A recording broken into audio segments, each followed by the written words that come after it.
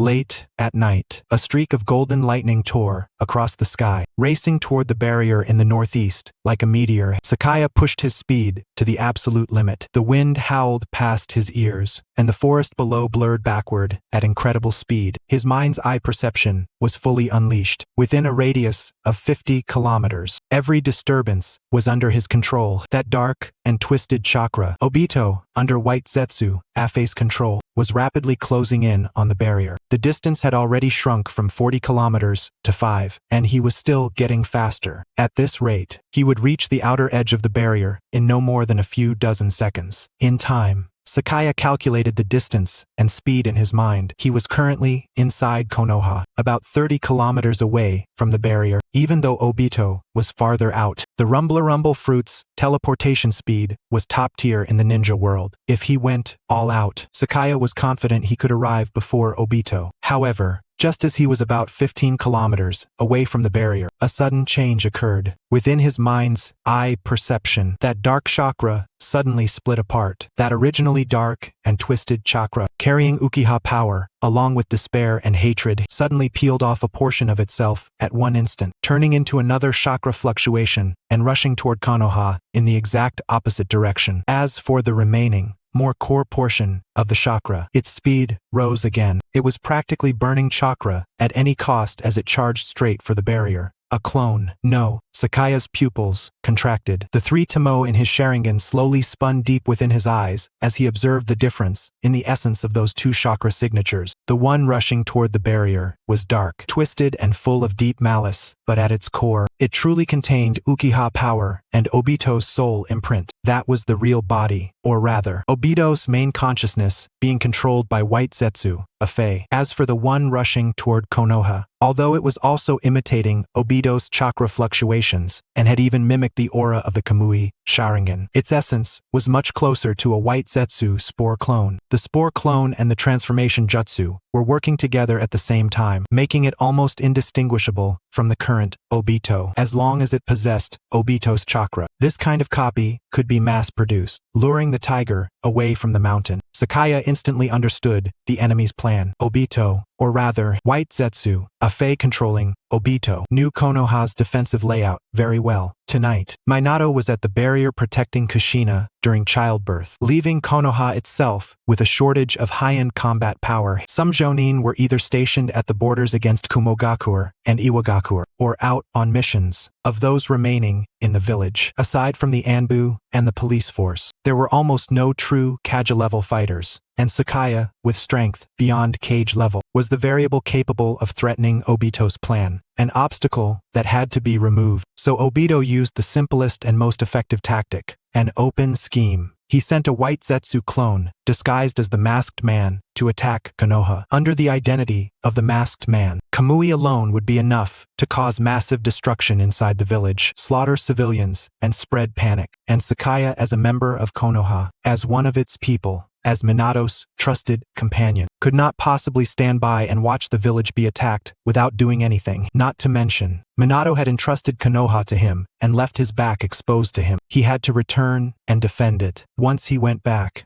Minato would be left alone at the barrier to face Obito's real body. Minato had to protect Kushina during childbirth, maintain the stability of the barrier, deal with Obito's attack, and guard against any other possible variables. He simply could not do everything at once. Obito, meanwhile, could take advantage of Minato being tied down to force his way through the barrier, control Kushina while her seal was weakened during childbirth, extract the Nine Tails, and complete the first step of the plan. What a scheme. The most troublesome part is that if anything happens to Kushina, the Nine Tails will descend on Konoha instantly. A cold gleam flashed through Sakaya's eyes. He truly could not ignore Konoha. His bonds were there. The bonds his father and mother had built were there. The employees and guests of Xianyun Pavilion were there. Tens of thousands of innocent villagers were there. If that White Zetsu clone was allowed to rampage through the village, the consequences would be unimaginable. As for the barrier, Minato was no weakling either. The Yellow Flash, the fourth Hokage, the ultimate user of the Flying Thunder God technique. Even against Obito, he had the power to fight, and Minato had prepared in advance. Inside the barrier were the ancient jutsu formulas of the Uzumaki clan, support from the Sealing Team, and Minato's own flying Thunder, God Marker Network. But it's still not enough. Sakaya's heart sank. In the original timeline, Minato had been lured away by Obito while protecting Kushina during childbirth, and then Obito had taken the chance to control the Ninetales and cause a tragedy. Although history had now changed and Minato was prepared, Obito's preparations would only be more complete, and his methods only more sinister. Brother Minato, that was one terrible move. But then he thought of the backup plan he had already left in place. Even if something happened on Kushina's side, everything would still be in time.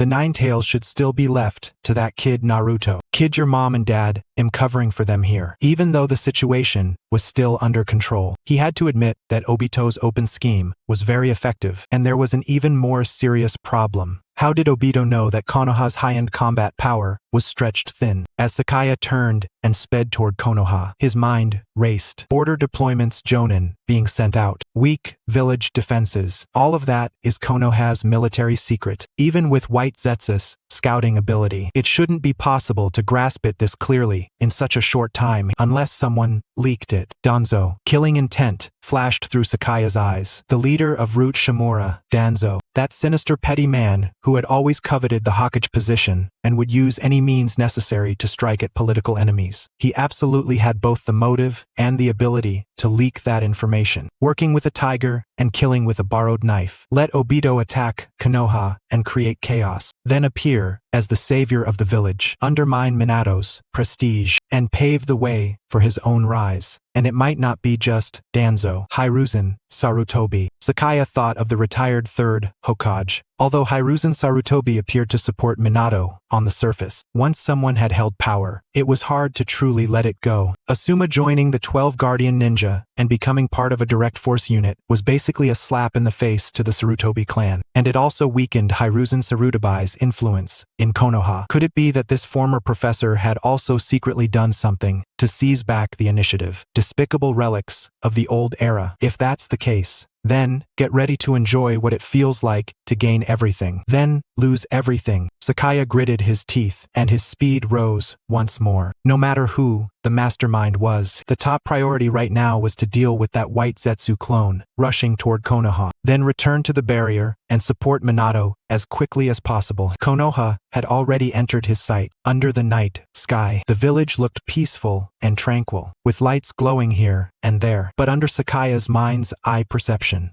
that peace was about to be shattered. The White Zetsu clone disguised as the masked man had already reached the outskirts of the village and was lurking at the edge of the forest, ready to launch its attack. Inside the village, the Anbu had already sensed something unusual and started mobilizing. The Uchiha ninja of the police force had also begun moving, but their reaction was clearly a beat too slow. Obviously, the higher-ups had not given enough warning about tonight's attack. Or rather, someone had deliberately suppressed that warning. Therese, no time to notify them. Sakaya's eyes sharpened, and his body turned into a streak of lightning as he dove straight toward the White Zetsu clone's location. At the same time, in the forest, outside the village, a figure wearing a spiral mask and a black robe emerged from the shadows. The mask revealed only one eye, and within that, scarlet Sharingan. The three Tomo slowly turned. He looked up toward Konoha, and the corner of his mouth split into an exaggerated grin. Konoha, let me see how long you can last without the yellow flash protecting you. His voice carried White Zetsu's unique, sticky mockery, exactly the same tone as a Fey. This was a White Zetsu spore clone. Although its strength was inferior to the original body, it possessed part of Obito's abilities: Kamui, intangibility, Sharingan perception, and White Zetsu's own camouflage and transformation abilities. Its mission was simple: create chaos in the village, slaughter civilians, draw fire, and buy time for Obito's real body. As for how much damage it could cause, how much combat power it could tie down,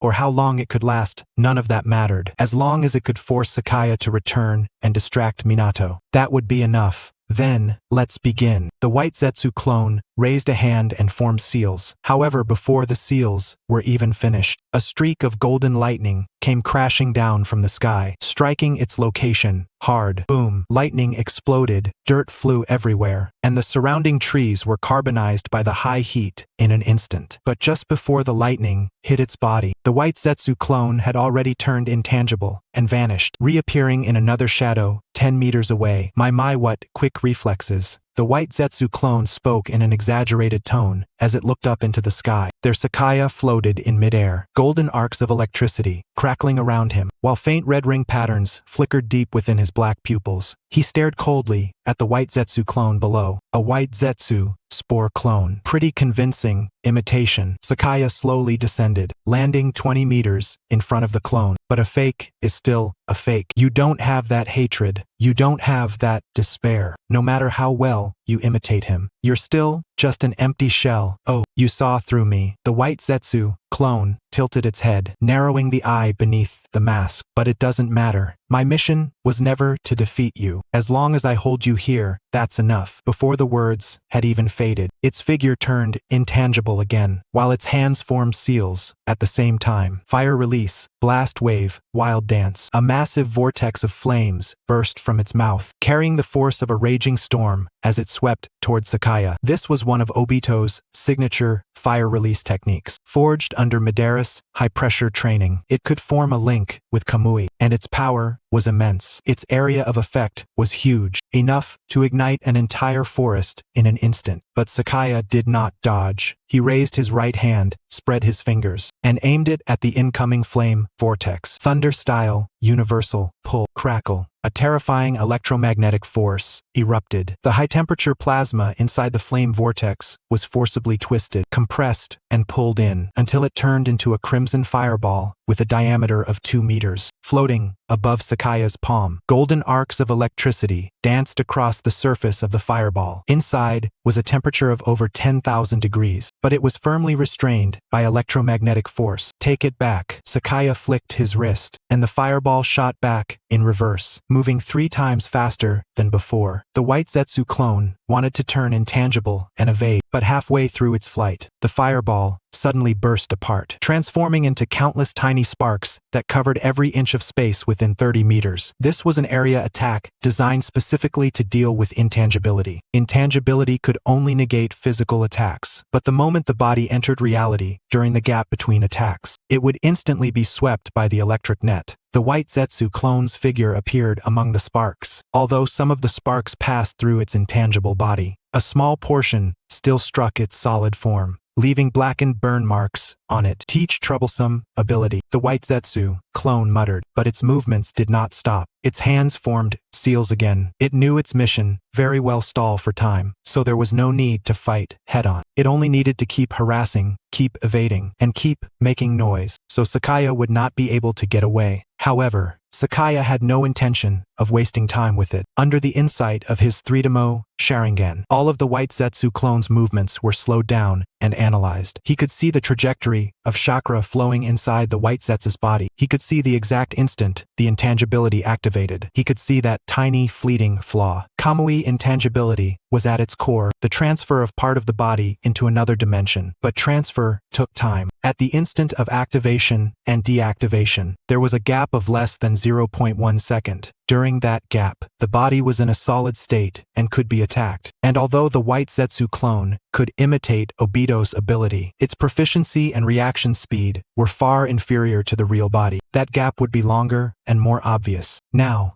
at the instant, the white Zetsu clone completed its seals and was about to unleash its next jutsu. The moment its intangibility had just been released, and the next phase had not yet begun. Sakaya moved. His speed exploded to the limit in a straight-line charge. A streak of golden lightning carved a perfectly straight trail through the night sky, crossing the 20-meter distance in an instant and arriving right in front of the white Zetsu clone. His right index finger extended, its tip condensed with highly compressed thunder force, aimed directly at the white Zetsu clone's chest. Finger pistol, thunder pierce. PFFT. A sound so soft, it was almost impossible to hear. The white Zetsu clone froze. It lowered its head to look at its chest. There was a tiny hole there, no larger than the tip of a needle. No blood flowed out, but dense golden lightning patterns were spreading madly from around the hole, instantly covering its entire body. How did you know? The white Zetsu clone asked hoarsely. Its body began to collapse, turning into sticky white matter before completely dispersing, leaving only the mask and black robe on the ground. Because I've read the script, Sakaya said softly. He flicked his hand, then turned to look toward the northeast. The battle was over from beginning to end. It had taken less than 30 seconds. Lightning Release had a natural advantage against White Zetsu, but in those same 30 seconds, the distance between Obito's real body and the barrier had shrunk by another 5 kilometers. What a pain. Obito really has stepped back onto the path of creating a new world. Sakaya frowned. Under the coverage of his mind's eye, just as Obito neared the barrier, he split into two, once again. Both aimed directly at Kushina in labor, and among them, the main body had already switched over, with that familiar chakra taking control of the body, while Afei had instead become nothing more than a chakra supply pack. Clearly, Obito had already been successfully brainwashed. Just like in the original story, he had blamed the tragedy on the world itself. Now, he no longer cared who had to be sacrificed on the path of carrying out the Eye of the Moon plan. In the new world, everyone would be reborn. That was the real reason why. Even when facing Minato and Kushina as husband and wife in the original story, Obito had struck without the slightest hesitation. Brother Minato, hold on. Sakaya took a deep breath, and his body once again turned into a streak of lightning as he raced toward the barrier with all his strength. In the night sky, the crescent moon hung like a hook, and within the barrier, in the northeast, the true storm was quietly drawing near. Inside the barrier, the atmosphere was so heavy it was almost frozen solid. This was a wide underground space. The surrounding walls were carved with the ancient sealing runes of the Uzumaki clan, giving off a faint golden glow. 4 ANBU Guardian Jonin stood in the four corners, constructing a hidden barrier formation. But at the same time, to keep the barrier in existence, the 4 Jonin's movements were restricted to the minimum. If anything went wrong inside the barrier, the only ones they could rely on were Minato and the medical staff on site. The 4 Violet Flames formation was already the best defensive barrier Konoha could bring out at the moment. At the center of the space, inside a cave, Kushina lay on a specially made delivery bed. Her long red hair was soaked with sweat, her face pale, but her eyes remained resolute. Minato tightly held her hand, while his other hand rested on her lower abdomen. Golden chakra continuously flowed out from him, helping maintain the stability of the seal. Beside the bed, Biwako Sarutobi, the wife of the 3rd Hokage, and 2 medical nin were making tense preparations. Though Biwako was old, her movements were steady and her gaze focused. She was Konoha's top obstetric specialist, and also one of the few people who knew Kushina's identity as the Jinchuriki, someone who could be completely trusted. Unlike the 3rd Hokage, Hiruzen Sarutobi, who had already stepped into the background and become increasingly calculating, the husband and wife did not share the same attitude when dealing with matters. Although Biwako Sarutobi's body had already entered old age, she had always maintained an intense dedication to medical ninjutsu research, highly similar to the departed Lady Tsunade. Especially when it came to patients, she was always prepared to give it everything she had. That was also why Minato had not even chosen to urgently recall Jiraiya, and instead kept Biwako Sarutobi here.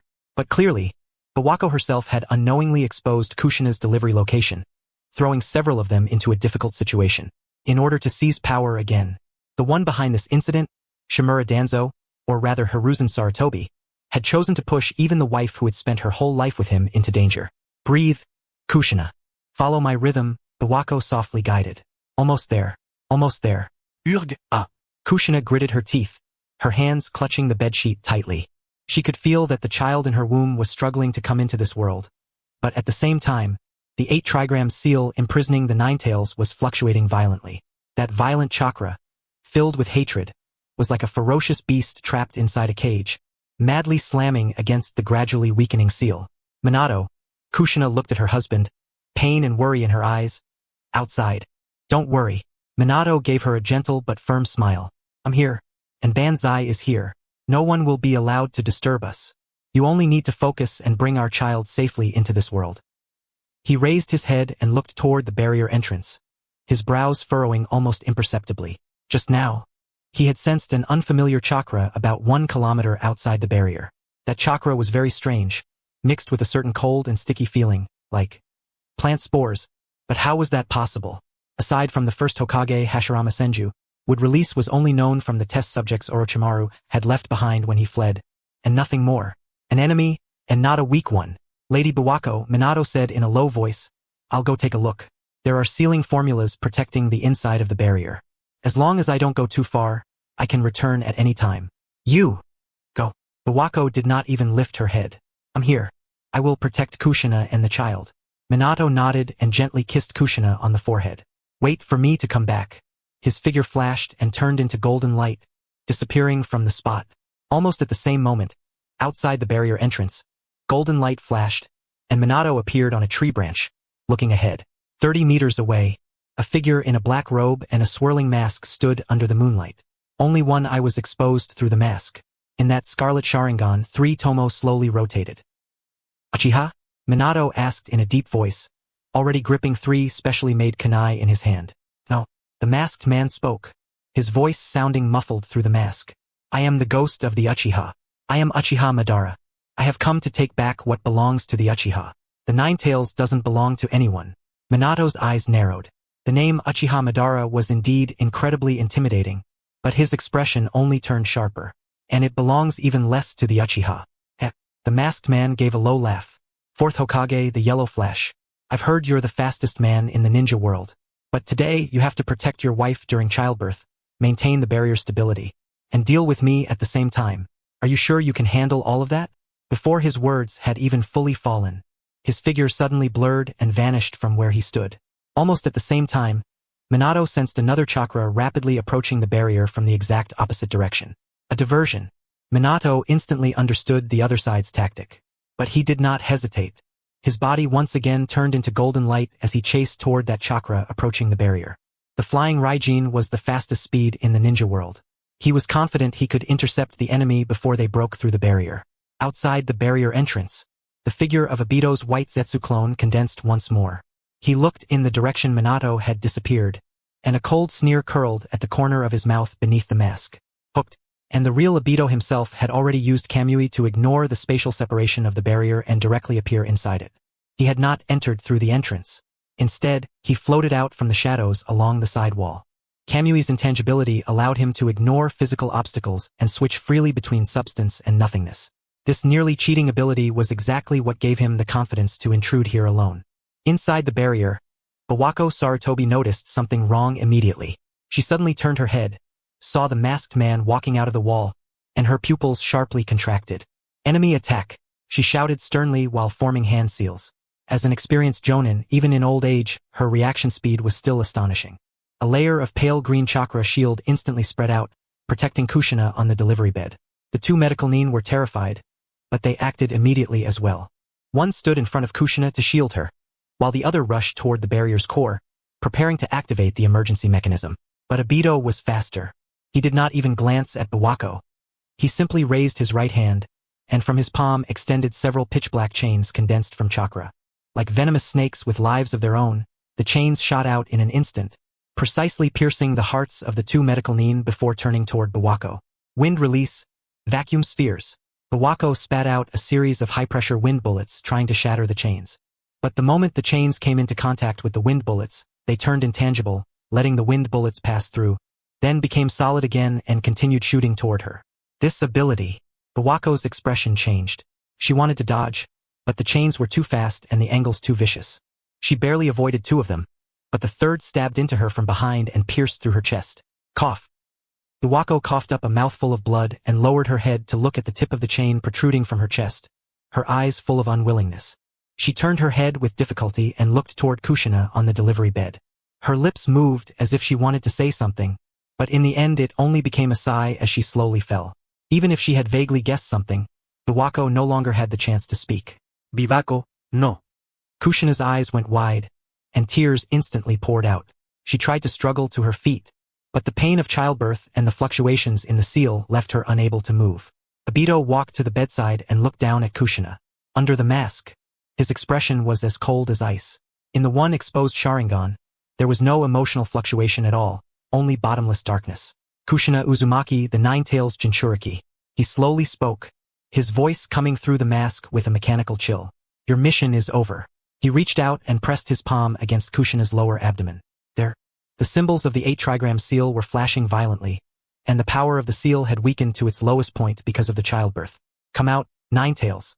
Obito shouted coldly, and the 3 tomo in his Sharingan spun madly. His powerful ocular force passed through the gaps in the seal, and forcibly invaded the sealed space inside Kushina's body. Roar!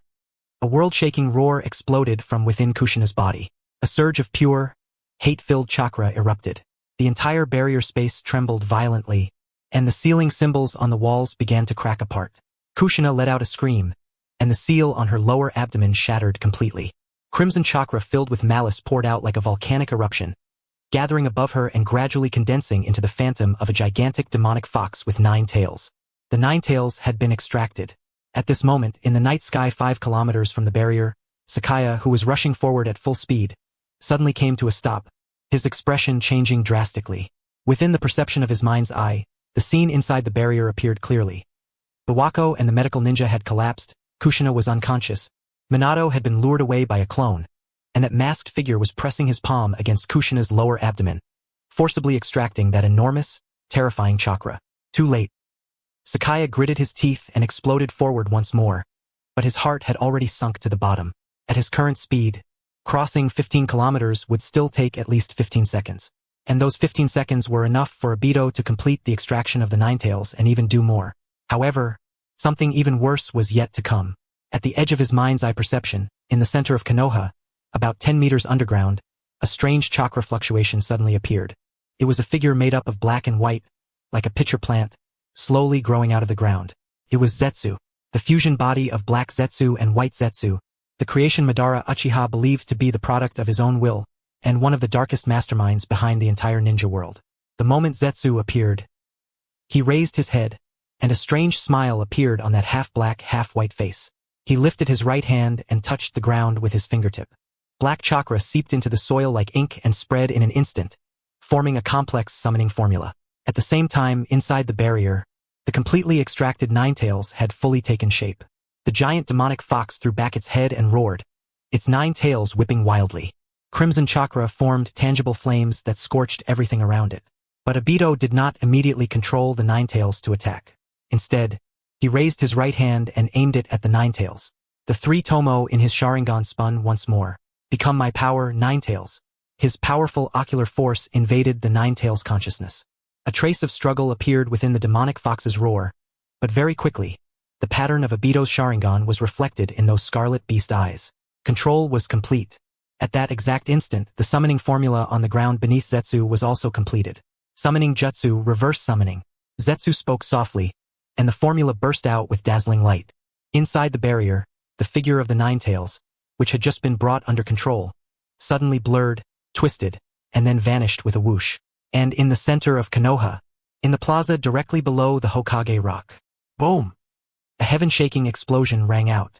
A crimson, massive figure appeared out of nowhere and slammed heavily onto the ground. Its 9 tails stretched out like mountain ranges, easily sweeping away the surrounding buildings. Crimson chakra formed a tangible shockwave and instantly destroyed everything within a 100-meter radius. Houses collapsed, the ground split apart, and flames shot into the sky. Screams, cries, and explosions shattered the peace of Konoha's night in an instant. The 9 tails had been summoned into the center of Konoha. The disaster had begun. No!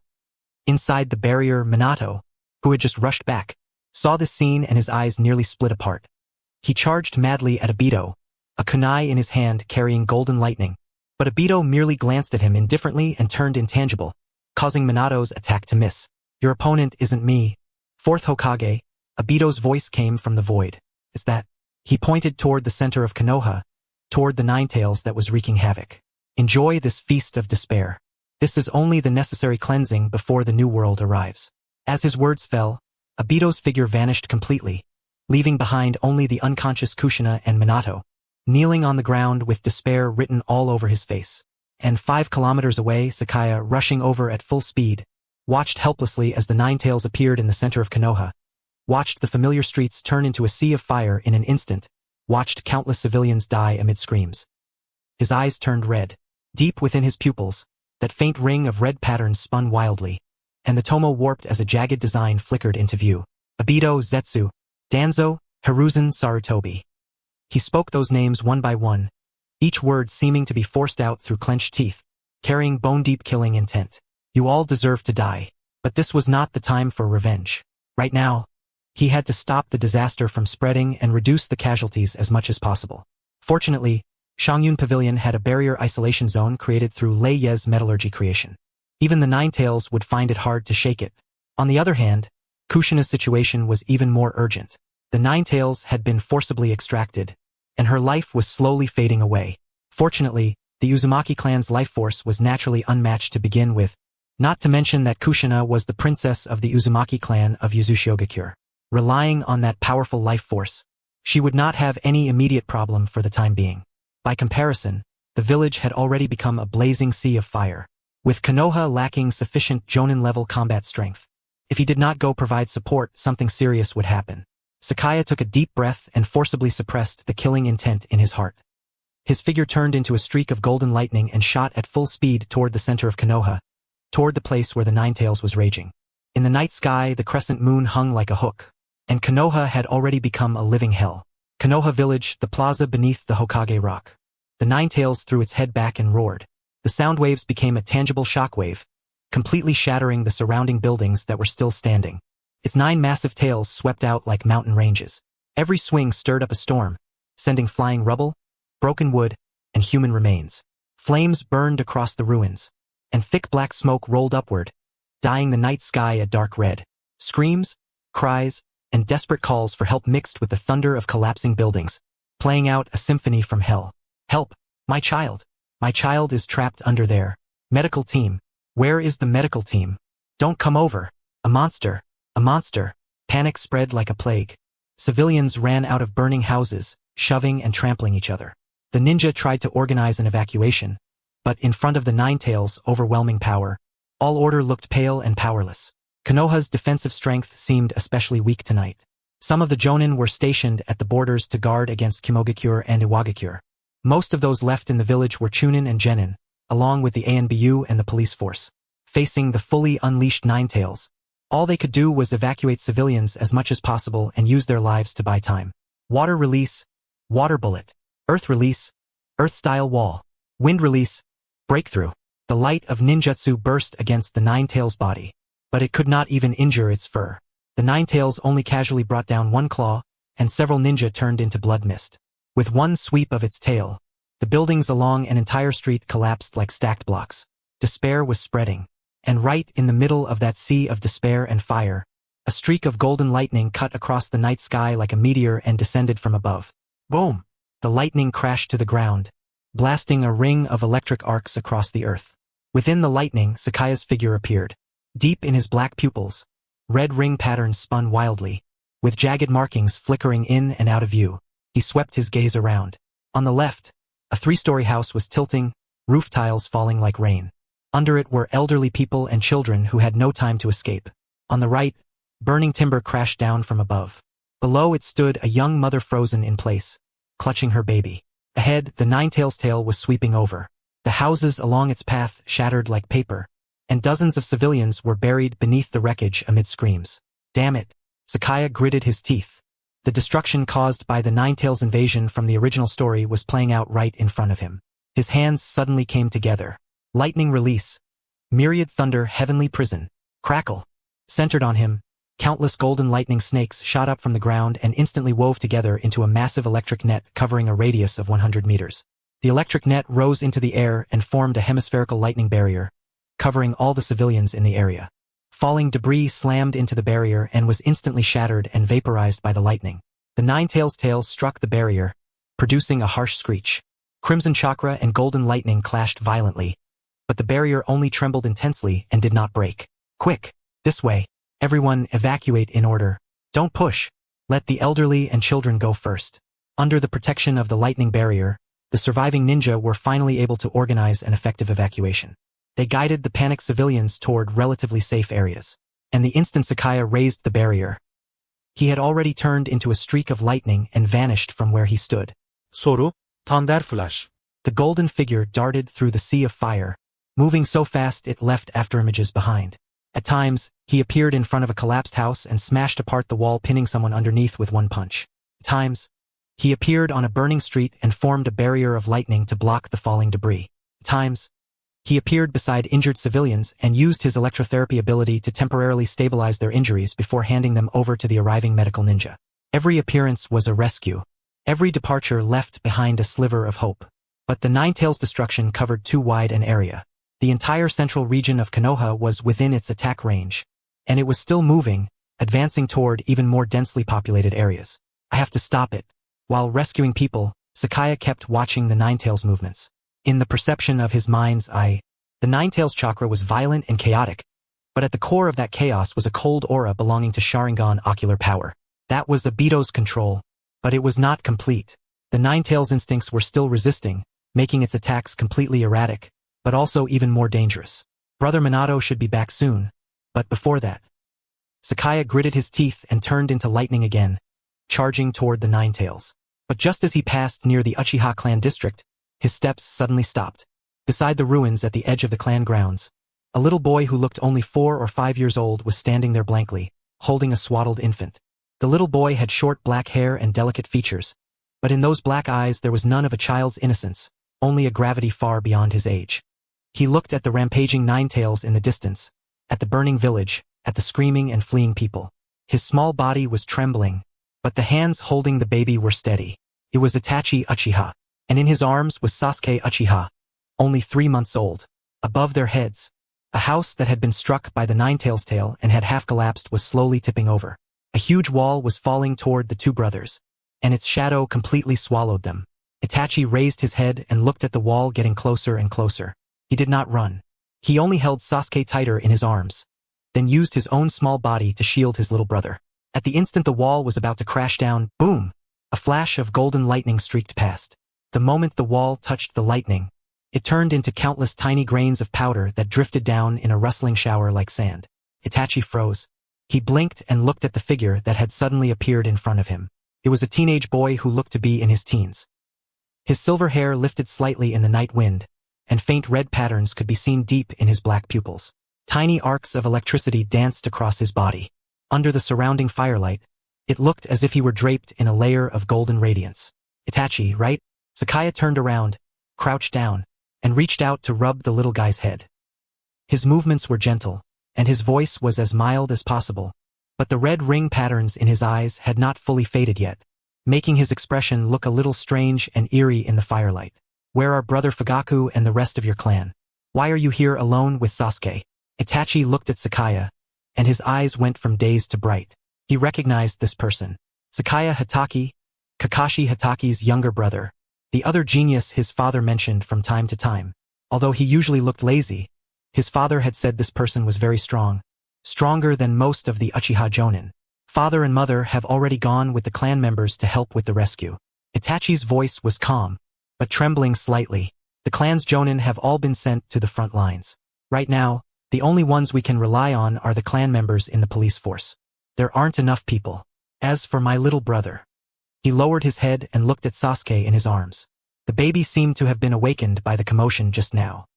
He was staring at his older brother with pitch-black eyes, full of curiosity, without crying or making a fuss. I'll protect him. Itachi raised his head, his gaze firm. Banya looked at him and fell silent for a second. 4 years old. In the original timeline, at this age, Itachi had already been able to hold Sasuke during the Ninetails rampage and calmly observe everything, even thinking about questions like what is a village, and what is a ninja. And now, although history had changed and Minato was still alive, the Ninetails rampage had still broken out, and Itachi was still standing here, protecting his younger brother and thinking about things people had no time to think about. Good boy. Banya gently patted Itachi on the head, then stood up and looked around. There were still quite a few civilians fleeing in the area, but the Ninetails had been drawn in another direction for the time being, so this place was temporarily safe. He raised a hand and waved it. Golden arcs of electricity streaked across the ground, forming a simple barrier. Stay here and don't move. This barrier can block ordinary attacks. Banya spoke to Itachi, then looked into the distance. I'll leave this place to you, Itachi. Protect your brother, and protect those who can still be saved. Itachi nodded hard. Banya said no more. His figure turned into a flash of lightning and vanished from the spot again. My lightning speed movement still isn't enough. Banya thought to himself while moving at high speed. The rumble fruit's instant movement was very fast. At short range, it could even surpass Minato's flying thunder god. But for long-distance movement, especially on a night like this when he had to constantly travel between different areas for rescue, the rumble fruit was less convenient than flying thunder god in both consumption and precision. Flying thunder god was a spacetime ninjutsu. It ignored distance. As long as a mark was left behind, one could arrive instantly. As for the rumble fruit's teleportation, its essence was turning the body into lightning and moving at nearly the speed of light, but it was still limited by physical distance and obstacles. Once this incident is over, I need to find a way to learn Flying Thunder God, Banya thought, and his figure had already appeared in another spot in Konoha's central area. The situation here was even worse. The Ninetales seemed to have been enraged by the ninja's attacks and was crazily firing tailed beast balls toward densely populated areas. Although they were only small-tailed beast balls, every single one was enough to destroy an entire street. Stop it. We can't let it advance any farther. Form up. Earth Release Squad. Form up. Dozens of ninjas stood in front of the Ninetales, throwing out all kinds of ninjutsu as if they cost nothing. Earth Release ninjas raised wall after wall of Earth-style ramparts. Water Release ninjas tried to put out the flames. Wind Release ninjas used wind blades to cut at it. But in front of the Ninetales, all those attacks were like scratching an itch. Roar! The Ninetales let out a furious howl and slammed down with one claw. The frontmost Earth-style ramparts shattered like paper, and the ninjas behind them screamed as they were sent flying. Damn it! A Jonin gritted his teeth and was just about to form hand seals for a higher-level ninjutsu when the Ninetales' tail had already swept over. At that critical moment, crackle! Golden lightning came crashing down from the sky and struck the Ninetales' tail hard. Lightning and crimson chakra collided, erupting in a blinding light. The Ninetales cried out in pain, and its tail paused for a moment. Everyone, fall back! Banya's figure appeared in front of the Ninetales, floating in midair. He brought his hands together in front of his chest. Golden arcs of electricity gathered in his palms, compressed, and turned into a thunder sphere more than 3 meters in diameter. Discharge! Thunder Beast! The thunder sphere burst open and transformed into a giant wolf made entirely of lightning, roaring as it lunged at the Ninetales. The Ninetales opened its mouth and spat out a small-tailed beast ball, which collided head-on with the thunder beast. Boom! The enormous explosion completely leveled the surrounding buildings, and the shockwave sent everyone within several hundred meters flying. But Banya had already formed a shield of lightning in advance, protecting the ninjas and civilians behind him. Hatake! Banya? The Jonin climbed to his feet and looked at the back of the silver-haired boy in midair, shock flashing through his eyes. He knew Hatake Banya was strong, but he had never imagined he was strong to this extent. Had he really already grown to the point where he could directly withstand the Ninetales' attacks and even counterattack? Don't just stand there, Banya shouted without turning his head. Evacuate the civilians and set up a defensive line. Don't let the Ninetales advance into the residential area again. Minato will be here any moment. Yes. The Jonin's spirit was instantly lifted, and he immediately organized his men into action. Within the crowd, the figure of teacher Yumino Ikaku flashed past. That figure who should have died in the Ninetales rampage had finally made it through this deadly crisis unharmed under Banya's emergency rescue. And Banya turned his gaze back to the Ninetales once more. The Ninetales seemed to have been completely enraged by the attack just now. Its Ninetales danced wildly, and crimson chakra gathered in its mouth as a tailed beast ball several times larger than before rapidly took shape. That was a full-powered tailed beast ball. If it fired, it would be enough to erase nearly half of Konoha from the map. Tisich. Banya clenched his teeth as lightning erupted all around him. He couldn't let it fire. He had to stop it, even if only for a few seconds. He spread his hands, and all the chakra in his body began to surge madly. Golden arcs of electricity leaped around him, gathering together and gradually forming the outline of a gigantic being made of thunder and lightning. 200 million volts. Thunder God. With the power of the rumble fruit, he condensed a body of natural energy. Its strength was no weaker than a complete Susanoo, but the consumption was just as obvious. In this state, Banya's stamina would also be drained on a massive scale. A giant energy blade appeared, ready at any moment for the incoming destructive strike from the Ninetales. However, just as the tailed beast ball was about to fire, a golden flash suddenly appeared above the Ninetales' head. It was Minato, Flying Thunder God. Rasengan, the azure sphere of chakra smashed hard into the top of the Ninetales' head, forcefully dispersing the tailed beast ball that was still forming. The Ninetales roared in pain and whipped its head around, but Minato had already vanished again and appeared on the other side. Banya. Minato's voice came from the distance. By me 3 seconds. Banya instantly understood what Minato meant. He took a deep breath and released all the gathered lightning. Discharge. Myriad thunder. Boom. Countless streaks of golden lightning struck down from the sky, crashing onto the Ninetales like a storm. The paralyzing effect of the lightning made the Ninetales' movements stiffen for a brief moment. And in that brief moment of stiffness, Minato had already finished his hand seals. Summoning jutsu, white smoke exploded outward, and a giant toad appeared in front of the Ninetales. It was Gamabunta, Boss Bunta, I'm counting on you. Minato stood atop Gamabunta's head. His kunai pointed at the Ninetales. Minato boy, you really know how to hand me a tough one. This is the Ninetales, Gamabunta grumbled, but he did not move slowly. His giant short blade left its sheath and slashed hard toward the Ninetales' neck. The Ninetales raised a claw to block. Claw and blade collided, producing a harsh metallic screech. The battle had entered a new stage. And at the very moment Minato and Gamabunta tied down the Ninetales, Banya had already turned into a flash of lightning again and rushed toward the next area that needed rescuing. Gamabunta's short blade clashed violently with the Ninetales' sharp claws. Every collision erupted with a deafening boom, and the shockwaves completely flattened the remaining buildings around them. Minato stood atop Bunta's head, his hands constantly forming seals as flying thunder god kunai shot out like raindrops, laying down a net-like field of space-time coordinates around the Ninetales. Bunta, the left side, got it. Bunta's massive body displayed agility completely at odds with its size. His short blade slashed diagonally, forcing the Ninetales to raise its right claw to block. And Minato had already vanished in a flash of golden light, appearing behind the Ninetales as he viciously slammed a Rasengan into the base of one of its tails. Roar! The Ninetales howled in pain. That tail whipped violently, forcing Minato back. But Minato had already disappeared again, reappearing on the other side. The battle was at a stalemate. With flawless coordination, Bunta and Minato had actually managed to hold back the complete Ninetales for a short time. But this was only temporary. The Ninetales chakra was practically endless, while Bunta and Minato's stamina was being drained rapidly. More importantly, the aftermath of every one of the Ninetales attacks caused massive destruction to the surrounding area, and civilian casualties were continuing to rise. We have to lure it out of the village, Minato said through gritted teeth as he dodged another swipe from the Ninetales. His gaze swept across the burning ruins, the fleeing crowd, and that streak of golden lightning weaving through the sea of fire. It was Sakuya. Even at a critical moment like this, Sakuya was still doing everything he could to rescue people. His figure flickered in and out through the flames. Every time he appeared, it was accompanied by bursts of lightning, either shattering falling debris, forming shields, or using lightning barriers to block the aftershocks of the Ninetales attacks.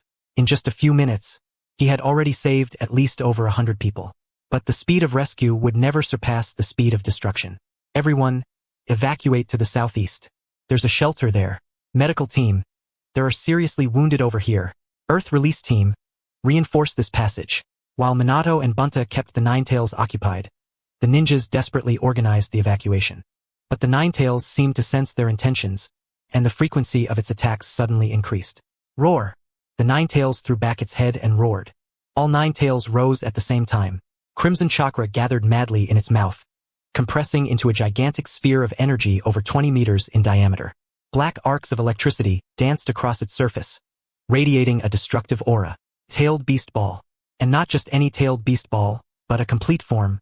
Oversized tailed beast ball powerful enough to erase the entire center of Konoha from the map. This is bad, Minato's face changed. At this distance, with this level of power, even using Flying Thunder God to transfer it would be too late. Once the tailed beast ball was fired, the blast aftermath alone would be enough to kill everyone within a radius of several kilometers. Bunta, fall back. Can't. His killing intent has locked onto this entire area. Bunta gritted his teeth and held his short blade horizontally in front of him, preparing to take it head-on. But everyone knew that even Gamabunta would have slim chances of surviving if he took a complete Ninetales tailed beast ball head-on. The tailed beast ball was fully formed.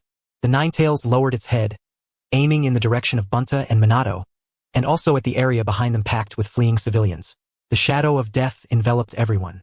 And right at that moment, Flying Thunder God, guiding thunder, Minato's figure suddenly appeared directly in front of the Ninetales. His hands came together before his chest as a complex space-time formula unfolded in front of him. The formula was circular, with spiral patterns at its center and densely packed sealing symbols lining the edges. The tailed beast ball fired. The crimson beam of energy roared toward Minato like divine punishment splitting heaven and earth apart. But the moment it touched the formula, the beam was forcibly distorted, broken down, and turned into countless thin streams of energy that were guided into a space-time rift. At the critical moment, Minato chose to guide the tailed beast ball elsewhere and detonate it away from here. He was using the Flying Thunder God technique to forcibly redirect the tailed beast ball's energy into another space. This technique's chakra consumption was limited, but the amount of energy it had to bear was too great. Minato's face instantly turned pale. Blood spilled from the corner of his mouth, and his body trembled violently under the impact of the energy flow. Minato, Bunta cried out. I can hold on, Minato said through gritted teeth. His hand seal posture was shaking, but the formula did not collapse. The tailed beast ball's energy continued pouring in, and the space-time formula became like a bottomless pit, frantically devouring that destructive power. But Minato's chakra was draining at an alarming rate, and his body was beginning to show signs of breaking down. His skin split open and blood seeped out. That was the result of backlash from space-time power. Roar! The Ninetales seemed to be enraged by Minato's stubborn resistance, and the output of the tailed beast ball increased once more. The crimson energy beam doubled in thickness, and cracks began appearing in the space-time formula. Is this the end? Unwillingness flashed through Minato's eyes, but right then, a streak of golden lightning descended from the sky and struck the Ninetales directly on the head. It was Sakuya. Discharge. 200 million volts. Thunder. The outline of a giant golden lightning humanoid condensed in the night sky. It was still incomplete, but the pressure it gave off was already enough to make heaven and earth change color. The lightning giant raised its right hand, spread its fingers, and aimed at the tailed beast ball in the Ninetales' mouth. Thunder welcome. Boom! A spherical mass of lightning more than 10 meters in diameter descended from the sky and smashed heavily into the tailed beast ball. The lightning and the tailed beast ball's energy collided violently, triggering a chain explosion. Crimson and golden light intertwined, illuminating the night sky as bright as day. The explosive shock forced the Ninetales back several steps, and the tailed beast ball in its mouth was forcibly interrupted as well. Seizing the opportunity, Minato changed his hand seal. Flying Thunder Formation. Modified. Buzz. Centered on Minato, a massive space-time formula covering a radius of 100 meters spread across the ground. The formula was complex to the extreme. Every symbol was glowing, and every node was resonating. Be transferred. Ninetales. Minato's hands slammed together, and the formula erupted with blinding light. Within that light, the Ninetales' massive body began to twist and blur, as if an invisible force were dragging it by force into another space. And above the Ninetales' head, a figure wearing a spiral mask slowly appeared. It was Obito. He had been hiding on top of the Ninetales' head the whole time, keeping his body inside his Kamui space while using the Sharingan to control the Ninetales' movements. Flying Thunder Formation. Obito looked down at Minato through the mask, his voice devoid of emotion. Fourth Hokage, you're even more troublesome than I imagined. But forcing a space-time ninjutsu like this, your body won't hold out much longer, will it? Minato did not answer. He only clenched his teeth tighter and maintained the formula. Blood seeped from the corners of his eyes, from his ears, and from his nostrils, but his gaze remained unwavering. For the village. For Kushina. For Naruto. He muttered in a low voice, and the formula's light intensified again. The Ninetales figure twisted completely, turning into a stream of crimson light that was forcibly sucked into the space-time rift. Obito's figure vanished along with it. The formula was complete. The Ninetales had disappeared from the center of Konoha. Cough, cough. Minato dropped to one knee, coughing violently, blood coming up with every cough. Forcibly transferring the tailed beast bomb's energy and the complete Ninetales had cost even him a tremendous price. His chakra was nearly exhausted, his internal organs were damaged, and the backlash from space-time power had pushed his body to the brink of collapse. Brother Minato. Sakaya's figure appeared beside him and reached out to support him. I'm fine. Minato forced himself to stand and looked around. The Ninetales was gone, but what it had left behind was a sea of ruins. The fire was still burning, people were still screaming, and Konoha's central area had already turned into scorched earth. We have to deal with the aftermath as soon as possible, Minato said, panting. I transferred the Ninetales to the Forest of Death, 30 kilometers outside the village. There aren't many people there, but I won't be able to hold it for long. Obito is still there. He'll definitely take control of the Ninetales again, and then... He paused, then looked at Sakaya, his eyes serious. Sakaya, I'll need you to hold things together for a while. I have to check on Kushina first. Buwako is dead, the medical ninja are dead, and Kushina had the Ninetales forcibly extracted from her. Her life is in danger. I have to save her. Sakaya was silent for a second, then slowly nodded. I understand. Leave outside the village to me. Brother Minato, go. Sister Kushina and Naruto need you. Thank you. Minato firmly patted Sakaya on the shoulder, then looked into the distance, toward the barrier. I'll come back as quickly as possible. Before that, I'll stop the Ninetales, Sakaya said calmly. At the very least, I won't let it enter the village again. Minato nodded and said no more. He raised a hand and placed it on Sakaya's shoulder. Flying Thunder. Buzz. A wave of space-time distortion wrapped around the two of them. The next moment, the scene before Sakaya's eyes switched instantly. From Konoha's burning center, it became a dense, dark forest. The Forest of Death. 30 kilometers outside Konoha, a special training ground used for the Chunin exams and as a habitat for dangerous ninja beasts. And at the center of the forest, a massive crimson figure was reforming. It was the Ninetails. On top of its head stood Obito, his figure quiet and still, the Sharingan beneath his mask coldly staring at the two who had suddenly appeared. So you caught up this quickly. Fourth Hokage, Obito's voice came through the mask. But bringing dead weight with you, are you here to die? Minato did not answer. He only nodded to Sakaya. Then his figure turned into a streak of golden light and vanished. He had gone to the barrier to save Kushina. In the forest, only Sakaya remained, facing the Ninetails and Obito ahead. Dead weight? Sakaya raised his head and looked at Obito atop the Ninetails. Deep within his black pupils, red ring patterns slowly began to spin. Madara Uchiha? Looks like you've misunderstood something. Obito's body stiffened ever so slightly. You know my title and still dare come here to die? His voice turned cold. You're nothing but a pitiful wretch abandoned by both the village and your clan, Sakaya said calmly. Besides, Madara Uchiha was never some rat hiding his head and tail. What? Does a man who once stood alongside the entire ninja world now need to sneak around just to return to Konoha? Or is it that you're hiding something? A mocking curve rose at the corner of Sakaya's mouth. Now was not the time to expose Obito's disguise. Under those prying eyes in the dark, this was not the place to have a heart-to-heart with an old good partner. Little brother, especially since White Zetsuife was still on Obito's body. Shut up. Killing intent seeped into Obito's voice. Why should I shut up? Sakaya smiled, and that smile was ice-cold. Because I hit the mark? Madara, who once stood above all, even if he found some secret treasure to keep himself barely alive, should be at the end of his lifespan by now. So what, you found some unknown nobody, gave him a Sharingan, had him run around using dirty tricks, and now you think you can frighten the world with Madara Uchiha's name? I said, shut up. Obito flew into a rage, and the Ninetails roared with him. Its gigantic claw slammed down with the sound of tearing air. Everywhere it passed, trees snapped like straw. But Sakaya did not dodge. He raised his right hand, spread all 5 fingers, and aimed his palm at the descending giant claw. Iron body armament haki, hardening. Black armament haki instantly covered his right arm, turning his skin as dark as black iron. At the same time, golden lightning crackled and coiled around his arm, forming a second layer of protection. The giant claw came down. Boom! A terrifying shockwave exploded from the point of impact, shattering every tree within several hundred meters. The ground split apart, broken stones flew everywhere, and dust filled the air. But within the dust, Sakaya stood firm. His right arm was raised high, and with a single hand, he had actually caught the Ninetails' full power strike. What? The pupils beneath Obito's mask shrank violently. He caught the Ninetails' claw with one hand? How was that possible? Even the third Raikage couldn't do something like this. Surprised? Sakaya's voice came from the dust, calm to a terrifying degree. That's because you have no idea what true power really is.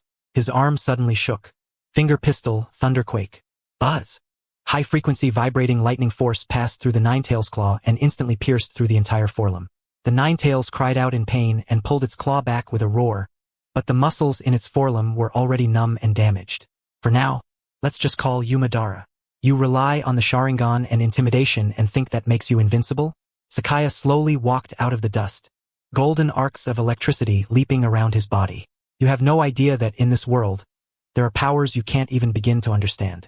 He raised his left hand, palm facing upward. Like this, crackle. Golden lightning gathered and compressed in his palm, taking the shape of a long blade. The blade was crimson, with silver-white flowing cloud patterns across its surface, and golden flames burned within those patterns. Zanpakuto, Ryunyoka Shirkai. Roar, Ryunyoka. The crimson long blade fully took shape. Sakaya gripped the blade and pointed its tip at Obito atop the Ninetails. Tonight, I'll use this blade to tell you that true protection is not destruction, but salvation. True strength is not destruction, but creation. And you, he paused, the red ring patterns in his eyes spinning madly. You're just a coward shackled by the past, suppressed by the first Hokage until you can never lift your head again, too afraid to face reality. And on top of that, you're not even him, just some bastard borrowing Madara's name to do as you please. As the words fell, his figure vanished from where he stood. It was not teleportation, but speed erupting to the absolute limit, leaving a crimson flowing cloud trail through the air. Flowing cloud dance, first form. Cloud sever. The crimson blade light tore through the night sky. Scarlet blade light tore through the night sky, like a burning meteor, cleaving straight at Obito atop the nine tails. Wherever the blade light passed, the air was vaporized by the heat, leaving behind a distorted vacuum trail. Flowing cloud dance, first form, cloud sever. The instant the blade light reached him, Obito's figure turned blurry, rippling like a reflection in water before vanishing. The Zanpakuto sliced through the afterimage, cutting only through empty air. Intangibility, huh. Sakamatsu's eyes narrowed. The moment his slash missed, his body was already instinctively retreating. Almost at the same time, Obito's figure reformed behind him. He raised his right hand, and several pitch-black chakra chains extended from his palm, striking at Sakamatsu's back like venomous snakes. The chains moved at a terrifying speed, but Sakamatsu was faster. Shave! Golden lightning flashed as Sakamatsu's figure shifted 10 meters to the side at the last possible moment. The chains missed, stabbing deep into the ground and corroding the rock into black holes. Fast reaction. Obito's voice came from beneath the mask, emotionless. But how many times can you dodge? As soon as he finished speaking, he raised both hands at once. More chains surged out from his sleeves like a tide of black water, encircling Sakamatsu from all directions. Each chain tip shimmered with an ominous purple light, clearly coded in some kind of poison or sealing formula. Sakamatsu did not take them head-on. Lightning burst beneath his feet, and his figure vanished again, reappearing dozens of meters away in midair. The Zanpakuto in his hand swept across. Heavenly fire descent. Scarlet blade light turned into a burning arcing slash, sweeping toward Obito's position. Wherever the slash passed, trees, rocks, and even the air burned and warped under the extreme heat. But Obito still did not dodge. His body blurred again, the slash passing through the afterimage and slamming hard into the Ninetail's neck behind him. Roar! The Ninetails howled in pain. Its scarlet fur was split open by a charred wound, and the blood was vaporized before it could even flow out.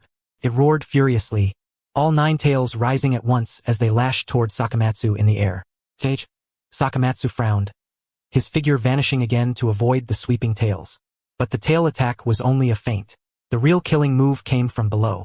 Would release. Piercing stab technique. Obito formed hand seals, and the ground suddenly split open. Countless sharp spikes shot out from underground, covering all possible escape routes for Sakamatsu like a storm. The tips of the spikes glinted with a metallic sheen, clearly specially reinforced. Would release? With the white Zetsu armor and Uchiha Madara's careful guidance, Obito had already mastered some would release ninjutsu. Iron body. Busoshoku haki. Full body hardening. Black haki instantly covered his entire body. The spikes struck him, producing crisp metallic clashes as they were all deflected. But Obito's attack had not ended yet. Fire release. Blast wind dance. Obito opened his mouth and spat out a spinning torrent of fire. Guided by the spikes, the torrent instantly expanded into a giant flame storm over 30 meters in diameter, swallowing Sakamatsu whole. The flames were so hot that the surrounding trees carbonized in an instant, and the ground was burned into lava.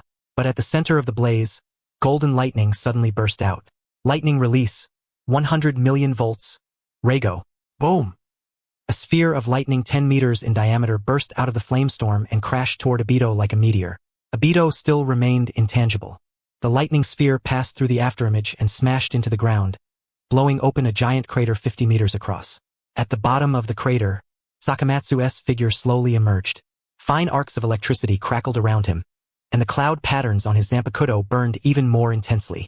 This intangibility ability really is troublesome. Sakamatsu looked at Obito not far away and said calmly, "It can shift part or all of the body into the space-time dimension, immune to all physical and energy attacks." But, he paused. The red concentric rings in his eyes spun wildly. "Your intangibility has an opening." Obito's pupils under the mask shrank almost imperceptibly.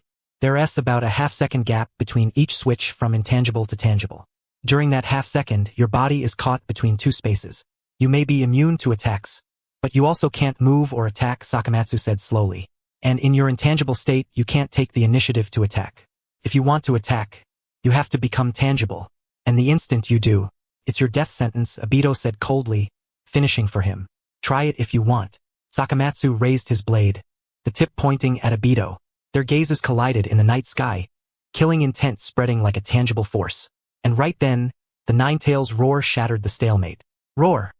Enraged by that previous slash, The Ninetales had gone completely berserk. It no longer waited for Obito's command. All Ninetales rose at once, and scarlet chakra gathered furiously in its mouth. It was a tailed beast bomb, and not just one but a barrage of small tailed beast bombs. Troublesome. Obito frowned. Although the Ninetales was under the control of the Sharingan, its own will was still resisting. Intense emotional stimulation like rage would weaken the control. That slash from Sakamatsu just now had clearly allowed the Ninetales' instincts to gain the upper hand. First I'll deal with you, then I'll regain control of the Ninetales. Obito looked at Sakamatsu and formed hand seals. Would release. Advent of a world of trees. Rumble, rumble, rumble. The earth shook. Countless thick trees burst from the ground and grew wildly like living things, spreading everywhere. In the blink of an eye, the entire forest was covered by would release. Thick vines, like giant pythons, coiled toward Sakamatsu from all directions. This was the signature ninjutsu of the first Hokage, Hashirama Senju. In Obito's hands, this power was not as great as the original, but it was still terrifying enough. Using would release against lightning release? Sakamatsu sneered. In my hands, would release 1 TB that easy to use. He gripped the blade and raised it high above his head. The cloud patterns on the Zanpakuto burst with blinding light, and golden lightning leaped and coiled along the blade.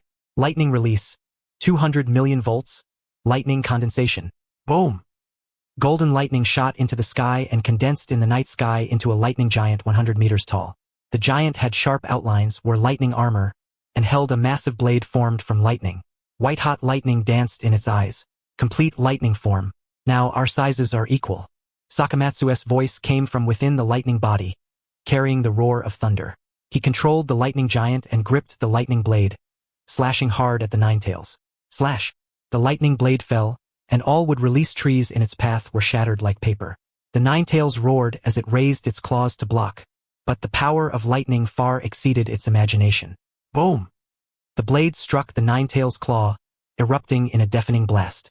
That terrifying force actually forced the Ninetales to its knees. The ground cracked into countless fissures, and the shockwave uprooted every tree around them. Roar! The Ninetales was driven into extreme fury. The tailed beast bomb in its mouth finally took shape, and several smaller tailed beast bombs launched at the same time, shooting toward the lightning giant like meteors. Reigo, multiple. Inside the lightning giant, Sakamatsu formed hand seals. Several lightning spheres condensed in the giant's other hand and collided head-on with the tailed beast bombs. Boom! The lightning giant's left-hand lightning sphere collided head-on with the Ninetales' miniature tailed beast bomb, and the burst of light lit up the night sky like broad daylight. The shockwave swept across the entire forest of death. Trees fell in large swaths, and the ground was peeled back layer by layer, revealing the black soil underneath. Roar! The Ninetales had completely gone berserk. The humiliation of being chopped to its knees by Lei, along with the fury of having its tailed beast bomb intercepted, made it completely break free from Obito's control. In its crimson pupils, the Sharingan pattern gradually faded away, replaced by pure primal savagery. Damned brat! The Ninetales roared, its voice like thunder, shaking even the air itself. Its massive body abruptly rose to its feet, and the wound carved open by the lightning great blade healed at a speed visible to the naked eye. As a chakra life form, a tailed beast possessed nearly endless regenerative power. I'll let you see this lord's true power. Before the words had even fallen, all Ninetales rose at the same time, and at the tip of each tail, a miniature tailed beast bomb condensed. 9 tailed beast bombs took shape at once, and the destructive energy they gave off began to warp the surrounding air. Tailed beast bomb. Barrage. Whoosh, whoosh, whoosh, whoosh, whoosh, whoosh, whoosh, whoosh, whoosh. The 9-tailed beast bombs shot at Lei like a meteor shower from different angles. Each one had enough power to flatten a small mountain. With all 9 fired at once, even a tailed beast might not dare take them head-on. But under Sakaya's control, the lightning giant did not retreat in the slightest. Perfect. Lightning surged wildly in the giant's eyes. It spread both arms, and golden lightning gathered and wove together in front of it, forming a giant lightning shield over 100 meters wide. Complex runes flowed across the surface of the shield, each one pulsing and flickering. Lightning release shield. Boom, boom, boom, boom, boom, boom, boom, boom, boom. The 9-tailed beast bombs slammed into the lightning shield one after another, erupting into 9 consecutive ear-splitting explosions. The shield trembled violently, and countless cracks spread across its surface, but in the end, it did not shatter. The berserk energy was dispersed and weakened by the lightning shield, turning into countless tiny arcs that scattered into the air. Blocked. It blocked them? In the distance, Obito's pupils shrank sharply beneath his mask. That was the nine-tailed beast bomb barrage. Even the first Hokage's sage art would release. True, several thousand hands couldn't have blocked it that easily. Just how strong had this Chiban Sakaya become? That's all? From inside Lei, Sakaya's calm voice sounded out. He controlled the lightning giant, keeping the lightning shield up with its left hand while gripping the lightning great blade in its right. Then it took one step forward. Boom! The ground caved into a massive crater, and the lightning giant appeared in front of the Ninetales in an instant. The giant blade was raised high, then slashed down, flowing clouds like fire. Heavenly firefalls. Modified. A crimson blade light wrapped in golden lightning extended over 50 meters from the tip of the great blade and hacked viciously toward the Ninetales' neck. This slash was so fast that even the Ninetales could only barely raise a claw to block it. Clang! The deafening crash of metal striking metal rang out. The blade light crashed into the Ninetales' claw and erupted in blinding sparks. The Ninetales was driven backward by the immense force, its feet plowing 2 deep trenches into the ground. Roar! The Ninetales bellowed in fury. Its left claw suddenly exerted force and knocked the giant blade aside, while its right claw struck out at the same time, aiming straight for Lei's chest. This claw carried enough force to smash a small mountain, and its speed was like lightning, but Lei was faster.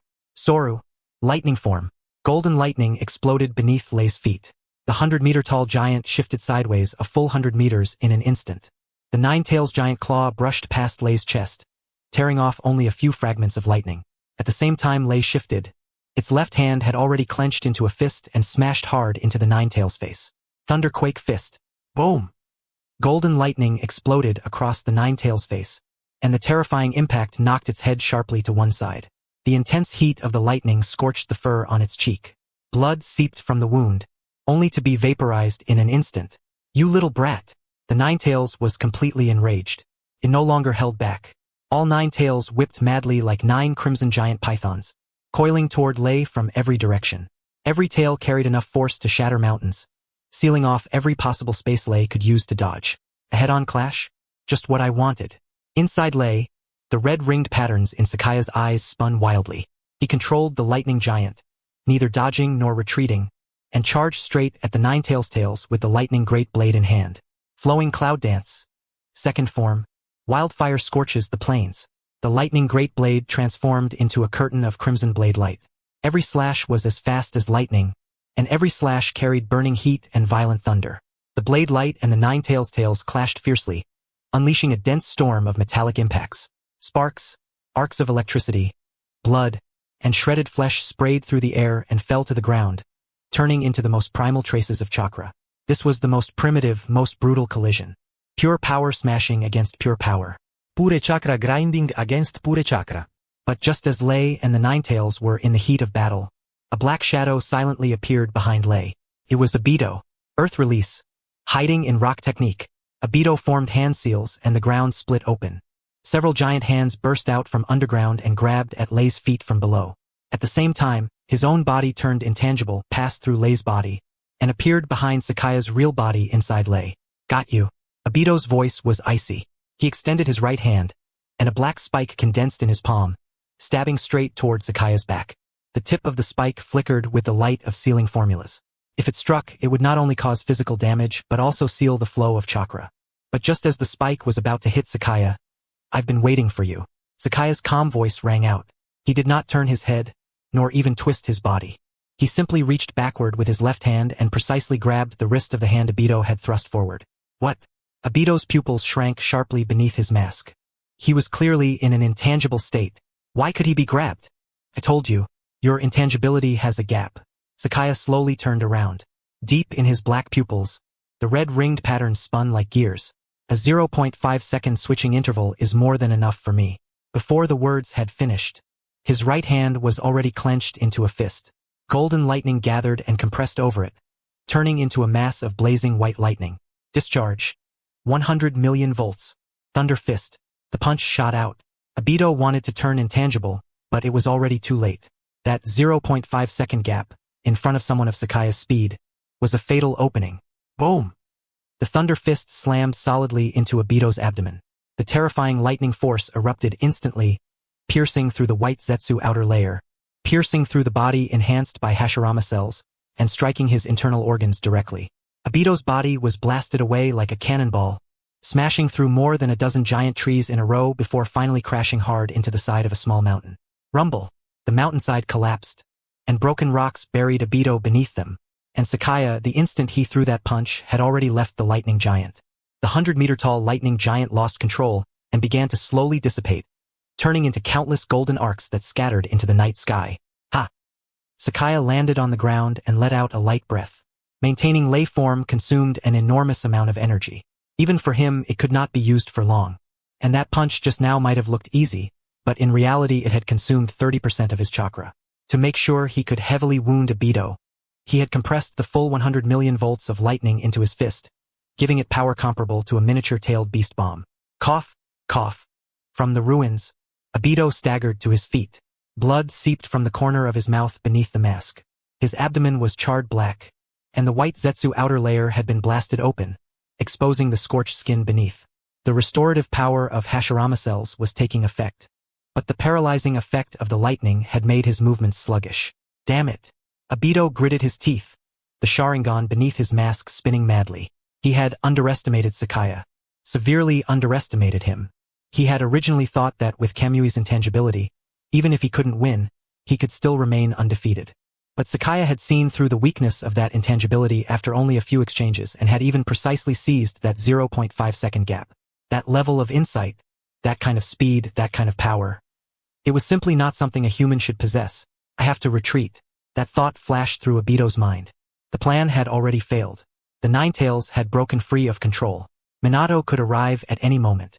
And with that monster Chiban Sakaya here as well, if this fight continued, he was very likely to die here. But at that moment, Flying Thunder God. A golden flash lit up beside Obito. Minato's figure appeared out of nowhere, and the Rasengan in his hand smashed hard toward Obito's back. This is bad. Obito's pupils shrank sharply. He wanted to turn intangible, but the paralysis caused by the lightning made his reaction half a beat too slow. The Rasengan slammed solidly into his back. Boom! Obito was blasted away again, his body carving a trench dozens of meters long across the ground before finally slamming into a giant boulder and shattering it to pieces.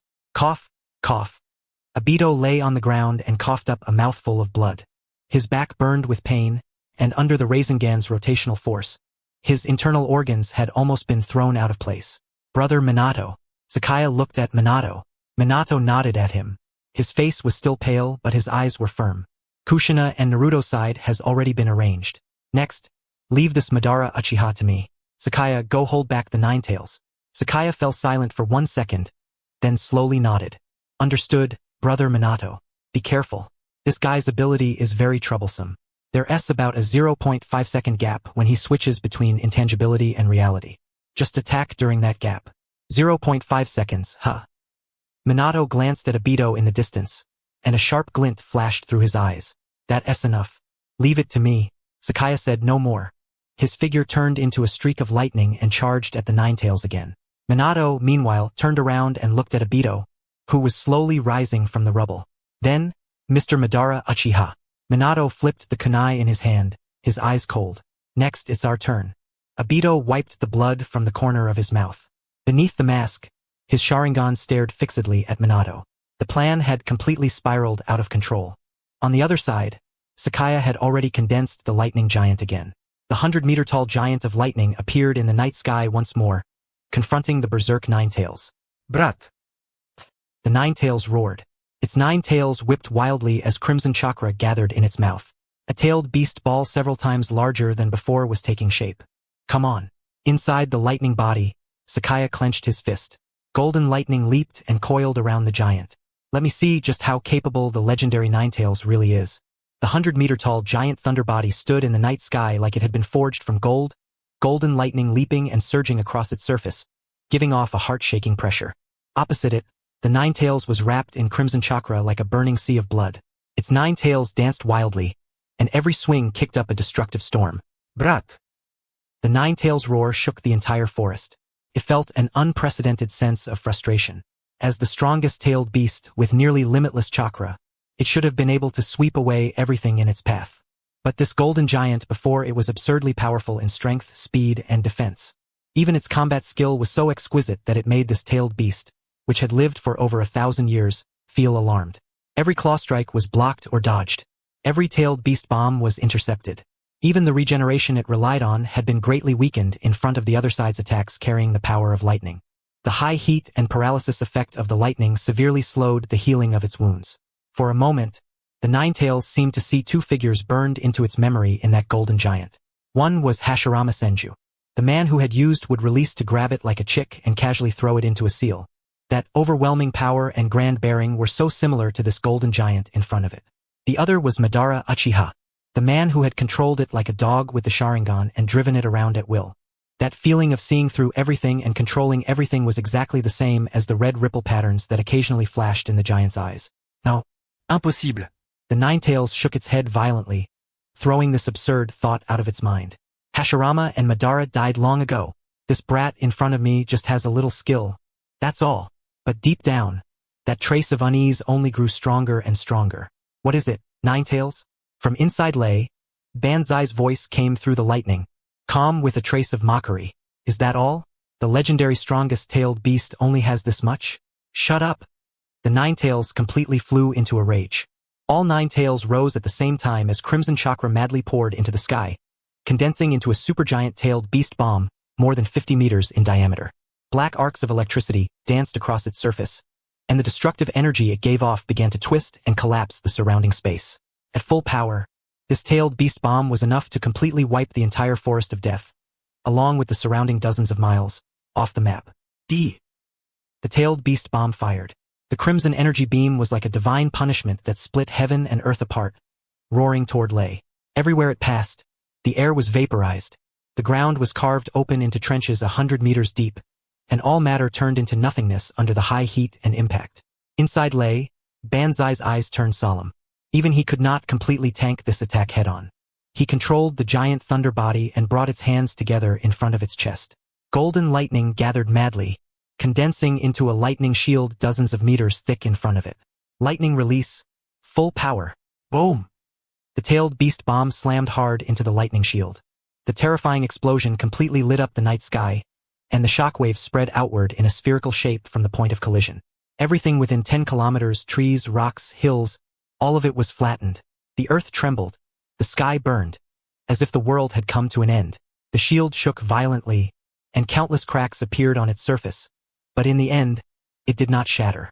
The energy of the tailed beast bomb was forcefully dispersed and weakened by the lightning shield, but the remaining impact still shook the giant thunder body and made it slide back several hundred meters, its feet plowing 2 deep canyons into the ground. It blocked it again. The Ninetales' eyes widened, and for the first time, fear appeared in its crimson pupils. What kind of monster was this golden giant? At the same time Banzai and the Ninetales were fighting fiercely, the battle on the other side had also entered its most intense stage. Flying thunder. Second stage. Golden flashes flickered repeatedly through the night sky. Minato's figure moved like a ghost, circling Obito at high speed. Every flash was a lethal attack. A kunai stabbed for his throat. A Rasengan slammed toward his chest. Sealing formulas struck toward his limbs. Obito was in a miserable state. After learning the information that his intangibility has a gap of 0.5 seconds, Minato completely changed the way he fought. With continuous, rapid, and precise attacks, he constantly forced Obito to switch between intangible and tangible states. Every switch meant a stiff moment of 0.5 seconds. And Minato seized that 0.5 seconds to launch the next attack. Left shoulder. Minato's figure appeared on Obito's left side, and his kunai stabbed toward his left shoulder. Obito was forced to turn intangible, and the kunai passed through the phantom.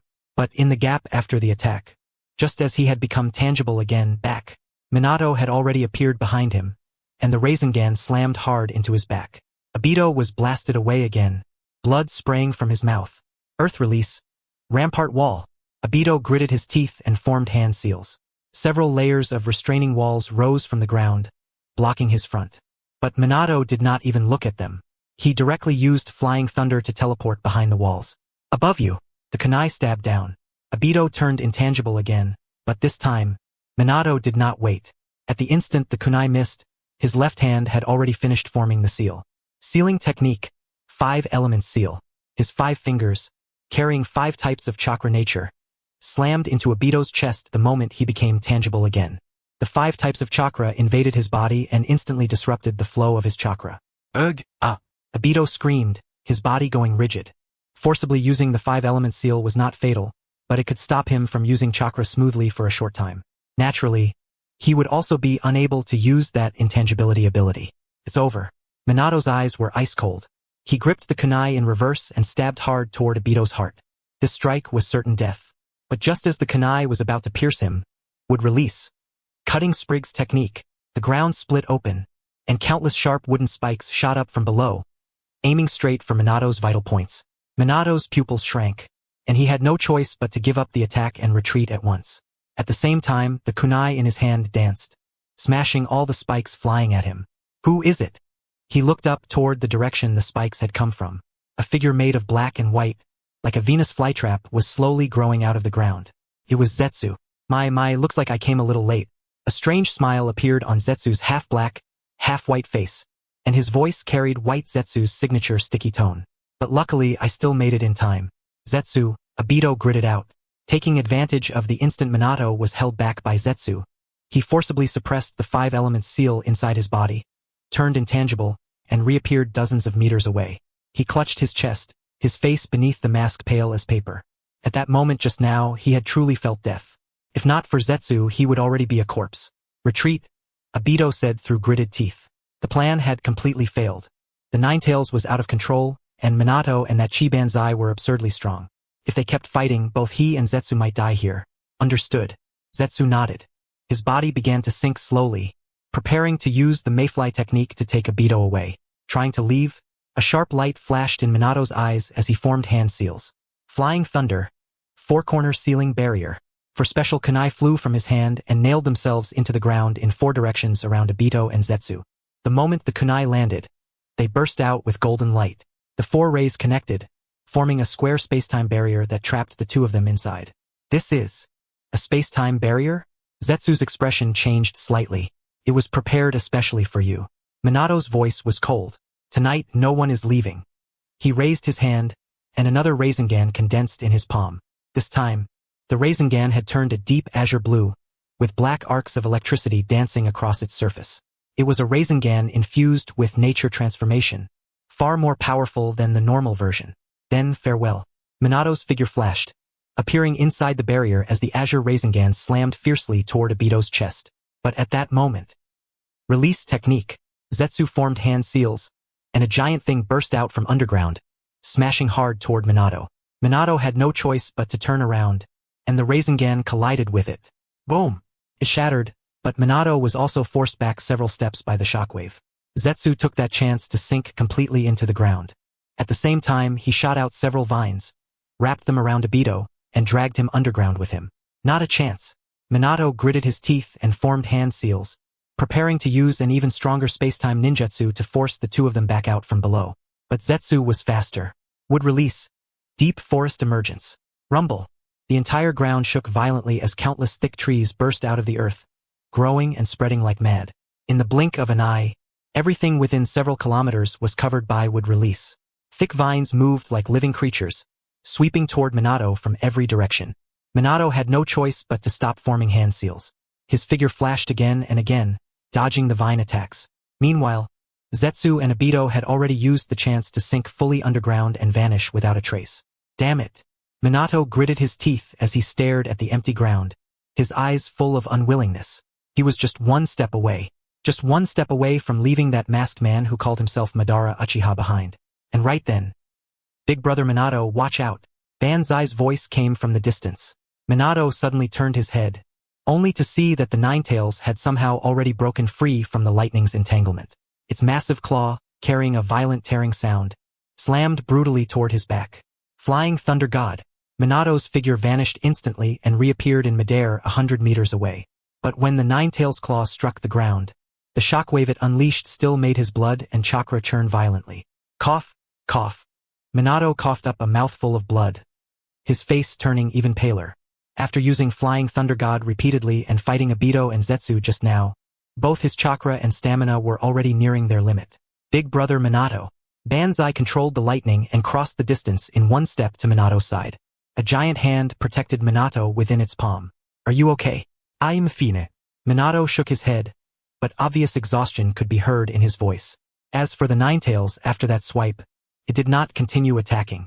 It stood in place, its crimson pupils fixed tightly on Minato in the lightning's palm, and a complicated look flashed through its eyes.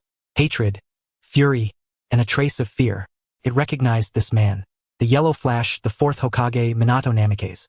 It had seen the entire battle between him and that masked man just now. That kind of speed, that kind of tactics, that kind of calm under pressure. Another monster. What a troublesome night. The Ninetales growled lowly. Its 9 tails slowly rose, and crimson chakra began gathering in its mouth once more.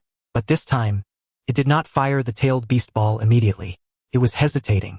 If this fight continued, even if it could kill these two humans, it would still pay a terrible price.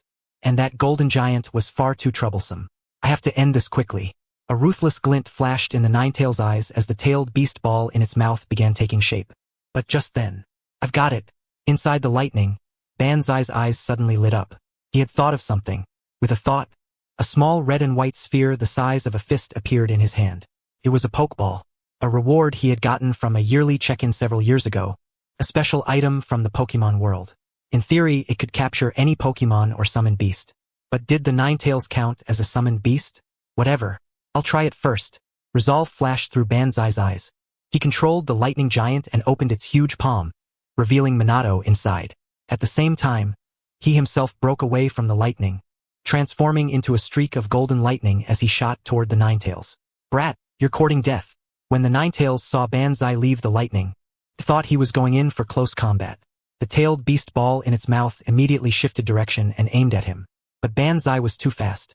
The golden lightning drew a zigzag path across the night sky, instantly circling into the blind spot of the tailed beast ball's firing angle and appearing above the Ninetales' head. Take this. Banzai raised his hand and hurled the Pokeball in his hand viciously at the Ninetales' head. The Pokeball traced an arc through the air and struck the center of the Ninetales' forehead with perfect accuracy. The instant it made contact, the ball opened automatically. A red light shot out from inside and completely enveloped the Ninetales' huge body. What is this? The Ninetales discovered in horror that its body was shrinking, twisting, and being forcibly dragged toward that tiny ball by the red light against its will. It struggled madly, crimson chakra erupting as it tried to break free from the red light's restraint. But the Pokeball's rule-based power was far beyond what it had imagined. That was a law from another world, another dimension. No! Amid the Ninetales' roar, its gigantic body was completely sucked into the Pokeball. The ball snapped shut, fell to the ground, and began shaking violently. Once, twice, 3 times. Red light flashed wildly across the surface of the ball, a sign that the Ninetales was crazily crashing around inside. But the Pokeball's rule-based power was like an invisible cage, locking it down tightly. Finally, after the 7th shake, the red light went out completely. The ball stopped shaking and lay quietly on the ground, letting out only a soft ding. Capture successful. Banzai landed on the ground and stared at the Pokeball lying there quietly, feeling dazed for a moment. That was it? He had actually captured the Ninetales? Should he strike a pose like Ash in Pokemon and shout, "Ninetales, I caught you"? But from the corner of his eye, he caught sight of Minato kneeling on one knee not far away, his face pale, and Banzai immediately came back to himself. He dispersed the lightning, flashed to Minato's side, and supported him. "Big brother Minato, how are you?" I'm okay. Minato panted as he looked at the Pokeball, his eyes full of shock and confusion. What was that just now? I'll explain later. Banzai picked up the Pokeball and carefully put it away. Let's leave here first. Zetsu and that masked man might still be nearby. Minato nodded and asked no more. He forced himself to stand up and formed hand seals. Flying Thunder God. However, at the very moment Minato was about to activate Flying Thunder God, a sudden change occurred. Zetsu, who had supposedly hidden himself away, relied on his mayfly technique to silently arrive behind the two of them. The branches from the cutting sprigs technique were like sharp arm blades, gleaming coldly under the moonlight as they viciously stabbed down toward the two of them. Watch out! Watch out! Just as Minato activated the Flying Thunder God technique, a crisp yet resolute female voice suddenly rang out. It was Rin Noera.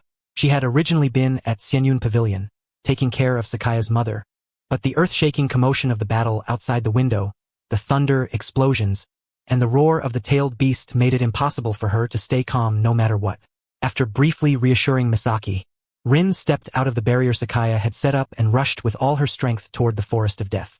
When she reached the edge of the battlefield, she saw that heart-stopping scene. Less than 10 meters behind them, The ground silently split open, and a black and white pitcher plant-like figure quietly emerged. It was Zetsu. Zetsu's right hand had already transformed into a sharp spike, gleaming with a cold light under the moon, silently thrusting toward Minato's back. And Minato and Sakaya both seemed to have been too drained from the battle with the Ninetales, and after subduing it, they had briefly let their guard down, so neither of them noticed it right away. Without hesitation, without even thinking, Rin's body had already moved. She didn't know what she could do, nor did she know what someone with only Chunin-level strength like her could change. But seeing the pain on that masked man's face when he was attacked, seeing that black and white monster's sinister sneak attack, seeing Teacher Minato and Sakaya in danger, her body reacted before her mind did. "Watch out!" she shouted with all her strength, while her foot slammed against the ground, and her whole body shot forward like an arrow released from the bow, charging toward that deadly spike. She had never been this fast before, so fast that even she was shocked. Chakra burst beneath her feet, and her figure dragged an afterimage through the air. In that instant, it was as if she had broken through her own limits. But she was still only a Chunin. Zetsu's spike was too fast, too sudden, too well hidden. Puchi! A dull piercing sound rang out. Zetsu's transformed spike stabbed through Rin from behind and burst out through her chest. The sharp spike had pierced straight through her heart, and blood instantly dyed her clothes red. Time itself seemed to freeze at that moment. "Rin!" Two roars sounded at the same time. One came from Sakaya, his voice filled with disbelief, terror, and fury. The other came from underground. The man who should have already escaped together with Zetsu, the spiral-masked man, Obito. At the very moment the spike pierced Rin's body, the lifelike disguise mask she had been wearing the whole time finally fell away under the violent impact and the chaos in her chakra, revealing her original face. Her delicate features were twisted with pain at this moment, but those brown eyes were still clear, still looking in the direction of Sakaya and Minato. "Rin?" Minato turned his head, and his pupils suddenly contracted. "No era, Rin?" Even surprise appeared on Zetsu's sharply divided black and white face, but it quickly turned into a strange smile. "So it's you. It seems my strike hit a rather important target by accident." He knew the strike hadn't killed Minato or Sakaya, but it had pierced Rin's body. With the destructive power of wood release, cutting Sprig's technique, and with the heart being the point of impact, this girl was doomed. And he sensed that underground. Obito's chakra had fluctuated violently the moment he saw Rin's face. The plan had changed. Zetsu made a decision on the spot and pulled the spike out of Rin's body, bringing a spray of blood with it. Rin's body collapsed weakly forward and was caught by Sakaya as he rushed up. Zetsu's figure, meanwhile, instantly sank into the ground and vanished. He knew the strike was enough to throw the situation into chaos. If he stayed any longer, the enraged Sakaya and Minato would tear him apart. "Rin!" A heart-rending roar came from underground. The earth split open, and Obito's figure burst out from within. The white Zetsu shell covering his body was already tattered beyond recognition. Beneath the mask, his Sharingan was locked tightly onto the slowly collapsing figure in Sakaya's arms, his eyes bloodshot and his pupils trembling violently. That figure, that face. Was it Rin? Was it really Rin Noera? She was still alive. No, impossible. He had personally seen Kakashi's Raikiri pierce her heart.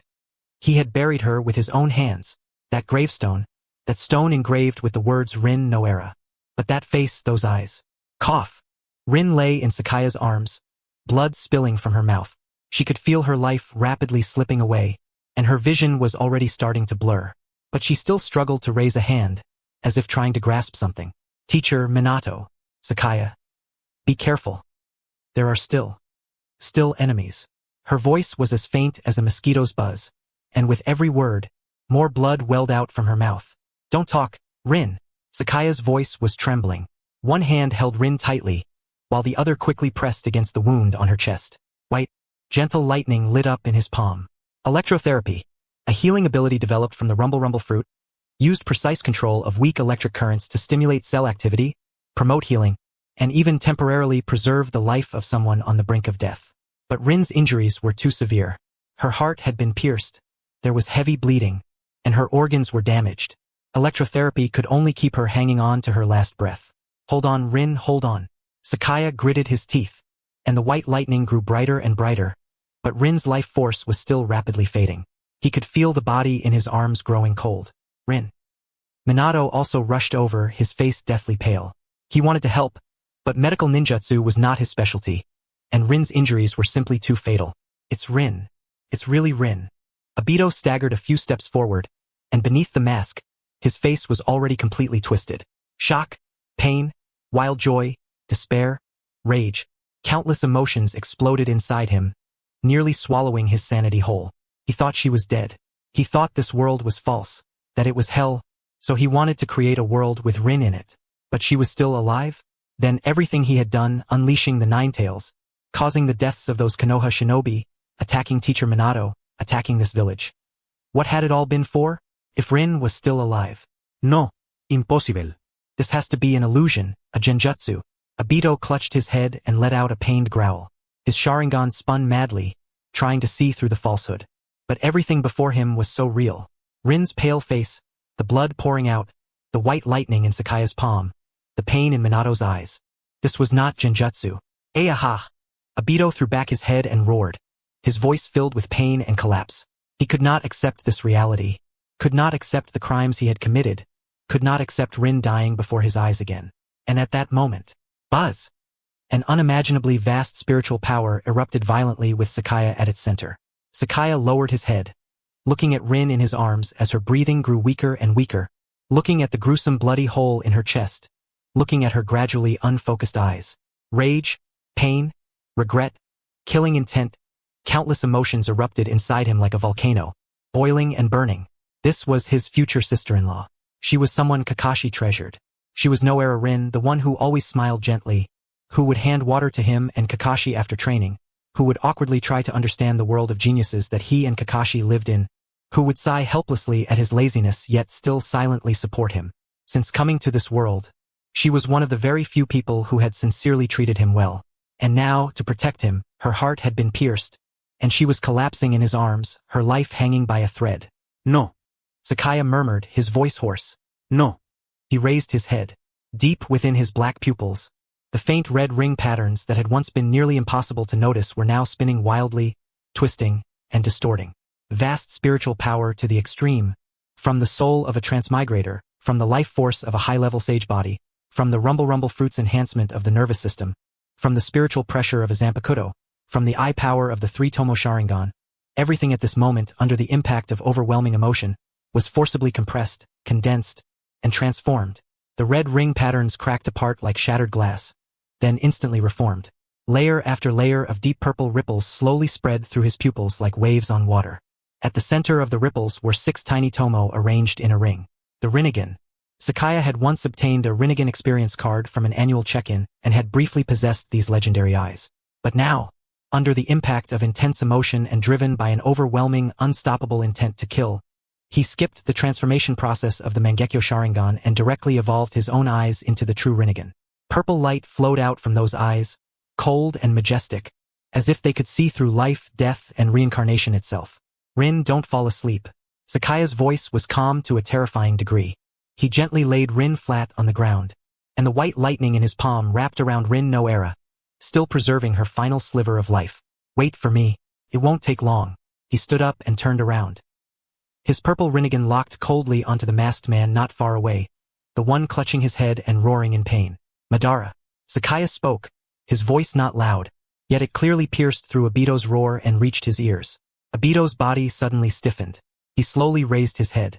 Beneath the mask, his Sharingan met those purple eyes with ring after ring of ripples. The Rinnegan. Obito's pupils contracted sharply. Those eyes. Were the Rinnegan? Just like Nagato's? No. The feeling was different. These eyes were deeper, more complete. Or rather, Madara's clumsy imitator.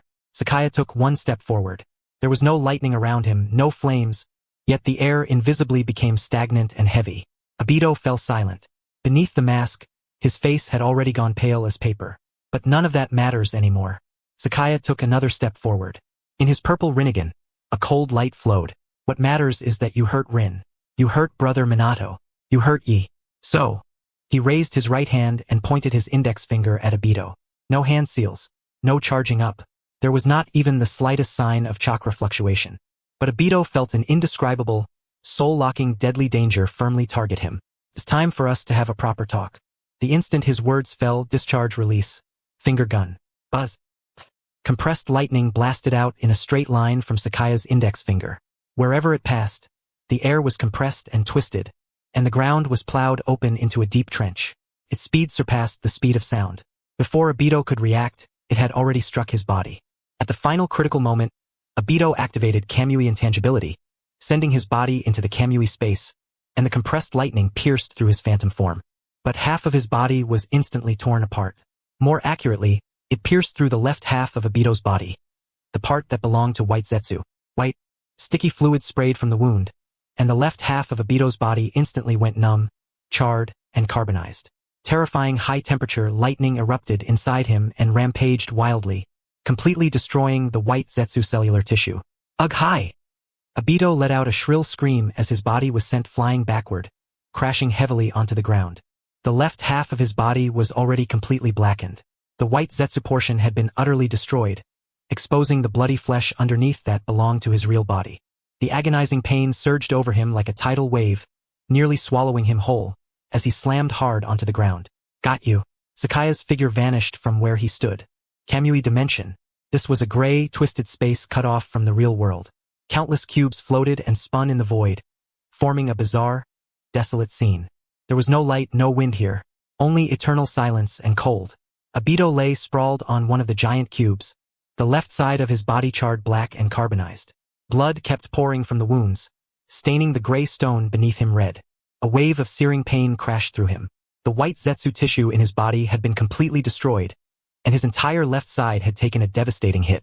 If not for the lingering vitality of Hashirama cells, and the fact that the flow of time in the Kamui dimension was slightly different from the outside world, he might already have passed out or even died outright.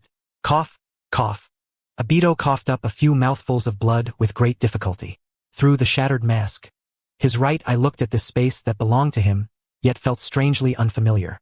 This should have been his final refuge, an absolute domain even Minato Namikaze's flying thunder god could not reach. But just now, the instant he activated Kamui and made his body intangible to enter this space, he clearly felt a force follow him in, as if it already knew the space existed, already knew how to enter it, and followed him in the moment he arrived. No. Impossible. Obito struggled to get up, but the pain in his body left him almost unable to move. He slowly bowed his head and looked into the void ahead. There, space rippled like the surface of water. Circles of purple ripples spread through the void, and a figure slowly stepped out from within them. Short black hair, a calm face, and those eyes, a pair of Rinnegan with concentric purple ripples and 6 tomo in the center. Kasaka Seo. He stood unharmed in the Kamui dimension, as if he had simply walked through a door. Those purple Rinnegan calmly gazed at Obito. There was no anger, no killing intent, only a deep stillness, as if they could see through everything. You! Obito's voice was hoarse, filled with disbelief. How could you enter here? The Kamui spacetime is indeed special. Seo spoke slowly, his voice echoing through the empty Kamui dimension. But unfortunately, my eyes just happen to have some special abilities. He raised a hand and pointed at his Rinnegan. Mark?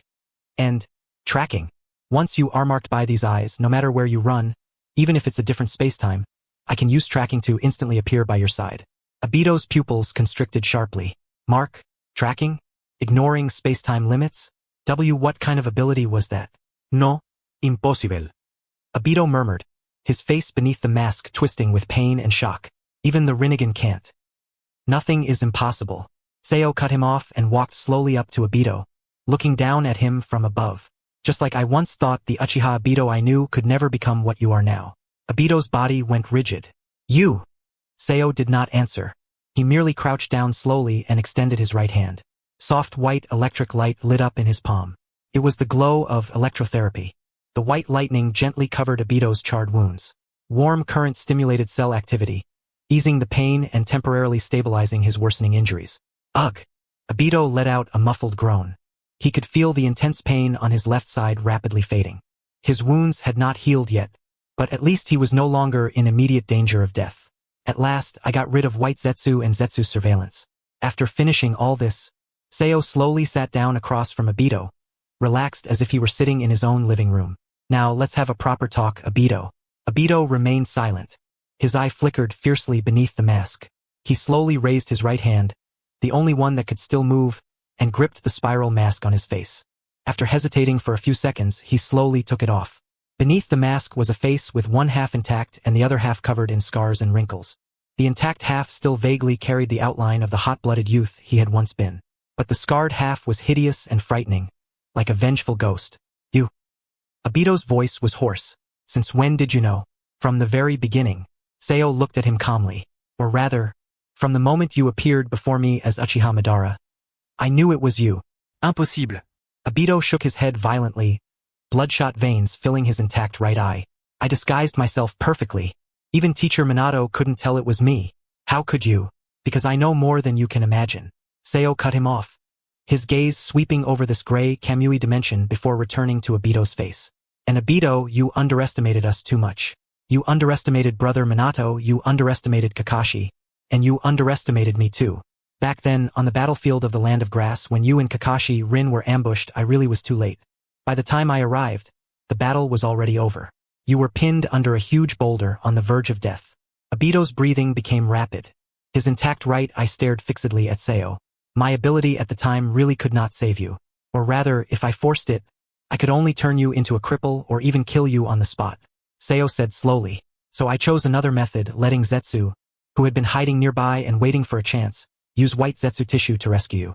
You! Obito's pupils shrank violently. You did that on purpose? Yes. Sayo admitted without hesitation. I had no way to save you then.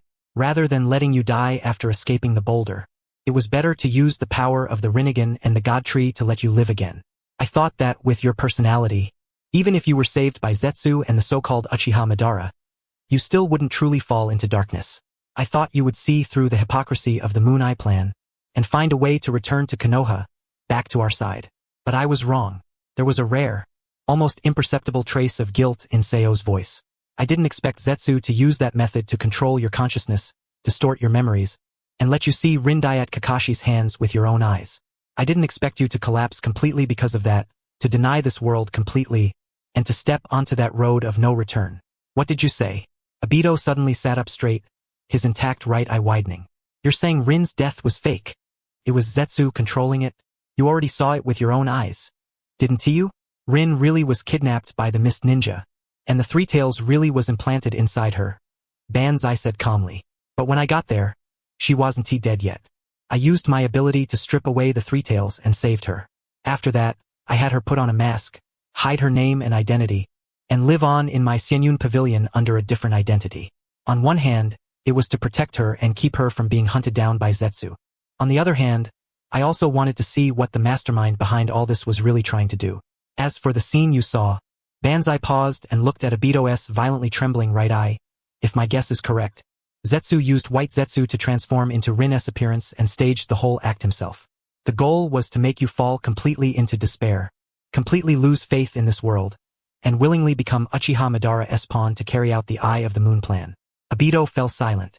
His intact right eye stared fixedly at Banzai, filled with shock, doubt, pain, and a sliver of hope he almost didn't dare think about. No, impossible, he muttered, his voice trembling. I saw it with my own eyes. Rin's heart was pierced by Kakashi's lightning cutter. I saw it myself. What you see with your own eyes may not be the truth, Banzai said calmly, especially when you were under Zetsu's surveillance and control. Obito, think carefully. From being saved to being fed the Eye of the Moon plan to seeing Rindai, wasn't he at all too much of a coincidence? Wasn't he every single step guided by someone, manipulating your emotions and pushing you down the path they had already prepared for you? Obito's breathing grew more and more ragged. He recalled those years. He had been saved by Zetsu, transplanted with Hashirama's cells and a white Zetsu body. He met that old man who called himself Uchiha Madara and listened as he spoke of the Eye of the Moon plan, of the beauty of infinite Tsukuyomi. Then came that accident, where he just happened to see Rin's heart pierced by Kakashi's lightning cutter. Pain, despair, collapse. After that, he accepted Madara's legacy, put on the mask, became Uchiha Madara, and began carrying out the Eye of the Moon plan. Everything fit together seamlessly, as if the script had been arranged long ago. But why? Obito lifted his head, his eyes full of pain and confusion. If Rin is still alive, then everything I did, all the people I killed, attacking Teacher Minato, attacking Konoha. What was all of it for? For a false dream. Banzai's voice was soft, but it struck Obito's heart like a heavy hammer. Obito, the Eye of the Moon plan you pursued, the so-called infinite Tsukuyomi, the perfect world with Rin and everyone else in it. From the very beginning, it was all a lie. A lie? Obito murmured. Do you know the origin of the Sharingan? Do you know the true nature of the Rinnegan? Do you know what the so-called infinite Tsukuyomi is really for? Banzai looked at Obito, his purple rinnegan reflecting Obito's confused and pained face. Beyond Uchiha Madara, beyond the Sharingan and the rinnegan, there are even older and more powerful beings. The Sage of Six Paths Kagaya. Have you heard those names before? Obito's pupils suddenly contracted. The Sage of Six Paths. Kagaya. He had seen fragments of those names on the stone tablet Madara left behind. But Madara had told him they were nothing more than ancient myths and legends. They're not legends. Banzai seemed to see straight through his thoughts. The Sage of Six Paths really existed. He was the founder of Ninshu, and Kagaya was his mother and also the origin of chakra in this world, or rather, the one from beyond the heavens who brought chakra here. The true nature of the Eye of the Moon plan was never to create a perfect world. It was to use infinite Tsukuyomi to drag all humanity into a genjutsu, then extract their chakra to feed the god tree, and in the end, turn them into nourishment for the revived Kagaya. And the black Zetsu that stayed by your side the whole time, the one that seemed to have been created by Uchiha Madara, was never a product of Madara's will at all. Before Kagaya was sealed, she used the last of her power to create her third son. He is the embodiment of Kagaya's will. His only goal is to revive his mother, Kagaya. Everything you did, everything you believed, the perfect world you pursued, from beginning to end, was nothing but a web of lies and deception carefully woven by Black Zetsu for the sake of reviving Kagaya. Obito's body began to tremble. His intact right hand clenched tightly into a fist, his nails digging deep into his palm as blood dripped through his fingers. Lies, deception, reviving Kagaya. None of it matched what he knew. Madara had told him that infinite Tsukuyomi was meant to create a world without war, without pain, where everyone could be happy. It was meant to save this filthy reality filled with pain and despair. But if what Banzai said was true, then everything he had done, every price he had paid, every sin he had committed, had all just been making a wedding dress for someone else? No, impossible. Obito shook his head, his voice hoarse. Madara, how could he? Madara didn't know either, Banzai said calmly. Just like you, he was also a pawn deceived by Black Zetsu. He thought he was carrying out his own plan and creating his ideal world. But in truth, he was nothing more than a pawn in Black Zetsu's hand, just another piece used to revive Kagaya. And you know all this because... Obito raised his head, his intact right eye fixed on Banzai's purple rinnegan. Because of the Sage of Six Paths, Banzai said openly.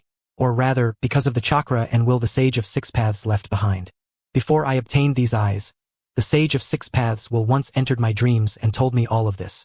He told me that Kagaya's threat had never truly disappeared, that Black Zetsu had always been moving in the shadows, trying to revive his mother. He told me that one day in the future, someone would appear, and that person would bear the responsibility of stopping Kagaya's revival and protecting this world. That person is you? Obito murmured. No. Banzai shook his head. That person is some future child of prophecy. But before that, countless people would be used by Black Zetsu and turned into pawns for Kagaya's revival. And you, Obito, are one of them. Obito fell silent. He lowered his head, his intact right eye fixed on the ground, his body trembling faintly. If what Banzai said was true, then everything he had done, everything he had believed, the salvation and perfection he had pursued, were all just a joke. A joke so cruel it was almost enough to break him. So, Obito slowly raised his head. His intact right eye was bloodshot, but there was also a trace more clarity in it. Rin is still alive. Teacher Minato is fine. I attacked Konoha, attacked Teacher Minato, got so many people killed. All of this was just a scam? Rin is still alive and Brother Minato is also still alive, Sakaya said calmly. But Konoha really did suffer a devastating blow because of your actions. A lot of ninja and civilians died in the Ninetales rampage. That is the truth, and it cannot be changed. Then, what should I do? Obito's voice was full of pain and confusion. I made such a huge mistake. I hurt Teacher Minato, hurt Konoha, hurt so many innocent people. I even almost killed Rin. You don't need to do anything, Sakaya said as he looked at Obito. A complicated glint flashed through his purple rinnegan. Or rather, what you need to do now is continue playing your current role well. The successor of Madara Uchiha, the mastermind behind the Akatsuki, the executor of the Eye of the Moon plan. Obito suddenly lifted his head, his intact right eye filled with shock. Why? He practically roared. If you already know it was a scam, then why make me keep playing that role? Why not let me atone for my sins? Why not let me? Because the enemy is not just Madara Uchiha, not just Black Zetsu, not just Kagaya Otsutsuki. Sakaya cut him off, his voice calm and forceful. Our enemies are a clan from beyond the heavens. Those outsiders who covet the chakra of this world and want to turn this world into a nursery for the divine tree. and Black Zetsu is only their advance unit, a piece left behind by Kagaya. The real threat is still behind them. You want me to keep infiltrating the Akatsuki, keep carrying out the Eye of the Moon plan, and then turn on them with one strike at the critical moment? Obito muttered, light flickering in his intact right eye. That's right. Sakaya nodded. Obito, right now you are the pawn Black Zetsu and Madara Uchiha trust the most important link in their entire plan. If you expose yourself now, Black Zetsu will definitely activate a backup plan immediately. At that point, we'll lose all initiative. So you must keep playing this role. Keep collecting the tailed beasts. Keep carrying out the Eye of the Moon plan. But you have to remember this. All of it is for the sake of dealing Black Zetsu and Kagaya a fatal blow at the very end. Obito fell silent. He lowered his head, his intact right hand clenched tightly into a fist, his nails digging deep into his palm as blood dripped down continuously. Atonement? No. With the sins he had committed, he probably could never repay them in this lifetime. But at least he could still do something. At least, he could stop that scam. He could stop Kagaya from being revived. He could protect this world and Rin and Teacher Minato and Kakashi and Sakaya. I understand. Obito slowly raised his head. A resolute light flickered in his intact right eye. I will keep playing Madara Uchiha. I will keep collecting the tailed beasts and keep carrying out the Eye of the Moon plan. But at the final moment, I'll make Black Zetsu understand the price of betrayal. Good. A faint smile finally appeared on Sakaya's face. He reached out and patted Obito on the shoulder. Even though half that shoulder had already been charred black, his movement was still light and steady. But before that, Obito, you can't stay in this condition, Sakaya said. White lightning lit up in his palm again as an even stronger current surged into Obito's wound. I'll use my ability to temporarily stabilize your injuries, but the white Zetsu part has already been completely destroyed, and the Hashirama cells were also severely damaged in that last attack. You need time to recover, and you also need a new white Zetsu shell to disguise yourself. Zetsu will prepare it for me, Obito said calmly. The confusion and pain from before were already gone from his voice, leaving only a cold, resolute firmness. He has always been watching me. He definitely saw that battle just now as well. He'll think I was severely wounded by you and barely escaped.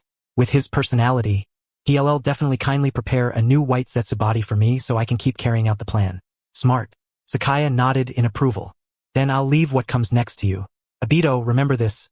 No matter what happens, no matter what Black Zetsu says to you, no matter what orders Madara Uchiha gives you, you must stay clear-headed. Rin is still alive, Brother Minato is still alive, and Konoha is still here. There are still things in this world worth protecting. I understand. Obito slowly nodded, determination shining in his intact right eye. Then, Sakaya stood up, brushed the dust off himself, and suddenly revealed a teasing smile. There's one more thing I should tell you in advance. Obito. What? Obito asked, puzzled. Rin and Kakashi. Sakaya paused, the smile on his face becoming even more obvious. They're together. It's not official yet, but it's basically settled. So, give them your blessing. Obito's body suddenly stiffened. A trace of relief flashed through his intact right eye. There was a faint bit of disappointment, but even more than that, there was the ease of finally letting go. Rin and Kakashi. Yeah. They should have ended up together in the first place. One was the girl he had admired since childhood. The other was his most trusted close friend and rival. If they could end up together, then he should be happy for them, even if there was still a little bitterness somewhere deep in his heart, a faint sting. But she had been the white moonlight of his youth, the girl he had once loved with his whole life. And now, she had finally found the happiness that belonged to her. And he too could finally, truly let go. Obito suddenly laughed. Though the smile looked ferocious because of the scars covering half his face, his eyes were full of relief and blessing. That guy finally came to his senses. Tell him this. If he ever treats Rin badly, then even if I have to crawl back up from hell, I'll still beat him up. I'll pass it on. Sakaya smiled too. He reached out and patted Obito on the shoulder again. Take care, Obito. We'll meet again in Konoha. As soon as he finished speaking, a flash of light gleamed in his purple Rinnegan. Tracking activated. Sakaya's figure slowly faded like a reflection on water, and in the end, completely disappeared from the Kamui space. Only Obito was left there, sitting alone in that dim space filled with countless floating cubes, quietly staring in the direction where Sakaya had vanished. After a long while, he slowly raised his still movable right hand and gently touched the ferocious scar on his face.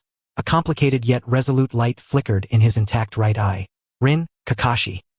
Teacher Minato, Sakaya. This time I won Tichu's wrong again. The purple Rinnegan slowly closed within the Kamui space.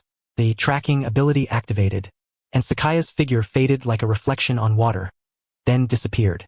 When he opened his eyes again, the scene before him had already changed from the dim, twisted cube of the Kamui space to the familiar sight of Konoha. But it was not the forest of death where he had left. It was Minato's bedroom. Using Rin Noera as a marker, Sakaya instantly arrived at Minato's house. Clearly, during this time, Minato had already completed the transfer with Rin Noera. The bedroom was simply and warmly decorated. A photo of Minato and Kushina hung on the wall, and several pots of green plants sat on the windowsill. But at this moment, the air was filled with a heavy smell of blood and medicinal herbs. On the bedsheets, on the floor, dark red bloodstains were everywhere. Minato stood beside the bed, holding a baby wrapped in swaddling clothes in his arms. The baby was sleeping soundly, his little face flushed red, sparse golden hair sticking to his forehead. It was Naruto. Minato kept his head lowered, his blonde hair covering his eyes, making it impossible to see his expression. But his tightly pressed lips and slightly trembling shoulders exposed the pain in his heart. On the bed lay two people. One was Kushina. She lay on the inner side of the bed, her long red hair scattered across the pillow, her face pale as paper, her breathing so faint it was almost impossible to detect. A thick blanket covered her body, but beneath the sheet, blood was still seeping out from her abdomen. That was the massive wound left behind after the Ninetales had been forcibly extracted. Even though Minato had used every medical ninjutsu and sealing jutsu he could only barely stop the bleeding. He could not heal it. The other was Rin. She lay on the outer side of the bed, wearing the light green kimono Sakaya had seen before, but now that kimono had already been soaked through with blood. At her chest was a horrifying penetrating wound. That was the injury left after being pierced by Zetsu's strike. Although Sakaya had used electrotherapy, before leaving to temporarily stabilize her injuries, that had only kept her alive. It was not treatment. At this moment, Rin's condition was even worse than Kushina's. Her face was even paler, as if she could stop breathing completely at any moment. One woman had lost her tailed beast and was in critical condition. The other had her heart pierced and was on the verge of death. And Minato, having just gone through a fierce battle and nearly exhausted all his chakra, could only hold his newborn son and watch helplessly as his wife and students struggled on the edge of death. Despair, like an icy tide, filled the entire room. "Brother Minato." Sakaya's voice broke the dead silence. Minato suddenly raised his head. When he saw Sakaya appear in the room, a trace of light flashed through his eyes, but that light quickly dimmed again. "Sakaya," Minato said hoarsely, "you're back." "That mysterious man." "Temporarily dealt with," Sakaya said briefly, his gaze sweeping over the two people on the bed, his brows tightening. The situation was worse than he had imagined. Kushina had been forcibly stripped of the Ninetales, and her life force had nearly been drained dry. If she had not been a descendant of the Uzumaki clan, with life force far beyond that of ordinary people, and if Minato had not used sealing jutsu in time to stabilize her injuries, she probably would have died the instant the Ninetales was extracted. As for Rin, her heart had been pierced, severe bleeding, internal organ damage. Even with electrotherapy maintaining her life, it was only buying time. If she did not receive real treatment, she would not last 10 minutes. "Brother Minato, give Naruto to me." Sakaya walked to the bedside and held out his hand. Minato froze for a moment, but when he saw the unquestionable determination in Sakaya's eyes, he did not hesitate. Carefully, he handed Naruto over from his arms. Sakaya took Naruto and gently placed him in the crib beside the bed. Then he reached in and took out the pokeball containing the Ninetales. Sakaya threaded a string through it and hung it around Naruto's neck. The little guy seemed to sense something. He frowned slightly in his sleep, but soon calmed down again. "Sakaya, you!" Minato looked at what Sakaya was doing, and a trace of gratitude flashed through his eyes. With Kushina severely injured, according to Minato's original plan, even at the risk of his life, he still had to seal the Ninetales. The best candidate was the Naruto currently sleeping soundly before them. But who could have expected that through Sakaya's actions, the Ninetales would instead be subdued by Sakaya through some strange method? Minato had thought the Ninetales no longer had any connection to Naruto, but he had not expected Sakaya to directly give Naruto the ball that sealed the Ninetales. "Leave it to me, brother Minato." Sakaya turned around and looked at the two people on the bed. In his purple Rinnegan, a calm light flickered. "Sister Kushina and Rin, I won't let either of them die." "But..." Minato opened his mouth, wanting to say, "Their injuries are too severe. Even if Tsunade were here, she might not be able to save them." But looking at Sakaya's calm yet determined eyes, he ultimately only nodded heavily. "I trust you," Minato said softly. Then he stepped back 2 paces and stood by the door, completely giving the space to Sakaya. He knew that the only thing he could do now was trust him. Sakaya walked to the bedside, his gaze moving between Kushina and Rin. 2 people. 2 completely different kinds of severe injuries. Both needed immediate treatment. And the treatment process could not be interrupted, or everything would be wasted. What a hassle, Sakaya muttered softly, but there was not the slightest trace of retreat in his eyes. Kushina was Brother Minato's wife, Naruto's mother, and one of the very few people in this world he could consider family. And Rin was his future sister-in-law, someone Kakashi cherished, and also one of the few people who had sincerely treated him well after he came to this world. He could not lose either of them. Sister Kushina, can you still hold on? Sakaya asked softly. On the bed, Kushina's eyelids trembled slightly and slowly opened. Those emerald green eyes that had once been full of life were now dim and lifeless, but she still tried to look at Sakaya. Her lips moved slightly, as if she wanted to say something, but in the end, it only turned into a faint gasp. Don't talk. Save your strength. Sakaya reached out and gently pressed down on Kushina's shoulder. What comes next might hurt a little. Endure it. Kushina nodded with difficulty. Sakaya then looked at Rin. Rin had already fallen into a deep coma and showed no response to the outside world. He reached out and checked Rin's pulse. Very weak, very slow, but it was still beating. There's not much time left. Sakaya took a deep breath and raised his hands, pressing one hand onto Kushina's shoulder and the other onto Rin's shoulder. Then he slowly closed his eyes. The purple Rinnegan, even in the instant it closed, still gave off a faint purple glow beneath his eyelids. Brother Minato, no matter what happens next, do not interrupt me, Sakaya said calmly with his eyes closed. This process cannot be interrupted. Otherwise, all of us will die. Minato stood by the door and nodded heavily. I understand. I'll guard this place and won't let anyone disturb you. Thanks. Sakaya said nothing more and focused all his mind on his hands. The next moment, a milky white, gentle light slowly rose from his palms. It was a pure, warm light filled with vitality. One's own life reincarnation. A Sunagakure village-level forbidden jutsu, created by Granny Chio. It can completely transfer the user's life force to another person while on the verge of death, achieving the strongest bring the dead back to life medical ninjutsu effect. But this technique has a fatal price. The caster will exhaust all of their life force and die. A few months ago, Sakaya exchanged 3 ninjutsu scrolls from Kirigakure, along with some trade of interests, for the complete scroll of this technique from Sunagakure. He had only prepared for the future, thinking that if some important person ever fell into a life-threatening state, he could use this technique to save them. But he never expected to use it so soon, and to save 2 people at once. Good thing I have a sage body, Sakaya thought to himself. The enormous life force brought by the sage body was what gave him the confidence to save 2 people at the same time. If an ordinary ninja used one's own life reincarnation, saving 1 person would kill them. But he had a sage body, and his life force far exceeded that of ordinary people. In theory, he could save 2 people or even more, but the cost was still enormous. After all, this was not yin-yang release. It was using his own life force to fill and heal, and the consumption was impossible to calculate. A milky white glow surged out from Sakaya's hand, transforming into 2 warm streams of life that poured into Kushina and Rin's bodies respectively. Kushina's body jolted violently. She could feel an extremely warm force, full of vitality, surging into her body from Sakaya's palm. Wherever that power passed, the trauma left after the Nine Tails was extracted. Her torn meridians and her depleted cells were all healing and regenerating at a speed visible to the naked eye. The wound on her abdomen no longer bled. Her pale face gradually regained color, and her weak breathing became steady and strong. This is wait, Sakaya. Shock flashed in Kushina's eyes, and she wanted to tell Sakaya to stop what he was doing. When she looked up, she saw the determination in Sakaya's eyes. But before she could think further, Rin on the other side also changed. The horrifying wound piercing through her chest began to heal rapidly under the milky white light. Broken heart tissue grew back. Severed blood vessels reconnected, and the damaged lungs, ribs, and muscles all regenerated at an astonishing speed. Rin's face, which had been so pale it was almost translucent, gradually regained color. Her weak pulse grew stronger, and her icy body warmed up again. It worked. Minato stood by the door, fists tightly clenched, his eyes filled with excitement and hope. But Sakaya's condition was far from optimistic. As his life force continued to pour out, his face grew visibly paler. Sweat seeped from his forehead and slid down his cheeks, dripping onto the floor. His body began to tremble slightly, and the hands pressed on the shoulders of the 2 women were also shaking faintly. Saving 2 people at once. Even for a sage body, pushed the strain to the limit his body could endure. Not enough. Sakaya gritted his teeth, the purple Rinnegan spinning wildly beneath his eyelids.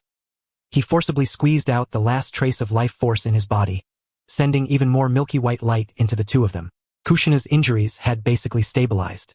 The wound on her abdomen had completely healed, and her vital signs had returned to normal. But Rin's injuries were more severe, with a chest wound that had pierced straight through her heart. Even with the power of one's own life reincarnation, it would still need more time and more life force to repair. Just hold on a little longer, just a little. Sakaya's consciousness began to blur. He could feel his life force rapidly draining away. His vision was starting to darken. A buzzing rang in his ears, and his body grew colder and colder, as if he were trapped in an ice cave. But he did not stop. He remembered the first time he saw Rin, that brown-haired girl always smiling as she watched the others grow. Only when she was sleepy would she silently show her concern for them. He remembered Kushina when she was pregnant, sitting in the hot spring at Xianyun Pavilion with a big belly, smiling as she chatted with her mother and said, "When the baby is born, I want Aunt Misaki to be the godmother." He remembered Minato patting his shoulder and saying, "Sakaya, with you here I feel a lot more at ease." He remembered that taciturn Kakashi, and the flash of tenderness in his eyes when Rin was mentioned. These people were all people he cherished in this world, people he wanted to protect. "So, hold on for me," Sakaya roared in his heart, and the last trace of life force poured out like a breached flood. The milky white light reached its peak at that moment, illuminating the entire room as bright as day. Kushina and Rin's bodies floated up in the light. All injuries, all pain, all shadows of death were completely driven away in that instant. The light lasted for about 10 seconds before slowly fading away.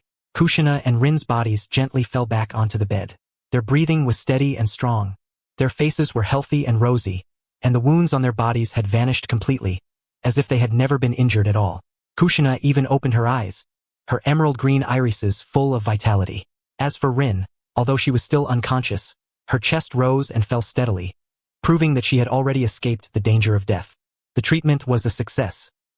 Sakaya let out a long breath, and the hands pressed on the two women's shoulders dropped weakly. He slowly opened his eyes. The purple Rinnegan had already returned to ordinary black, and the light in his eyes had dimmed to the extreme. He could feel that the life force in his body was almost completely exhausted, and his chakra was nearly gone as well. His body felt hollowed out, and he did not even have the strength to stand. Fortunately, the sage body really lived up to its name. The natural energy floating in the air rapidly drilled into his body, filling the life force he had spent. "I overdid it," Sakaya thought with a bitter smile. Treating two people at once really is a bit difficult. His vision began to spin. The buzzing in his ears grew louder and louder, and his body fell backward uncontrollably. "Sakaya!" Minato cried out and rushed forward to support him. But Sakaya's consciousness had already fallen completely into darkness. In the final moment before he passed out, he seemed to see Minato's anxious face, see Kushina sit up on the bed, see Rin slowly open her eyes, see Naruto in the crib kicking his little legs. But at least, everything was turned around. That thought flashed through his mind, and Sakaya completely lost consciousness.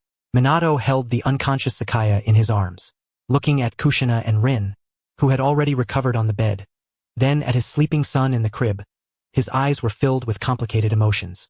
Shock, gratitude, worry, and a heaviness that was hard to put into words. Tonight, too many things had happened. The Ninetales rampage, Obito's attack, Rin's severe injuries, Kushina on the verge of death, Sakaya exhausted. But in the end, everything had temporarily come to an end. "You've worked hard, Sakaya," Minato said softly.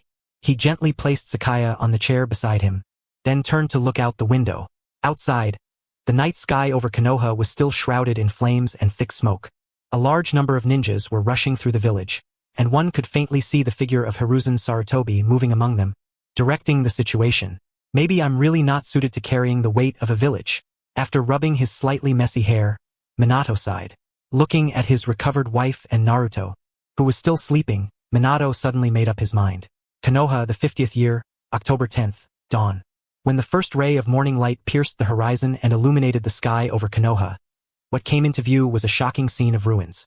The aftereffects of the battle in the Forest of Death had moved far from the village center, but the traces of the Ninetales rampaging through the village were still painfully clear.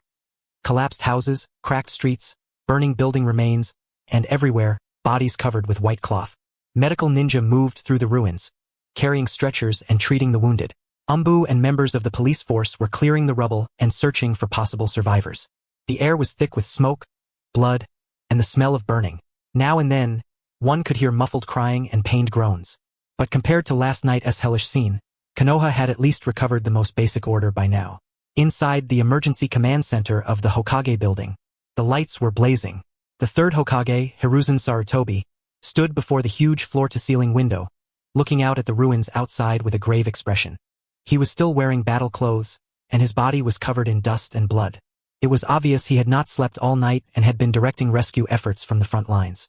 At the moment when he needed to re-establish his standing, even the gradually aging Hiruzen Sarutobi finally felt a trace of heroic resolve. Has the casualty report come out? Hiruzen Sarutobi did not turn around as he asked in a deep voice. Preliminary count. One Umbu ninja said while kneeling on one knee, his voice hoarse. The death toll has exceeded 300, including 187 civilians and 115 ninja. Over 400 were seriously injured, and countless others suffered minor injuries. More than 200 houses were destroyed. The direct economic losses are impossible to estimate. 300. Hiruzen Sarutobi closed his eyes and took a deep breath. In Konoha's history, this was the highest death toll in a single incident since the Second Great Ninja War. And this was a disaster that had happened during peacetime, inside the village itself. And the fourth Hokage, Hiruzen Sarutobi, asked again. Minato is at the estate. His wife, Kushina Uzumaki, and his disciple, Rin no Era, are both seriously injured and are receiving treatment. Also, Kazakaya is unconscious as well. It seems to be from overexertion. Hiruzen Sarutobi was silent for a moment, then slowly nodded. Let them rest well. Also, seal off the area around Minato's estate. Without my order, no one is allowed to approach. Especially Danzo. Yes. The Umbu ninja withdrew at once. Hiruzen Sarutobi turned around and looked at the others in the office. The advisors Koharu Yuditane and Hamura Mitokado, as well as the late-arriving Danzo Shimura. I understand the situation, Hiruzen Sarutobi said in a deep voice. Last night, the Nine Tails was controlled by someone using the Sharingan and wreaked havoc in the village. The fourth Hokage, Minato Namikaze, Kazakaya, and some of the ninja fought desperately and ultimately lured the Nine Tails out of the village, driving it back in the forest of death. Driven back? Danzo said coldly, a sinister glint flashing in his eyes. According to the frontline report, the Nine Tails suddenly disappeared, not that it was driven back.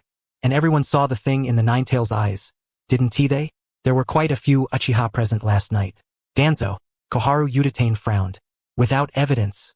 Don't jump to conclusions. Evidence? Danzo sneered. What other evidence do you need? Only the Mangekyo Sharingan can control a tailed beast. And only the Uchiha clan possesses the Mangekyo Sharingan. When the Nine Tails appeared last night, the Uchiha police force's response was clearly a beat slow. SNT that suspicious? That S because part of the police force was in the village maintaining order. It takes time to respond to a Nine Tails attack. The order for the police force to join the rescue came straight from the Hokage building. Don't you know that, Danzo? Hamura Mitokado retorted. That's enough. Hiruzen Sarutobi interrupted their argument and swept his gaze over the three of them. This is not the time for internal strife. The urgent priority is to reassure the civilians, handle the aftermath, and rebuild the village. As for the Uchiha issue, he paused, and a complicated look flashed in his eyes. I'll talk to Fugaku personally. I'm afraid it's not that simple. Danzo's voice remained ice cold. Rumors are already spreading in the village that the Uchiha clan controlled the Nine Tails and intended to rebel. If these rumors aren't controlled, they'll quickly turn into collective hostility toward the Uchiha. By then, even if we want to, we may not be able to stop it. A brief silence fell over the office. What Danzo said was true. In last night's disaster, too many people had seen the Sharingan pattern in the Nine Tails' eyes. Too many people had seen the Uchiha police force's slow response. Under fear and anger, the civilians needed an outlet, someone to blame. And the Uchiha, a clan whose relationship with the village had always been delicate, naturally became the most suitable target. The rumors must be controlled, Hiruzen Sarutobi said sternly. I will personally step forward and make it clear that the one who controlled the Nine Tails last night was not a member of the Uchiha clan, but an outsider impersonating one of their enemies. Will anyone believe that? Danzo asked back. Whether they believe it or not, it has to be said. Hiruzen Sarutobi's eyes sharpened. Danzo, I know you want to use this to suppress the Uchiha, even to completely eliminate this unstable factor. But I'm warning you, the Uchiha are one of Konoha's founding clans, and an important part of the village's combat strength. If you force them into rebellion over baseless accusations, the consequences will be unimaginable. I'm only stating the facts. Danzo remained expressionless. The fact is that we need unity, not division. Hiruzen Sarutobi took a deep breath. I'll handle this matter. For now, adjourned. Koharu, Hamura, go assist the medical teams and the reconstruction work. Danzo, keep your route in check. Don't make trouble at a time like this. Danzo looked deeply at Hiruzen Sarutobi, said nothing more, and turned to leave the office. Koharu Udatane and Hamura Mitokado left one after another as well. Soon, only Hiruzen Sarutobi remained in the office. He walked to the window and looked at the gradually brightening sky outside, his eyes full of exhaustion and worry. Minato, just what are you thinking? He knew that Minato and Kazakaya had gone through a fierce battle in the Forest of Death last night. He knew that Minato's wife and disciple were both gravely injured and on the brink of death. He knew that Minato must be under immense pressure and pain right now. But as Hokage, at a time like this, he had to stand up, stabilize the situation, and calm the people. I hope you can get through this. Hiruzen Sarutobi murmured to himself. And at this moment, at Minato's estate, in the bedroom, Kushina and Rin had already woken up. The two were sitting on the bed. Although their faces were still a little pale, their mental state was much better. Kushina was holding the sleeping Naruto and gently rocking him, her eyes full of tenderness and lingering fear. Rin sat quietly to the side, holding the hot water Minato had handed her, her gaze somewhat dazed, as if she still had not fully recovered from last night's shock. Minato sat by the bed, looking at his wife and disciple, his eyes full of heartache and guilt. I'm sorry, he said softly. I didn't protect you all well enough. Minato, Kushina raised her head and shook it. It's not your fault. That attacker was too cunning. That's right, Minato-sensei. Rin also said softly, you've already done very well.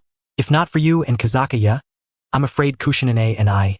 She did not finish, but the meaning was already very clear. Minato was silent for a moment, then stood up and walked to the window, looking out at the ruins outside. But as Hokage, I failed in my duty. His voice was very light, but it carried a heavy force. I didn't foresee the attack, didn't protect the village, and didn't protect you. More than 300 people dead, hundreds seriously injured, and the entire village center almost destroyed. This is my responsibility. Minato, Kushina looked at her husband worriedly. I've been thinking about whether I'm really suited for this position. Minato turned around and looked at Kushina and Rin, a bitter smile appearing on his face. I became Hokage because I wanted to protect the village and protect the people who matter. But last night, I almost lost you all and I almost lost the village. This isn't your fault alone. Rin said anxiously. The enemy was too strong, and, I know. Minato cut her off, his tone calm. But I still feel that my capacity isn't enough to bear the village's future. At least now, while I still need time to accompany my loved ones and still need time to become stronger, I can no longer continue sitting in that position. Kushina and Rin both froze. Minato, are you saying? Kushina's voice trembled slightly. I will resign from the position of Hokage. Minato said it calmly, as if he were talking about something completely ordinary. At the emergency meeting this afternoon, I will formally submit my resignation. The reason is that I believe my capacity is insufficient. I need time to settle myself, and I also need time to be with you and Naruto. But, Kushina wanted to say something, but when she saw the unquestionable resolve in Minato's eyes, she finally just nodded and gently held her husband's hand. I understand. No matter what decision you make, I support you.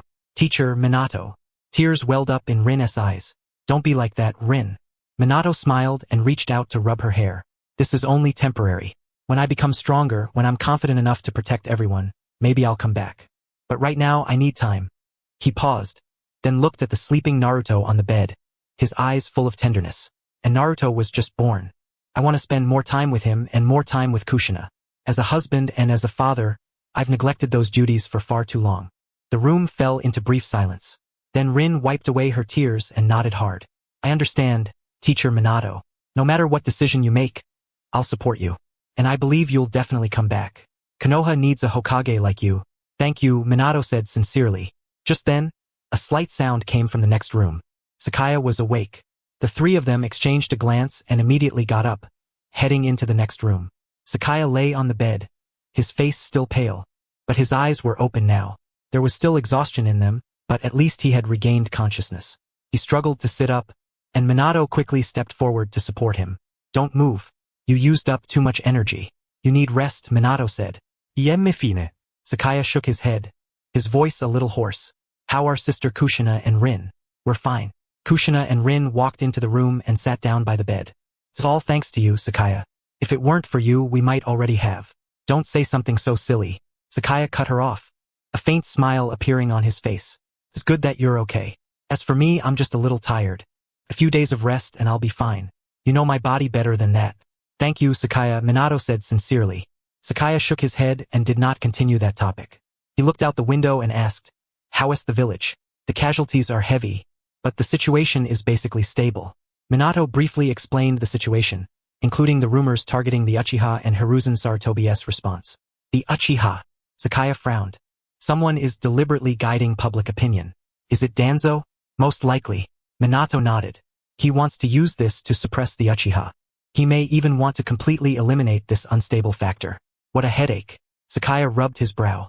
But brother Minato, what are you planning to do? Minato was silent for a moment, then slowly spoke. At the emergency meeting this afternoon, I will respond directly to the rumors about the Uchiha. I will clearly deny that the one controlling the Nine Tails was a member of the Uchiha clan, and emphasize that it was an enemy conspiracy. But, he paused, and a trace of complexity flashed through his eyes. At that meeting, I will also submit my resignation. Sakaya froze for a moment, but he quickly understood what Minato meant. You want to use this to shift the focus of public opinion? Something like that. Minato gave a bitter smile. News of my resignation will be even more explosive than the rumors about the Uchiha. The people's attention will be diverted, and their hostility toward the Uchiha will temporarily ease. And I really do need time. Time to be with my family, and time to make myself stronger. Also, regarding the next Hokage candidate, I want to hear your opinion, Sakaya. Sakaya looked at Minato for a long time before slowly speaking. Haven't you already chosen the candidate? Brother Minato, the threats from Iwagakure and Kumogakure have always been there. At a time like this, trying to transition to the next Kage would be too dangerous for the village. Although Hiruzen Sarutobi has already gone from the hero of shinobi he once was to an ambitious politician, his prestige is still there. It won't be a problem for him to stabilize the situation in the village. Right now, the village really does need him. Thank you. Minato firmly patted Sakaya on the shoulder. That afternoon, at the Hokage building, the emergency meeting began. All jonin, the heads of every clan, and all members of the advisory council were present. The atmosphere in the conference room was heavy. Every face was filled with exhaustion and weight. Hiruzen Sarutobi stood at the main seat and reported in a deep voice on last night's events and the casualty numbers. When they heard that more than 300 people had died, a wave of suppressed gasps spread through the room. As for the culprit who controlled the Nine Tails, Hiruzen Sarutobi continued. Based on intelligence from the 4th Hokage and Hatake Sakaya, he was a mysterious man wearing a mask and claiming to be Madara Uchiha. He is not a member of the Uchiha clan, but an outside enemy who intended to use the power of the Sharingan to control the Nine Tails and destroy Konoha. But the only thing capable of controlling the Nine Tails is the Mangekyo Sharingan. One Jonin challenged. Other than the Uchiha, who else could possess the Mangekyo? The Sharingan is not exclusive to the Uchiha. Minato stood up and spoke calmly. In the history of the ninja world, there have been cases of non-Uchiha obtaining the Sharingan. Moreover, that masked man's abilities were extremely strange. He had mastered spacetime ninjutsu and would release, and his strength far exceeded that of ordinary Uchiha clan members. I have reason to believe that he is a pawn cultivated by some hidden force in the shadows, and his goal is to provoke conflict between Konoha and the Uchiha so they can reap the benefits. Where is your evidence? Danzo asked coldly. I saw it with my own eyes. Minato looked directly at Danzo. And last night, the one who fought me was that masked man. His abilities, his chakra, and his fighting style were completely different from those of the Uchiha clan. Hatake Sakaya can also testify to that. Everyone's gaze turned toward Sakaya. Sakaya nodded, his voice calm but firm. Brother Minato is right. Although that masked man had the Sharingan, he was definitely not a member of the Uchiha clan. His chakra was mixed with the aura of wood release. It was very strange, and he called himself Madara Uchiha. But the real Madara Uchiha died many years ago. He is obviously an imposter. The conference room fell into brief silence. No one could say for certain whether the legendary Madara Uchiha still existed somewhere in the ninja world, but if it really were Madara Uchiha, then somehow it also seemed to make sense. And even if it wasn't with Madara Uchiha's legacy, who knew whether he might have created some so-called successor out of nowhere? No one present could bear the weight of what that implied. When strength reached a certain level, schemes themselves became a joke. Minato's and Sakaya's words carried great weight. One was the current Hokage, and the other was the hero who had saved the village last night. Some people were willing to believe them. Even so, Danzo still refused to let it go. It is also a fact that the Uchiha clan reacted slowly last night. If the police force had intervened earlier, perhaps the casualties would not have been so high. That's because part of the police force was maintaining order inside the village. It took time to respond to a sudden attack. Fugaku Uchiha abruptly stood up, his face ashen. Advisor Danzo, you are slandering the Uchiha. I am only stating the facts. Danzo's expression did not change. The atmosphere in the conference room grew tense once again. At that moment, Minato spoke again. As for the Uchiha issue, I believe now is not the time to discuss it. His voice was very calm, but it carried an unquestionable force. The top priority is handling the aftermath, rebuilding the village and calming the people. As for responsibility for last night as Hokage, I bear an unavoidable responsibility. Everyone looked at Minato. Last night, I failed to foresee the attack. I failed to protect the village. I failed to stop the Ninetales' destruction in time. More than 300 people died, and several hundred were seriously injured. This is my dereliction of duty. Minato's voice was very soft, but every word entered everyone's ears with perfect clarity. So, I believe my capacity is insufficient to continue serving as Hokage. The conference room erupted in shock. Minato, you. Hiruzen Sarutobi looked at him in disbelief. Therefore, Minato continued without paying attention to the crowd's reaction. I formally submit my resignation from the position of 4th Hokage. From today onward, I will no longer be Konoha's Hokage. I will return to the identity of an ordinary ninja, spend more time with my family, and also give myself more time to become stronger. A deathly silence followed. Everyone was stunned by the news. The 4th Hokage, Minato Namikaze, the young Hokage who had risen during the Third Great Ninja War and shaken the ninja world with the title of the Yellow Flash, was actually going to resign? Minato, you. Koharu Udatane wanted to say something, but Minato cut her off. This is my decision, Minato said calmly. My mind is made up. As for the successor to the Hokage position, I recommend that the third return for the time being and serve as acting Hokage until a suitable 5th Hokage is chosen. After saying that, he gave everyone a deep bow, then turned and walked out of the meeting room under the shocked, confused, and regretful gazes of everyone present. The meeting room fell into a long silence, and news of Minato's resignation spread through all of Konoha like a whirlwind in an instant. Just as Minato had expected, the explosive nature of this news completely overshadowed the rumors about the Uchiha. Everyone's attention was drawn to the earth-shaking news that the 4th Hokage has resigned, and discussion about the Uchiha was temporarily set aside. The Ninetales incident came to an end in this completely unexpected way.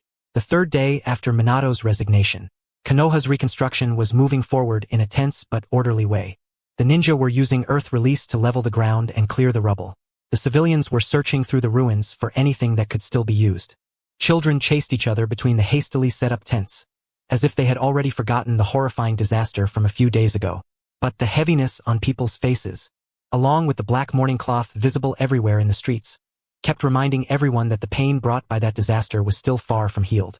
Kanzuya was also using his would-release ninjutsu to help the village build the new ninja village, though at this point he was still just a kid. Even if he possessed the first Hokage's unique would-release, the role he could play was limited. Most of what he did was produce materials to assist with house construction. At the top floor of the Hokage Tower, in the Hokage's office, Hiruzen Sarutobi stood by the window, looking down at the village being rebuilt, a complicated look in his eyes. He had once again put on that white Hokage robe and the hat marked with the character for fire. 3 days earlier, after Minato proposed his resignation and recommended that he temporarily return as acting Hokage, the advisory council and the Jonin commander had held a brief discussion and unanimously agreed that he would take up the position of Hokage again until a suitable 5th Hokage was chosen. It was the expected result. With the 4th Hokage resigning so suddenly, and the village having just suffered a devastating blow from the Ninetales rampage, someone with prestige, experience, and the ability to stabilize the situation was needed to take charge. And in all of Konoha, no one was more suitable than Hiruzen Sarutobi, the professor. How does it feel to be back in this position again? Koharu Udatane's voice came from behind him. She walked into the office together with Hamura Mitokado and sat down in the chairs in front of the desk. Hiruzen did not turn around. He still looked out the window. To be honest, it's complicated. I thought I could retire in peace and leave the village to the younger generation. I didn't expect Minato would suddenly resign either, Hamura Mitokado continued. To be honest, I was surprised too. With Minato's ability and prestige, He was completely capable of continuing to lead Konoha through this difficult time. But he chose to step down. He has his reasons. Hiruzen turned around, walked behind the desk, sat down, and lit his pipe. I talked to him last night. He said he needs time. Time to stay with his family, and time to become stronger. He believes that right now, he still isn't strong enough and can't deal with the threats of the future. Threats? Koharu Utatane frowned. Is he talking about that masked man? Not just him. Hiruzen exhaled a puff of smoke. Minato said that behind that masked man, there may be an even deeper conspiracy and even stronger enemies hiding in the shadows. He believes that until all of this is thoroughly investigated, and until he has enough power to protect the village, he is not suited to continue serving as Hokage. The office fell into a brief silence. What about the Uchiha? Hamura Mitokado asked hesitantly. It's been temporarily suppressed. Hiruzen said. Minato's resignation drew away part of the attention, and with me personally stepping forward to clarify things, the rumors have already died down quite a bit. But on Danzo's side, he did not finish the sentence, but all three people in the room understood. Danzo's hostility toward the Uchiha had never diminished, and this incident had given him the perfect excuse. Even if the rumors had calmed down on the surface, in secret root surveillance and suppression of the Uchiha would only grow worse. As for the exact reason, that hidden instigator knew it very well. Minato might have seemingly laid down the heavy burden of the Hokage position, but he had also become much harder to control. Even for a veteran politician like him, it was starting to become a headache. This had already gone beyond the original plan. Let's not talk about that for now. Hiruzen waved his hand. I called you here today because there's something else I want to discuss. It's about Sakaya Hatake. Sakaya Hatake? Koharu Utatane and Hamura Mitokado exchanged a glance. During the Ninetales rampage, he fought side by side with Minato and drove back that masked man. Afterward, he used some kind of secret technique to save the dying Kushina Uzumaki and Rin Noera. Hiruzen spoke slowly. The village must reward him for that achievement. And with the strength he displayed, he is already qualified to become one of the village's high-level combat forces, maybe even to enter the decision-making circle. You want to win him over? Hamura Mitokado asked. Not win him over. Recognize him. Recognition from the Hokage. Even if he is unwilling to shoulder a ninja's responsibilities, his actions still need to be given proper guidance. Hiruzen corrected him. Sakaya Hatake, Sakumo Hatake's son, Kakashi Hatake's younger brother. He usually looks lazy and unmotivated, but when it truly matters, he has never let the village down. From the grass country battlefield during the Third Great Ninja War to the Ninetales rampage last night, he has shown strength and responsibility far beyond people his age, even beyond many jonin. A ninja like that cannot be treated poorly by the village, and he also cannot be left completely unchecked. He paused, and a sharp gleam flashed through his eyes. I'm going to visit him this afternoon. While I'm at it, I'll test his attitude a little. If he's willing, I can give him a position with real authority so he can contribute even more to the village. And if he isn't willing? Koharu Utatane asked. Hiruzen was silent for a moment, then slowly said, then give him an honorary title, a position in name only. At the very least, the rest of the village needs to see our attitude toward those who have rendered great service. And he looked out the window, his gaze deep. A powerful ninja like that, even if he doesn't take the initiative to participate in village affairs, must still be kept well-disposed toward the village. That is for the sake of the village, and for the sake of the future. That afternoon, at the Hatake residence, Sakaya sat on the corridor in the courtyard, leaning against a pillar, holding a cup of hot tea in his hands as he stared blankly at the fallen leaves in the yard. 3 days had already passed since the Ninetales rampage. Thanks to the powerful recovery of his sage body, his physical injuries had basically healed. But depleted life force was not something that could be fully restored in a short time. He could still feel that deep exhaustion seeping out from his bones and marrow, and that would take time to recover. But compared to the tiredness in his body, what wore him down even more was the endless stream of visitors over the past few days. Some came to visit him, some came to thank him, some came to gather information, and some came to probe him. Like the person sitting across from him right now. How is your recovery going? Hiruzen Sarutobi was also holding a cup of tea. Dressed in ordinary clothes, he looked just like a normal old man rather than the third Hokage who had once again taken power. I'm fine. A few more days of rest and I'll be good, Sakaya said lazily. Thank you for your concern, Lord Third. No need to be polite. Hiruzen smiled. You rendered great service to the village. As Hokage, it's only right for me to come and see you. Besides, if Sakumo knew how promising you've become now, he would definitely be very gratified. At the mention of his father, Sakumo Hatake, Sakaya's eyes flickered slightly, but he quickly returned to calm. Father probably would be gratified, Sakaya said flatly. But I think what he would want to see even more is peace in the village. And everyone living safely. Yes, peace. Hiruzen sighed. But peace has never been something that comes easily. Sometimes we have to pay a price. Sometimes someone has to step forward. Sometimes someone has to shoulder responsibility. He looked at Sakaya, and his gaze turned serious. Sakaya, everyone in the village saw what you and Minato did in the battle the night before last. You saved Konoha. You saved countless lives. The village will not forget that, and neither will I. Here it comes. Sakaya thought to himself, but his face showed nothing. Lord Third, you're giving me too much credit. Minato and I just did what we were supposed to do. Anyone in that situation would have done the same. But not everyone had the ability to do it. Hiruzen shook his head. Sakaya, you don't need to be modest. Your strength has already surpassed many jonin. And those special abilities you possess, like controlling lightning, instantaneous movement, and that healing technique that can bring someone back from the brink of death, are all powers the village urgently needs. He paused, put down his teacup, and looked at Sakaya seriously. I came here this time not only to visit you, but also with a formal proposal.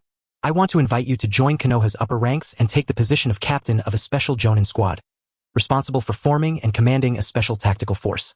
This unit would answer directly to the Hokage and would have independent operational authority and resource allocation rights. With your ability, you are fully qualified for this position, and you could also make even greater contributions to the village. Captain of a special jonin squad? Directly under the Hokage. Sakaya sneered inwardly. The position sounded very tempting. Real authority in hand and a lofty status. But once he accepted, it would mean officially stepping into Konoha's power structure. He would have to deal with all kinds of tedious affairs, take part in all kinds of political games, and remain under the surveillance and restraint of the higher-ups at all times. And directly taking orders from the Hokage, put bluntly, meant becoming Hiruzen Sarutobi's direct subordinate and a tool for him to consolidate his power. The Third's kindness is not lost on me. Banzai set down his teacup and said calmly, but you know what kind of person I am. I've long been used to being lazy, and I've got no ambition to speak of. If you want me to lead a team, command people, and handle all kinds of affairs, I really can't do it. And while my ability is special, the cost is high too. Last night, just to save Sister Kushina and Rin, I almost got myself killed. This kind of power isn't something I can use casually. A trace of barely noticeable disappointment flashed through Hiruzen Sarutobi's eyes, but he quickly put his smile back on. I understand. A genius like you usually has your own personality. Still, even if you're unwilling to take on an actual post, the village should still give you the honor and treatment you deserve. How about this? In the name of the Hokage, I grant you the title of Konoha Special Advisor. This position has no specific duties, and you won't need to report in every day, but you will have permission to review certain classified documents, enter certain restricted areas, and participate in high-level meetings. Consider it the village's recognition and gratitude toward you. What do you think? Special Advisor? Sakaya's heart stirred. No real power, no need to handle specific affairs, yet it came with high authority and freedom. That was actually a pretty good position. He could gain convenience without being tied down. And on top of that, review classified documents and enter restricted areas were practically tailor-made benefits for his check-in system. Since the third Hokage has put it that way, then I'll gladly accept. A perfectly appropriate smile appeared on Sakaya's face. But let's make this clear first. I'll only be holding the title. Normally, I won't be going to the Hokage building to clock in for work. I'm the kind of person who likes taking it easy, running a shop, soaking in hot springs, and occasionally taking a mission to earn some pocket money. That's a pretty good life for me. Haha, of course. Hiruzen Sarutobi laughed. A special advisor is a special existence to begin with. There's no need to follow rules the same way ordinary ninja do. As long as you can step forward when the village needs you, that's enough. After chatting a little more, Hiruzen Sarutobi got up and took his leave. After seeing the third Hokage off, Sakaya returned to the courtyard, sat down again, picked up the tea that had already gone lukewarm, and took a light sip. Special advisor, he muttered softly, a trace of a smile flashing through his eyes. This position was even better than he had expected. No real power meant he would not get dragged into power struggles. High authority meant he could freely enter many places he previously could not, such as the Sealing Scroll Archive, the Forbidden Jutsu Library, and even some outer route facilities. On top of that, the title of Special Advisor also carried real weight within the village. With this identity, things would be much more convenient for him in the future, and no one would easily come looking to make trouble for him. Then next, it's time to do some real business. Sakaya put down his teacup, stood up, and stretched lazily. First, He needed to check in at those special locations. He walked out of the Hatake residence and strolled through Konoha streets, which were still under reconstruction. When the villagers saw him, they all cast grateful and respectful looks his way. Quite a few even took the initiative to greet him and thank him.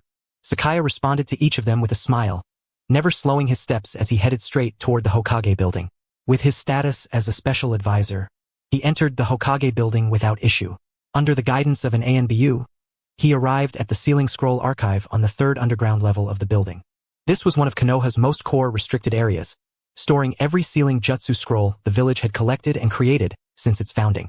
From the most basic 5-element seal to the highest level dead demon consuming seal, everything was there. Under normal circumstances, only the Hokage and a very small number of elders had the right to enter, but now, as a special advisor, Sakaya had also been granted access. Lord Sakaya, this is the Sealing Scroll Archive, the ANBU said respectfully. You may read freely, but please do not take any scrolls away. Also, the deepest section contains some dangerous forbidden techniques. Without special permission from Lord Hokage, please do not enter. Got it. Thanks. Sakaya nodded. The ANBU bowed and withdrew, leaving Sakaya standing alone inside the spacious archive. The room was very large, about half the size of a football field.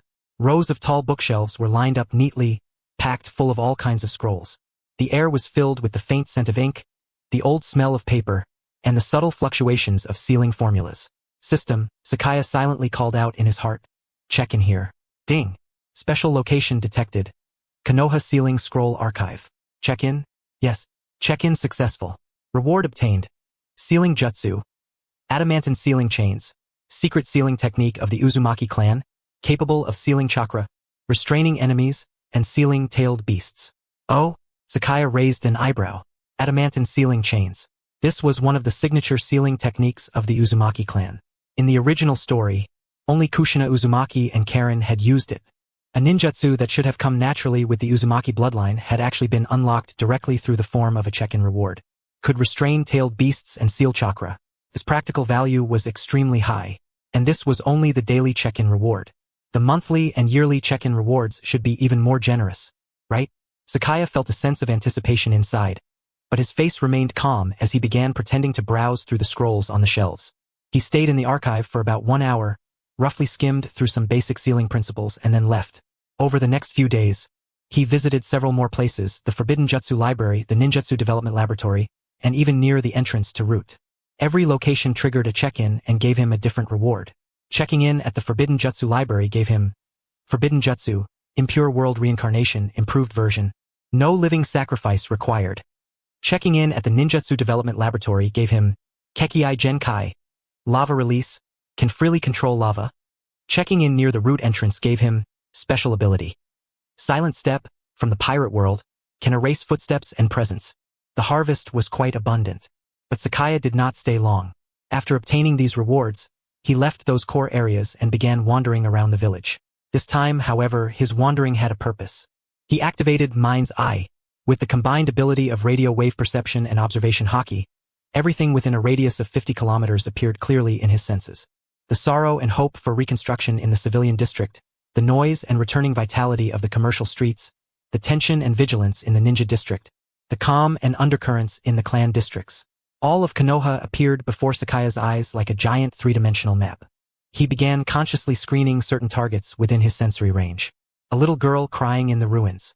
Her parents had died during the Ninetales disaster, and now she was all alone. Sakaya walked over, handed her a piece of candy, softly comforted her for a few moments, left behind a little money, and then left. An ordinary ninja injured during reconstruction work, unable to continue because of his wounds, with elderly parents and children at home depending on him. Sakaya just happened to pass by, used electrotherapy to heal his injuries, and incidentally gave him an errand job that paid quite well. An old man running a shop in the commercial district. His store had been destroyed, his savings were nearly gone, and he was worrying about how to survive.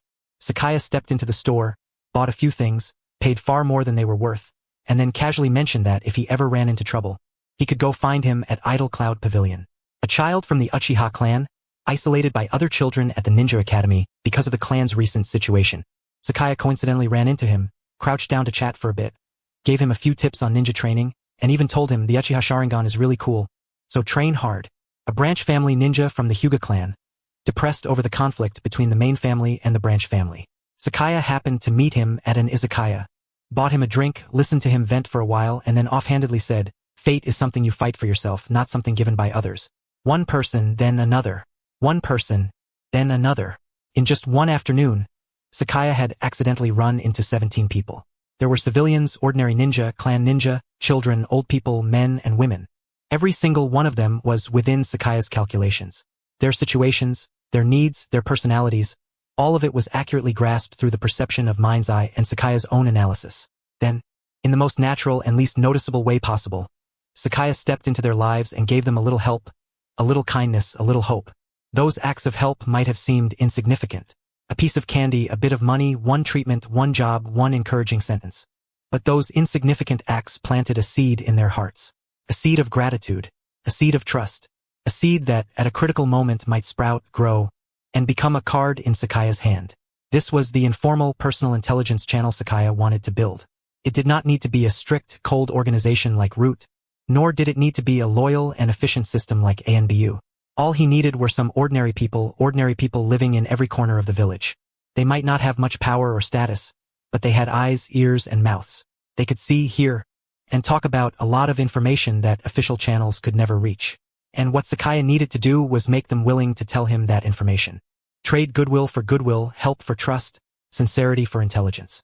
It was slow, trivial, and uncertain, but it was also hidden, natural, and firm. By the time the sun set, when Sakaya finished a day of wandering and returned to the Hatake residence, a rough outline had already formed in his mind of an intelligence network that would cover every class and every area of Konoha. Slowly does it. Sakaya brewed a cup of tea and sat in the corridor, watching the evening glow at the horizon. There are still 12 years before the plot begins. I have plenty of time to set things up slowly, to build things up slowly. He raised the teacup and took a light sip. A deep glint flashed through his eyes. And with the identity of special advisor, a lot of things will become much easier. And as for Hiruzen Sarutobi and Danzo, if you want to retreat behind the scenes and become the hands shrouding Konoha, then just wait peacefully for your twilight years. A week had already passed since the Ninetales disaster. Konoha's reconstruction was progressing quickly. With the ninjas working day and night, the destroyed streets had already been cleared away. New foundations were being laid, and the tents at the temporary shelters were gradually being replaced by simple wooden housing. On the surface, the village was recovering from the disaster, order was being restored, and life was moving forward once more. But beneath the surface, the undercurrents had never stopped surging. Late at night, in the courtyard of the Hatake residence, Saka sat under the corridor with a cup of tea that had long gone cold in his hands, staring blankly at the sparse stars in the night sky. As the clan members dwindled away, this once grand residence now felt more like a monument telling the story of the Hatake clan's former glory. He had not chosen to go to Xianyun Pavilion. That place was more like Sokka's final harbor in Konoha, with Rin and his mother guarding it. It was not a place for this kind of conversation. His mind's eye silently spread out. Every movement within a radius of 50 kilometers entered his perception. The snoring from the civilian district, the noise of the night market in the commercial street, the sounds of training from the ninja dormitories, the oppressive atmosphere within the Uchiha clan grounds. All of Konoha was like a gigantic spider web, and not a single trembling thread could escape his senses. At that moment, an extremely faint and deeply concealed chakra fluctuation appeared in the shadows outside the residence. That fluctuation was very familiar. It was Shursui Uchiha, only 8 years old. Yet he had already graduated early from the Ninja Academy and, just last week, passed the Chunin exams, becoming one of the youngest Chunin in Konoha's history.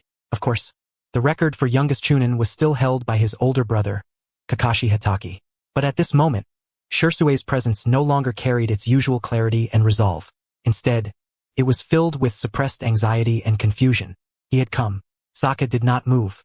He simply lifted the teacup and took a light sip of the tea that had already gone cold. Outside the courtyard wall, Shursue's figure was like a shadow blending into the night as he silently vaulted over the wall and landed in the courtyard. His movements were clean and precise, and he made almost no sound when he landed, showing ninja ability far beyond his age. But Sokka could sense that his heartbeat was fast and his breathing somewhat hurried.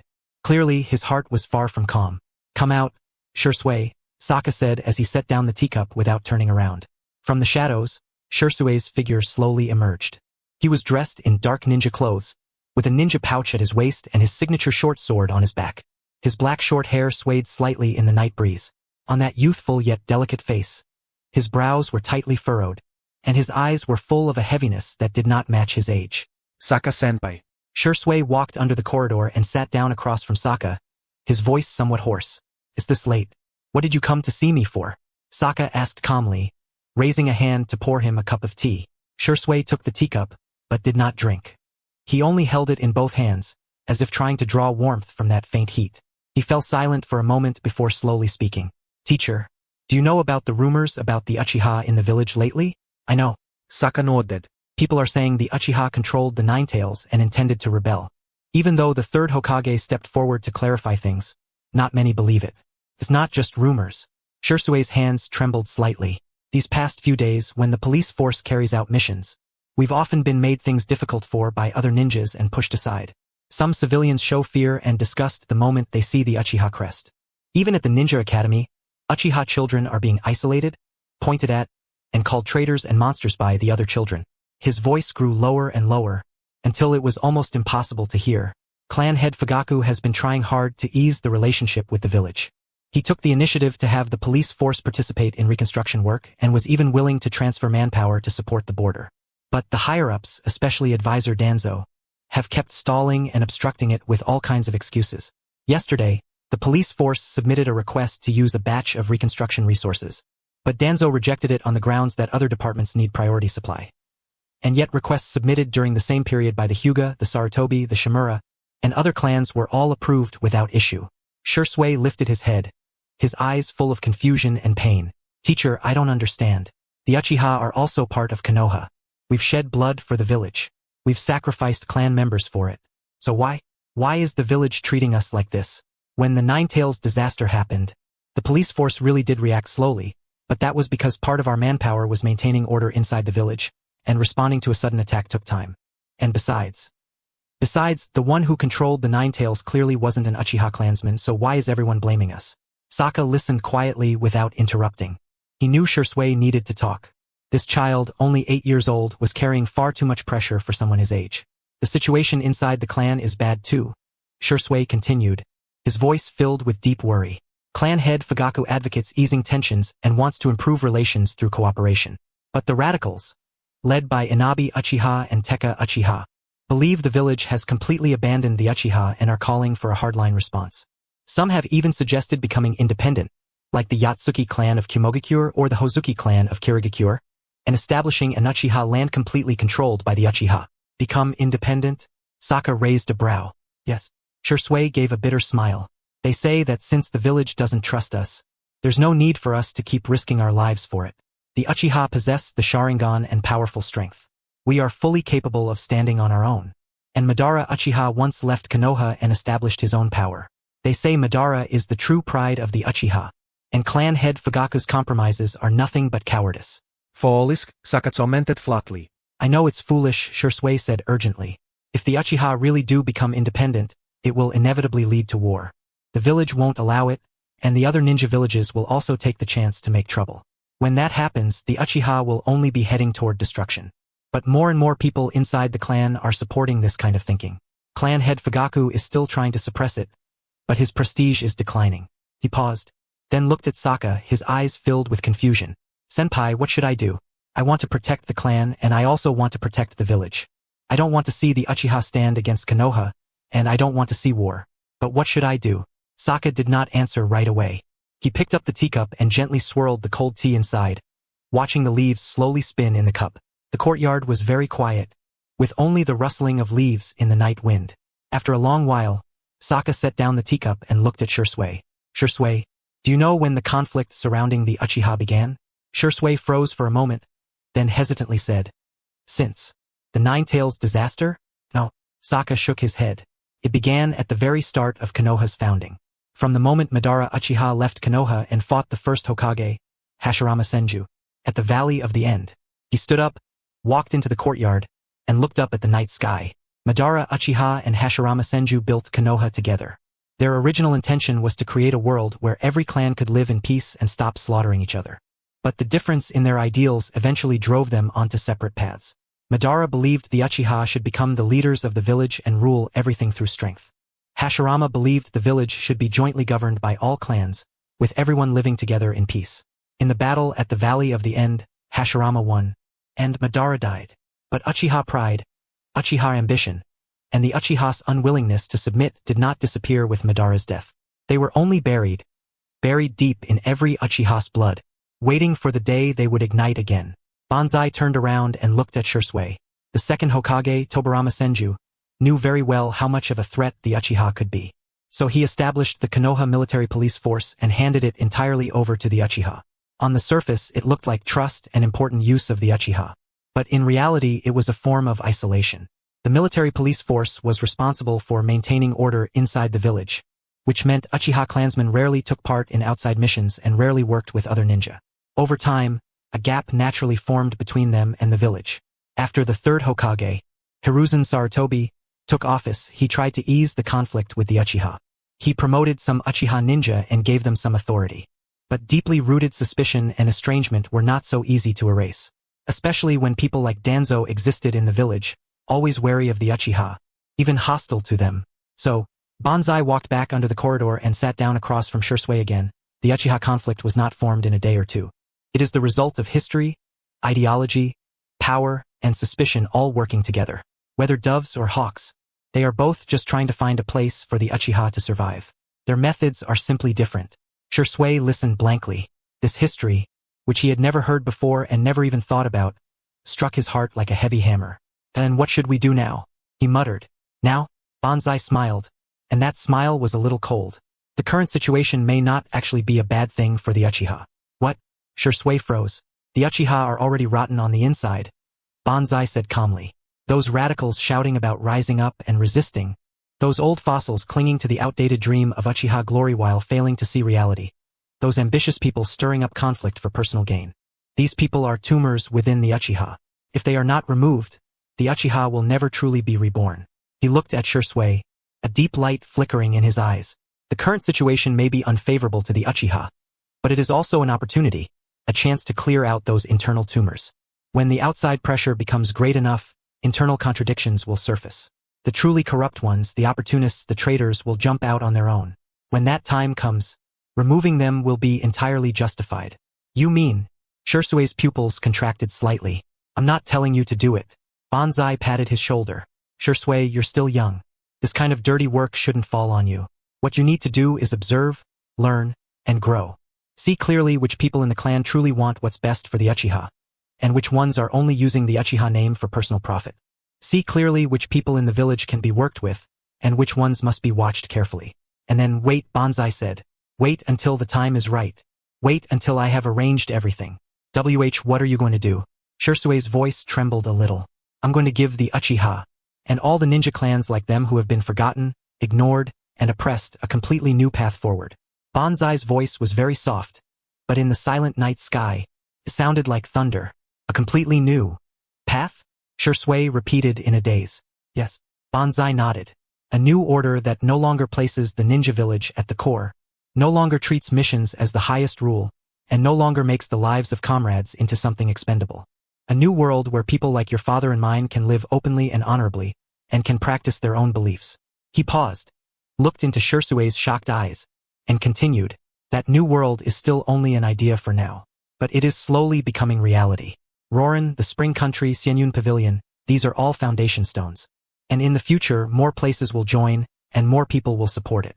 The Uchiha's path forward is not in the Konoha military police force, not in confronting the village, and not in the illusion of rising up. The Uchiha's path forward lies in joining this new world and becoming its builders and protectors. There, the Sharingan will no longer be a monstrous eye feared by others, but a power worthy of pride. The Uchiha will no longer be the rebellious clan rejected by others, but protectors who are respected. But, Banzai looked at Shisui, this will take time. It will take preparation. And it will require clearing away the remains of the old era that stand in the way of all this. That includes those within the Uchiha, and those within the village as well. Shisui fell silent. He lowered his head, gripping the teacup tightly, his body trembling slightly. These words, these ideas, this future he had never imagined and never dared to imagine, crashed into his heart like a raging tide. Protect the clan, protect the village, create a world where everyone could live together in peace. Wasn't that exactly what he had always sought? But, Senior, can I really do it? Shisui raised his head, his eyes full of uncertainty. I'm only a chunin. I'm still too young. You are still young. Banzai smiled. But you have time. You have talent, conviction, and a pair of eyes that can see the future. Shursui, don't rush. Take it slowly. First do what you can do now. Train, learn, observe, think. Once you truly understand this world, understand the human heart, and understand the true nature of power, you will naturally find your own path. And on that path, Banzai looked at him seriously. I will keep watching you and guiding you. You are not alone, Shursui. You still have me, Minato brother, Kakashi, Rin, and everyone who believes in you and supports you. Shursui's eyes reddened. He nodded hard. His voice choked with emotion. I understand, senior. Thank you. Thank you for telling me all this. No need to thank me. Banzai rubbed his hair. Remember what I said today, and remember your original intention. The future of the Uchiha, the future of Konoha, the future of this world, all need young people like you to create it. I will. Shursui wiped the tears from the corners of his eyes, and his gaze became firm once more. Then it's time to go back. Banzai stood up. If you've been out too long, it will raise suspicion. Remember, only you and I know about tonight's conversation. Before the time is right, do not mention it to anyone, including your clan head. I understand. Shursui also stood up and gave Banzai a deep bow. Senior, take care. You too.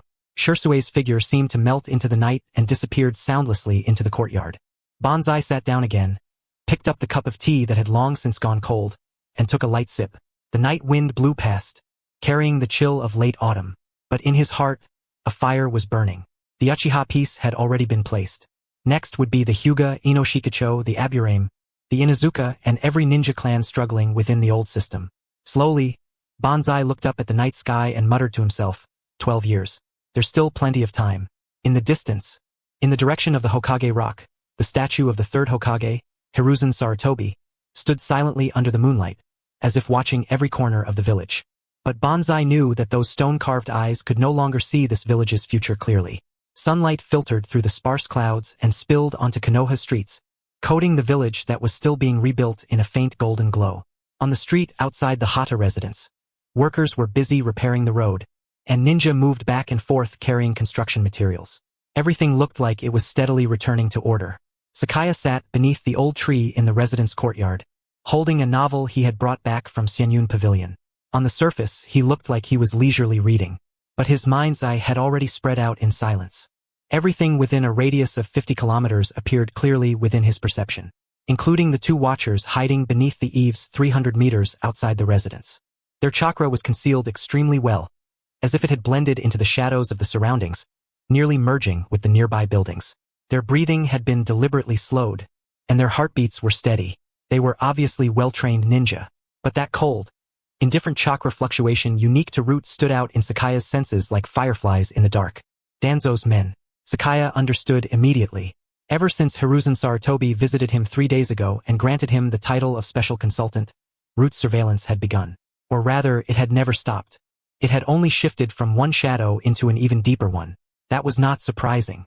A ninja with power at the Super Kage level, possessing all kinds of strange abilities, refusing to enter the power structure, and also holding special status and influence, was an unstable factor that Hiruzen Sarutobi and Danzo absolutely had to keep under control. If they could not control him, then, at the very least, they had to watch him closely and make sure he would not do anything harmful to the village. Sakaya turned a page, a faint smile curling at the corner of his lips. Surveillance? Then watch carefully. He put down the book, stretched lazily, and stood up to walk into the residence. His movements were lazy, and his steps casual, perfectly matching the image he had built of someone with absolutely no ambition. System, check in. Sakaya spoke silently in his heart. Today was the 3rd day since he had obtained the identity of special consultant. As usual, it was time for his daily check-in in Konoha. Ding. Detected host located at the Hata residence in Konoha. Would you like to perform a daily check-in? Yes. Check-in successful. Reward obtained. Ninjutsu Shadow Clone Jutsu, B rank, able to create physical clones. Another basic ninjutsu, Sakaya thought to himself. Ever since gaining the identity of special consultant and being allowed to freely enter certain restricted areas of Konoha, the quality of his daily check-in rewards had clearly dropped. It seemed the system judged reward quality based on the specialness of the location. Ordinary places could only provide normal rewards. Only core forbidden areas like the Scroll Ceiling Archive or the Forbidden Jutsu Library could trigger high-quality rewards. Still, the Shadow Clone Jutsu was useful enough. Even if he had no use for it himself, he could teach it to Shursui, and to those few little guys who had only recently been born. Thinking this, Sakaya walked into the kitchen, took ingredients out of the refrigerator, and started preparing breakfast. Chopping vegetables, cracking eggs, frying bacon, everything looked natural and casual. But through mind's eye, he could clearly sense that the attention of those two root watchers was completely focused on him. Their gazes seemed to pierce through the walls, locking on to his every movement and recording every detail. Sakaya sneered inwardly. He deliberately accidentally dropped an egg and fumbled while cleaning it up. Then he forgot how long the bacon had been frying and burned one side. Finally, when boiling noodles, he added too much water, leaving them soft and overcooked. The entire process made him look exactly like a young ninja clumsily making breakfast with poor cooking skills. Then he carried that unappetizing bowl of noodles to the courtyard corridor, sat down and continued reading his novel while eating. Every now and then, he even laughed at something in the story, or muttered a few quiet complaints. All of it was taken in by the watchers. How would they report this to Danzo? Target Hatake Sakaya woke up at 8 in the morning. After reading a novel in the courtyard for 1 hour, he entered the kitchen to prepare breakfast. His cooking skills are poor. He dropped an egg, burned the bacon, and overcooked the noodles. During the meal, he continued reading and occasionally laughed. No abnormal behavior detected. Perfect. After Sakaya finished the noodles, he cleaned the bowl and chopsticks, made a pot of tea and sat back down under the corridor. He looked like he was leisurely drinking tea and reading, but his mind's eye had already covered all of Konoha. Those two root watchers were still there, but they had already started to relax a little. One of them even let out a small yawn. Clearly, watching a lazy guy who looked completely harmless was a very boring job. Sakaya understood. This was exactly the effect he wanted. He wanted the watchers to think he was harmless, just a lazy ninja with decent strength and a bit of luck. That way, they would lower their guard, and the reports they submitted would gradually lean toward the target shows no abnormalities. And after receiving such reports, Danzo and Hiruzen Sarutobi would naturally reduce the attention and vigilance they placed on him. Boil the frog in warm water. Slowly numb them. By the time they truly realized how much of a threat Sakaya was, everything would already be too late. Then next I should go see Naruto. Sakaya set down his teacup, closed the book and stood up. He changed into a simple dark blue kimono, slipped on his wooden clogs, and strolled out of the Hata residence. The two root watchers immediately became alert. One quietly followed him, while the other remained behind to continue watching the residence. Pretending not to notice anything, Sakaya tucked his hands into his sleeves and wandered through the streets. He first went to a flower shop and bought a bouquet, then went to a dessert shop and bought some red bean cakes. Only then did he head toward Minato's place. Along the way, quite a few villagers greeted him first and thanked him when they saw him. Sakaya responded to each one with a smile, his attitude gentle and easygoing, without the slightest trace of the arrogance one might expect from a hero who saved the village. That only made the villagers like him even more. Through mind's eye, Sakaya could sense that the root ninja tailing him was disguised among the nearby crowd as an ordinary villager, yet his gaze remained locked on him the entire time. Sakaya laughed inwardly, then deliberately turned at a street corner and entered an alley. The root ninja immediately followed, but when he turned into the alley, he discovered that Sakaya was crouching in front of a goldfish stall, watching the fish swimming in the basin with great interest. "Boss, how much is this red one?" Sakaya asked, pointing at one of them. 50 ryo. The stall owner was a kind-looking old man. "I'll take it." Sakaya paid, accepted the goldfish in a small plastic bag, and continued walking forward at an unhurried pace. The root ninja let out a breath of relief and kept following. But what he did not know was that at that very corner just now, Sakaya's mind's eye had already locked onto him in reverse and recorded every one of his characteristics. Height, build, chakra fluctuations, breathing rhythm, heartbeat pattern, all of it. That's the first one. Sakaya made a mental note. Over the next half hour, he coincidentally encountered 3 more root ninja secretly tailing him and used the same method to mark them in reverse. For root jonin taking turns monitoring me. Danzo really thinks highly of me. Sakaya sneered inwardly, though his expression remained as relaxed as ever. Carrying the flowers, the red bean cakes, and the goldfish, he finally arrived on the street where Minato lived. It was a relatively quiet residential street. The houses were all traditional Japanese-style buildings, each with a small courtyard in front planted with flowers and grass. Minato's house was in the middle section of the street, a 2-story building that looked ordinary on the outside. But Sakaya could sense at least 5 hidden sentry points around it, along with 2 teams of ninja patrolling openly in shifts. After all, this was the former Hokage. Security was naturally tight. Sakaya walked to the door and rang the bell. Coming. Kushina's energetic voice came from inside. The door opened, and Kushina, with her long red hair, stood in the doorway with a bright smile on her face. Sakaya, what brings you here? She said in delight. Her eyes fell on the flowers and red bean cakes in his hands. You even brought gifts. That's too polite. I came to see you and Naruto. Sakaya smiled and handed her the flowers. How's your recovery going? I'm completely fine. Kushina took the flowers and gave them a deep sniff, satisfaction showing on her face. It's all thanks to you, Sakaya. Otherwise Naruto and I probably would have. No need to bring up the past again. Sakaya waved his hand and walked inside. Is brother Minato here? Yes. He's upstairs in the study reading. Kushina closed the door and called toward the second floor. Minato, Sakaya's here. Footsteps came from upstairs. Very soon, Minato came down wearing a home kimono. His blonde hair was a little messy, but his eyes were still as clear and sharp as ever. When he saw Sakaya, a sincere smile appeared on his face. Sakaya, welcome. Minato walked over and patted Sakatani on the shoulder. How's your body doing? I've been fine for a long time already. Sakatani handed the red bean cake to Minato. Here, a little gift. Red bean cake? This is for Kushina, right? Minato took it and smiled at his wife. Humph. Good that you know. Kushina made a face at him, then looked at the plastic bag in Sakatani's hand. You even bought a goldfish? Yeah. I saw it on the way and thought it was cute, so I bought it. Sakatani lifted the plastic bag, where the red goldfish was swimming about happily. It's for Naruto to play with. Naruto's asleep upstairs. He just finished drinking milk and fell asleep. Kushina said, how about you sit first? I can go wake him up. No need. Let him sleep. Sakatani waved his hand. Just let me take a look at him. The three of them went upstairs and arrived at the nursery. The room was decorated very warmly. The walls were painted light blue, and a few movable dolls hung there. By the window was a crib, and Naruto was lying inside, sleeping soundly. He had grown a little since he was just born. His small face was round and chubby, and his light golden hair lay softly against his forehead. His nose twitched gently with each breath, making him look especially adorable. Most eye-catching of all was the red and white sphere hanging around his neck. It was the poke ball Sakatani had given him. Sakatani walked to the crib and lowered his head to look at the sleeping Naruto, a trace of gentleness flashing through his eyes. This little guy should have become a Jinchuriki, grown up in loneliness and discrimination, and carried the curse of being called a demon fox. But now he had healthy parents, a warm childhood, and even a pet Ninetales. Fate really had changed. He's sleeping very soundly, Sakatani said softly, reaching out a finger to gently poke Naruto's chubby cheek. Naruto wrinkled his little nose in his sleep and smacked his lips, but he didn't wake up.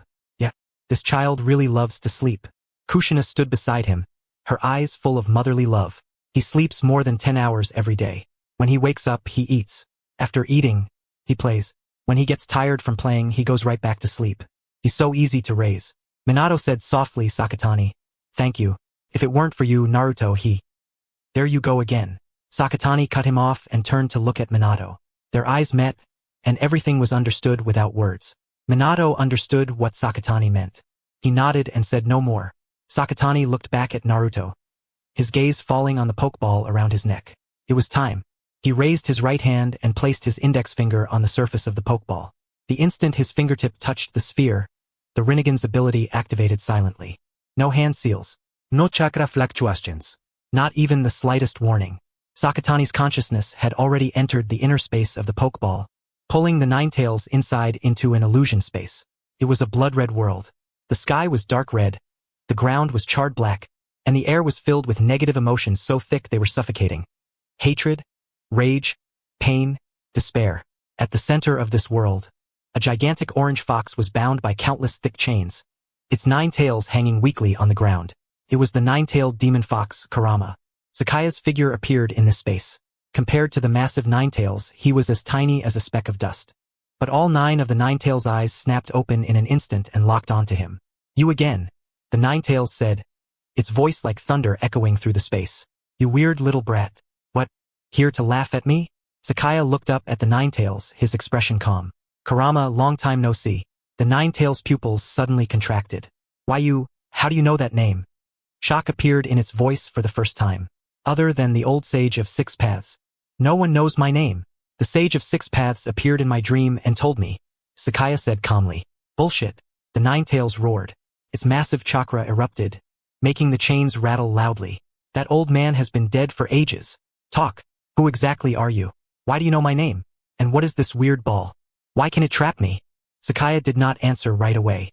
He looked around at the space filled with the Nine Tails' hatred and negative emotions, then let out a soft sigh. Kurama, do you hate humans? What kind of stupid question is that? The Nine Tails bellowed. Humans imprisoned me, used me, treated me like a weapon and a tool. Of course I hate them. Then what about Naruto? Sakaya asked. That child you've been nurturing with your chakra. Do you hate him too? The Nine Tails fell silent.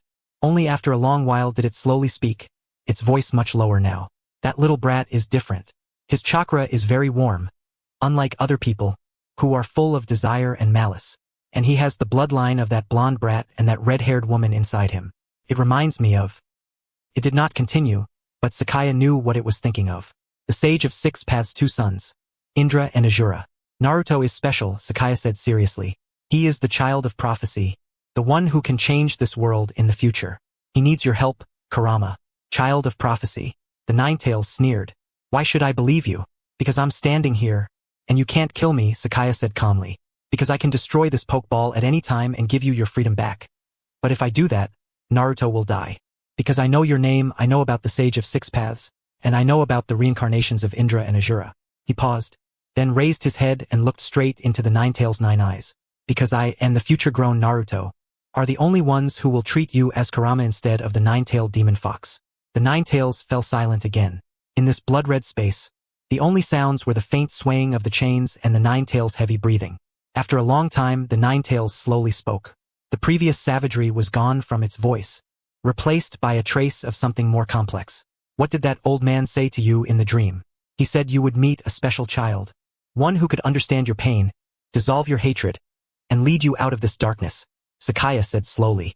He said that child was the child of prophecy, the one who could bring change to the world. He said, Kurama, you must help that child, just as you once helped me and Hagoromo. The Nine Tails' body trembled slightly. That old man really said that? Absolutely. Sakaya nodded. He also said that even though you look fierce, you're actually very gentle inside. The reason you hate humans is because they betrayed your trust and exploited your power. You long to be understood, to be accepted, to have a true companion. The Nine Tails curled up unconsciously. That little brat Naruto. Can he really? He can, Sakaya said firmly, but he needs time to grow. Before he grows up, Kurama, I hope you can protect him, nurture him with your chakra, and help him. In return, I will give you freedom, not now, but when Naruto has enough strength to control your chakra and speak to you as an equal. When that time comes, whether you stay or leave will be your own choice. The Nine Tails lowered its head, its nine giant eyes fixed on Sakaya. After a long while, it slowly spoke. Why should I trust your promise? Because of this. Sakaya raised his right hand, and a complex black mark appeared in his palm. It was the mark left by the Rinnegan's mark ability. This is a technique the Sage of Six Paths taught me, called the contract seal. With this mark as witness, I, Chi Sakaya, hereby make a contract with Kurama. When Naruto Uzumaki reaches the age of 16 and has enough power to speak with Kurama as an equal, I will remove the Pokeball seal and return Kurama's freedom. At that time, whether Kurama stays or leaves will be entirely up to him. If I break this vow, I am willing to suffer the torment of the six paths of reincarnation and never be reborn for all eternity. The mark turned into a streak of black light and sank into the Nine Tails' forehead. The Nine Tails' body shook. It could feel that this mark was real, containing some kind of rule-based power it could not understand. If the vow was broken, the one who made it really would suffer terrifying consequences. You! The Nine Tails looked at Sakaya, its eyes complicated. For that little brat, you're willing to go this far? Because he's worth it. Sakaya smiled. And because I believe in you, Kurama. You're not the calamity people call you. You're just a living being who's been lonely for far too long. The Nine Tails slowly stretched out. It lowered its head, bringing its huge nose close to Sakaya. His breath was scorching hot. Fine, the Nine Tails said, its voice low and solemn. I promise you, before that brat Naruto grows up, I will protect him and nurture him with my chakra. But you better remember your promise too, brat. 16 years from now, I want my freedom. It's a deal. Sakaya reached out and pressed his hand against the Nine Tails' nose. The contract was formed. Sakaya's consciousness withdrew from the Pokeball space and returned to reality. Beside the crib, he opened his eyes and saw Minato and Kushina looking at him with concern. After leaving Minato, Sakuya wandered around Konoha for the entire afternoon. He went to the newly opened ramen shop and ordered a bowl of miso ramen, went to the bookstore to buy the latest issue of Ika Paradise, and went to the training ground where he just so happened to run into Shinku Yuhi and Kurenai sparring. Thanks to Sakuya's rescue during the Nine Tails invasion, Shinku, who had died in that incident in the original story, safely survived his fatal ordeal and was passing on his genjutsu experience to Kurenai. He also went to the Hokage office building to routinely report the daily observation results of his special consultant duties, though in truth they were all trivial little matters. Throughout the entire process, he acted like an idle ordinary jonin who was only interested in novels and good food. And through mind's eye, he could clearly sense that those 4 root watchers had been taking turns following him the whole time, recording his every move. Sakuya could already guess 8 or 9 parts out of 10 of what their reports would say. At 1 in the afternoon, the target went to Ichiraka Ramen and ate for 40 minutes. During that time, he chatted casually with the owner, Tucci. The topics involved ramen broth recipes and the plot of the latest novel. At 2 in the afternoon, the target entered a ninja tool shop and purchased a batch of standard ninja tools. No abnormal conversation occurred with the clerk. At 3 in the afternoon, the target happened to run into Asuma Sarutobi and Kurenai Yuhi at training ground number 3, watched their spar for 10 minutes, offered 3 insignificant suggestions, and then left. At 4 in the afternoon, the target went to the Hokage office building, stayed in the 3rd floor office for 20 minutes, and gave a work report to the 3rd Hokage.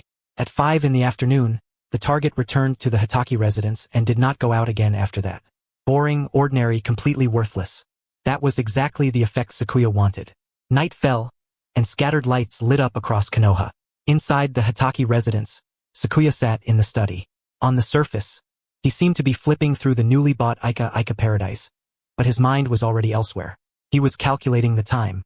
Based on Sarah's due date, it should be within these next 2 days.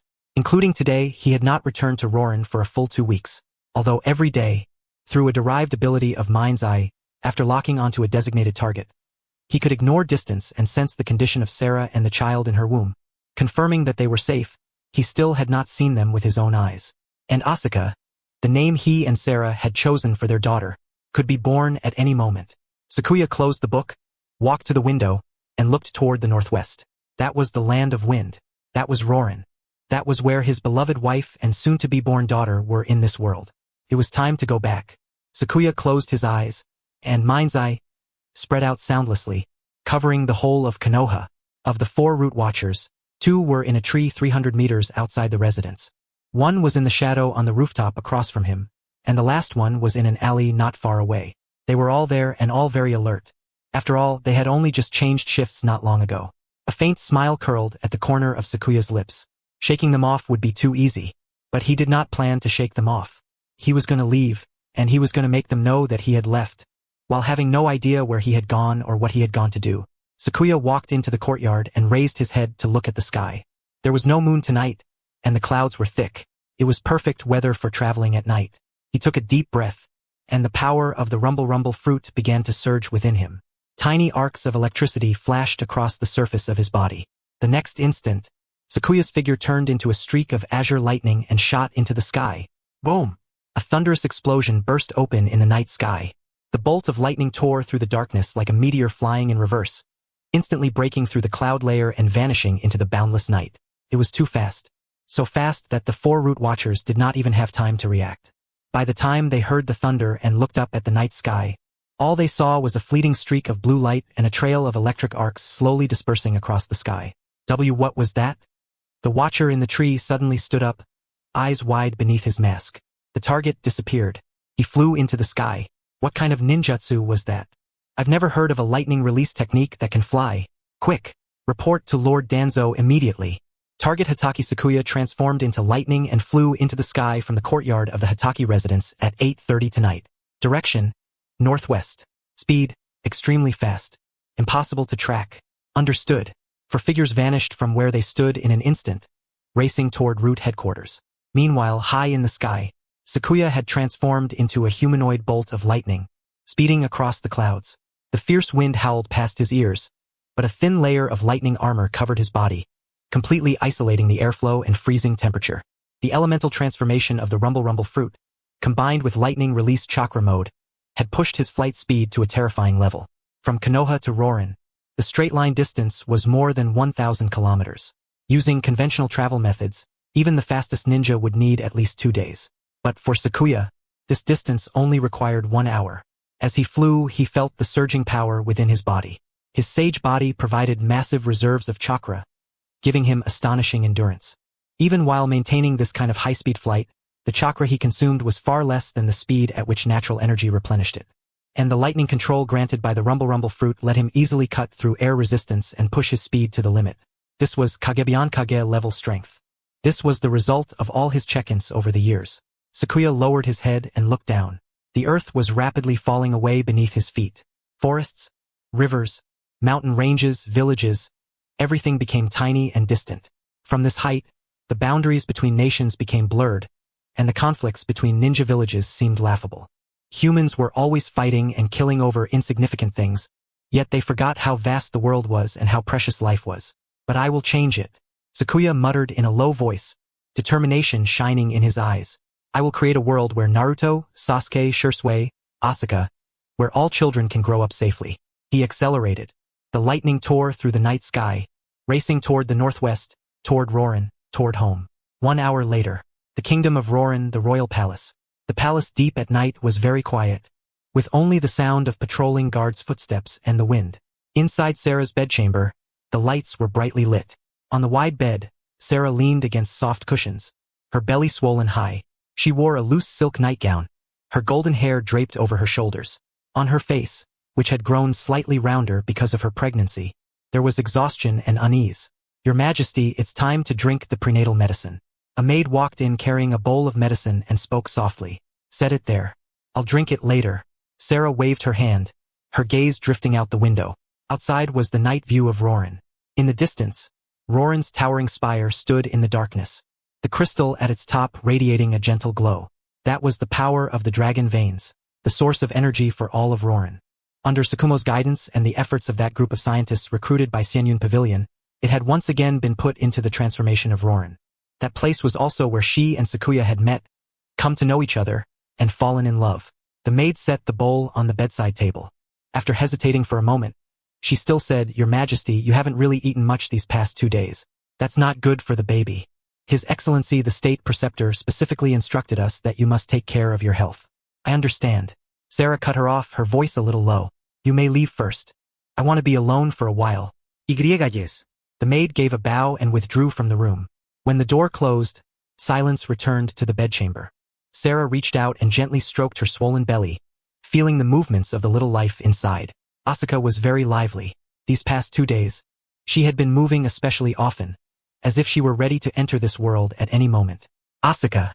Sarah softly called her daughter's name, and a trace of tenderness flashed through her eyes, but it was soon replaced by worry. Sakuya had already been gone for 2 weeks. Although she knew Sakuya had matters to handle in Konoha, knew he had his own plans and arrangements, and knew he had not stayed away on purpose, she still could not help but worry. She still could not help but miss him. Pregnant women were always sensitive, especially when the delivery date was near. More than once, Sarah had thought about what would happen if Sakuya could not make it back in time. What if Asuka was born and her father was not by her side? What if something went wrong during childbirth and she and the child? No.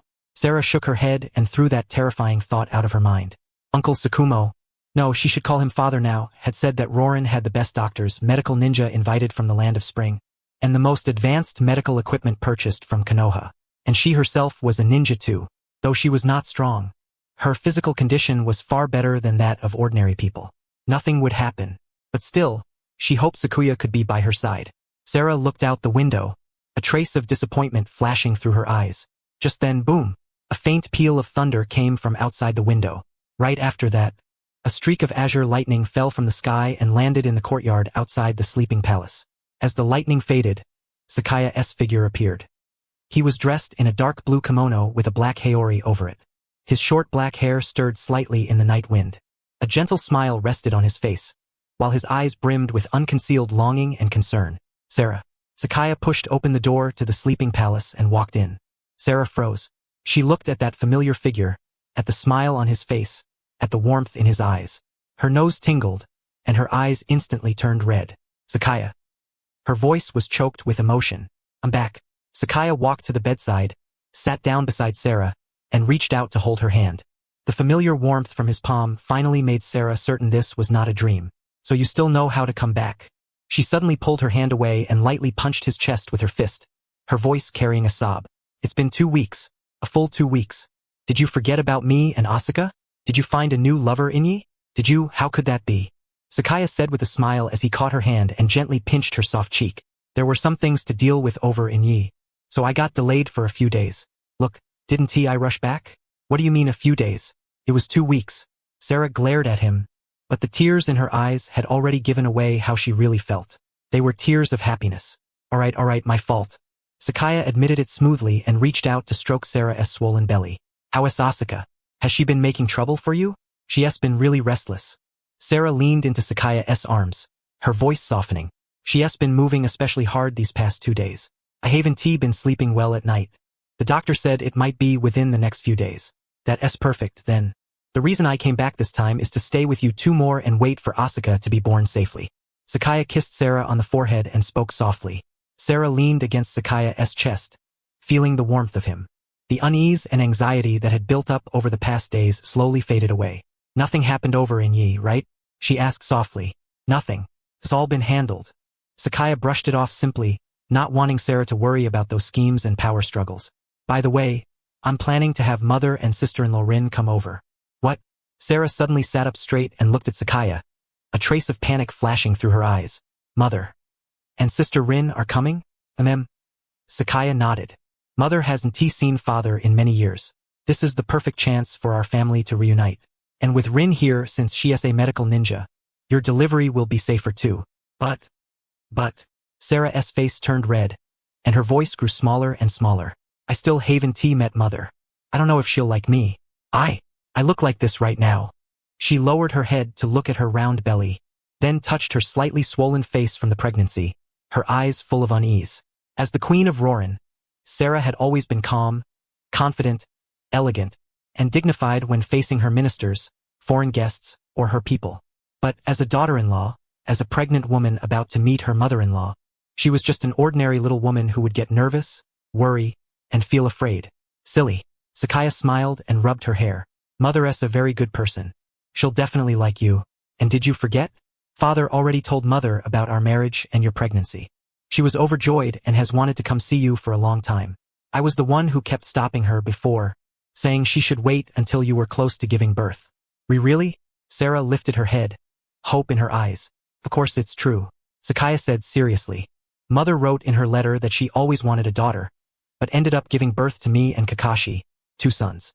Now that she has you as her daughter-in-law, she is thrilled. She said she'll treat you like her own daughter. She even made a lot of little clothes and blankets by hand for Asuka. Sarah's eyes welled up again, but this time they were tears of gratitude. Mother is so kind, so stop worrying. Sakaya pulled Sarah back into his arms. Once Mother and Rin get here, our family will finally be reunited. Father may be busy, but he still makes time to come see you every day. That brat Kakashi has had a lot of missions lately, but once he has done, he'll come too. When the time comes, our whole family will have a proper meal together and celebrate Asuka's birth. Sarah nodded hard, leaning in Sakaya's arms, and finally showed a relieved smile. But soon, she thought of something else and looked up to ask, what about you? Are you going to pick up Mother and Sister Rin? I'm leaving early tomorrow morning, Sakaya said. If I fly back with lightning release, I'll be fast enough to reach the land of grass by noon and pick up my brother first. Then, after picking up Mother and Rin, I'll use my new ability to bring them over. If everything goes smoothly, I'll be back by tomorrow night. Sarah nodded, half understanding and half not. She did not know much about ninjutsu, but if Sakaya said there was no problem, then she believed him. Then come back quickly, Sarah said softly. Asuka and I will be waiting for you. Don't worry. Sakaya kissed her forehead. I'll be back very soon. Before that, you need to rest well. Drink your medicine on time and eat on time. For Asuka, and for me too, alright? Alright. Sarah nodded obediently. Sakaya stayed with Sarah and talked for a while longer. Only when sleepiness overtook her did he help her lie down and tuck her in. Sleep. I'll stay here with you. Sakaya sat by the bed, holding Sarah's hand. Sarah closed her eyes and quickly fell asleep. In the late stages of pregnancy, she tired very easily. Sakaya quietly watched Sarah's sleeping face, watched her slightly raised belly, and felt the pulse of the little life inside. An unprecedented warmth and peace surged through his heart. This was it. This was what he wanted to protect. He gently released Sarah's hand, stood up, and walked to the window. Outside, the night view of Rorin was quiet and beautiful. In the distance, Rorin's tall tower stood silently in the night. The crystal at its peak gave off a faint blue glow. That was the power of the ley line, the very foundation of all Rorin. And it was also the starting point of his plan. System check-in. Sakaya muttered inwardly, returning to the Rorin Palace. This special location should trigger a pretty good check-in reward. Ding! Detected host at the sleeping palace of the Kingdom of Rorin. Would you like to perform a special location check-in? Yes. Check-in successful. Reward obtained. Special item, safe delivery charm, high grade. Greatly increases childbirth safety for the wearer, reduces pain, and protects the health of both mother and child. A safe delivery charm? Sakaya's eyes lit up. A delicate little brocade pouch appeared in his hand, embroidered with blessings for a safe childbirth and giving off a faint, reassuring warmth. Perfect. It was just right for Sarah.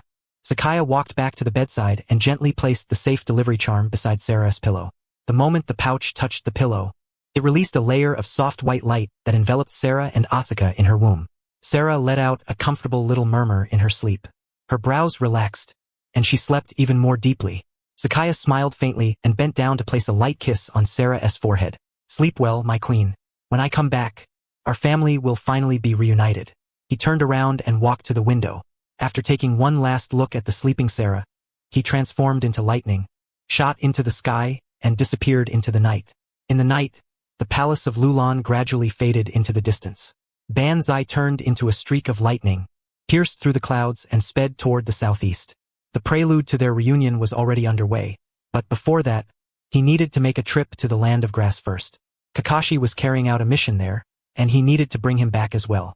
The lightning streaked across the night sky at incredible speed, so fast that even birds had no time to react. As he flew, Banzai unfolded his mind's eye.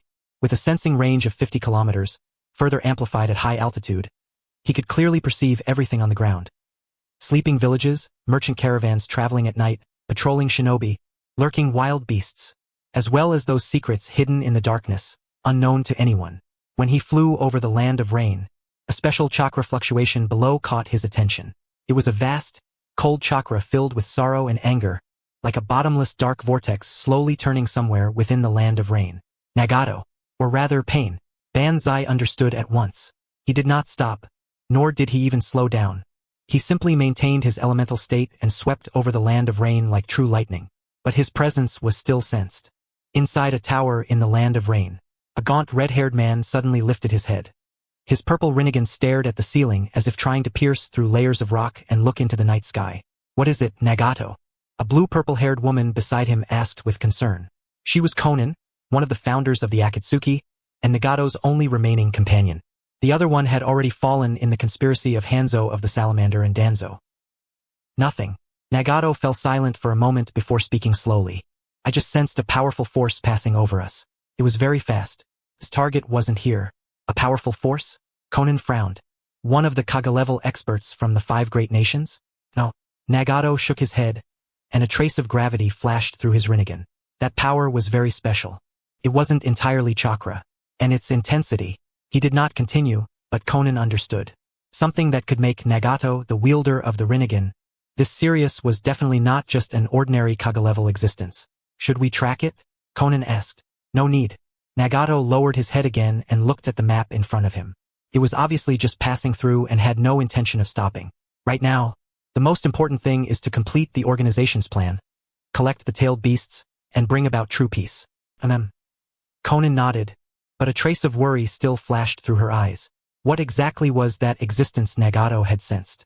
Meanwhile, high in the sky, Banzai had already left the land of rain far behind. The Rinnegan's perception really is sharp, Banzai thought to himself. Even from that far away, and while I was in elemental form, he still noticed my presence. Looks like Nagato's mastery of the Rinnegan goes deeper than I imagined. But it did not matter. Right now, Nagato was still trapped in the pain of Yahiko's death, stubbornly clinging to the twisted belief of using pain to bring peace. And his plan to collect the tailed beasts would not truly begin for at least several more years. The lightning continued onward, quickly crossing the border of the land of rain and entering the land of grass. Land of grass, border forest. It was deep into the night, but firelight still flickered in the woods. A 4-man squad was resting around a campfire. At the front sat a young shinobi with a mask and shoulder-length white hair. Kakashi Hatake. Kakashi-senpai, the mission report is already written. A chunin wearing glasses handed over a scroll. Kakashi took it, gave it a quick read, and nodded. Looks good. Send it back to Konoha first thing tomorrow morning. Get some rest. I'll take watch. Yes. The 3 chunin each found a comfortable spot and lay down to rest. They were all support personnel for this mission. Their strength was average, but they made up for it with care and experience. As the captain, Kakashi had taken on most of the dangerous work and decision-making. Kakashi sat down against the trunk of a tree and pulled out an orange-covered book from his ninja pouch. Aika Paradise. He opened it, but his eyes were not focused on the words. Instead, through his mask, he stared at the dancing flames of the campfire and fell into thought. How many months had it been since his father came back to life? Kakashi could no longer remember. Time had passed quickly, yet somehow also slowly. Ever since that accidental meeting with the father who should have been dead, and after learning the whole truth, the course of his life had completely changed. He was no longer lost, no longer obsessed with so-called rules, no longer blaming himself for the mistakes of the past. Because his father was still alive. Rin was still alive, and Obito, although he had chosen another path, was still alive too. They were all alive, all striving toward a certain goal. And Kakashi himself had found a new direction as well. Helping Banzai, helping the Xianyun Pavilion, helping that distant new world. Seriously, Kakashi muttered softly, but there was a smile in his eyes. That kid has reached this point before I even realized it. Suddenly, his gaze sharpened. Something was coming. At incredible speed. From the sky, Kakashi instantly snapped the book shut. His right hand pressed against the short blade on his back, and his body leaned forward slightly into a combat stance. But in the next second, he froze. Because that thing was not an enemy. It was. Yo bro, long time no see. A brilliant blue bolt of lightning scattered beside the campfire, and Banzai's figure appeared. He patted off dust that did not exist on his clothes and greeted Kakashi with a grin. Bonzoi. Kakashi released his grip on the blade, but his brows furrowed. Why are you here? Did something happen? Can't I come see you if nothing happened? Banzai walked over to the campfire, sat down naturally, and stretched out his hands toward the fire. The 3 chunin had already been startled awake. When they saw Banzai appear out of nowhere, they all stood up nervously. It's fine. Yes, one of us. Kakashi waved at them, then looked back at Banzai with scrutiny in his eyes. With your personality, you wouldn't come looking for me in the middle of the night for no reason. So tell me, what is it? TCH saw right through me, huh? Banzai shrugged, put away his joking expression, and said seriously, is the mission done? It's done. The report's already written. Kakashi lifted the scroll in his hand. Good. Banzai stood up and brushed the grass clippings off his pants. Then let us go. Time to head back. Back? Kakashi was stunned. Now? The mission isn't fully over yet. I still have to escort them back, and the mission is over. Banzai cut him off and looked at the 3 chunin. You 3 can get back to Konoha on your own, right? And no problem. The 3 of them nodded quickly. What a joke. The person in front of them was the hero who had saved Konoha during the Nine-Tails disaster, and he clearly seemed very close to Kakashi-senpai. How could they dare say there was a problem? Give me the mission report. Banzai held out his hand to Kakashi. Kakashi hesitated for a moment, but still handed over the scroll. Banzai took it and casually stuffed it into his clothes. Then he reached out a hand toward Kakashi. We can talk later. Right now, it's time for mother and father to meet. And it's time for our family to be reunited too. Kakashi's pupils contracted slightly. He understood. After so many years, Sakumo and mother were finally going to meet again. Kakashi opened his mouth, wanting to say something, but in the end he only took a deep breath and grabbed Banzai's hand. Let us go. Bonzoi smiled. He closed his eyes and in an instant, the Rinnegan opened. The purple rippled pupils gave off a strange, eerie glow in the night. Mark. Track. Back in Konoha in the Xianyun Pavilion, there was a mark he had left long ago. It was in the area where Mother Misaki often spent her time. And now, he was going to use the power of the Rinnegan to jump directly there. No hand seals, no spatial fluctuation. Not even the slightest warning.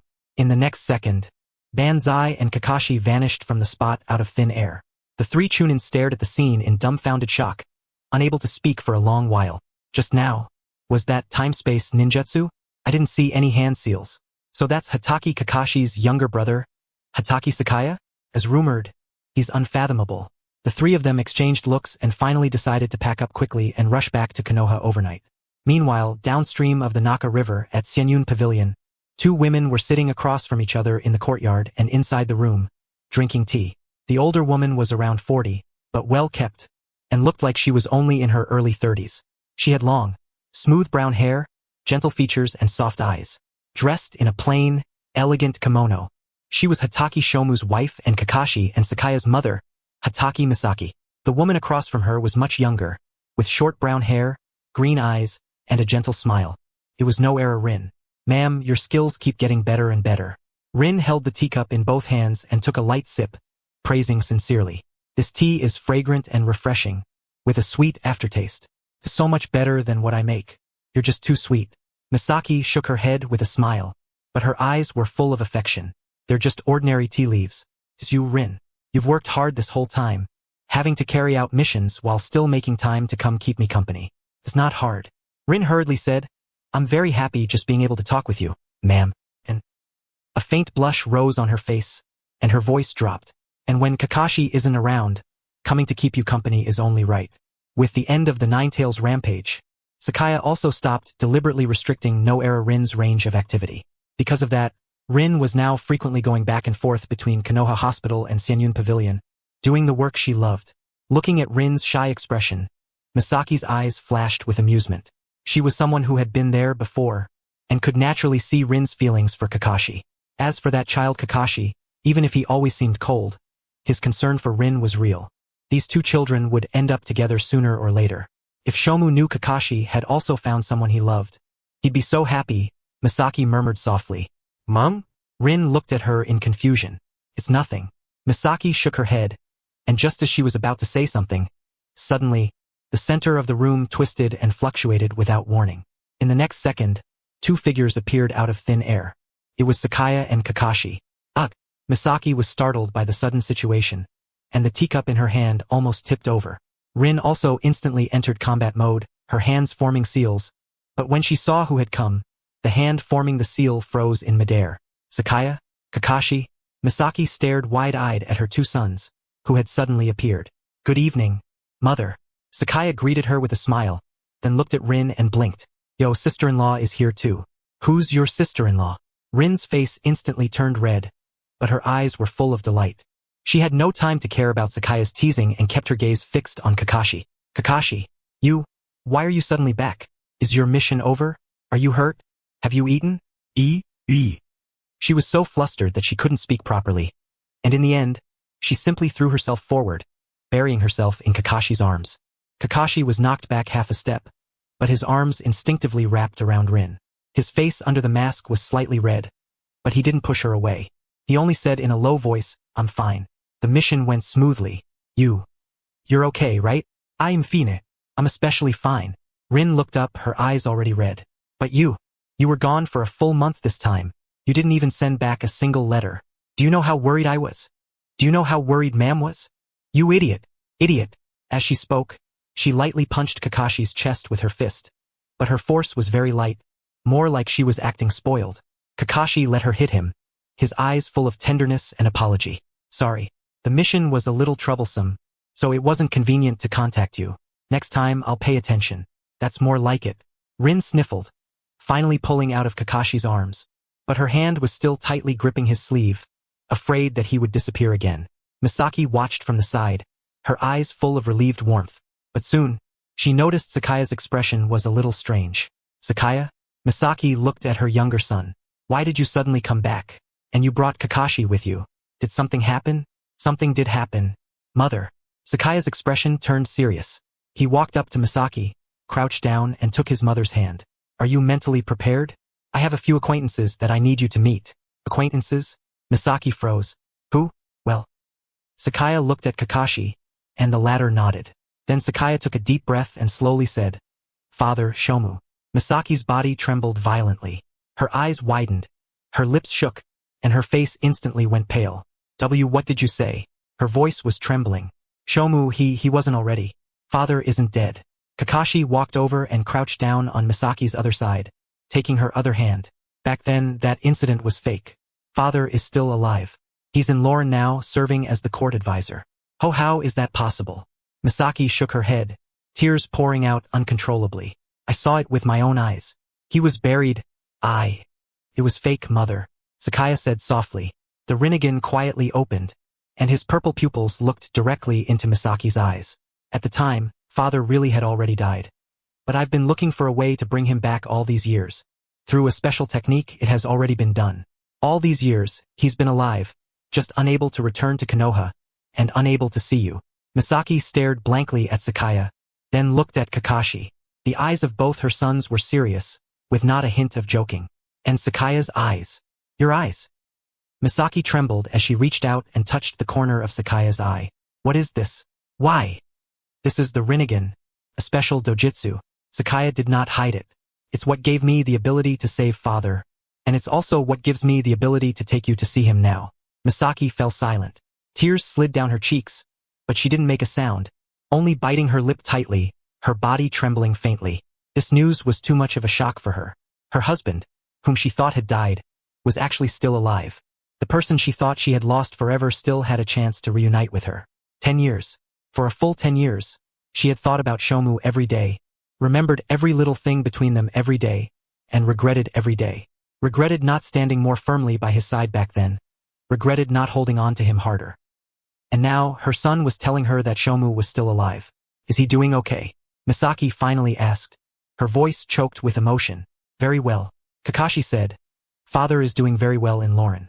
He's been helping Sakaya manage Senyun Pavilion's affairs and guarding Lauren as well. He misses you a lot. He's thinking about you every day. I want to see him. Misaki wiped away her tears, her eyes becoming firm. Take me to see him now. Right now. Okay. Sakaya nodded, then looked at Rin. Sister-in-law, come along too. Father will definitely be very happy to see you. Aye. Rin looked at Kakashi, and the latter nodded. Then I'll be troubling you, Sakaya. Rin said softly. What trouble? Your family. Sakaya laughed. He released his mother's hand and stood up, the Rinnegan opening again. This time, he was going to take 3 people in a long-distance teleportation from the Land of Fire's Konoha Strait to the Land of Wind's Lauren. The chakra cost was huge, but with the chakra reserves of his sage body, he could fully bear it. Mother, Rin, hold on to my hand. Sakaya extended his hand. Misaki and Rin each grabbed one of his hands, while Kakashi stood behind his mother, placing a hand on her shoulder. You might feel a little dizzy. Bear with it, Sakaya reminded them. Then, the Rinnegan's power activated. Mark. Lauren Palace, Shomu's room. Tracking. Space began to twist, fold, and reassemble. In the next second, the 4 figures vanished from the room. Only the cup of tea on the table, still half untouched, was left behind, faintly fragrant. At this moment, on the outskirts of Konoha, the 2 root ninja still watching the Hatake residence knew nothing about any of this. They were still dutifully staying at their posts, recording the report that the target turned into a bolt of lightning and flew away at 8:30 last night, and has not returned since. They did not know that the target they were watching had long since taken his mother, his older brother, and his future sister-in-law, crossed thousands of miles, gone to another country, and headed toward a reunion 10 years late. Rorin, deep within the palace. In a simple yet elegant Japanese-style room, Sakumo Hatake was seated at the desk, reviewing documents. As Rorin's national advisor, he not only had to manage all affairs of the Shangyun Pavilion in Rorin, but also assist Sarah with some political matters. It was already late at night, yet he was still working under the lamp. His silver-white short hair gave off a faint glow in the light, and his expression was focused and calm. Suddenly, the pen in his hand stopped. Sakumo lifted his head and looked toward the empty space in the center of the room. Those eyes that had once made the entire ninja world tremble narrowed slightly as he sensed an unfamiliar spatial fluctuation. The next second, space twisted. 4 figures appeared out of thin air in the center of the tatami room. Sakumo set down his pen and slowly stood up. His gaze first landed on Misaki at the very front, then Kakashi at her side, then Rin Noera, and finally Sakaya, who stood at the edge grinning at him. 10 years. A full 10 years. He had not seen Misaki for 10 whole years. The last time he saw her had been back there, on that grief-stricken morning. And now, she was right in front of him. She looked a little thinner than in his memory, and there were faint lines at the corners of her eyes, but those gentle eyes, that soft and graceful face, were still exactly as he remembered. Misaki. Sakumo opened his mouth, his voice a little hoarse. Misaki stared at him blankly. From hearing the news that Sakumo is still alive to being teleported here, the whole process had taken only a few minutes. Her mind was still in chaos, unable to believe this was real. But the man before her, silver-white hair, deep-set eyes, a straight and upright figure, and that familiar gaze filled with guilt and tenderness. It was Sakumo. It really was Sakumo. He was not dead. He was still alive. Sakumo. Misaki's lips trembled as tears burst from her eyes. She took 2 steps forward, then stopped and reached out a hand, as if wanting to touch him, yet not daring to. It's me. Sakumo stepped forward and took her hand. The familiar warmth from his palm finally made Misaki certain this was not a dream. The next second, she threw herself into Sakumo's arms and pounded hard against his chest. Her voice choked and broken. Liar, liar, you were clearly still alive, so why didn't you tell me? Why didn't you meet me in private? Even just once would have been enough. At least let me know you were alive. At least let me stop living every day in regret and pain. At least. Her voice grew softer and softer until only suppressed sobbing remained. Sakumo held her tightly, his chin resting on the top of her head, eyes closed as he felt the trembling body in his arms. 10 years. Ever since being revived. There had not been a single moment when he did not think of her. Think of Kakashi. Think of Sakaya. Think of the family that had once been whole. I'm sorry, Misaki. He spoke softly, his voice full of guilt and heartache. I'm sorry. You've suffered because of me. These 10 years, this family. It's all thanks to you holding it together. I know Kakashi's personality. He definitely didn't take the straight path all these years. It's thanks to you that both children were able to grow to where they are today. I am not the one who had it hard, Misaki said with her face buried in his chest, her voice muffled. The one who had it hard was you, out there all alone. And that child Sakaya definitely caused you a lot of trouble too, didn't he? Not at all. Sakumo gently stroked her hair, smiling in his eyes. That child may always look so carefree and unreliable, but he's actually more dependable than anyone. He saved everyone, and it was also because of him that we were able to reunite like this.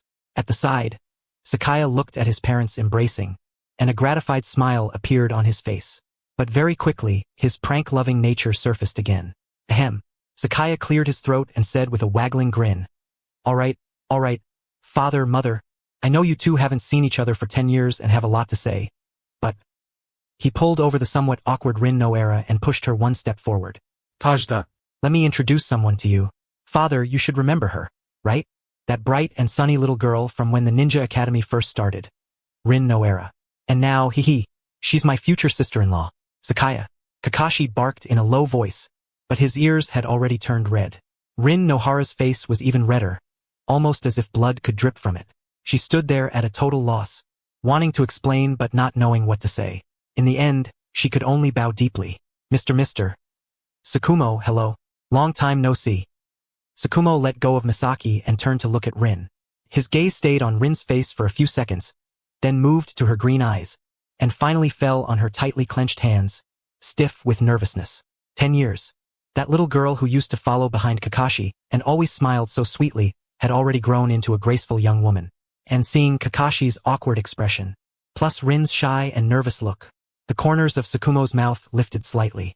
Rin, he said in a gentle voice, long time no see. You've grown up. Why yes, Rin nodded quickly, her voice still tense. Don't be nervous. Sakumo walked up to her and gently patted her shoulder. Sakaya already told me about what happened back then. Thank you for staying by Kakashi's side all these years while I wasn't there. Rin froze. She looked up at Sakumo's gentle and sincere eyes, and her own eyes suddenly reddened. And no need to thank me. She shook her head hard, her voice a little choked. Kakashi, he saved me many times. I only. All right, Rin. Kakashi walked over and gently took her hand, then looked at Sakumo and spoke with rare sincerity. Father, Rin. She's very important to me. When the time is right, I want to formally introduce her to you and Mother. Sakumo nodded, his eyes full of relief. I can see that. Kakashi, you've grown up.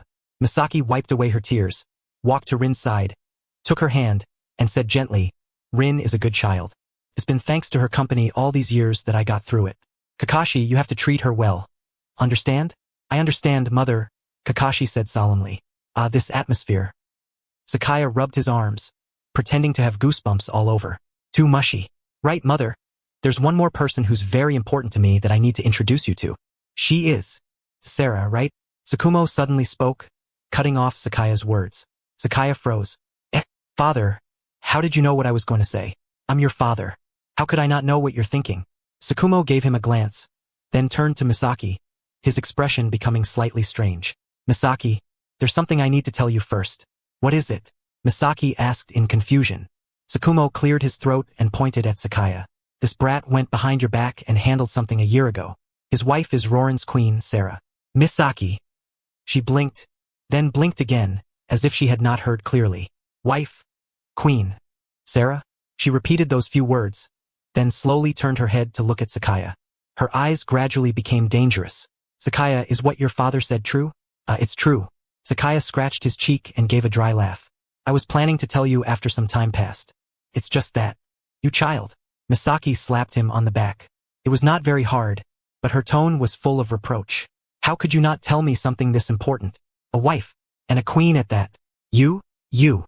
For a moment, she did not know what to say. Her son had married a queen, and she, his mother, had known absolutely nothing about it. Mother, don't get worked up, Sakaya hurriedly soothed her. The situation was a bit special. Sarah is Roran's queen and what? Misaki glared at him. And you're about to become a grandmother, Sakumo calmly added. Misaki. She blinked again, then slowly turned her head to look at Sakumo, then at Sakaya, and finally pointed at herself, as if confirming something. Grandmother? She repeated, her voice a little dazed. Yes, Sarah is pregnant. Sakumo nodded, a trace of a smile flashing in his eyes.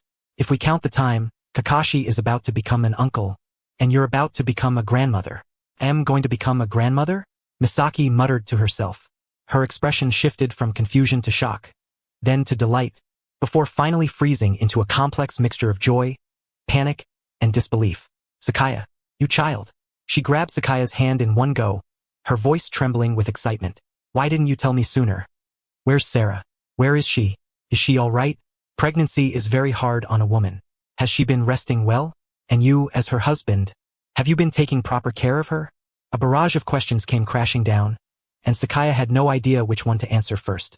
Mother, don't worry. Sarah is fine. She's resting in the palace right now. The physician said the fetus is very he. Sakaya stopped halfway through. It wasn't he, just him. Sakumo, Kakashi, even Misaki and Rin all sensed something at the same time. A special fluctuation of energy came from a room deep within the palace. The fluctuation was very faint, but it carried the rhythm of life, the joy of new birth, and also an aura of lightning. Sakumo's expression changed. It's Sarah, he said in a deep voice. She's about to give birth. What? Sakaya's expression changed, and he turned to rush outside. Wait. Sakumo grabbed him and said sternly, where are you going? Of course I'm going to see Sarah, Sakaya said anxiously. Why is a man like you going into the delivery room just to cause trouble? Sakumo chopped him lightly on the head with his hand. The hit wasn't heavy, but his tone left no room for argument. There are doctors, maids, and midwives in there. If you go in, you'll only distract Sarah. Besides. He paused, and a trace of helpless amusement flashed through his eyes. Guess why a man like me, the state preceptor of Xianyun Pavilion, happens to be in my own room at a time like this instead of handling official business? Sakaya froze for a moment, then reacted. Father, you. That's right. I was already waiting for news. Sakumo let go of him and straightened his collar. Sarah's delivery room is in the side hall next door. I've been waiting here for 2 hours already. Judging by the time, it should have already started. You going in won't help. You're better off waiting here. But Nobats. Sakumo shot him a glare. You're about to become a father, and you're still acting like this. Wait quietly. That's the best support you can give Sarah. Sakaya opened his mouth, but in the end he said nothing. He could only pace anxiously in place. Misaki came to her senses at this point as well. She grabbed Sakumo's arm, her voice trembling slightly. Sakumo, Sarah. She'll be okay, right? Don't worry. Lulon has the best doctors, and there's also a medical ninja team invited from the Land of Spring. Sakumo comforted her. And that brat Sakaya gave Sarah some kind of safe delivery charm before. He said it would keep both mother and child safe. With that there shouldn't be a problem. Safe delivery charm? Misaki asked in confusion. It's a kind of protective talisman. It protects pregnant women and their babies, Sakaya explained, but his eyes stayed fixed on the doorway, clearly distracted. Kakashi and Rin stood to the side and exchanged a glance. Both of them saw the tension in each other's eyes. Rin was a medical ninja. Even though she had never delivered a baby before, she knew how dangerous childbirth could be. She unconsciously tightened her grip on Kakashi's hand and said softly, Kakashi, should we go help? Even though I've never assisted with childbirth before, I still know the basics of medical care. No need. Sakumo shook his head. Everything in the delivery room has already been arranged. All we need to do now is wait quietly. Wait, it was an easy word to say, but much harder to do, especially for Sakaya. Even though he knew Sarah would be fine with the safe delivery charm there, with Lolan's best medical team there, and with the baby's health already confirmed through his mind's eye before. When he truly faced this moment, he still couldn't help but feel nervous, anxious, and worried. Would Sarah be in pain? Would she be scared? Would there be danger? Would the child be born smoothly? Would the baby be healthy? Would? Countless questions circled in his mind, making it impossible for him to sit still. Second by second, time passed. The atmosphere in the tatami room grew more and more tense. Misaki held Sakumo's hand tightly, her eyes fixed on the door. Sakumo looked calm on the surface, but the hand holding Misaki's was unconsciously tightening. Kakashi stood by the window. He looked like he was reading, but he hadn't turned a single page. Rin, meanwhile, was quietly praying for the safety of both mother and child. Sakaya paced around the room again and again. He could feel that wave of life growing stronger and clearer. That was his child. The child he and Sarah had together was fighting to come into this world. System, check in. He couldn't help but mutter inwardly, trying to distract himself this way. Ding. Detected host at the Lulan Kingdom, residence of the State Preceptor. Would you like to perform a special location check-in? Yes. Check-in successful. Reward obtained. Special item, lucky 4-leaf clover pendant, high grade, can slightly increase the wearer's luck and provides additional protection effects for pregnant women and newborns. A lucky 4-leaf clover? Sakaya's eyes lit up. A small and exquisite silver pendant appeared in his hand. At the center of the pendant was an emerald green 4-leaf clover, giving off a faint, reassuring aura. Father, give this to Sarah. He walked over to Sakumo and handed him the pendant. It can increase luck and has a protective effect on pregnant women and newborns. Sakumo took the pendant, glanced at Sakaya and nodded. I'll have someone send it in. He walked to the door, quietly gave a few instructions to the maid waiting outside, and handed the pendant to her. The maid took it and hurried away. Very soon, new sounds came from the delivery room. First came several suppressed cries of pain, then the calm guiding voice of a doctor, followed by the hurried footsteps of maids moving about. Sakaya's heart leaped into his throat. He almost couldn't stop himself from rushing in, but Sakumo's stern gaze stopped him. Trust Sarah. Trust the doctors, Sakumo said in a low voice. Sakaya took a deep breath and forced himself to calm down.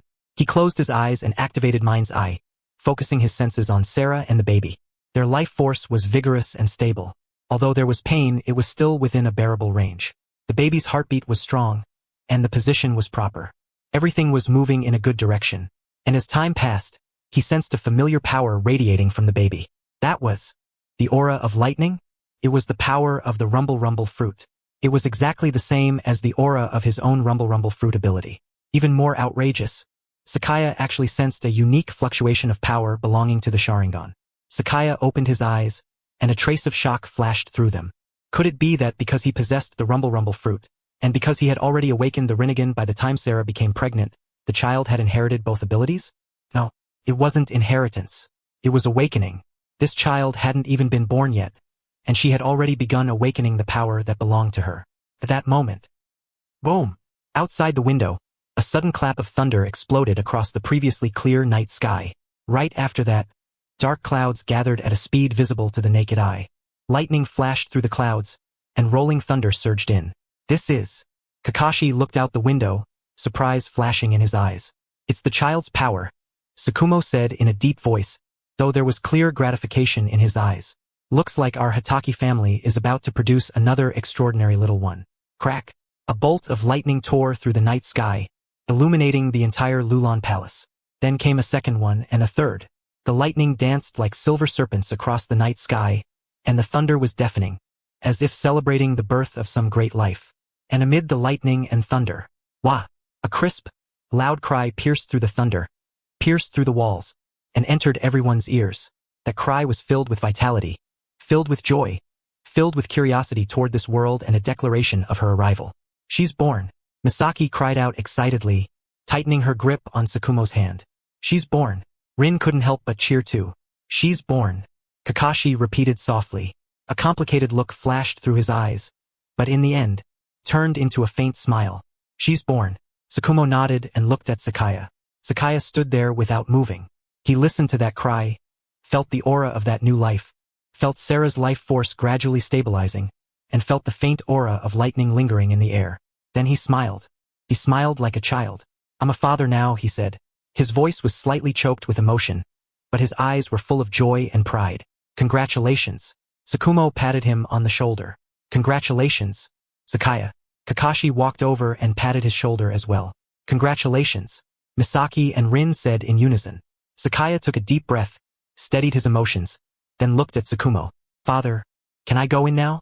Wait a little longer. Sakumo shook his head. The doctors still need to handle the follow-up. Once they're done tidying up, they'll call us. All right. Although Sakaya was anxious, he knew it was for Sarah and the baby. He sat down again, but his eyes remained fixed on the doorway. Outside the window, the lightning gradually subsided, the dark clouds dispersed, and moonlight spilled down once more. And that crisp cry still echoed in everyone's hearts. A new life had been born. A future belonging to the Hatake family and Lulan had been born. A child destined to be extraordinary had come into this world. Her name was Asuka, and her life had only just begun.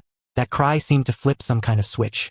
The atmosphere in the tatami room shifted in an instant from heavy and tense to joyful and excited.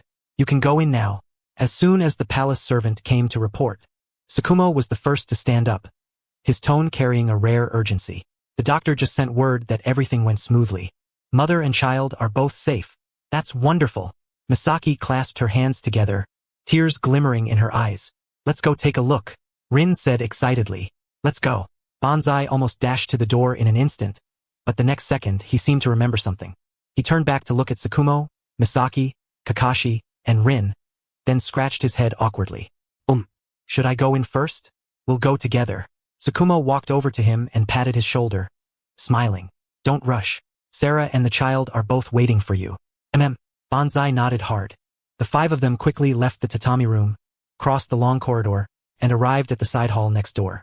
At the entrance to the side hall, two maids were standing there respectfully on guard. When they saw them, they immediately bowed. Lord State Preceptor, Lord Banzai, Lord Kakashi, and... Who are these two? This is my mother, Hatake Misaki, and this is Miss Rin Noera, Banzai introduced quickly. Can we go in now? Of course. The maid pushed the door open and stepped aside. Her Majesty and Princess Sarah are both inside. The doctor just finished the final treatment. The five of them filed inside. The side hall had been arranged as a temporary delivery room. A faint smell of disinfectant and blood still lingered in the air, but it wasn't too strong. On the bed in the center of the room, Sarah was leaning halfway against the pillows. Her face was a little pale, but there was a gentle smile at the corners of her lips. In her arms was a tiny swaddled bundle, wrapped tightly, with only a small wrinkled face showing. Hearing the footsteps, Sarah looked up. The moment she saw Banzai, her eyes lit up. Banzai, she said softly, her voice full of exhaustion, but also overflowing with joy. Sarah. Banzai practically rushed to the bedside. He dropped to one knee beside the bed, took Sarah's hand and felt the warmth in her palm, then looked at the swaddled bundle in her arms. For a moment, he did not even know what to say. How are you? Does it hurt? Are you tired? Is there anywhere you feel uncomfortable? That string of questions made Sarah laugh despite herself, though her laughter was soft. I'm fine, Banzai. The doctor said I'm in very good condition, and the baby is healthy too. That's good, that's good. Banzai let out a breath of relief. Only then did he notice the fine beads of sweat still on Sarah's forehead, and how her face really was somewhat pale. He immediately mobilized the natural energy within his body. There was nothing better for healing than natural energy. Well, yin-yang release didn't count. The energy was gentle and pure, flowing from his hand into Sarah's body and softly circulating through her once. Sarah only felt a warm current pour in from her palm, instantly spreading through her limbs and bones. The fatigue and weakness brought by childbirth were quickly dispelled by that warm flow. Color returned to her pale face, and even her spirits improved considerably. This is... Sarah looked at Banzai in surprise. Just a little trick. Banzai smiled, but his eyes were full of heartache for her. You worked hard, Sarah.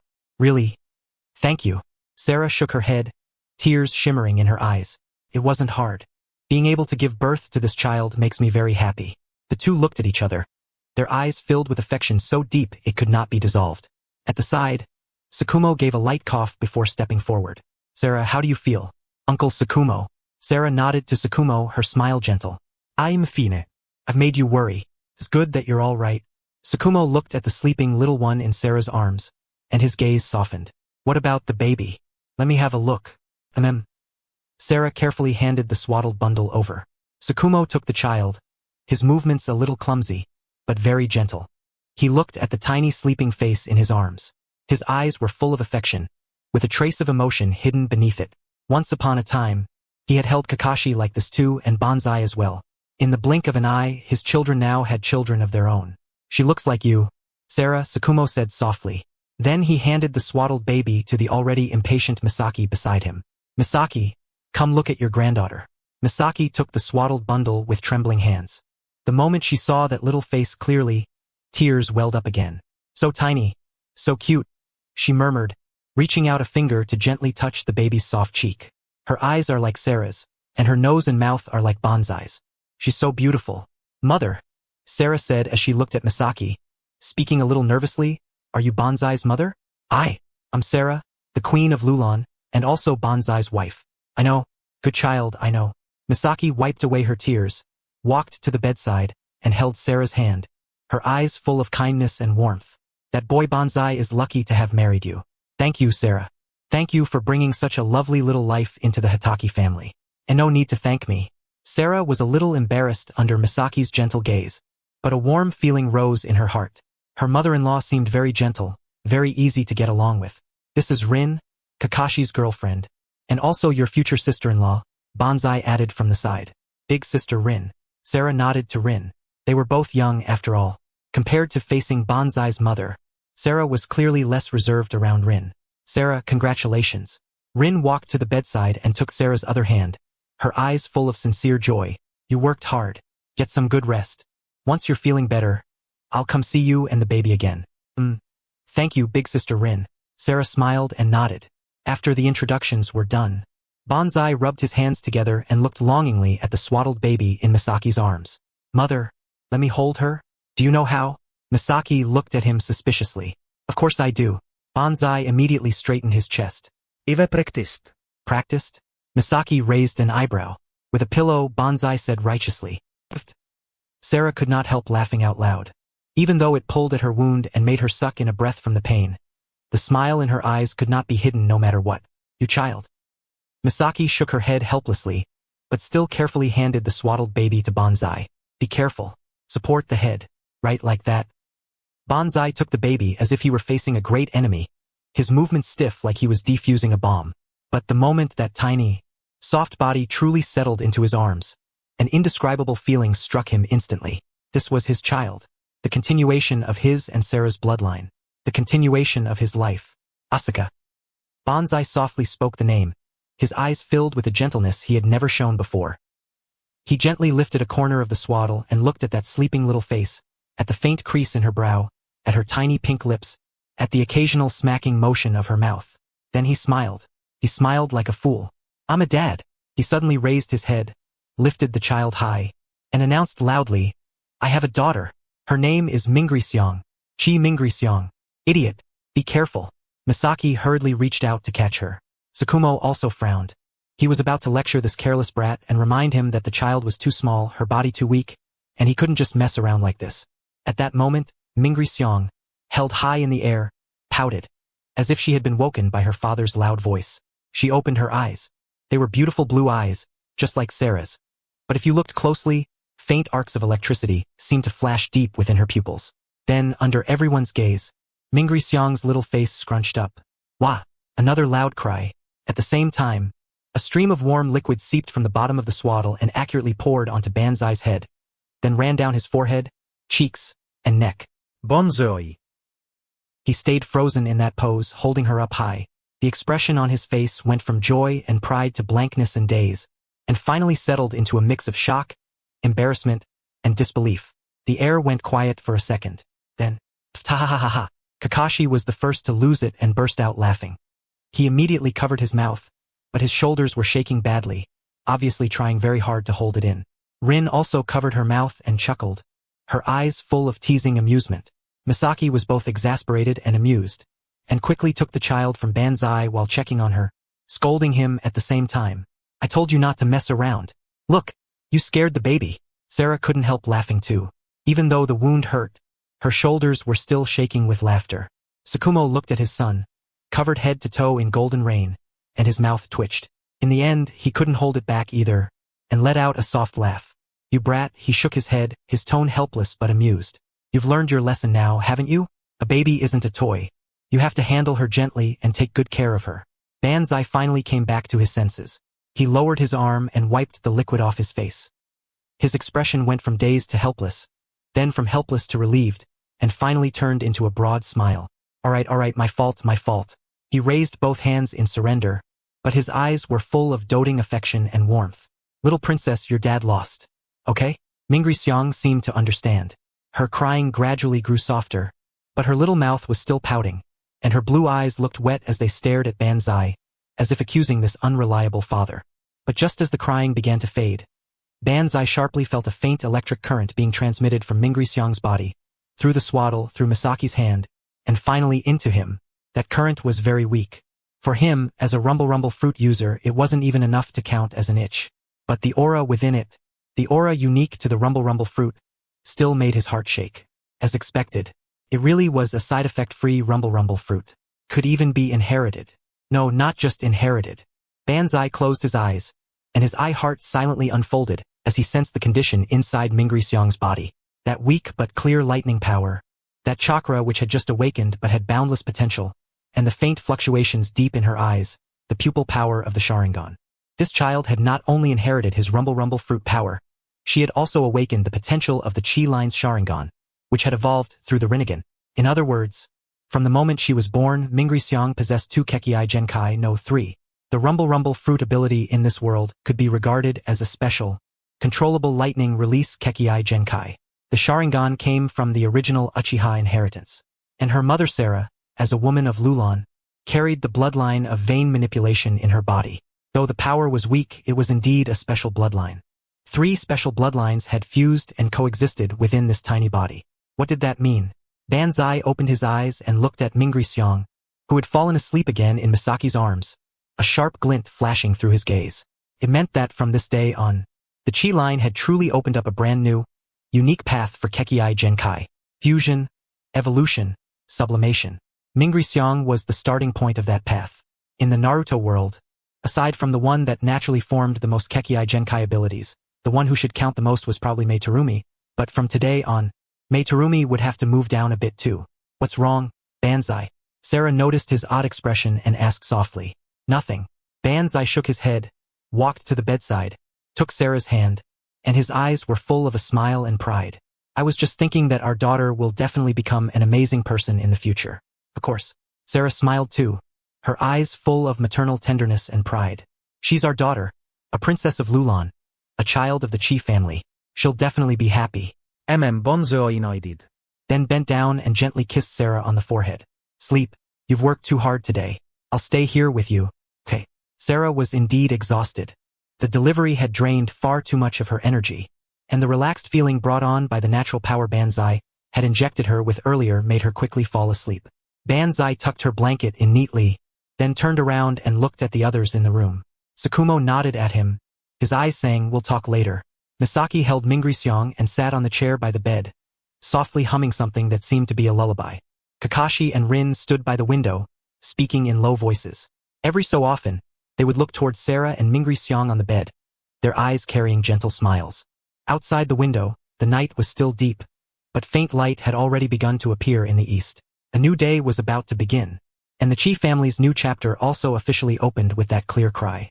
Banzai walked to the window, looked out at the sky, and felt the lingering warmth and current from his daughter still remaining in his arms. A gentle curve appeared at the corner of his mouth. Mingri Xiang, he murmured, "Welcome to this world.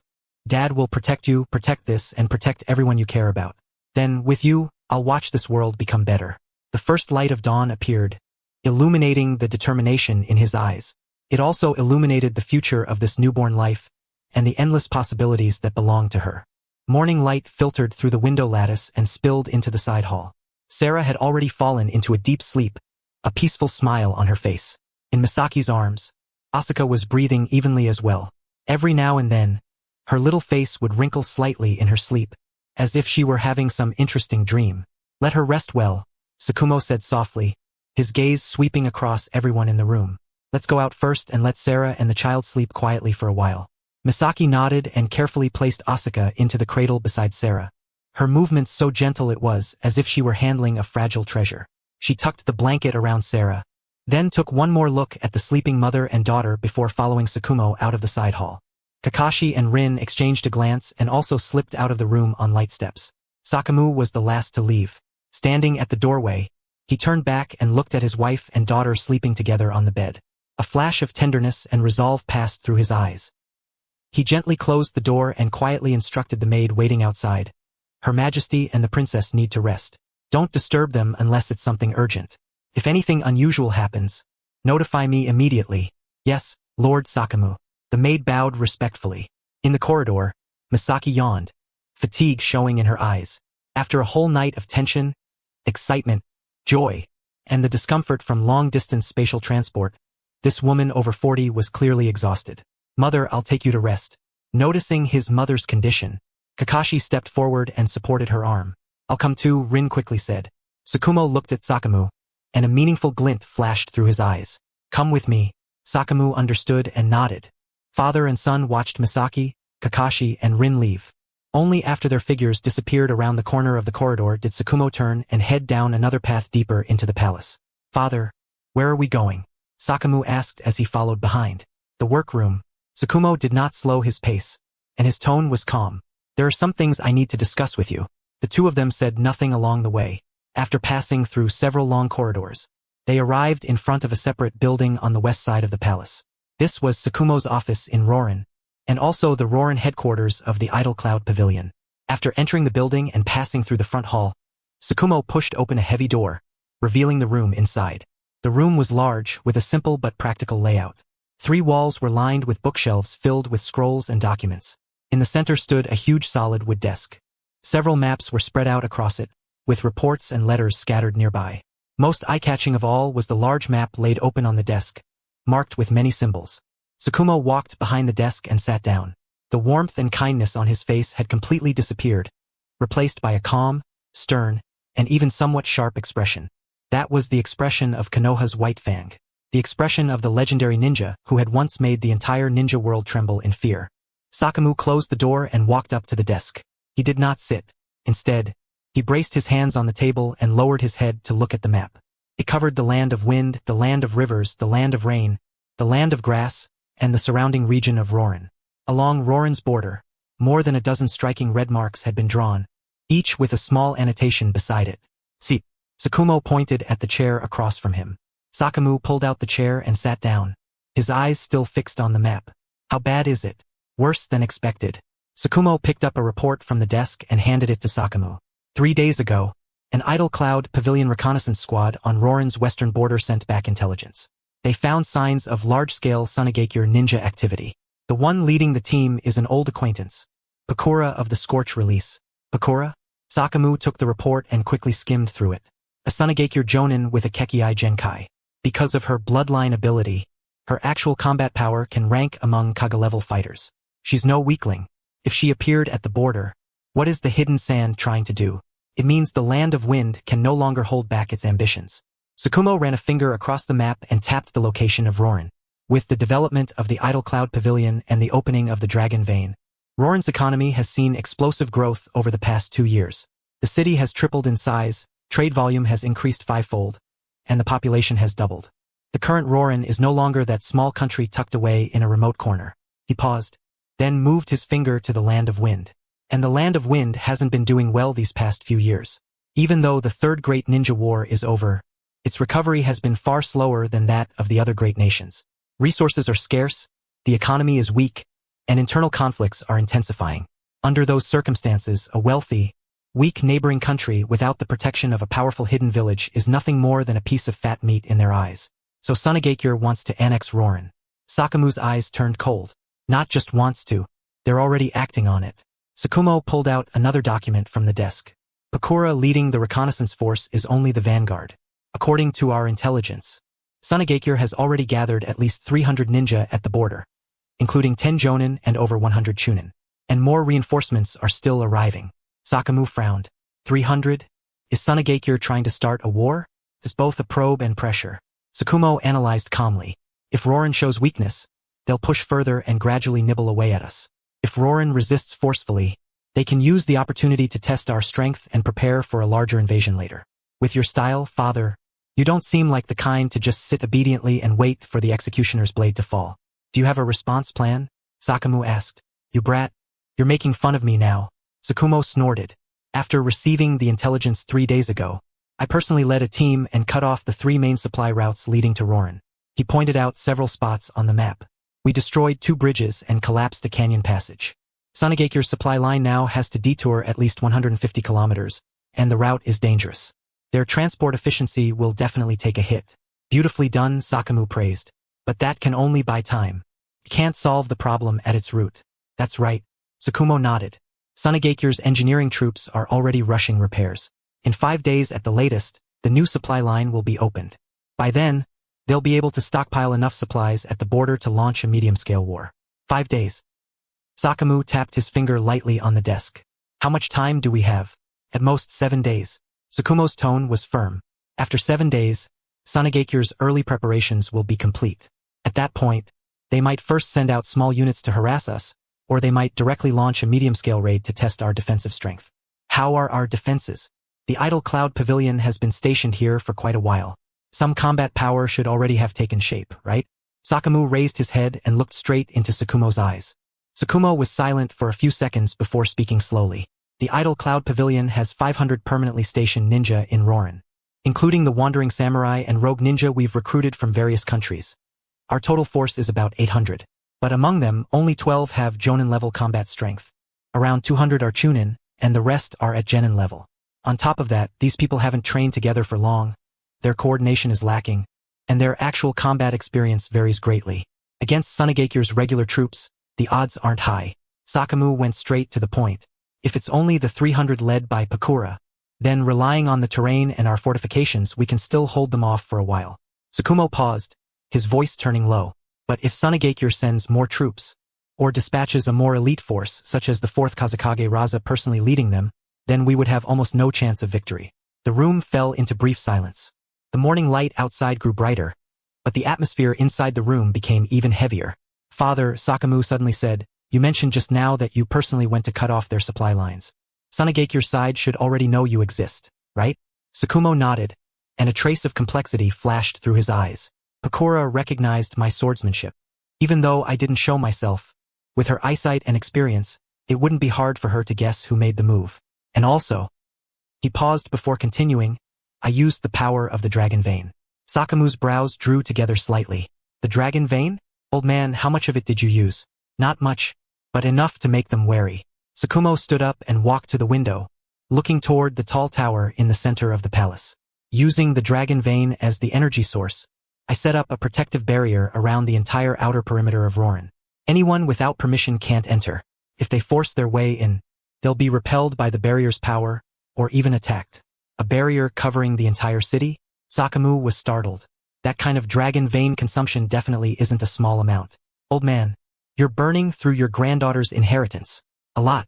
Sakumo did not hide it, so I can only keep it running at the minimum level. The barrier can stop ordinary ninja from infiltrating, but it is useless against space-time ninjutsu, and it also can't withstand concentrated large-scale ninjutsu attacks for long. Most importantly, he turned around and looked at Banya. The dragon vein's power isn't infinite. Naturally, gathering energy to replenish it takes time to condense. At the current rate of consumption, the barrier can last at most another half a month. After half a month, either we remove the barrier or we find a new energy source. Half a month. Banya muttered, his mind rapidly calculating all kinds of possibilities. The main reason I used the dragon vein was to prevent Sunegakure from infiltrating and launching surprise attacks. Sakumo walked back to the table and circled Lulan City's location on the map with his finger. Lulan now has more than 50,000 civilians. Once war breaks out, those civilians will become our biggest weakness. Sunegakure can completely bypass our defensive forces and attack the city directly, slaughter the civilians, and force us to surrender. They're capable of that, Banya said coldly. He knew very well how ruthless and decisive Sunegakure had been in the Third Great Ninja War. For the sake of victory, they could use any means necessary, especially veterans like the Chiyo and Ebizo siblings, who had lived through several wars. They would never let even the slightest opportunity slip by. So we need outside help. Sakumo stated his final conclusion. Relying on the power of Xianyun Pavilion alone, we can't stop Sunegakure's full assault. If necessary, we must ask our allies for support. The Land of Spring, Banya said. That's right. Sakumo nodded. The Land of Spring has close trade relations with us, and Koyuki Kazuhana has a favorable impression of you. If we ask for help, they should send troops. But the Land of Spring's military strength is limited. At most, they can provide some support. They can't change the overall situation. The Land of Fire? Banya asked. The Land of Fire. Sakumo pondered for a moment. Konoha is now back under the rule of the third Hokage, Hiruzen Sarutobi. Through the flag as a medium we can try. But the Land of Fire has an alliance with the Land of Wind, and Konoha has just gone through the Ninetales rampage and suffered heavy losses. They may not be willing to go to war with Sunagakure for Lolan's sake. But during the Ninetales rampage, you drove back the Ninetales by your own power and saved countless Konoha ninja and civilians. Even Hiruzen Sarutobi will have to carefully weigh the weight of your words because of that favor. Not necessarily. Banya shook his head, a sharp glint flashing through his eyes. Father, putting aside whether I can use that bit of merit to ask Hiruzen Sarutobi to send troops, didn't the Land of Whirlpools also fail to get Konoha's rescue? Sakumo froze for a moment, then immediately understood what Banya meant. He had indeed overlooked that point. Konoha might appear neutral and influential among the 5 great nations, and it had just emerged as the victor of the Third Great Ninja War. But Konoha was not ruled by one person alone. The upper ranks centered around the Council of Elders were already rotten and full of scars. Not to mention a small country like Lulan. Even back then, when it came to the Land of Whirlpools, Konoha had chosen to stand by and do nothing. Only after everything had settled did they take Kushina, the princess of the Land of Whirlpools, away. It should be known that, at that time, the former princess of the Land of Whirlpools, Mito Uzumaki, the wife of the first Hokage, Hashirama Senju, was still alive. There was even less reason to mention Lulan. What's more, as the war between Iwagakure and Kumogakure intensified and the battlefield gradually began to spread into the Land of Fire, sending troops was nothing but wishful thinking. The Land of Fire would never allow Konoha to ignore its own conflict just to help a small country. But even so, seeking outside help is still something we must do, Sakumo analyzed. We don't need Konoha to openly go to war with Sunagakure. For Konoha, that risk is too great. What we need to face now is making every nation understand Lolan's value and forcing Konoha to officially recognize Lulan as an ally. That'll be enough. Banya stood up and walked to the window, looking at the rising sun in the distance. We don't need Konoha to wage a full-scale war against Sunagakure. We just need them to apply pressure so Sunagakure won't dare act rashly. At the same time, the Land of Spring can provide some practical support and ease the pressure on our forces. You already have a plan? Sakumo looked at his son's back. I have a preliminary idea. Banya turned around, his eyes shining with calm and sharp light. But before that, I need to go to the border and take a look first. I need to personally confirm Sunagakure's troop deployment, assess Pakura's strength, and while I'm at it. He paused, and a cold smile curled at the corner of his lips. Give Sunagakure a little surprise and let them know Lulan isn't some soft persimmon they can knead however they want. You want to take the initiative and attack? Sakumo frowned. That's too risky. Pakura isn't an ordinary jonin. Her scorch-release Kekii Genkai is extremely troublesome, and there are likely other experts hidden among Sunagakure's forces. Father, did you forget my ability? Banya chuckled lightly. I forgot to properly introduce it to you. My ability is very similar to a Kekii Genkai in many ways. One of its aspects is elementalization, which lets me remain in an undefeated position in the vast majority of situations. If I can't win, can I not still run? Sakumo fell silent. Of course he knew Banya's strength. Since taking the role of Lolan's national teacher, the White Fang had gradually improved the intelligence network Banya proposed, centered around the Xianyun Pavilion branches opening in various countries. The terrifying combat power Banya displayed during the Ninetales rampage was enough to make any Kaga-level expert wary. But as a father, he would still worry.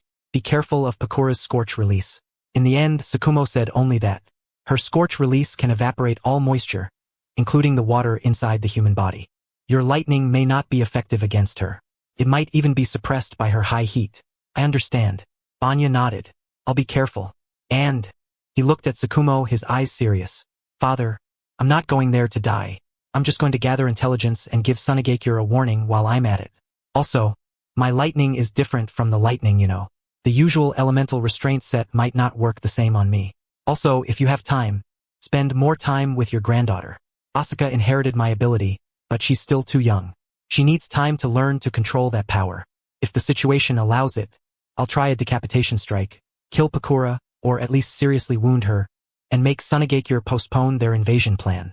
Do you need me to go with you? Sakumo asked. No. Banya shook his head. Lulan needs you here. The barrier needs you to maintain it. The troops need you to command them, and Sarah and Asuka also need your protection. At the mention of his wife and daughter, Banya's gaze softened for a moment. but it quickly turned firm again. Besides, mother and my brother and sister-in-law just arrived. They're still unfamiliar with this place and need you to make arrangements. Kakashi is pretty capable, but he doesn't understand Lolan's situation, and he also lacks experience commanding troops in battle. This place can't do without you. Sakumo looked deeply at his son, then finally nodded. When are you leaving? Now. Banya walked to the door and placed his hand on the doorknob. The sooner the better. Sunagakure won't give us much time. I have to disrupt their deployment before they finish assembling. Go. Sakumo sat back down in his chair and picked up his pen again, but his eyes still rested on Banya. Remember, your life is more important than anything. If you can't win, retreat. Lulan can be lost, but nothing can happen to you. I'll be fine. Banya smiled, confidence and dominance in that smile. And Lulan won't be lost either. This is my home, mine, my wife's, and my daughter's. Whoever dares touch this place, I'll make them pay the price. He pushed open the door, and the morning light flooded into the room, illuminating his tall, straight back. Father, wait for me to come back. As his voice fell, his body had already turned into a streak of lightning and vanished at the end of the corridor. Sakumo looked at the empty doorway. After a long while, he let out a soft sigh. He's grown up. He lowered his head and turned his gaze back to the map on the table. The pen in his hand moved across the map, marking new defensive points, possible attack routes, and the areas that needed key protection. Sunlight streamed through the window, falling across the tabletop and across his graying hair. The man who had once shaken the ninja world as Konoha's White Fang was now, in the role of Lolan's national teacher, planning for the coming war in order to protect a new home. And outside the window, the morning sun rose higher, lighting up Lolan's city walls, and also lighting up those restless Sunagakure ninja on the distant border of the Land of Wind. War was about to break out, 80 li west of Lolan's border. The moonlight was like frost, spilling across the endless desert. The night wind swept past, stirring up layer after layer of fine sand and forming a hazy curtain in the air. This area had originally been the boundary between desert and oasis, with a few small oases and ancient ruins scattered here and there. But not long ago, everything here changed. Under the moonlight, sand fortresses rose from the ground one after another. These were not naturally formed dunes, but military fortifications carefully built with sand release ninjutsu. Each sand fortress stood over 10 meters tall, cylindrical in shape, with a watchtower at the top. Their walls were thick and sturdy, and their surfaces were coated with a special layer of chakra, giving off a faint earthy yellow sheen under the moonlight. The sand fortresses were connected by sand walls, forming a continuous defensive line. There were firing ports opened in the sand walls, and vague figures could be seen moving inside. Behind the defensive line was a wide stretch of tent camps, with scattered bonfires that stood out especially clearly in the night. Farther away, even more sand fortresses were still under construction. The Sunagakure ninja manipulated sand and earth like industrious worker ants, constantly reinforcing and expanding this temporary military stronghold. Under the moonlight, a streak of lightning flashed across the night sky and landed soundlessly on top of a sand dune. The lightning faded, revealing Sakaya's figure. He wore a dark blue fitted outfit, with Senyun Pavilion's signature white trench coat over it. The hem of the coat fluttered in the wind. His face was half hidden in the dim light, only his chin and those cold glinting eyes visible in the night. Mind's eye spread out soundlessly, centered on him. Everything within a radius of 50 kilometers fed back into his perception in the form of electric waves. The number of sand fortresses reached a total of 27, arranged in a fan shape, sealing off the 3 main routes leading to Lulan. The number of Sunagakure ninja was 342. Among them were 12 jonin, 107 chunin, and 223 genin. There were also 3 beings with unusual chakra fluctuations, likely Kekii Genkai ninja or special troops. The camp layout was a typical encirclement-style formation. The main tent was located at the center of the defensive line, surrounded by 6 relatively large sand fortresses, forming the core defensive circle. The supply warehouse was set on the east side, the medical tents were on the west side, and the training ground was behind the camp. As for patrol routes, 3 10-man squads were patrolling the perimeter, rotating once every half hour.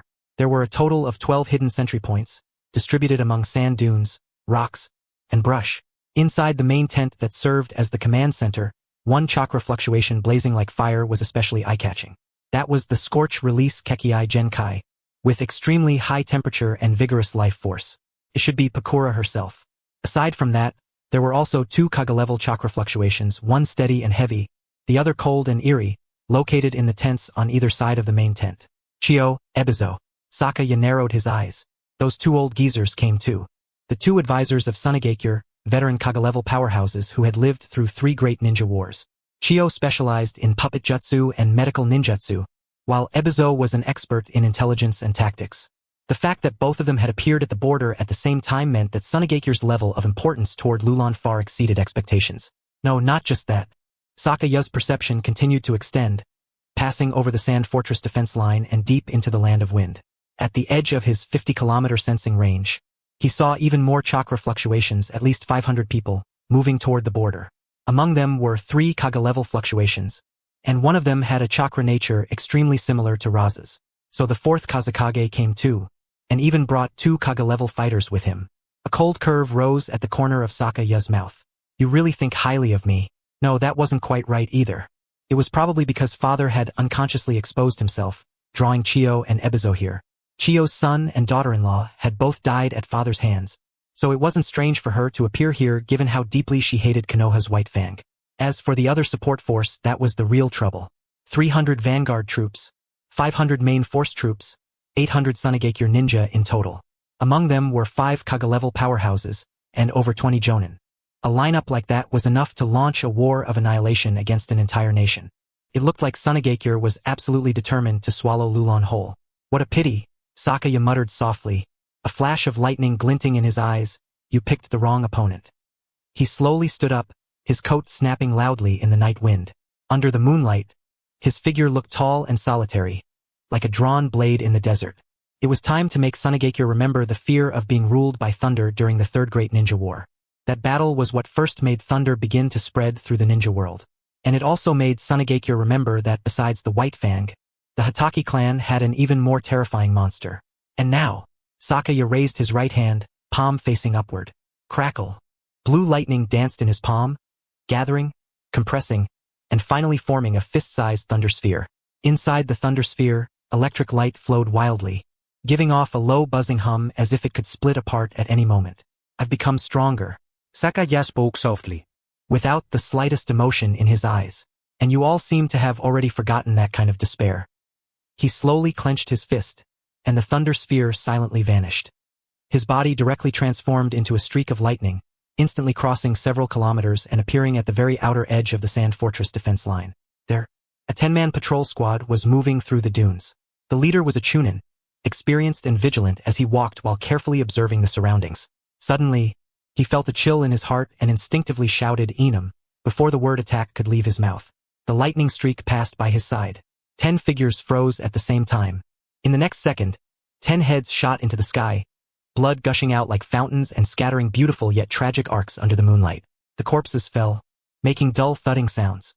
Not far away, the lightning gathered again into Sakaya's figure. He flicked his hand, and the remaining electric arcs at his fingertips danced through the air with faint sizzling sounds. First one. His voice was very soft, almost impossible to hear in the night wind. But the Sunagakure ninja inside the sand fortress had already noticed that something was wrong. Enemy attack. The patrol squad has been wiped out. Alert. Full alert. Alarm cries rang out across the camp, and the previously quiet sand fortress instantly erupted into chaos. The Sunagakure ninja rushed out of the tents and quickly took up defensive positions.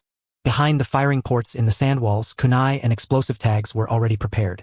The curtain of the main tent was thrown open, and a figure walked out.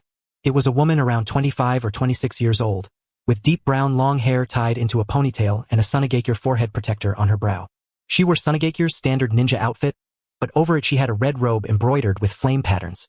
Most striking of all were her eyes, sharp as an eagle's, with flames seemingly burning deep within her pupils. Scorch Release, Pakura, Sunagakure's youngest Kekii Genkai Jonin. During the 3rd Great Ninja War, because of her outstanding military achievements, she had been personally promoted by the 4th Kazakage, Raza, to captain of the Special Operations Unit. At this moment, she stood in front of the main tent, her gaze sweeping over the 10 headless corpses in the distance, and her pupils shrank slightly. So fast, she muttered under her breath, her right hand already pressing against the ninja tool pouch at her waist.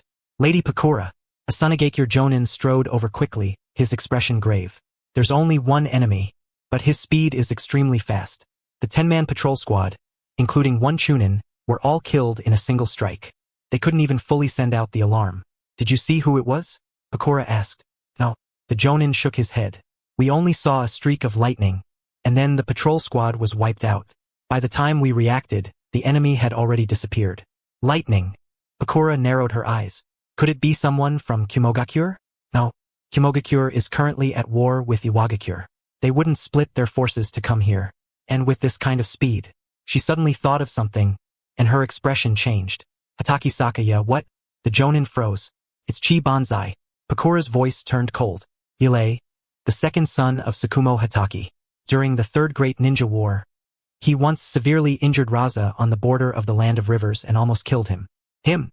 The Jounin sucked in a sharp breath. The name Chi Banzai was no secret among Sunegakure's upper ranks.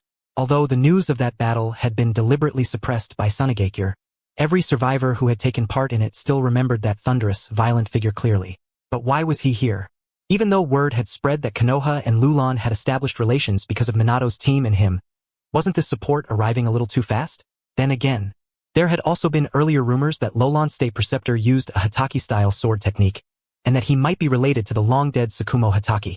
Chio even directly asserted that Lolan's so-called state preceptor was Sakumo Hatake himself, which was why she went all out and urged the Sand Ninja Elder Council to let her lead a team into the war against Lulan.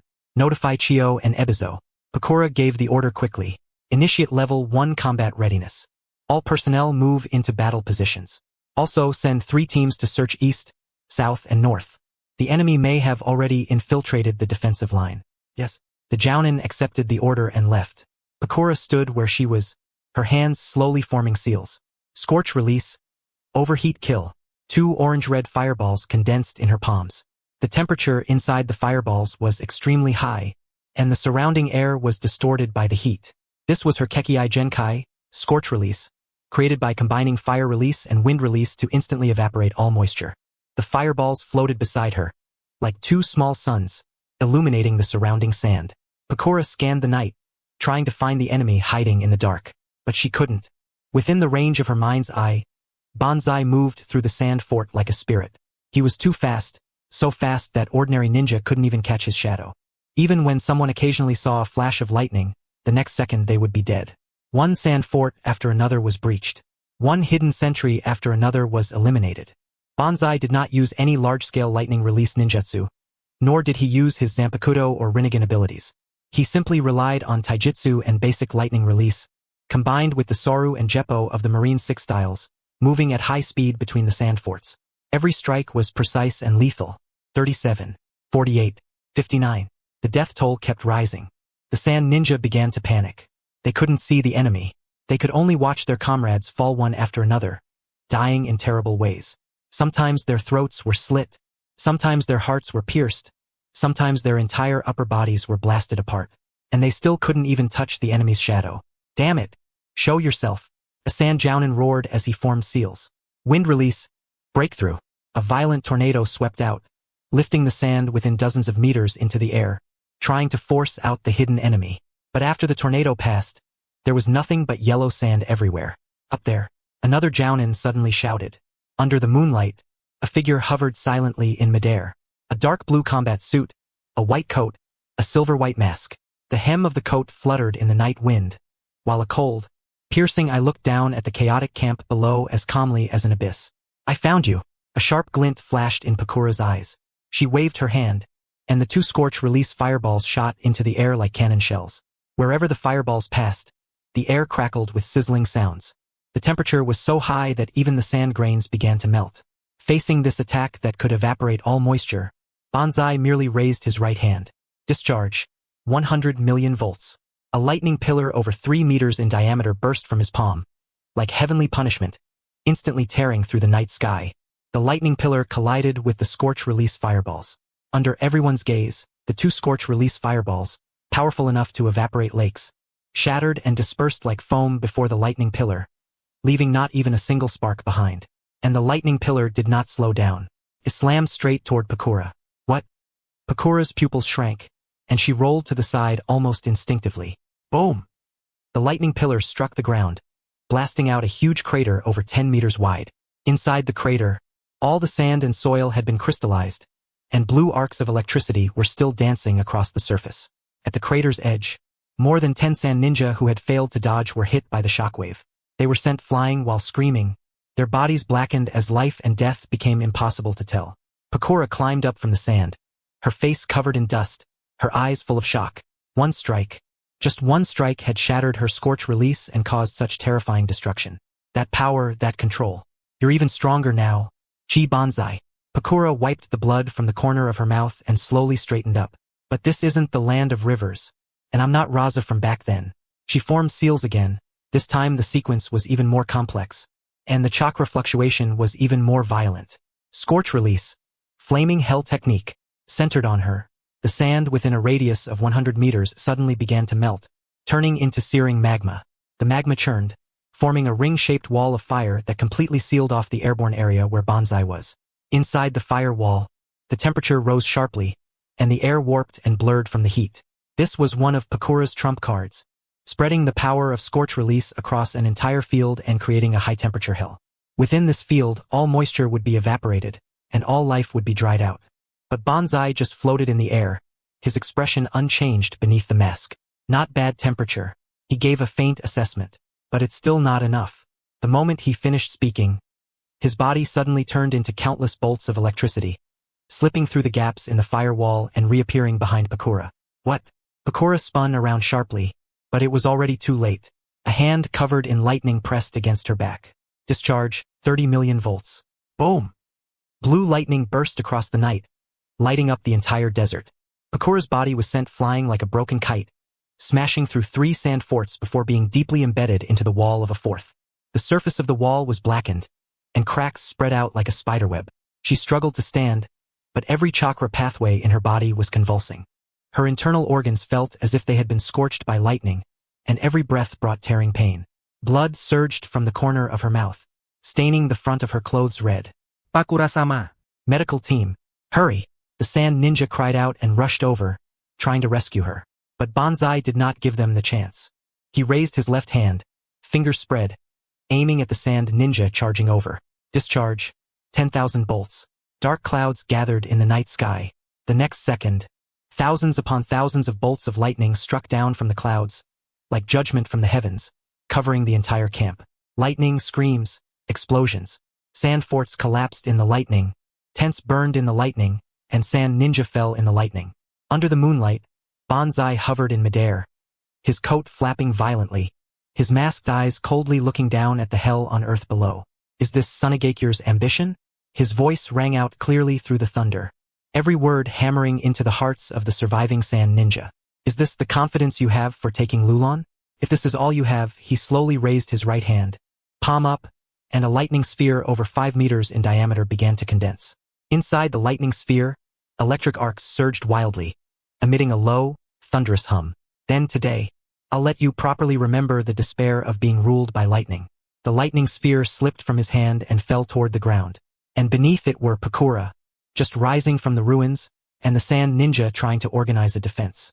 In their eyes, the approaching lightning was reflected.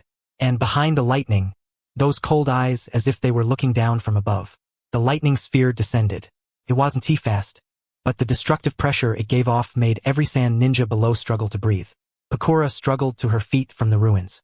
The flames of scorch release flickered unstably around her, clearly showing that her chakra control was wavering due to her heavy injuries. She looked up at the lightning sphere drawing closer and closer, her pupils shrinking. She formed hand seals with difficulty. Even knowing she couldn't stop it, she would never just wait for death. Around her, some sand ninja were forming hand seals to prepare defensive ninjutsu, while others turned and fled. The camp fell into complete chaos. Right at that moment. Whoosh, whoosh, whoosh, whoosh, whoosh, whoosh, whoosh, whoosh, whoosh, whoosh. 10 black shadows burst out from deep within the sand fortress and shot toward the lightning sphere in midair at astonishing speed. They were 10 puppets of different forms. There were swordsman-type puppets wielding blades, shield-bearing defensive puppets, assassination-type puppets that fired poison needles, and chain-wrapping restraint-type puppets. Every joint on each puppet was exquisitely crafted, and as they moved, they gave off mechanical clicking sounds. Under the moonlight, they reflected a metallic sheen. With flawless coordination, they shifted formations in the air. The swordsman puppet swung its blade at the side of the lightning sphere, the shield puppet moved in front of it. The chain puppet flung out chains to wrap around the sphere and try to alter its trajectory, and the assassination puppet stabbed poison needles at it from all kinds of tricky angles, trying to disrupt the Sphere S structure. The Chikamatsu 10 puppets, Benoya said as he floated in the air, looking at those puppets. A cold sneer curled at the corner of his mouth, and with the flash of lightning, his stern face appeared clearly before everyone. The greatest masterpiece of Sunagakure-S puppet forces, created by the first puppet master Monzaemon and later passed down to Chiyo, becoming her signature technique. Each of the 10 puppets had its own role, working together seamlessly. It was said they had once captured an entire city in a single night. With just these toy puppets, you think you can stop my lightning sphere? Before Benoya had even finished speaking, the 10 puppets had already completed their encirclement of the sphere. The swordsman puppet-S blade struck the surface of the lightning sphere, erupting in dazzling sparks. The shield puppet braced itself in front of the sphere, but its shield instantly turned black and split apart. The chains wrapped around the sphere, only to be melted apart by the violent current the next second. The poison needles stabbed into the sphere like stones sinking into the sea, unable to stir even the slightest ripple. The lightning sphere continued to fall, and instead of slowing down, it sped up. The 10 puppets launched frenzied attacks around the sphere, but they couldn't stop it in the slightest. Their attacks burst clusters of electric light across the Sphere-S surface, but the Sphere-S energy structure itself remained completely undamaged. Instead, the attacks only made it even more violent. Fall back! A stern, elderly shout came from deep within the sand fortress. The 10 puppets immediately retreated on command, their movements perfectly synchronized, showing the controller-S superb skill. But it was already too late. Burst! Benoya calmly uttered a single word. The 5-meter-wide lightning sphere suddenly collapsed inward, shrinking from basketball size down to fist-sized, then violently expanding again. Boom! Lightning swallowed everything. The explosive shockwave spread outward from the lightning sphere-S center. Wherever it passed, the sand fortress collapsed like it was made of paper. Sand walls were torn into pieces, tents were blown away, and the sand ninja were flung into the air like falling leaves. The blinding white light turned the night sky as bright as day. The explosion was deafening, and even Lulan dozens of miles away could feel the ground shaking. When the light finally faded and the dust slowly settled, a massive crater more than 50 meters across had appeared in the center of the camp. Everything inside the crater had turned into scorched earth. The sand had melted and then solidified again, forming a glass-like crystalline surface that reflected a strange gleam under the moonlight. Around the edge of the crater, dozens of sand ninja lay scattered in all directions. Some had already gone silent, while others groaned in pain. Pakura had collapsed 30 meters outside the crater, covered in a layer of sand. At the last moment before the explosion, she had used the last of her strength to create a sand wall, barely preserving her life, but she had completely lost the ability to fight. And as for those 10 puppets, the swordsman puppet had been broken into 3 sections. The shield puppet had shattered into parts all over the ground. The assassination puppet was twisted out of shape. The chain puppet had fallen apart in pieces. The Chikamatsu 10 puppets had been completely destroyed. From the ruins of the sand fortress, 2 figures slowly rose. They were 2 elderly people, 1 man and 1 woman, both dressed in Sunagakure-S traditional clothing. Their faces were covered in wrinkles, but their eyes were as sharp as eagles. The woman was short, her white hair tied up in a bun. In her hand were 10 chakra threads. She was none other than Chiyo, the one controlling the Chikamatsu 10 puppets. At this moment, her face was ashen. Looking at the shattered puppet remains all over the ground, her eyes were full of pain and fury. The man was tall and thin, wearing a pair of round glasses and holding a folding fan. He was Ebizo. His expression was grave as he looked up at Benoya in the sky and spoke in a deep voice. "Kid of the Hatake clan, don't you think that was going too far?" Benoya looked down at the 2 of them, his eyes without the slightest ripple. "Too far?" His voice carried clearly through the night wind. "Your Sunagakure gathered 800 ninja and built a military stronghold on Lulan's border, intending to invade my homeland, plunder my people and kill my family. And now you're telling me I went too far?" He slowly raised his hand and pointed at Chiyo below. "And especially you, Granny Chiyo. Back then, my father killed your son and daughter-in-law on the battlefield. That was war, each serving their own side. Now he has retired in Lulan and no longer involved in worldly affairs. Yet because of your personal grudge, you incited Sunagakure to send troops against Lulan. Is this really the measure of Sunagakure?" Chiyo's body trembled slightly, and the flames of anger burned in her eyes. "Hatake Sakumo, that butcher." Her voice was hoarse, hatred blazing in her eyes. "He killed my son, killed my daughter-in-law, and made my grandson an orphan. This blood feud cannot be shared under the same sky, so you raised a personal grudge to the level of nations?" Benoya's voice turned cold. "Using the full power of Sunagakure to avenge your private hatred?" Chio, after living so many years, is this the only thing you've learned? Shut up, Chio shouted furiously. With a flick of her hand, 10 chakra threads shot out again, but instead of controlling puppets, they transformed directly into sharp blades, stabbing toward Benoya from 10 different angles. Puppet technique. Manipulating attack blades. The chakra threads let out sharp tearing sounds through the air. Their speed had reached the absolute limit, sealing off all of Benoya's space to dodge in an instant. But Benoya had no need to dodge at all. He merely raised his right hand and spread his 5 fingers. Electromagnetic barrier. Buzz. A transparent wall formed from electromagnetic force unfolded before him. The 10 chakra threads struck the barrier, producing harsh sizzling friction sounds, but they couldn't advance even half an inch further. What? Chio's pupils contracted. Her manipulating attack blades used chakra threads made from special materials, incomparably tough and easily capable of cutting through steel. On top of that, with her Kaga-level chakra enhancement, even the defensive ninjutsu of a Kaga-level expert could be pierced through. But now, it had actually been blocked by an invisible wall? So this is your full strength? Benoya's voice carried faint mockery. If this is all you have, then tonight, Sanegakure's vanguard force can be wiped out completely. As his words fell, he pressed his left hand downward.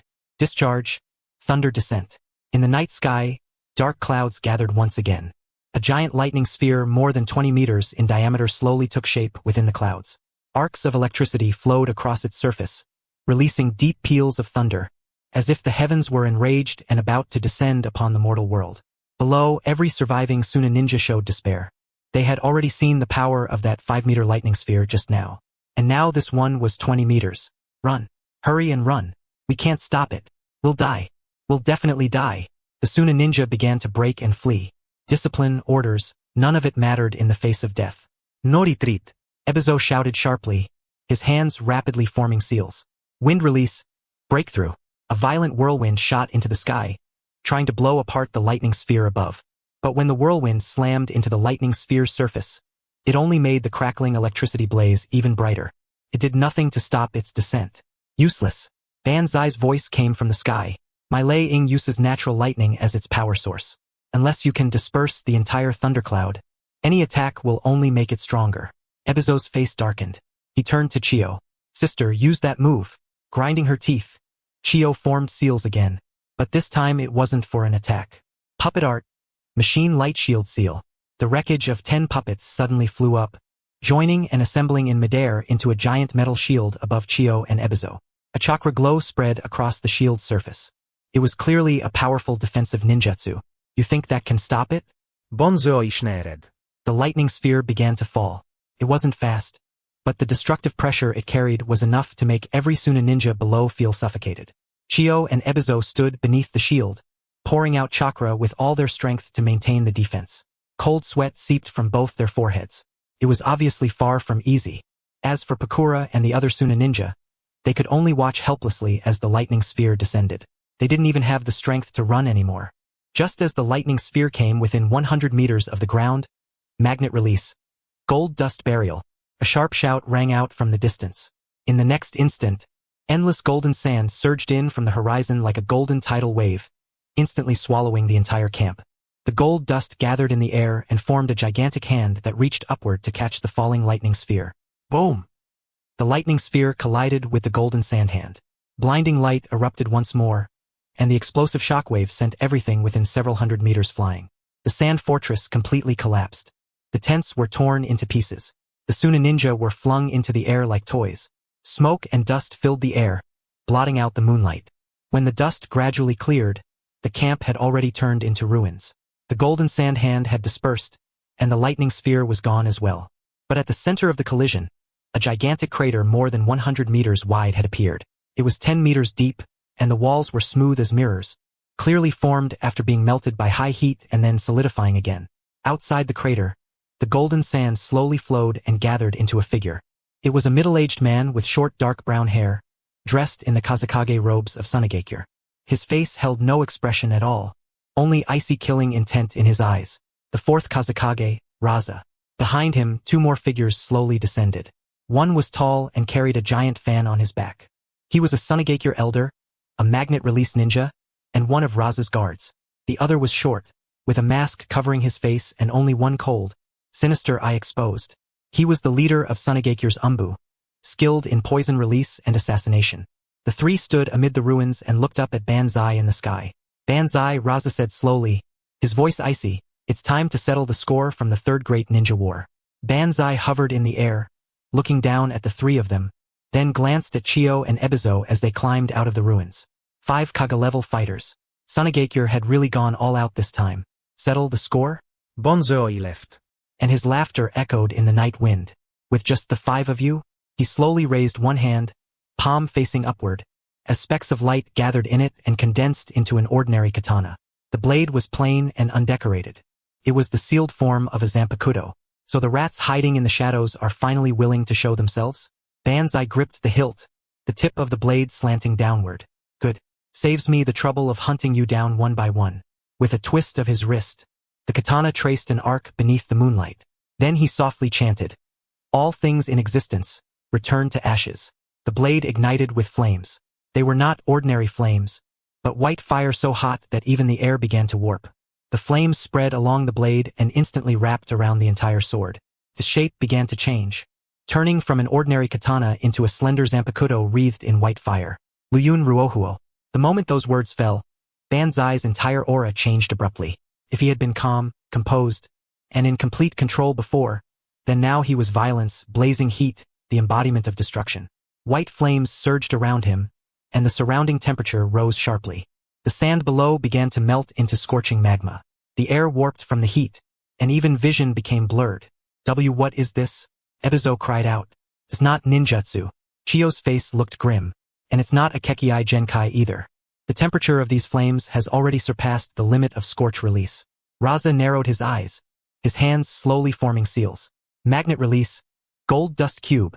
The endless gold dust surged once again, gathering in the air into a gigantic golden cube that pressed down toward Banzai. Each side of the cube was more than 30 meters long. Its weight was impossible to measure.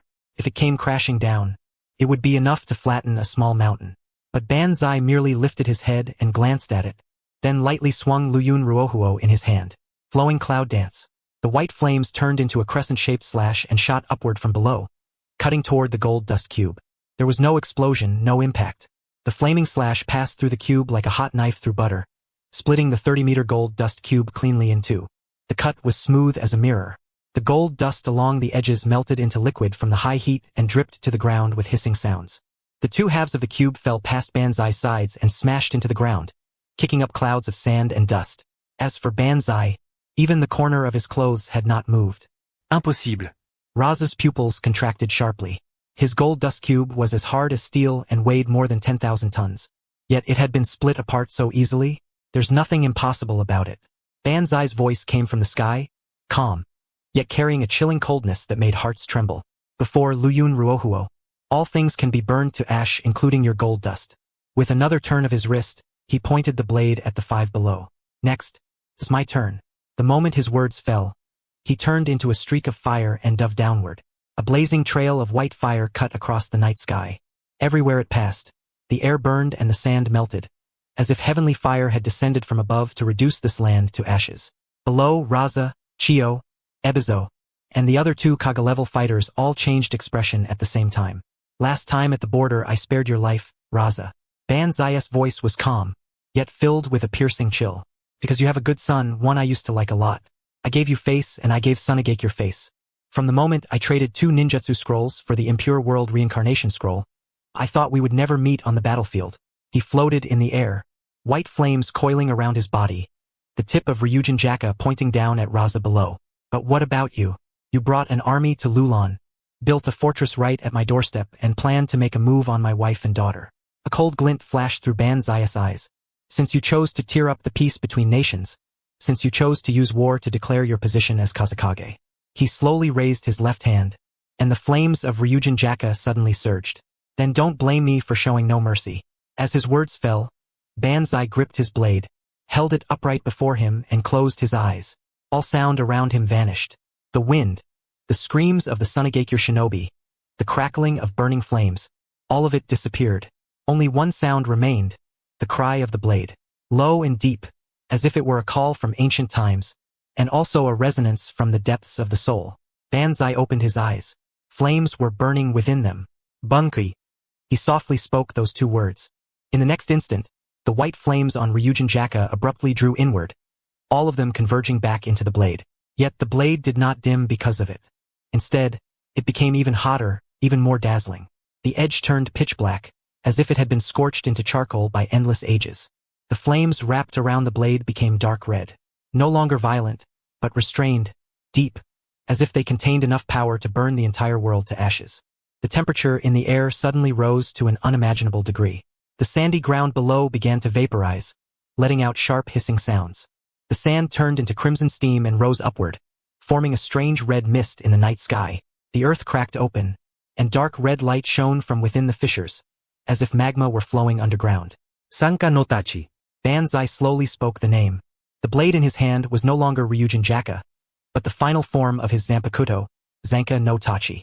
The temperature released by the blade reached 15 million degrees, the temperature of the sun's core, enough to turn everything in the world into nothingness. Take this is. Ebizo's voice trembled. The folding fan in his hand ignited on its own from the heat, but he did not even notice. He only stared blankly at the charred black blade in the sky, at that figure surrounded by dark red flames. Impossible. How could a human body withstand this kind of temperature? Chiyo muttered, the hatred in her eyes replaced by fear. For the first time, Raza's expression changed. As a magnet-release shinobi, his perception of temperature far surpassed that of ordinary people. He could clearly feel that the temperature around that blade was already high enough to instantly vaporize all of his gold dust, high enough to vaporize any substance. Wait, Banzai, we didn't know Lulan was yours. Raza desperately tried to explain, but the flames were already descending. There was no time left to explain. Fall back, Raza shouted sharply, slamming his hand downward. Magnet release, gold dust world method. Endless gold dust surged out from beneath the ground, forming a defensive posture. The gold dust wove together in the air, forming barrier after barrier, wrapping around Raza, Chiyo, Ebizo, and the other two Kaga-level fighters. Each barrier was several meters thick, with extremely high density, enough to withstand the bombardment of powerful ninjutsu. Not enough. Nowhere near enough. Defend. Everyone defend. He roared at the surviving Sunagakure shinobi around him. The Sunagakure shinobi snapped out of it as if waking from a dream. They quickly formed hand seals and unleashed every defensive ninjutsu they had. Earth-style walls, sand shields, Barrière technique. lights of every color lit up across the ruins, forming one fragile shield after another. But they all knew it was useless. Before that blade, any defense was nothing but futility. This is my first time using this form too. Banzai's voice came down from the sky, calm to a terrifying degree. Perfect. I'll use you to test the blade. He moved. No dive, no charge. He simply swung his blade downward. Zanka no Tachi, east. The blade cut through the air, dark red flames flowing along its edge. Rising sun blade. A dark red slash flew out from the edge. The slash was very slow, so slow that everyone could clearly see its trajectory. It was completely silent. There was no tearing sound, no howl. It simply drifted downward in utter stillness. But wherever it passed, space itself twisted. The scenery around the slash became blurred and fractured, as if a mirror had shattered, or as if the surface of water had been violently stirred. The slash landed. There was no explosion, no shockwave, not even any sound. The moment the slash touched the ground disappeared. Centered on the point of impact, everything within a radius of 50 meters, sand, rock, corpses, puppet fragments, ninja tools, the wreckage of tents, all of it turned into nothing. It was completely erased at the level of matter itself, leaving behind not even the slightest trace. And the Sunagakure shinobi along the path of the slash, those still forming hand seals, still trying to defend themselves, vanished at the same moment. The silence was terrifying, as if they had never existed at all. On the surface of the gold dust barrier 50 meters away, a charred black mark appeared. The mark was shallow, only a bit of scorching on the surface, but Raza's face turned deathly pale. Because after erasing everything within a radius of 50 meters, the remaining force of that slash had only lightly grazed his gold dust barrier. And just that light graze had left scorch marks on its surface. If the slash had struck directly, Raza did not dare think any further. What kind of power is this? The Sunagakure elder carrying the fan spoke in a trembling voice, while the fan in his hand had already begun to smoke from the heat. Run. We have to run. Fear appeared in the eyes of the Sunagakure Umbu captain for the first time. As Umbu, he had seen too much death and gone through too many desperate situations, but never before had he felt such deep helplessness. That was a power beyond ninjutsu, beyond Kekkei Genkai, even beyond common sense. That was power. Thinking about running now? Isn't that a little too late? Banzai's voice came from all directions. He was too fast, leaving countless afterimages in the air. Every afterimage held Zanka no Tachi. Every afterimage was swinging its blade. Zanka no Tachi, flowing cloud dance, revised. Countless dark red slashes fell from the sky like a meteor shower, covering the entire battlefield. Each slash was weaker than the earlier rising sun blade, but there were too many of them, too dense. There was nowhere to dodge. Magnet release. Gold dust burial. Raza roared and thrust his hand upward. More gold dust surged out from underground, condensing in the air into a massive golden shield, trying to block every slash. Wind release. Vacuum spheres. Ebizo also attacked with all his strength, and a violent whirlwind burst from his fan, trying to blow the slashes away. Poison release. Corrosive poison mist. The Umbu captain spat out a cloud of purple poison mist, trying to corrode the slashes. Scorch release. Extremely steaming murder. Beside Chio, Pakura struggled to stand, gathering the last two scorch release fireballs in her hands and firing them into the sky. But it was useless. The slashes struck the gold dust shield. Countless charred holes appeared across its surface, and then it melted and vaporized in the heat. The slashes passed through the whirlwind, and the whirlwind was directly evaporated by the heat, not even leaving behind a single trace of airflow. The slashes hit the poison mist, and the poison mist decomposed under the heat, turning into harmless gas. The slashes collided with the scorch release fireballs. The fireballs did not even last for 1 second before they were swallowed and assimilated by the dark red flames within the slashes. Then the slashes kept falling. They fell onto the sand, and the sand disappeared. They fell onto the Sunagakure shinobi, and the shinobi disappeared. They fell onto the puppets, and the puppets disappeared. They fell everywhere they could fall, and everything turned into nothing under the high temperature.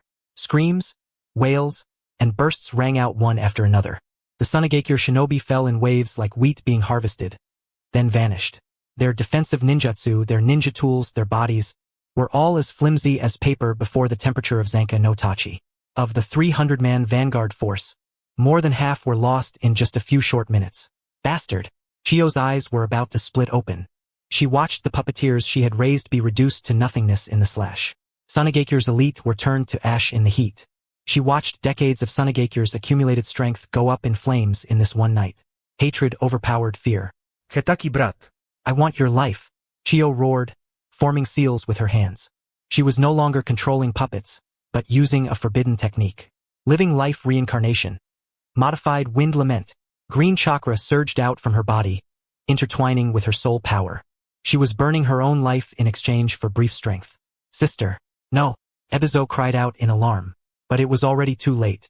Chio's body aged at a visible rate. The wrinkles deepening, her hair turning whiter, her back hunching further. But her chakra surged to a terrifying level. Puppet technique. White secret technique. 10 puppet performance. With a wave of her hand, 10 brand new puppets rose from the ground. They were not the standard puppets of Chikamatsu's 10 people, but 10 special puppets of different shapes, each one radiating a powerful chakra fluctuation. They were her trump cards, each one with power close to Kaga level, forged over decades with countless rare materials. These were Monzaemon's ultimate works, creations that had surpassed even the puppet master himself. She had originally intended to seal them away forever after her grandson defected, but now she had no choice. Go! The 10 puppets shot into the sky, attacking Sakaya in the air from 10 different directions with 10 different methods. Blades, swords, spears, halberds, poison, fire, wind, lightning, earth, water. 10 attacks, 10 attributes, 10 killing moves. Each strike was enough to instantly kill an ordinary Kaga-level ninja. But Sakaya only lowered his head and glanced at them. You can't even read the situation. Old woman. His voice was very light, yet it clearly reached everyone's ears. Since you've already reached old age, just lie down in your coffin obediently. Why come out and make a fool of yourself? As soon as his words fell, Sakaya moved. In everyone's field of vision, Sakaya vanished in an instant.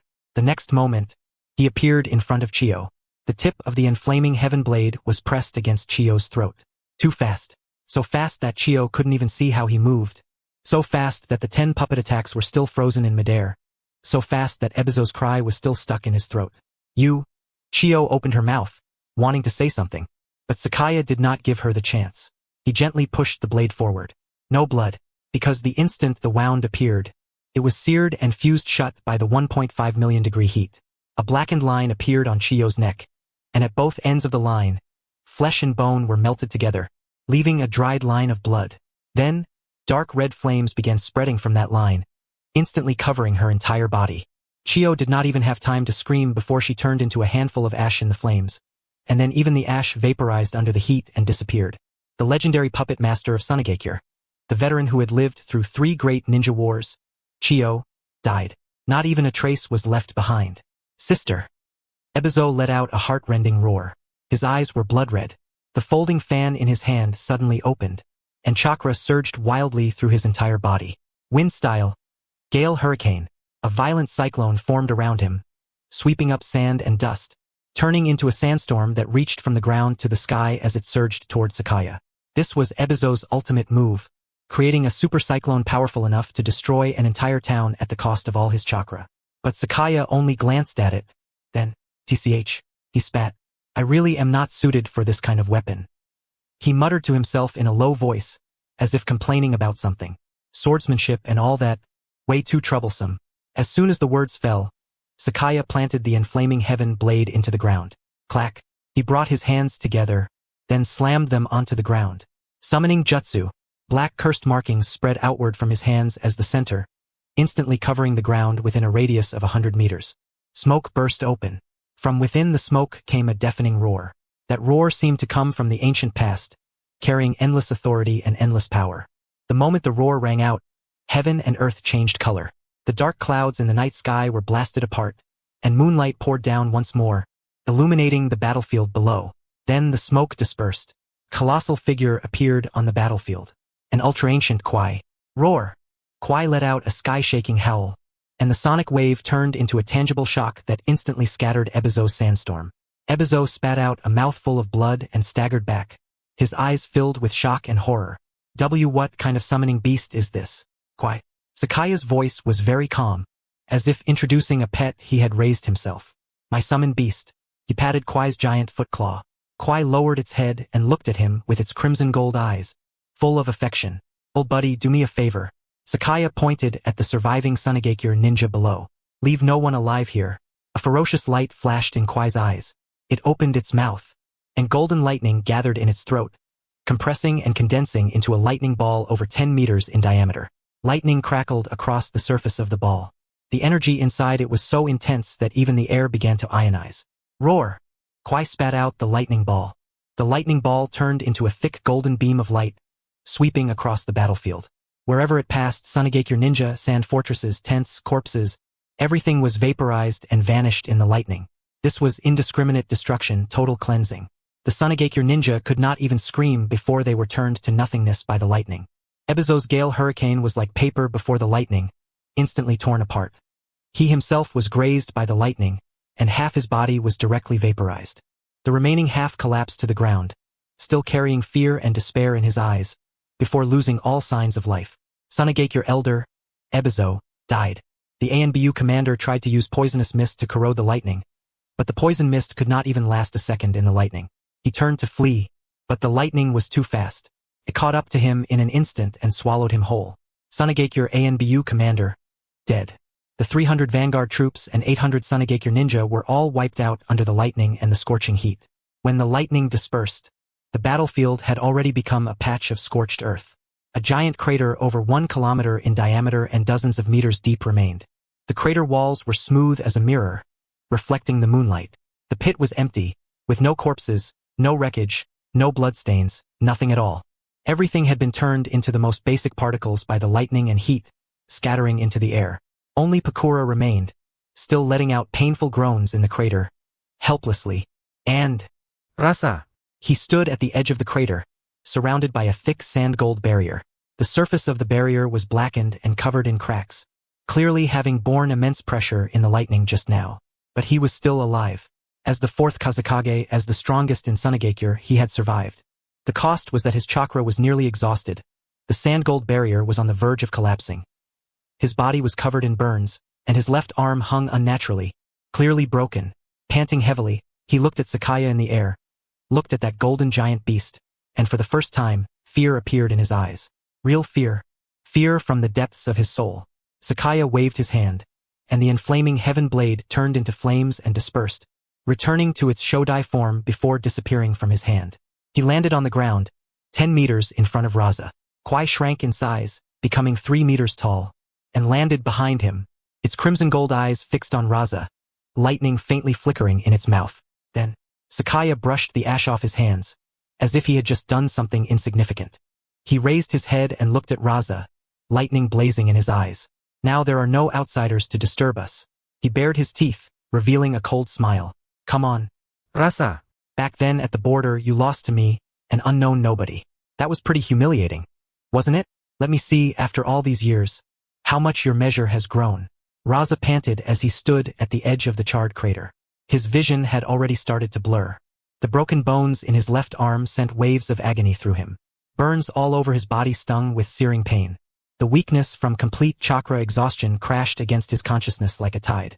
But he was still standing, because he was the Kazekage. He was the leader of Sunagakure. He was the commander of these 800 Sand ninja. He could lose. He could die. But he could not kneel. Let me see, after all these years, just how much your capacity. Banya's voice carried clearly through the night wind, calm, yet filled with bone-deep cold, has grown. Raza slowly lifted his head. Those once sharp eyes were already beginning to lose focus. He looked at Banya. He looked at the golden giant beast behind Banya. He looked at the battlefield around them that had been reduced to flat wasteland. He looked at the sand ninja in those craters who had turned into nothing. He opened his mouth, wanting to say something, but only a hoarse rasp came from his throat. Defeated. Completely defeated. A vanguard force of 300. A reinforcement force of 500. Chio. Ebizo. The leader of Sunagakure Umbu. And those elite jonin he had personally trained. Wiped out. And he, the fourth Kazekage of Sunagakure, had not even managed to last 10 minutes against the other side. No, forget lasting 10 minutes. He had not even been able to counterattack. From beginning to end, he had only been defending, fleeing for his life, barely hanging on. Was it humiliating? Of course it was humiliating. But more than humiliation, what he felt was helplessness, despair, and a painfully clear understanding of the gap in power. This man, Kisakamada, was no longer the boy he had met at the border a few years ago. Back then, he had been strong. He had even gravely injured him. But at least there had still been room for a fight. And now, Raza closed his eyes and waited for death. He heard Banya's footsteps, very light. They stepped across the blackened sand, making faint rustling sounds. The footsteps drew closer and closer. 10 meters, 5 meters, 3 meters. Then they stopped. Banya stood right in front of him, less than 2 meters away. At this distance, Raza could even feel the heat coming off his body. It was the lingering temperature of Zanka no Tachi, a terrifying heat capable of burning everything to ash. Not resisting anymore? Banya's voice rang out, emotionless. Raza did not open his eyes. He only slowly nodded. That works too. At least it saves me a bit of effort. Banya spoke.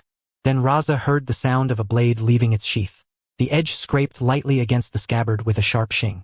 In the silent desert, that sound was especially clear, like the footsteps of death drawing closer step by step. Raza clenched his fists, his nails digging deep into his palms. He wanted to resist. He wanted to make one final desperate struggle. But his body no longer obeyed him. His chakra was exhausted. His injuries were too severe.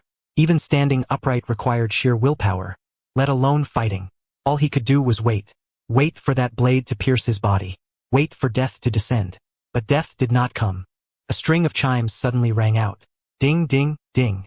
In the silent desert, the sound was especially clear. Raza's eyes snapped open. Banya also lifted his head and looked toward where the ringing came from. At the edge of the battlefield, at the far end of the scorched earth, a hunched figure was slowly walking over. He wore a tattered monk's robe and leaned on a monk's staff. Several bronze bells hung from the top of the staff, ringing with soft dings as he walked. He wore a bamboo hat that covered half his face, revealing only a graying beard and the cracked lips beneath it. He walked very slowly, one step at a time, across the blackened sand, leaving behind a string of shallow footprints. His shadow stretched long beneath the moonlight. Against the backdrop of scorched earth and ruins, he looked especially thin, especially desolate. But Banya narrowed his eyes, because his senses told him this old man was not simple. The old man walked to the center of the battlefield and stopped 50 meters away from Banya and Raza. He slowly raised his head and removed the bamboo hat, revealing a face covered in wrinkles and a pair of clear, tranquil eyes. "That is enough, benefactor." The old man spoke, his voice hoarse, yet carrying a strange, penetrating force. "You have already created far too much slaughter. Next, let this old monk accompany you for one final round." Raza's pupils suddenly shrank. "No," he shouted hoarsely, his voice twisted by terror. "Monk Bunpoku, get back. This is not a place you should be. Monk Bunpoku, Sunagakure S. Jinchuriki, the vessel of the one-tail, Shikaku, an old monk who, to prevent the tailed beast inside him from going berserk, had sealed himself away in a prison for decades and almost never took part in any conflict. Why was he here?" Kazekage-sama. Bunpoku slowly turned and looked at Raza. In those clear eyes, there was only deep compassion. "I told you long ago, if you choose to devour another nation, then you must be prepared to be devoured in return. Now that things have come to this point, it is no longer something you or I can resolve." "But there is no but." Bunpoku interrupted Raza and turned back to Banya. "This old monk has lived for 63 years, benefactor. I have seen too much killing, too much hatred. Today's slaughter could have been avoided. But since it has already happened, all this old monk can do is try his best and seek a dignified ending for Sunagakure, for this land." Banya did not answer immediately. He simply sized Bunpoku up. The man's chakra was calm, gentle, like a deep pool without a ripple. But beneath that calm hid the violent, vicious power of Shikaku, the weakest among the tailed beasts, yet also one of the most troublesome. It possessed sealing power, magnet release, wind release, and that nearly endless chakra. "Monk Bunpoku," Banya finally spoke, his voice calm. "I respect you as an enlightened monk, and I do not wish to be your enemy. Sunagakure started this matter, so Sunagakure should bear the consequences. Step aside. I will not kill you." Bunpoku shook his head. "This old monk accepts your kindness. But this old monk is one of Sunagakure's people. Now that Sunagakure is in trouble, this old monk cannot simply stand by and do nothing." He slowly raised his monk's staff and lightly tapped it on the ground.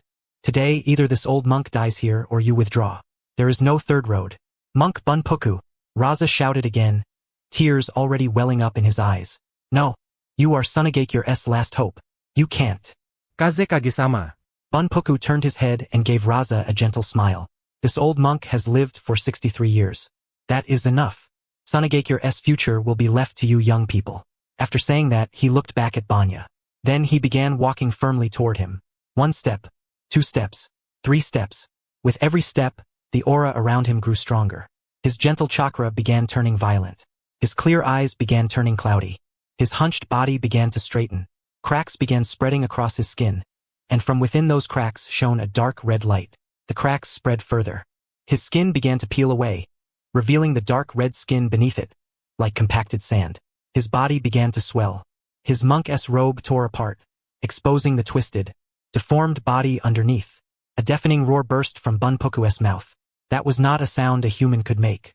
It was the howl of a beast. A roar of rage, a declaration of destruction. Roar! Amid that roar, Bunpoku's body completely broke apart and turned into a storm of sand and dust. The sand gathered in the air, condensed, and formed into a giant beast shaped like a tanuki. It stood over 30 meters tall. Its entire body was covered in dark purple markings. Behind it was a massive tail, split at the end like a scorpion's venomous stinger. Its eyes were yellow, with vertical pupils, and within those pupils was reflected madness and brutality. The one-tail, Shikaku, its complete form. The moment Shikaku appeared, it threw back its head and let out a sky-shaking howl. The sound waves became a tangible shockwave that made the surrounding sand tremble. It lowered its head, its yellow vertical pupils locking firmly onto Banya, murder intent flashing wildly in its eyes. "Human, insect, how dare you act so arrogantly before Lord Shikaku? I'll kill you, grind you into powder." Shikaku let out a shrill roar, its voice sharp and full of savagery. It raised a massive claw and slammed it down toward Banya. Before the claw even landed, the wind pressure it carried had already crushed the surrounding sand into a huge depression. But Banya did not move. He did not even look at Shikaku. Instead, he looked in front of Shikaku, where Bunpoku's head was slowly sinking into Shikaku's chest. Within the swirling sand, Bunpoku's aged face could vaguely be seen, carrying a trace of release. "Foolish old monk." Banya spoke in a low voice. It was impossible to tell whether he was talking about Bunpoku or about the upper ranks of Sunagakure. Then he lifted his head and looked at the descending giant claw. "Roar!"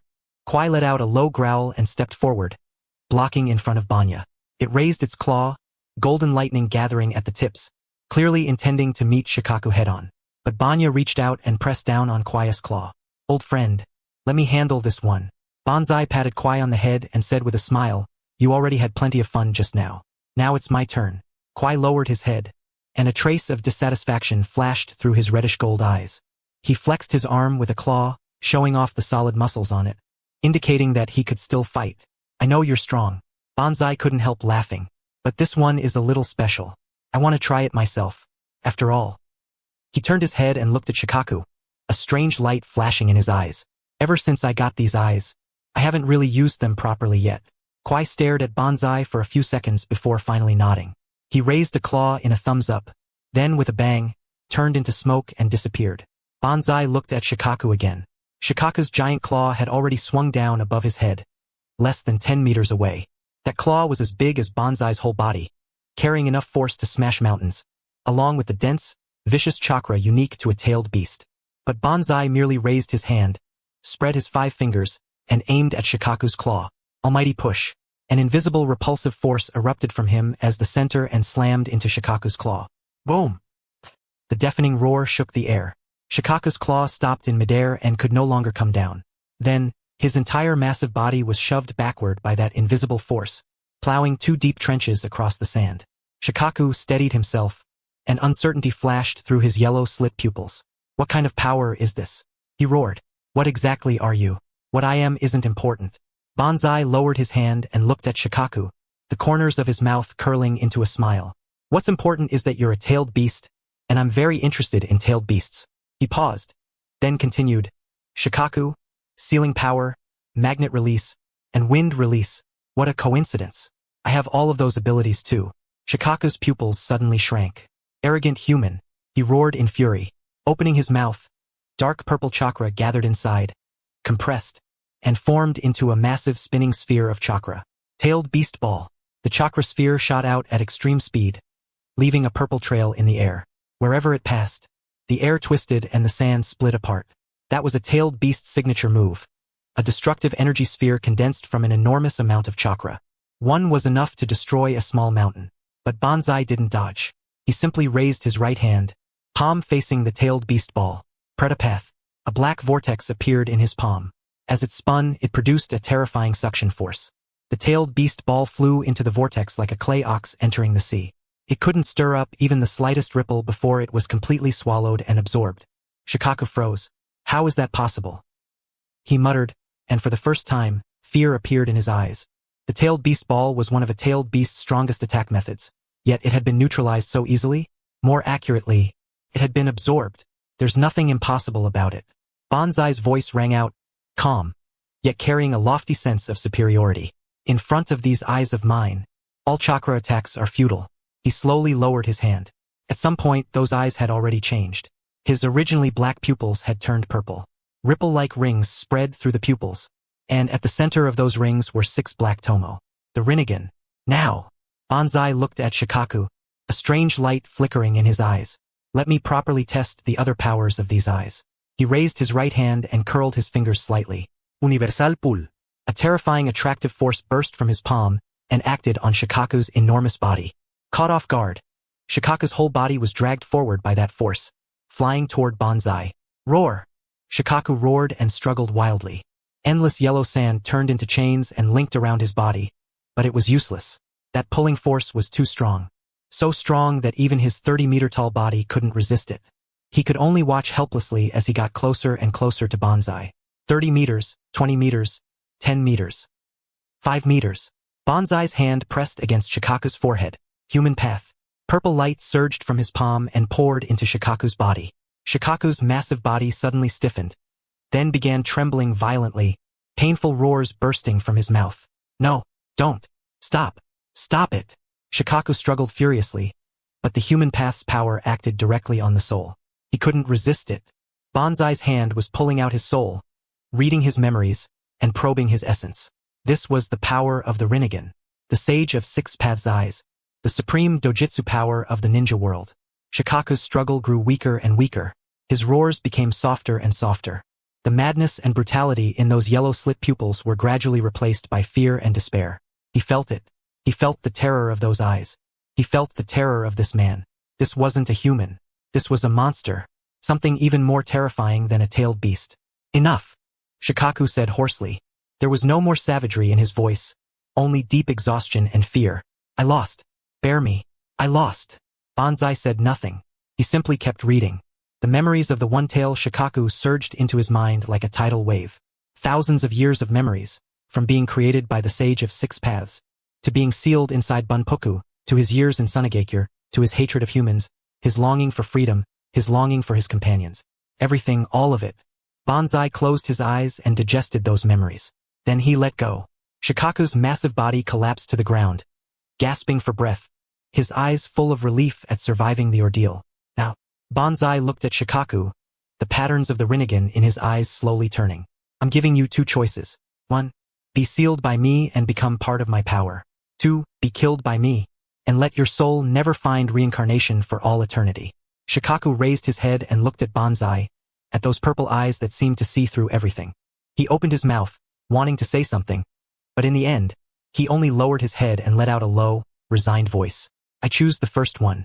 Banzai smiled. Lightning instantly wrapped around his arm as he made a finger gun gesture. Congratulations. You chose correctly. Thunderclap finger pistol. The air bullet shot out whistling along his finger. Lightning tore through the air, bringing white sparks with it as it sank into Shikaku's chest. A patch of blood slowly spread across his chest, revealing a faint pattern. The one-tailed Jinchuriki, Bunpoku, dead. Having lost his Jinchuriki, Shikaku let out a roar. His body began to collapse like flowing sand. Without outside interference, Shikaku could only die along with his Jinchuriki and return to the world, waiting thousands of years before condensing again in the ninja world. He extended his hand, and a red and white sphere appeared in his palm. Pokeball. Then get in. The Pokeball opened and shot out a red beam of light, covering Shikaku.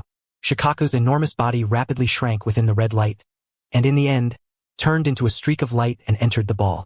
The Pokeball closed, lightly shaking twice in Banzai's hand. Then with a click it stopped moving. Capture successful. Banzai put away the Pokeball and turned to look at Raza. Raza was still standing there, staring blankly at everything, watching Shikaku get captured, watching Sunagakure's final trump card, the very foundation of Sunagakure's place in the ninja world, become someone else's so easily. There was no more fear in his eyes, no more anger, only dead silence. Banzai walked over to Raza and looked at him. Now, Banzai spoke, his voice especially clear in the silent desert. We can talk. Raza slowly raised his head and looked at Banzai, at those purple eyes. Talk about what? He said hoarsely. Chi Banzai, you won. But my Sand Shinobi never intended to make an enemy of you. Your relationship with Lulan has always been closed-off information in the ninja world. If I had known it was you beforehand, I never would have allowed Chio and her brother to send troops.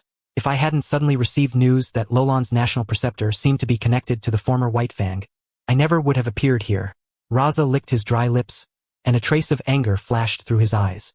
Chio, blinded by rage, used the clan's shinobi in her hands to block all information about the White Fang. Even I, the Kazakage, was kept in the dark. Looking at the dead silence in Raza's eyes, Banzai suddenly let out a mocking chuckle. Hey, Rasa. Just now I gave Shikaku 2 choices, so now I'll give you 2 choices as well. Raza's excuses sounded especially pale in the howling desert wind. He stood there with his left arm hanging unnaturally at his side. His body was covered in burn marks, and his golden sand barrier had long since dispersed. All that remained was his tattered black Kazakage robe, flapping wildly in the night wind. His eyes were locked tightly on Sakaya. The helplessness of knowing he had been played, yet being unable to resist, spread through his mind. Chio blocked the information? Sakaya repeated Raza's words, his voice full of undisguised mockery. Kazakage-sama, do you even believe that excuse yourself? He took 1 step forward, and the scorched black sand under his feet let out a crunch. You're the Kazakage, the highest ruler of Sunagakure. No matter what, Chio is just an elder and an advisor. But the intelligence network is still in your hands, right? Sakaya tilted his head slightly, cold light flickering in those purple Rinnegan eyes. My father was the national preceptor of Rorin. Ever since he took that position, we never expected that fact to stay hidden for long. Other than Yi deliberately avoiding this information all this time, no matter how incompetent Sunagakure's intelligence department is, are you saying they couldn't even find out something this basic? Raza opened his mouth, wanting to argue, but it felt as if something was lodged in his throat. He could not say a single word, because he knew Sakaya was right. Chiyo might indeed have blocked part of the information, but as Kazekage, if he had truly wanted to know, he could have obtained intelligence through other channels. He had not, because he had silently approved of Chiyo's plan, silently approved of annexing Rorin, silently approved of gathering troops at the border, and silently approved of this war. He had just never expected that a monster like this was standing behind Rorin. You allowed Chiyo's plan because you saw profit in it. Sakaya's voice was calm, terrifyingly calm. Rorin's dragon vein, Rorin's location, Rorin's wealth. These are all things Sunagakure needs. You thought Rorin was weak and could be swallowed whole, so you came. You just didn't expect that Rorin had me. Raza clenched his fists, his nails digging deep into his palms. Blood seeped out from between his fingers and dripped onto the scorched black sand.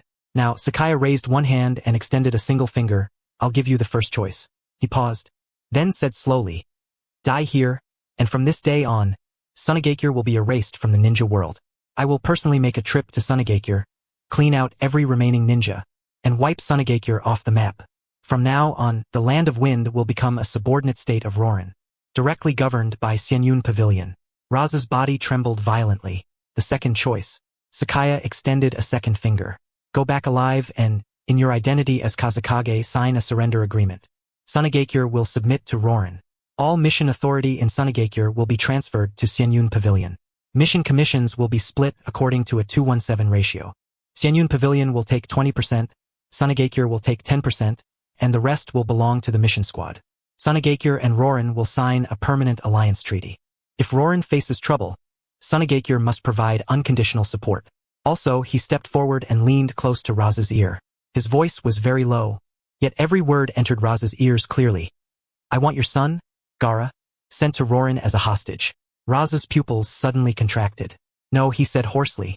Gaara, I know. Sakaya cut him off. The one-tailed Jinchuriki. Bunpoku is dead, and Shikaku has been subdued by me. Sunagakure needs a new vessel. Sealing the one-tail inside your son makes him the best candidate.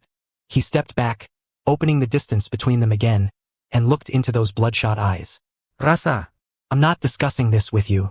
Sakaya's voice turned colder. I'm giving you a choice. Either Sunagakure is wiped out completely, or Sunagakure survives. Your son goes to Rorin as a hostage, and Sunagakure becomes a subordinate of Rorin. Which one do you choose? The desert wind swept past, carrying scorched black sand that struck Raza's face with stinging force. He stood there motionless, as if petrified. Countless images flashed through his mind.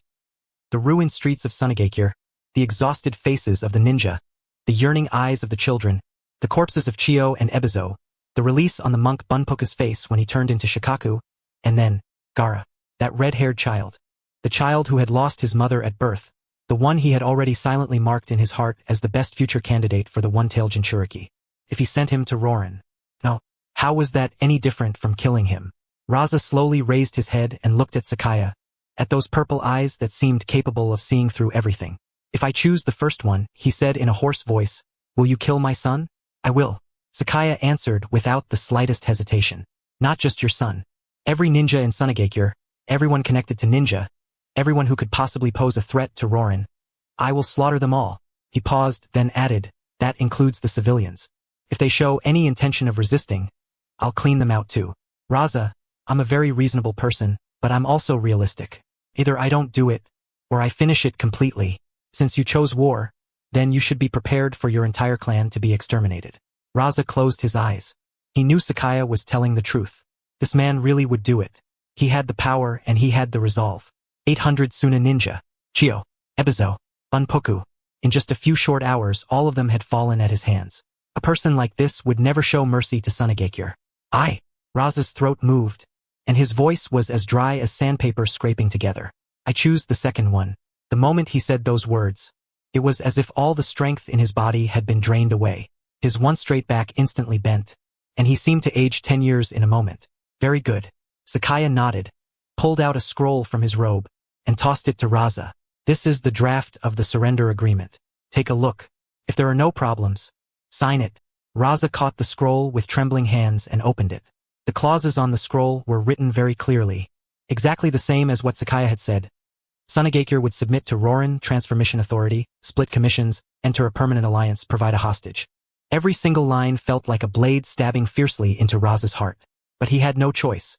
He bit his finger open, signed his name at the end of the scroll, and pressed down his handprint. There are 3 copies of the agreement. Keep one for yourself, send one to Rorin, and send one to Xianyun Pavilion headquarters. Sakaya put away the scroll and said flatly, 3 days from now, I'll send people to Sunagakure to take over the mission authority and bring your son away at the same time. During these 3 days, you can handle Sunagakure's aftermath. Calm the villagers, reorganize your forces, do whatever you want, as long as you don't think about running away or going back on your word. He paused and looked at Raza. You should know what the consequences of going back on your word would be. Raza gave a miserable smile. I know. Good. Sakaya turned around, preparing to leave. Wait. Rasa suddenly spoke. Sakaya stopped, but did not turn around. Pakura, Raza said very softly, is she still alive? Sakaya was silent for several seconds. She's in the pit. Seriously injured, but still alive, he said calmly. If you want to save her, you still have time. But he did not finish, but Raza understood. Pakura was a scorch-release user, an important combat asset of Sunagakure. Her survival was a good thing for Sunagakure, but for Rorin, for Xianyun Pavilion, that might not be a good thing. I understand, Raza said quietly. He did not say thank you because he could not bring himself to say it. The enemy had killed his subordinates, destroyed his army, and forced him to sign a humiliating agreement, yet he had to thank that same enemy just because he had left one of his subordinates alive? How ironic. Sakaya did not stay any longer. He turned into a streak of lightning and vanished into the night. The desert fell silent once more. Only the sound of the wind remained, along with Raza's heavy breathing. He stood in place without moving, looking at the scroll in his hands, looking at his own name on it, looking at that bright red handprint. After a long time, he slowly dropped to his knees. One hand braced against the ground, and his forehead pressed against the burning sand. Ah! A heart-rending roar echoed across the desert. Unwillingness, humiliation, despair. A Kage, the leader of a village, letting out his final wail in the face of despair. But no one answered. There was only the blowing sand and endless darkness. 3 months later, year 52 of the leaf calendar, Sunagakure, Kazakage's office. Raza sat behind the desk, his face pale, his eye sockets sunken. His left arm was wrapped in thick bandages and hung across his chest. On the desk in front of him lay a document titled Permanent Alliance and Vassal Agreement between Sunagakure and the Kingdom of Rorin. The office door was pushed open, and a masked Suna Umbu walked in. Kaze kagesama. The Umbu dropped to one knee, his voice low. The people from Xianyun Pavilion have arrived. They're at the village entrance. Raza's body trembled almost imperceptibly. I understand. He spoke hoarsely. Let them in. Yes. The Umbu withdrew. A few minutes later, the office door was pushed open again. 3 people walked in. Leading them was a man in a white kimono, looking to be around 30 years old. His features were gentle, and a faint smile rested at the corners of his mouth. A short blade was strapped to his back, and when he walked, he made no sound at all, as if he had no weight. Behind him followed a man and a woman. The man had silver hair and wore a face mask, with only one dead eye exposed. His gaze was lazy, as if nothing in the world interested him. The woman had short brown hair and wore a medical ninja uniform. She had a gentle smile on her face, but her eyes were sharp. Sakumo Hatake. Raza slowly raised his head and looked at the man in white. I didn't expect you to come in person. It's an important matter after all. Sakumo Hatake smiled faintly and sat down in the chair across from Raza. My son made such a huge mess of things. As his father, I had to come clean up the end myself. His tone was light, as if he were merely commenting on the weather. But Raza knew exactly what kind of man this was. This man, the one once known throughout the ninja world as Konoha's White Fang, had once crushed an entire era in Sunagakure as well. Sakumo Hatake had suddenly been reported to have committed suicide in Konoha during the Third Great Ninja War. Everyone thought he was dead. But a few months ago, intelligence reports showed that he had appeared in Rorin and had somehow become the kingdom's national teacher. And now, he sat before him in the posture of a victor. The agreement is here. Raza pushed the document on the desk over. I've already signed it. Sakumo Hatake picked up the document, glanced over it, and nodded. Very good. He put the document away and looked at Raza. Then where is the hostage? Raza's hand clenched tight. Outside. He said in a rasping voice, my son, Gara. Bring him in, Sakumo Hatake said. Raza closed his eyes, took a deep breath, then slowly let it out. Bring him in. The door was pushed open, and Asuna Umbu walked in carrying a little red-haired boy. The boy looked to be around 3 years old. His red hair was a mess. The Umbu carrying him had a giant gourd strapped to his back.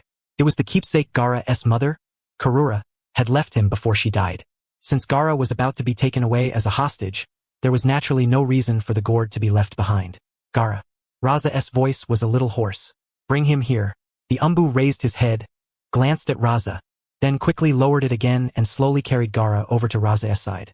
Raza raised a hand, wanting to touch his son's head, but halfway there, he stopped. He withdrew his hand and looked at Sakumo Hatake. My son. He paused, his voice growing even hoarser. I'll leave him in your care. Sakumo Hatake looked at Gaara, his eyes complicated. Of course he knew about this child. According to Sakamata, he had lost his mother the moment he was born and was regarded by his father as nothing more than a vessel to seal Shikaku into. Once that succeeded, he would only be treated as a monster by the villagers and as a weapon by his own father. We'll take good care of him, Sakumo Hatake said softly. Rorin is a good place. The people there 1t discriminate against him. They 1t bully him. Queen Sarah is a kind person. She'll treat him like her own child. Raza said nothing and only nodded. He didn't know whether Sakumo Hatake was telling the truth. But even so, Gaara was a hostage, a symbol of Sanegakure's submission to Rorin. He had no choice. Then we should be going. Sakumo Hatake stood up and took Gaara from the Umbu's arms. He was not unfamiliar with that Umbu, though he had hidden it well. That Yashimaru had once been on Sakumo's kill-on-sight list. He was also Gaara's mother Karura's brother, Gaara's uncle. Sakumo Hatake took Gaara, nodded to Raza, then turned and handed Gaara to Noera Rin behind him. Kakashi, meanwhile, took the gourd from Yashimaru's hands. Feeling the resistance from the gourd, Kakashi snatched it over in one pull, completely ignoring the coldness in Yashimaru's eyes. You already lost. So what the hell are you still acting for? Then farewell. Kaze kage-sama. With that, he turned and left. Kakashi and Noera Rin followed behind. 3 people and 1 child walked out of the Kazekage's office. The moment the door closed, Raza slumped into his chair as if all strength had been sucked from his body. He raised his head and stared at the ceiling, his eyes dead and silent. Sanegakure was finished. From this day onward, Sanegakure was no longer one of the 5 great ninja villages, but a vassal of Rorin, a puppet of Senyun Pavilion. And he, Raza, the 4th Kazekage, would become the most humiliating and most incompetent Kazekage in Sanegakure's history. I'm sorry, he muttered to himself, not knowing who he was saying it to. I'm sorry. Outside the window, the sandstorm still raged. Sanegakure's future was just like that blowing sand, lost and hopeless. And in the direction of Rorin, Sakumo Hatake and the others were walking through the streets of Sanegakure. On both sides of the street, the villagers of Sanegakure watched them in silence, their expressions complicated. After suffering too much hardship, they no longer even knew how to react. But with Senyun Pavilion about to arrive, some of the ninja had also begun to see hope. By the rules of the ninja world, when a ninja village served as the official mission center, it could take 70% of the profits from issued missions, and only 30% went to the mission squad. With Senyun Pavilion moving in, it looked like the village had lost its sovereignty, but for the mission squads, their profits would directly increase by 40%. For a moment, everyone's eyes were filled with confusion and bewilderment. The group walked out of Sanegakure and headed toward the depths of the desert. Behind them, Sanegakure gradually blurred in the blowing sand and finally vanished beyond the horizon. Ahead was Rorin, an unknown future, but perhaps a better one. Sakumo Hatake lowered his head and looked at Gaara in Rin's arms beside him. Let us go, Kakashi, Rin, he said softly. We're going back. One after another, the group walked deeper into the desert. The wind and sand gradually rose, covering their footprints, and also covering Sanegakure's humiliation and the changes of this era. Year 52 of the leaf calendar, spring. 3 months had passed since Sanegakure's crushing defeat and the signing of the vassal agreement. In these 3 months, the structure of the ninja world had undergone subtle yet profound changes. The news of Sakumo Hatake reappearing in the ninja world with the dual identities of White Fang of the ninja world and National Preceptor of Rorin was like a massive boulder thrown into a calm lake, stirring towering waves across the 5 great nations. Konoha, the Hokage building. Inside the top-floor conference room, the atmosphere was so heavy it felt like water could be wrung out of it. The oval conference table was filled with people. At the head seat, the 3rd Hokage, Hiruzen Sarutobi, had a pipe in his mouth, his brows tightly furrowed, the white ceremonial robe on him looking somewhat glaring under the lights.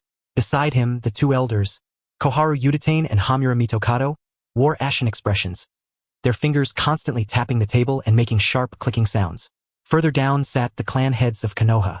Hayashi Hyuga of the Hyuga clan sat upright like a bell, no emotion visible in his pale eyes. Fugaku Uchiha of the Uchiha clan had his arms crossed, his Sharingan slowly turning in its sockets. Shikaku Nara lowered his head, his finger lightly tracing across the tabletop as if calculating something. Choza Akimichi and Inoichi Yamanaka sat on either side of Shikaku, and all three of them looked grim. In the corner, Danzo Shimura leaned on his cane, his eyes half closed as if dozing, yet a sharp gleam flashed from the one exposed eye from time to time. The meeting had already been going on for 2 hours. Enough! Koharu Yutane suddenly slammed the table and stood up. This female elder, already past 60, was now full of anger, her voice sharp. Sakumo Hatake is still alive. He didn't return to Konoha and instead became Rorin's national preceptor. What is this supposed to mean? Defection? A missing nin from Konoha becoming another nation's national preceptor. Where is Konoha supposed to put its face? Elder Koharu, calm down. Hiruzen Sarutobi blew out a smoke ring, his voice low. Sakumo's matter is very complicated. His suicide back then was a loss to the village. We acknowledged his death. Now that he has returned from the dead and chosen not to come back, that is understandable. Understandable? Hamura Mitokado let out a cold laugh. Hiruzen, you're too naive. Who is Sakumo Hatake? Konoha's White Fang, a butcher of the ninja world. We both know his strength. If he truly stands against Konoha, then he won. Hiruzen Sarutobi cut him off, his tone firm. Sakumo is a Konoha ninja. His son Kakashi is still in Konoha, and his wife Misaki is also in Konoha. He will not become Konoha's enemy. Sakaya's transfer had been so quiet that the news had yet to be confirmed. What was more, in the past few months, Sakaya had once again been active in Konoha, and the Idle Cloud Pavilion had remained open as usual, so no one had noticed that only Sakaya was left as the lone idler in the Idle Cloud Pavilion. That may not be the case. Danzo suddenly spoke from the corner, his voice hoarse and gloomy. Hiruzen, have you forgotten his younger son, Hatake Sakaya? The conference room instantly fell silent.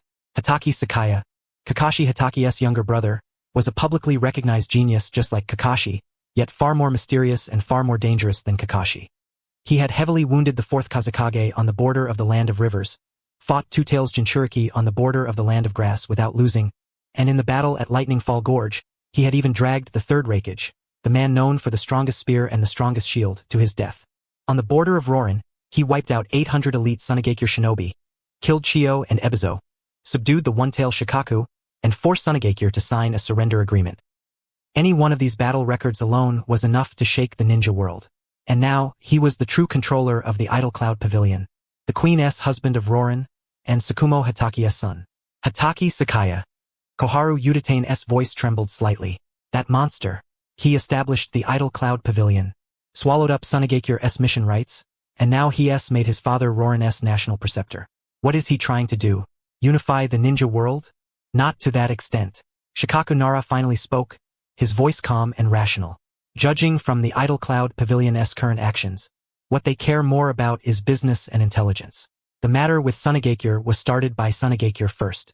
Hatake Sakaya merely retaliated. And, he paused, glanced at Hiruzen Sarutobi and said, according to the intelligence, Hatake Sakaya knew about Sakumo Hatake's resurrection, and most likely he was the one who did it. Being able to revive the dead, this kind of ability. We must make him return to Konoha. Hamura Mitokado slammed the table again. Hiruzen, Sakumo Hatake must come back. He is a Konoha ninja, a hero of Konoha. He cannot stay in Rorin, much less become some national preceptor. If he insists on not returning, then label him a missing nin and issue a bounty order. I agree. Koharu Yutane immediately echoed him. And Hatake Sakaya as well. He is also a Konoha ninja, yet he established some Idle Cloud Pavilion outside and swallowed up Sunegakure's mission rights. He is poaching Konoha's interests. He must hand the Idle Cloud Pavilion over to the village, or he'll be labeled a missing nin too. That is right. And the Idle Cloud Pavilion's assets. Hamura Mitokado's eyes lit up. Its Konoha branch, that land downstream of the Minami River, those mission channels, all that income, they must all be taken under village ownership. And Rorin too. Koharu Yutane became more and more agitated as she spoke. Rorin's dragon vein. Rorin's wealth. All of that should belong to Konoha. What right does Hatake Sakaya have to occupy it? He must hand it over. The two elders played off each other, growing more excited with every sentence, as if the Hatake family's assets were already in Konoha's pocket. The other clan heads looked at each other, but none of them spoke. Hayashi Hyuga remained expressionless, though his finger lightly tapped the table. Fugaku Uchiha's Sharingan flashed and vanished. Shikaku Nara sighed and shook his head. Choza Akimichi and Inoichi Yamanaka exchanged a glance, and both saw helplessness in the other's eyes. And in the corner, the edge of Danzo's mouth curled into a faint, barely noticeable sneer. Right at that moment, a soft chuckle sounded in the conference room. It was very light, but in the silent room it was especially clear. Everyone turned their heads toward the direction the laugh had come from. At the end of the conference table sat a blond man, holding a baby about 1 year old in his arms. The baby had brilliant blonde hair, blue eyes, and curiously looked around at everyone in the conference room, letting out giggles from time to time. The man was very young, looking just a little over 20. He had handsome features, and a gentle smile hung at the corner of his mouth. He wore a simple white ceremonial robe and no forehead protector. His golden hair shimmered under the light. Minato Namikaze, Konoha's Yellow Flash, the former 4th Hokage, the legendary man who had turned the tide during the Ninetales incident before later stepping down from the position of Hokage and retreating to the second line. At this moment, he was lowering his head and teasing the baby in his arms, as if that chuckle just now had not come from him at all. Minato, Hiruzen Sarutobi frowned. Do you have some opinion? Minato Namikaze raised his head. The smile on his face remained gentle, but there was not the slightest trace of amusement in those blue eyes. Opinion? No. He shook his head, his voice calm. I just think what everyone said makes a lot of sense. Everyone has their own reasoning. He paused, his gaze sweeping past Koharu Utatane and Hamura Mitokado before finally landing on Hiruzen Sarutobi. But if we trace it back to the source, all of you are just jealous of Xianyun Pavilion's current industries and profits. That single sentence exploded through the meeting room like thunder. Koharu Utatane and Hamura Mitokado's faces instantly flushed red. Minato, what do you mean by that? Koharu Utatane snapped harshly. We're doing this for Konoha. For the village's interests. For Konoha? Minato Namikaze smiled. The smile was gentle, yet it sent a chill through Koharu Utatane. Elder Koharu, if I remember correctly, Xianyun Pavilion's Konoha branch is a properly registered commercial organization. Every year it pays taxes to Konoha, and the amount is 3 times that of other organizations. Xianyun Pavilion releases missions and has provided a massive amount of income for Konoha's ninja. As for Chi Sakuya himself during the Third Great Ninja War, he was a key force for Konoha and helped turn the tide of the war. With every sentence he spoke, Koharu Utatane and Hamura Mitokado's expressions grew uglier. And now, Xianyun Pavilion has taken over Sunagakure's mission rights. According to the agreement of the mission profits from Sunagakure, Xianyun Pavilion only takes 20%. Sunagakure takes 10%, and the remaining 70% goes entirely to the mission squads. Minato Namikaze spoke slowly. Do you know what that means? He looked at the clan heads present. It means that if Konoha ninja go to Rorin, the land of spring, or Sunagakure to accept missions, their income will be 40% higher than if they accepted missions in Konoha. It means more ninja will choose to take missions through Xianyun Pavilion instead of through Konoha's mission center. It means Konoha's mission revenue will shrink drastically. While your clan's mission income may not decrease at all, it may even rise. The meeting room fell into dead silence. Nara Shikaku's fingers stopped tapping. Uchiha Fugaku lowered his gaze as if none of this concerned him. Hyuga Hayashi's brows furrowed slightly.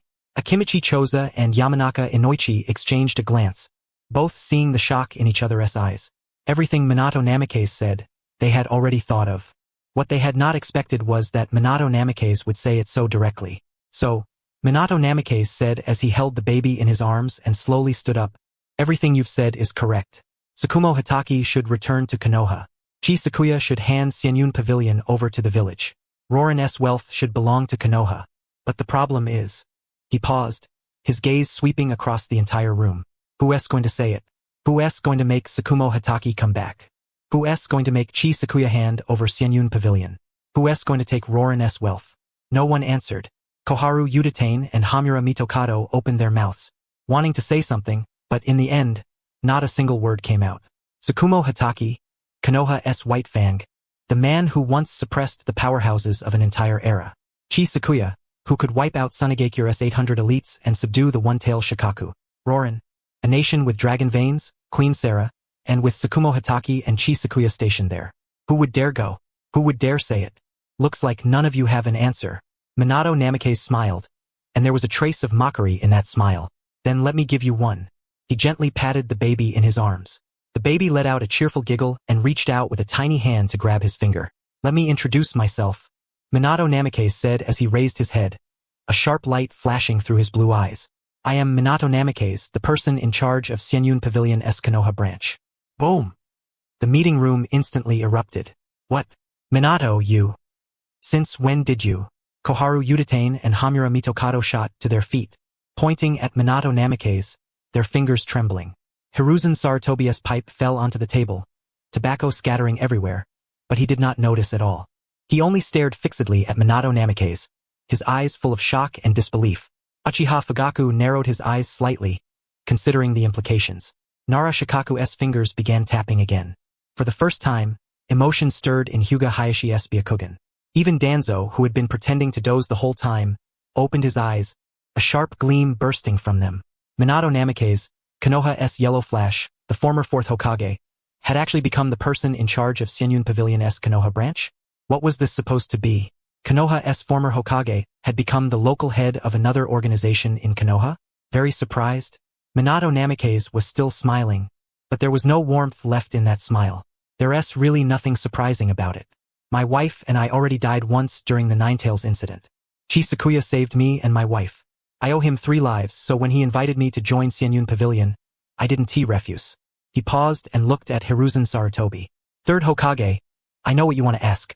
I can tell you this Xianyun Pavilion will not harm Konoha. At least not for now. Xianyun Pavilion's goal is to integrate the Ninja World's mission system, so that ninja can receive the rewards they deserve, and so that missions can become more transparent and more fair. What's wrong with that? Hiruzen Sarutobi opened his mouth, wanting to say something, but in the end, he only let out a sigh. Minato, you. As for Sakumo Hatake, Minato Namikaze continued. He voluntarily became Rorin's state preceptor. The reason is simple. Rorin gave him respect and gave him the status he deserved. And what did Konoha give him? Blame after a failed mission? The villagers' contempt? Or the higher-ups forcing him into a decision to commit suicide? The meeting room fell into dead silence. Koharu Utatane and Hamura Mitokado's faces had already gone from red to white, then from white to green. So, everyone, Minato Namikaze's voice turned cold. I won't interfere in Xianyun Pavilion's affairs. But if any of you want to make a move against Xianyun Pavilion, you'll have to ask whether I agree first. If you insist on bringing Sakumo Hatake back, on making Chi Sakuya hand over Xianyun Pavilion, on taking Rorin's wealth. He paused, then said word by word. Then please go say it yourselves. Don't look at me. I won't help.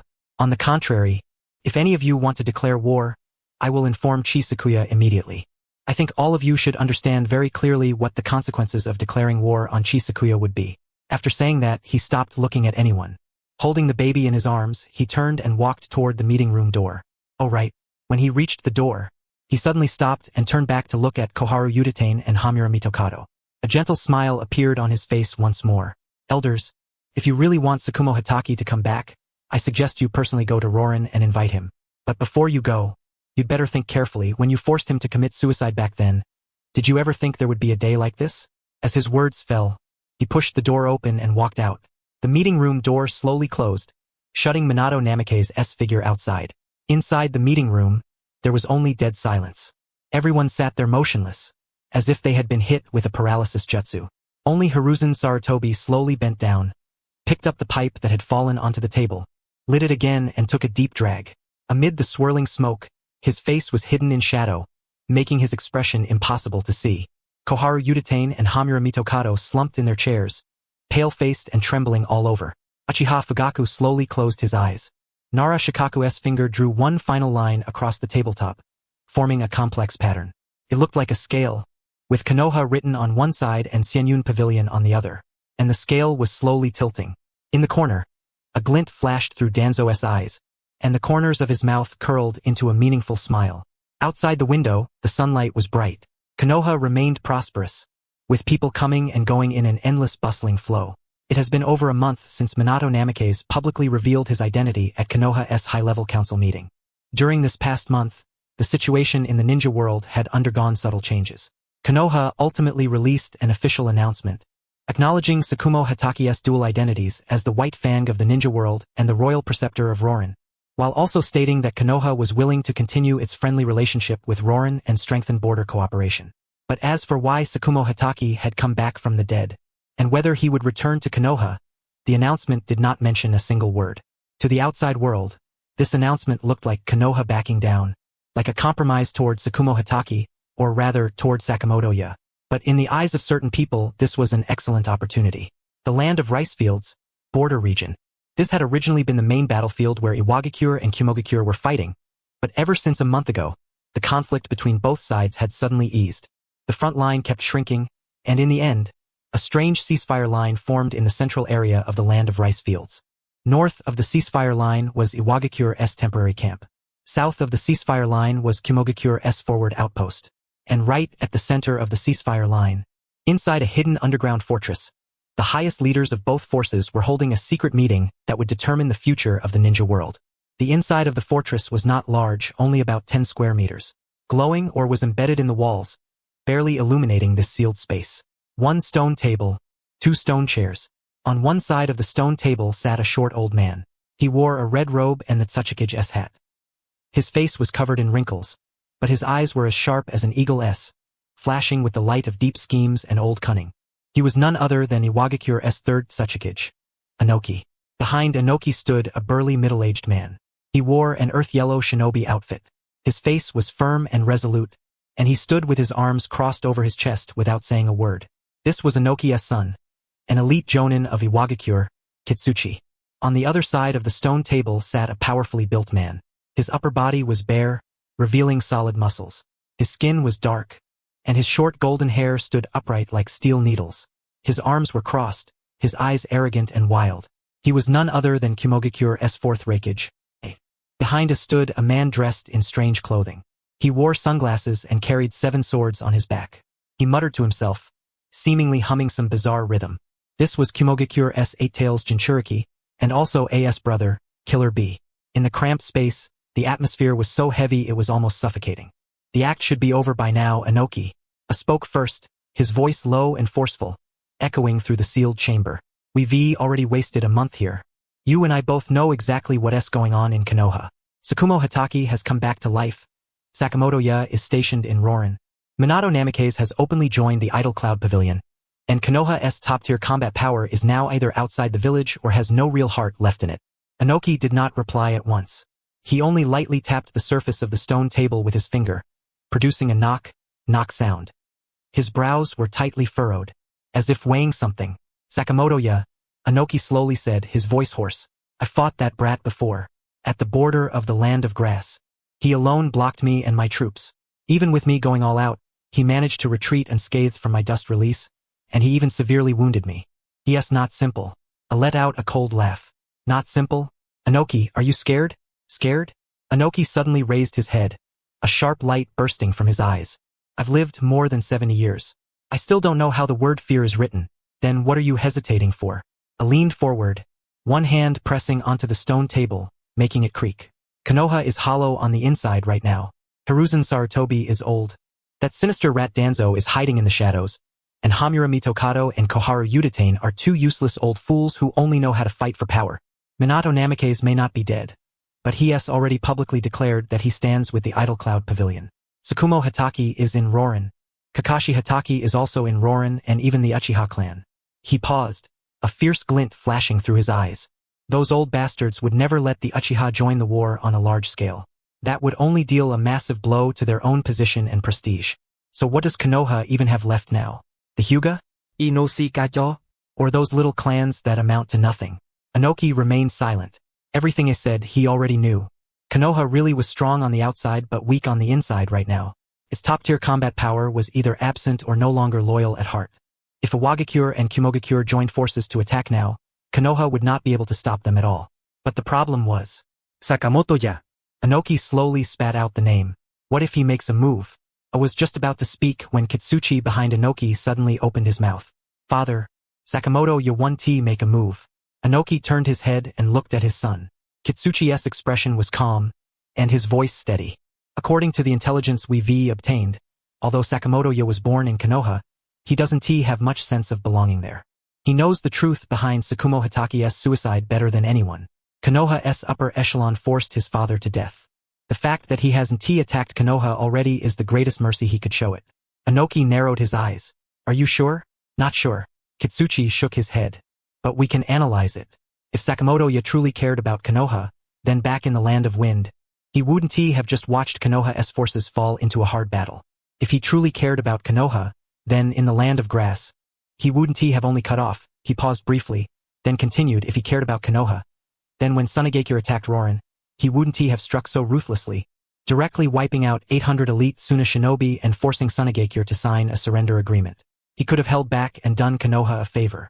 Kitsuchi paused, then continued, but he didn't he. What does that mean?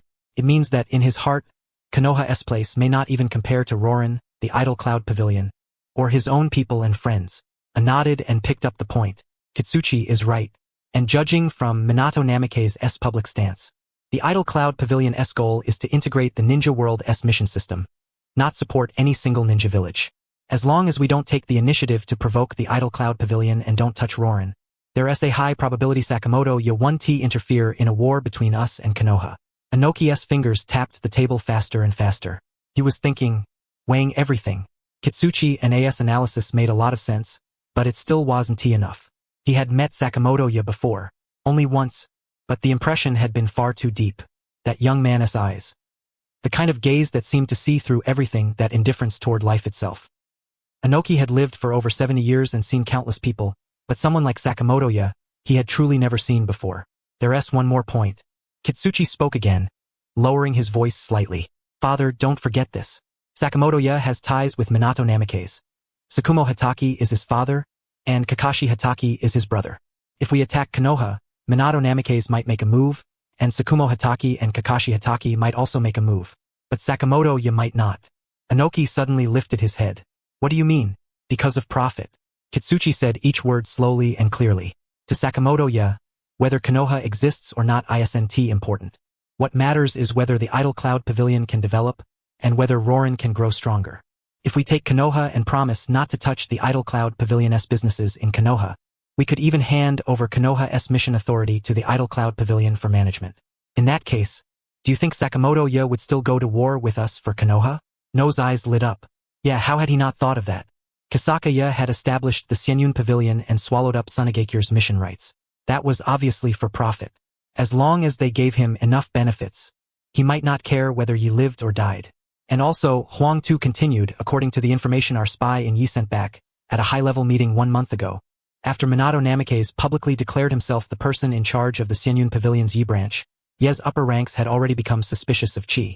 Koharu Udatane and Hamura Mitokado even proposed labeling Sakumo Hatake and Sakaya as rogue ninja. Although Hiruzen Sarutobi suppressed it, a crack has already formed. AI burst into loud laughter. That's right. Even Yi itself isn't united internally. So what are we afraid of? No, what exactly are you hesitating for? This is a once-in-a-lifetime opportunity. If we miss this chance, once Yi recovers, once Sakumo Hatake really returns to Yi, once Minato Namikaze takes power again, it'll be much harder for us to make a move. No closed his eyes and took a deep breath. The speed of his fingers tapping on the tabletop gradually slowed, then finally stopped. He opened his eyes. Golden light flickered within them. A gaze unique to the Tsuchikage, firm and sharp. No spoke slowly. His voice steady and powerful. We can join forces to attack Yi. But how the post-war benefits will be divided, we need to make that clear first. I grinned, revealing a mouthful of stark white teeth. Simple. Ye's land, resources, and population, we split them 50-50. Ye's ninjutsu scrolls and forbidden technique materials, we copy them once and share them. As for Ye's industries and mission rights. He paused, and a trace of cunning flashed through his eyes. We can hand them over to the Senyun Pavilion, but the two of us take a 10% commission from the Senyun Pavilion. How about it? No pondered for a moment, then nodded. Agreed. But on one point, the Hyuga clan of Yi is mine. AI raised a brow. The Hyuga Byakugan? No, you've got quite an appetite. Hasn't Kumogakure always wanted the Byakugan too? No es native. But this time, it was our Iwagakure that took the initiative to propose the alliance, so there has to be some sincerity. The Byakugan goes to me, and the Sharingan goes to you. AI rubbed his chin and thought for a few seconds, then slapped the table. Deal. No also reached out, and the two clasped hands heavily. Then, Lord Rakage AI, No said in a deep voice, I hope you will honor the agreement. The two of us will join forces and take Yi in one stroke. Afterward, we split everything 50-50. Don't worry. I grinned. I keep my word. But no, let's get the ugly part out first. If you dare play tricks behind my back. This old man gives you the same warning. No refused to yield in the slightest. The two Kages stared at each other, sharp light flashing in both their eyes. Although they had formed an alliance, the vigilance and suspicion between them had not lessened in the slightest. But that wasn't important. What mattered was that they now had a common target. So what's the plan? No asked. AI withdrew his hand and sat back down on the stone chair. Simple. We'll attack from two directions at the same time. Your Iwagakure will break through from the land of grass, and our Kumogakure will attack from the land of hot water. Ye's forces are scattered right now, and its top-tier combat strength is lacking.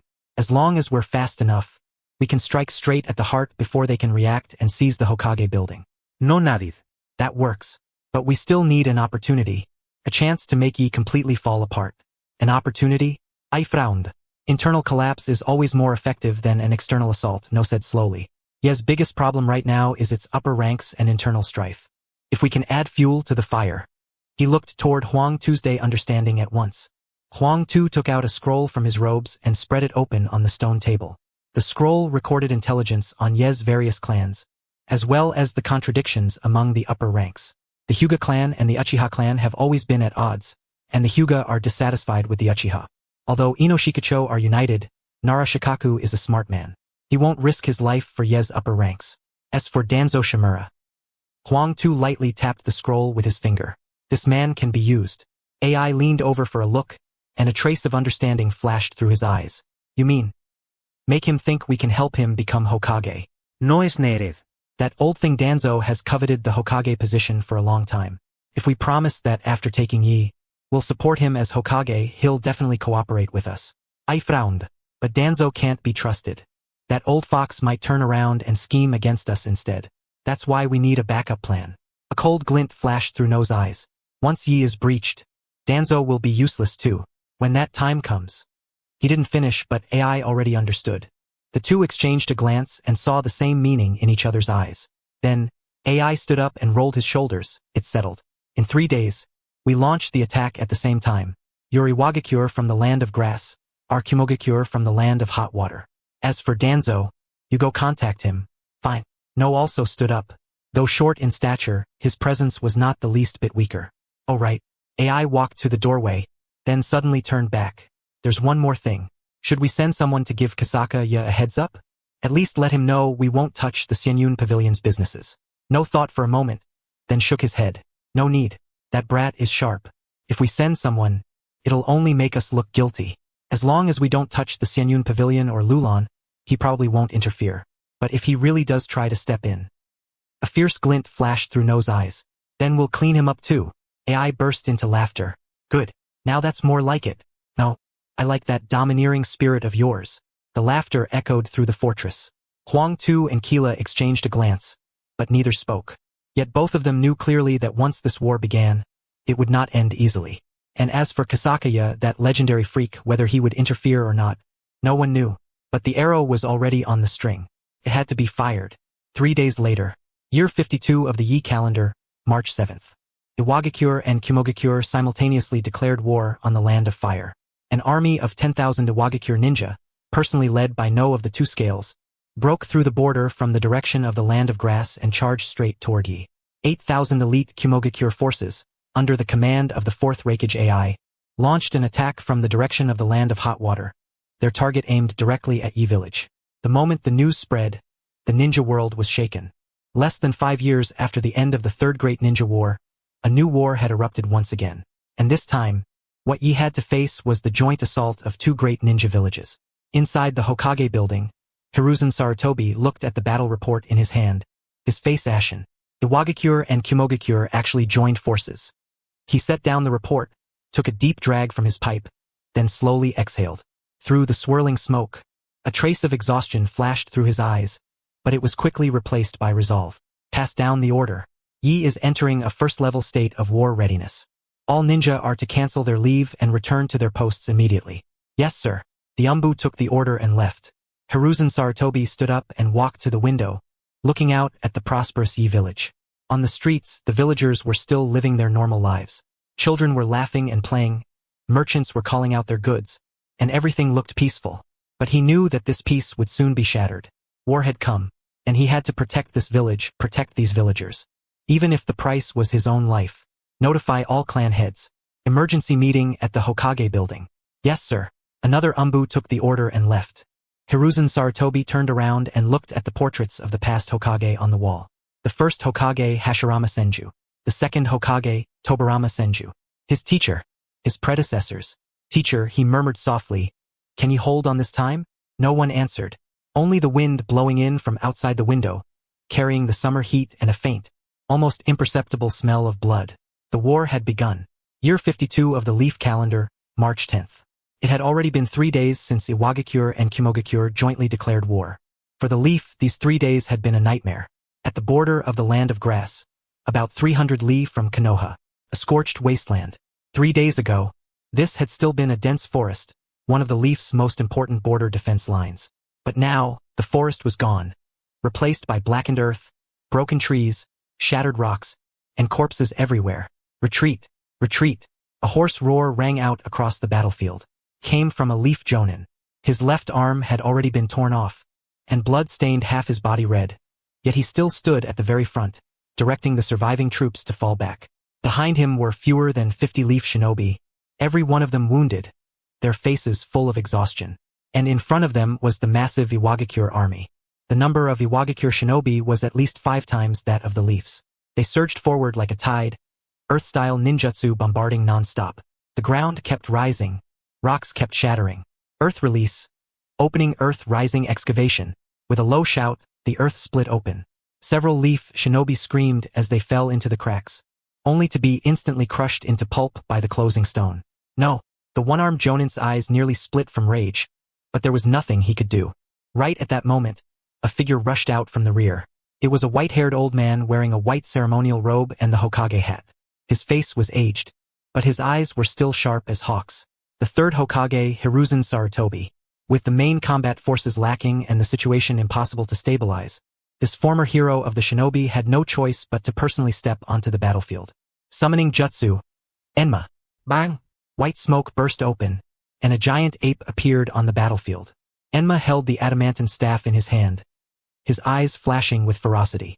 Hiruzen, this is bad. Enma swept his gaze across the battlefield and spoke in a low voice. I know. Hiruzen Sarutobi took a deep breath and formed hand seals. But the leaf cannot retreat. Fire release. Fire dragon flame bullet. A huge blaze burst from his mouth and swept toward the Iwagakure forces. Dozens of Iwagakure shinobi failed to dodge in time and were swallowed by the flames, screaming as they were burned into charred corpses. But this was only a drop in the bucket.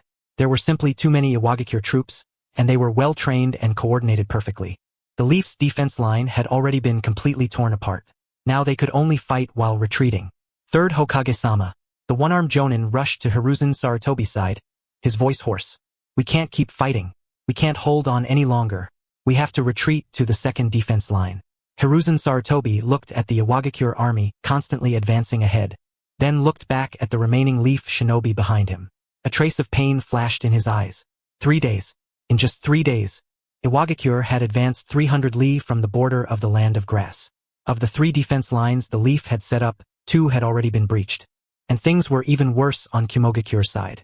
In the direction of the land of hot water, Kumogakure was advancing even faster. The 4th Raikage was personally charging at the front, unstoppable wherever he went. The leaf's forces at the land of hot water border had almost been wiped out.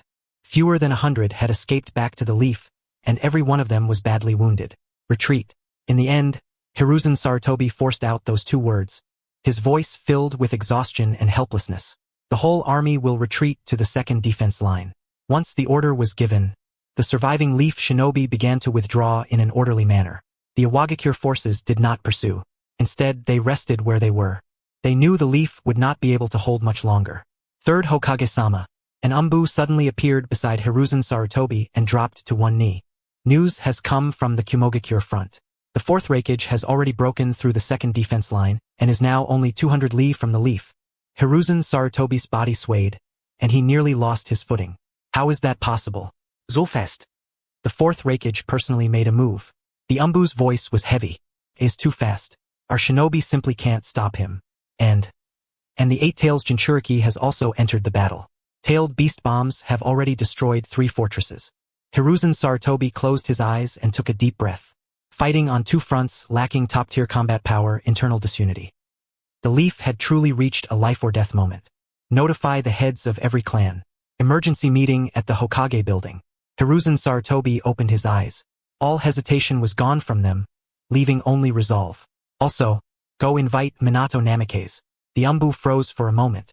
Third Hokage-sama, you mean? Go invite Minato Namikaze. Hiruzen Sarutobi repeated, his voice firm. Tell him the leaf needs him. Yes. The Umbu accepted the order and left at once. Hiruzen Sarutobi looked at the blackened land before him, looked at those leaf shinobi who had died in battle, and a trace of grief flashed in his eyes. Emma, let's go, right? One man and one ape turned into two afterimages and disappeared from the battlefield. At the same time, in Konoha, downstream of the Naka River, Konoha branch of Xianyun Pavilion. At this moment, inside a room on the top floor of the building, Minato Namikaze was standing by the window, looking at the Hokage rock in the distance. On the Hokage rock were carved the faces of the successive Hokage. The first, the second, the third, and his own face as well. Minato. A gentle voice came from behind him. Minato Namikaze turned around and saw Kushina Uzumaki walking into the room with Naruto Uzumaki in her arms. His blue eyes were wide open as he curiously looked around. How is it? Minato Namikaze asked. Kushina walked to the window and stood shoulder to shoulder with him, looking toward the Hokage rock. What else could it be? Kushina's voice was very calm, but a trace of worry flashed in her eyes. Iwagakure and Kumogakure have joined forces to attack, and the leaf is losing ground at every step. The third Hokage has already personally gone into battle, but he can't hold them back. Minato Namikaze was silent for a moment before asking, how bad are the casualties? Very bad, Kushina said softly. In the direction of the land of grass, 2 out of the 3 defense lines have already been breached, and casualties have exceeded 500. The land of hot waterfront is even worse. The 4th Raikage personally made a move, and the 8-Tails Jinchuriki has also joined the war. The Leaf's forces were almost completely wiped out. Minato Namikaze closed his eyes. 500. Almost wiped out. Behind those numbers were living, breathing lives. One after another Leaf shinobi. Minato, Kushina looked at him. Are we really not going to make a move? Minato Namikaze opened his eyes and looked out the window. Konoha was still bustling. People came and went on the streets. Merchants shouted their wares. Children played. But in the air, a faint tension and panic had already begun to spread. News of the war had already gotten out. Though the Leaf's higher-ups had done their best to suppress it, paper could never wrap fire. More and more villagers had begun packing their belongings, preparing to flee. Shops were closing one after another, and there were fewer and fewer pedestrians on the streets. What did Banzai say? Minato Namikaze asked. Kushina pulled a scroll from her clothes and handed it to Minato Namikaze. He opened it. There was only one sentence written on it. The Leaf's affairs should be resolved by the Leaf itself. Xianyun Pavilion remains neutral. The signature below was a simple single character, Chi. Minato Namikaze looked at that sentence and stayed silent for a long time. Minato, Kushina said softly, I know you owe Banzai your life, and I also understand Xianyun Pavilion's principles. But the Leaf is our home. Our friends are here, our memories are here, and everything we once protected is here. Minato Namikaze turned around and looked at Kushina, a trace of complexity flashing through his eyes. I know, he said, but precisely because this is our home, I can't make a move. Why? Because the Leaf is sick. Minato Namikaze spoke slowly, a trace of exhaustion in his voice.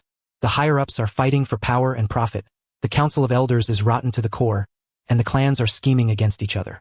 If this war can make the Leaf wake up, if it can wash away all that rotten filth, then temporary pain is worth it. Kushina froze. She looked at her husband, this man who had once given everything for the Leaf, this hero once known as the Yellow Flash. At this moment, there was no light in his eyes, only deep exhaustion and disappointment. And besides, Minato Namikaze continued, Banzai is right. Xianyun Pavilion's goal is to integrate the shinobi mission system so that shinobi can receive the rewards they deserve, and so missions can become more transparent and fair. If Xianyun Pavilion intervenes in the Leaf's war now, that would go against its neutral stance and make people think Xianyun Pavilion is a subordinate of the Leaf. He paused, then looked out the window. The Leaf needs a complete cleansing. Only by passing through fire can it be reborn. Kushina fell silent. She understood her husband's meaning, and she also understood Chi Banzai's position. But as she watched the Leaf sink into the flames of war, as she watched former comrades die on the battlefield, her heart still ached. In a daze, it was as if she saw the old Yuzushiogakure again. Back then, Yuzushiogakure had once pinned its hopes on the Leaf, but from beginning to end, the Leaf had never given a direct response. Even its so-called support had been delayed again and again, until Yuzushiogakure was destroyed, and she was brought to the Leaf where she met Minato back then. But she still wanted to say something. There are no buts. Minato Namikaze cut her off, his voice firm. Kushina, trust my judgment. And trust Banzai. He 1T really just watch Konoha be destroyed. But he will make Konoha pay a price. Make Konoha's upper echelon pay a price. Right then, a knock came at the door. Come in, Minato Namikaze said. The door opened, and an Umbu walked in and dropped to one knee. Fourth Sama. Third Sama invites you to the Hokage building for an emergency meeting. Minato Namikaze looked at the Umbu, fell silent for a moment, then shook his head. Tell Third Sama that I am no longer the fourth Hokage. Konoha's affairs have nothing to do with me. The Umbu raised his head, a trace of shock flashing through his eyes. Fourth Sama, you. Go back. Minato Namikaze waved his hand. Tell Third Sama that Xianyun Pavilion will not interfere in Konoha's war. But it also will not help Iwagakure or Kimogakure. We are neutral. The Umbu opened his mouth, wanting to say something, but in the end, he said nothing. He only gave Minato Namikaze a deep look, then turned into a shadow and vanished. The room fell silent once again. Minato Namikaze walked to the window and looked at the distant Hokage tower, a trace of complexity flashing through his eyes.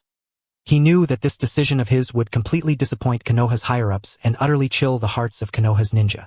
But he had to do it, for Konoha's future, and for the future of the ninja world. Minato. Kushina walked to his side and held his hand. No matter what decision you make, I support you. Minato Namikaze turned to look at her, then at Naruto in her arms, and finally showed a faint smile on his face. Thank you. Hokage Tower, conference room. The atmosphere was even heavier than 3 days ago. Hiruzen Sarutobi sat in the main seat, his face pale and his eyes bloodshot. He had just returned from the battlefield, and his Hokage robe was still stained with blood and dust. Hamura Mitokado and Koharu Udatain sat on either side of him, their expressions equally grim. Below them, all the clan heads had arrived. Hayashi Hyuga, Shikaku Nara, Choza Akimichi, Inoichi Yamanaka, Shibi Aburame, Sum Inuzuka. Nearly all of Konoha's clan heads were present, but Fugaku Uchiha had not come. Where is Fugaku Uchiha? Hiruzen Sarutobi asked, his voice hoarse.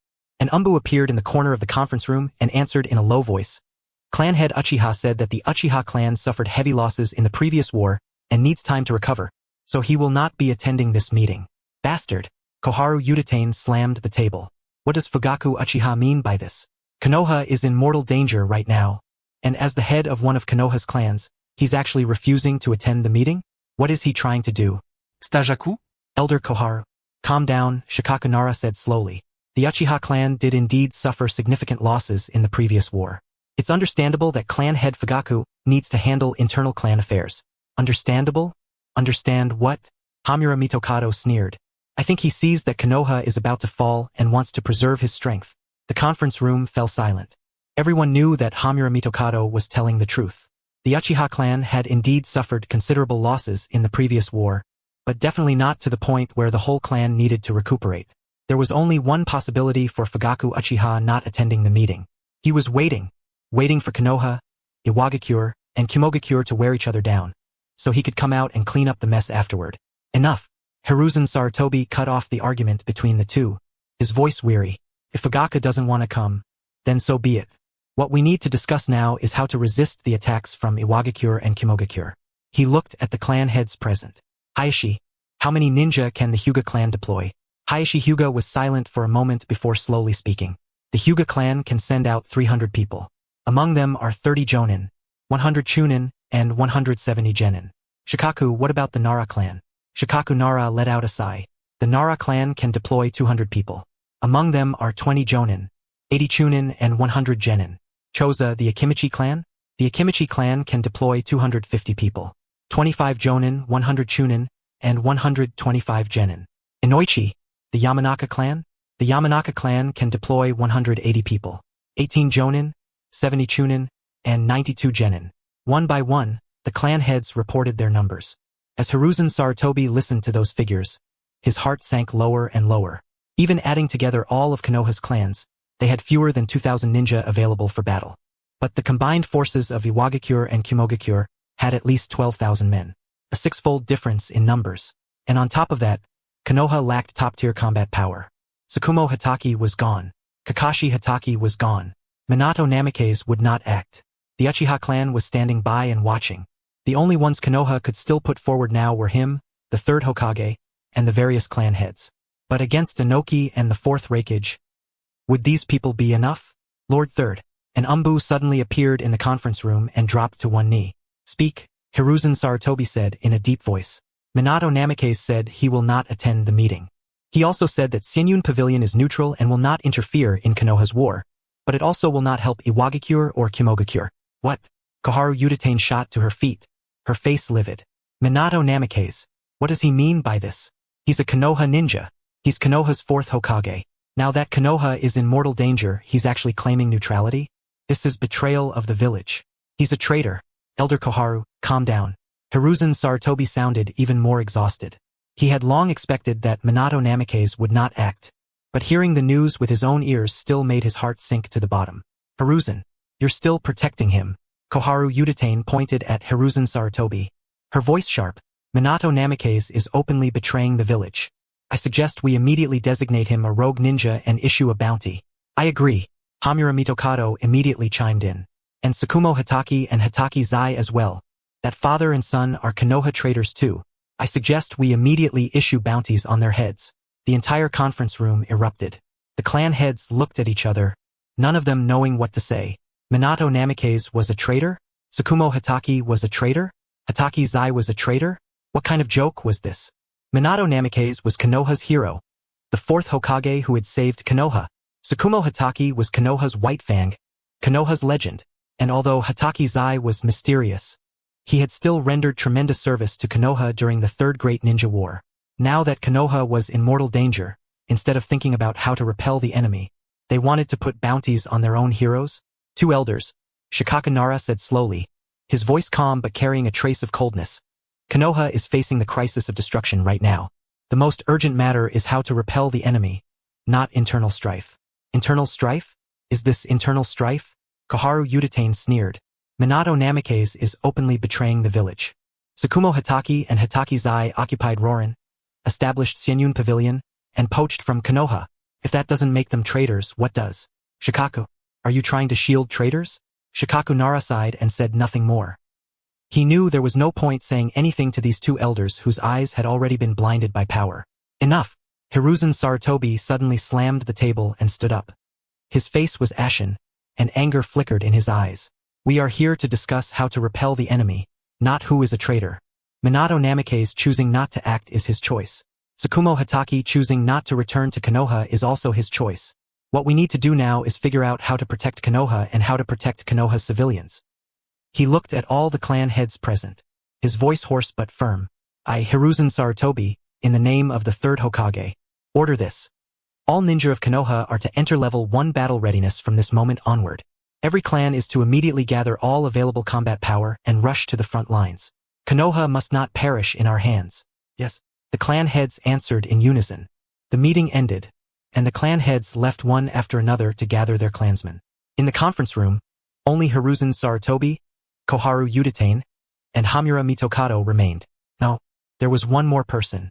From the shadows in the corner, Danzo Shimura slowly walked out. Hiruzen, are you really going to make a last stand? Danzo's voice was hoarse and gloomy. Hiruzen Sarutobi looked at Danzo, a trace of complexity flashing through his eyes. Danzo, what suggestion do you have? Suggestion? Danzo sneered. My suggestion is peace talks. Peace talks? Koharu Udatane frowned.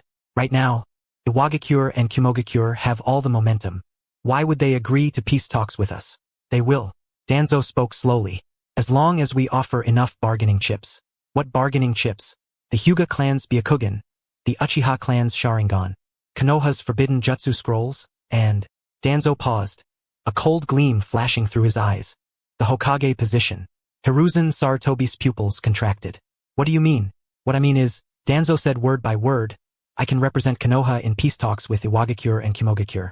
As long as they withdraw their troops, I can hand the Hyuga clan's Byakugan over to Iwagakure, give the Uchiha clan's Sharingan to Kimogakure, and make a copy of Konoha's forbidden jutsu scrolls for them. As for the Hokage position, he looked at Hiruzen Sarutobi, ambition flashing in his eyes. You step down and let me become Hokage. If it's me, Konoha will not fall. Hiruzen Sarutobi looked at Danzo for a long time. Then he laughed. That smile was bitter, strained, and sorrowful. Danzo, you really are still the same. The same how? For the sake of power, you'll stop at nothing. Hiruzen Sarutobi said slowly, the Hyuga clan S Byakugan, the Uchiha clan S Sharingan, Konoha-S Forbidden Technique Scroll. These are Konoha-S Foundation, Konoha-S Inheritance. For the sake of becoming Hokage, you actually want to hand all of them over to the enemy? So what? Danzo said coldly. As long as it can preserve Konoha, those prices are worth it. Worth it? Hiruzen Sarutobi shook his head. No, not worth it. If Konoha-S Foundation is gone, is Konoha still Konoha?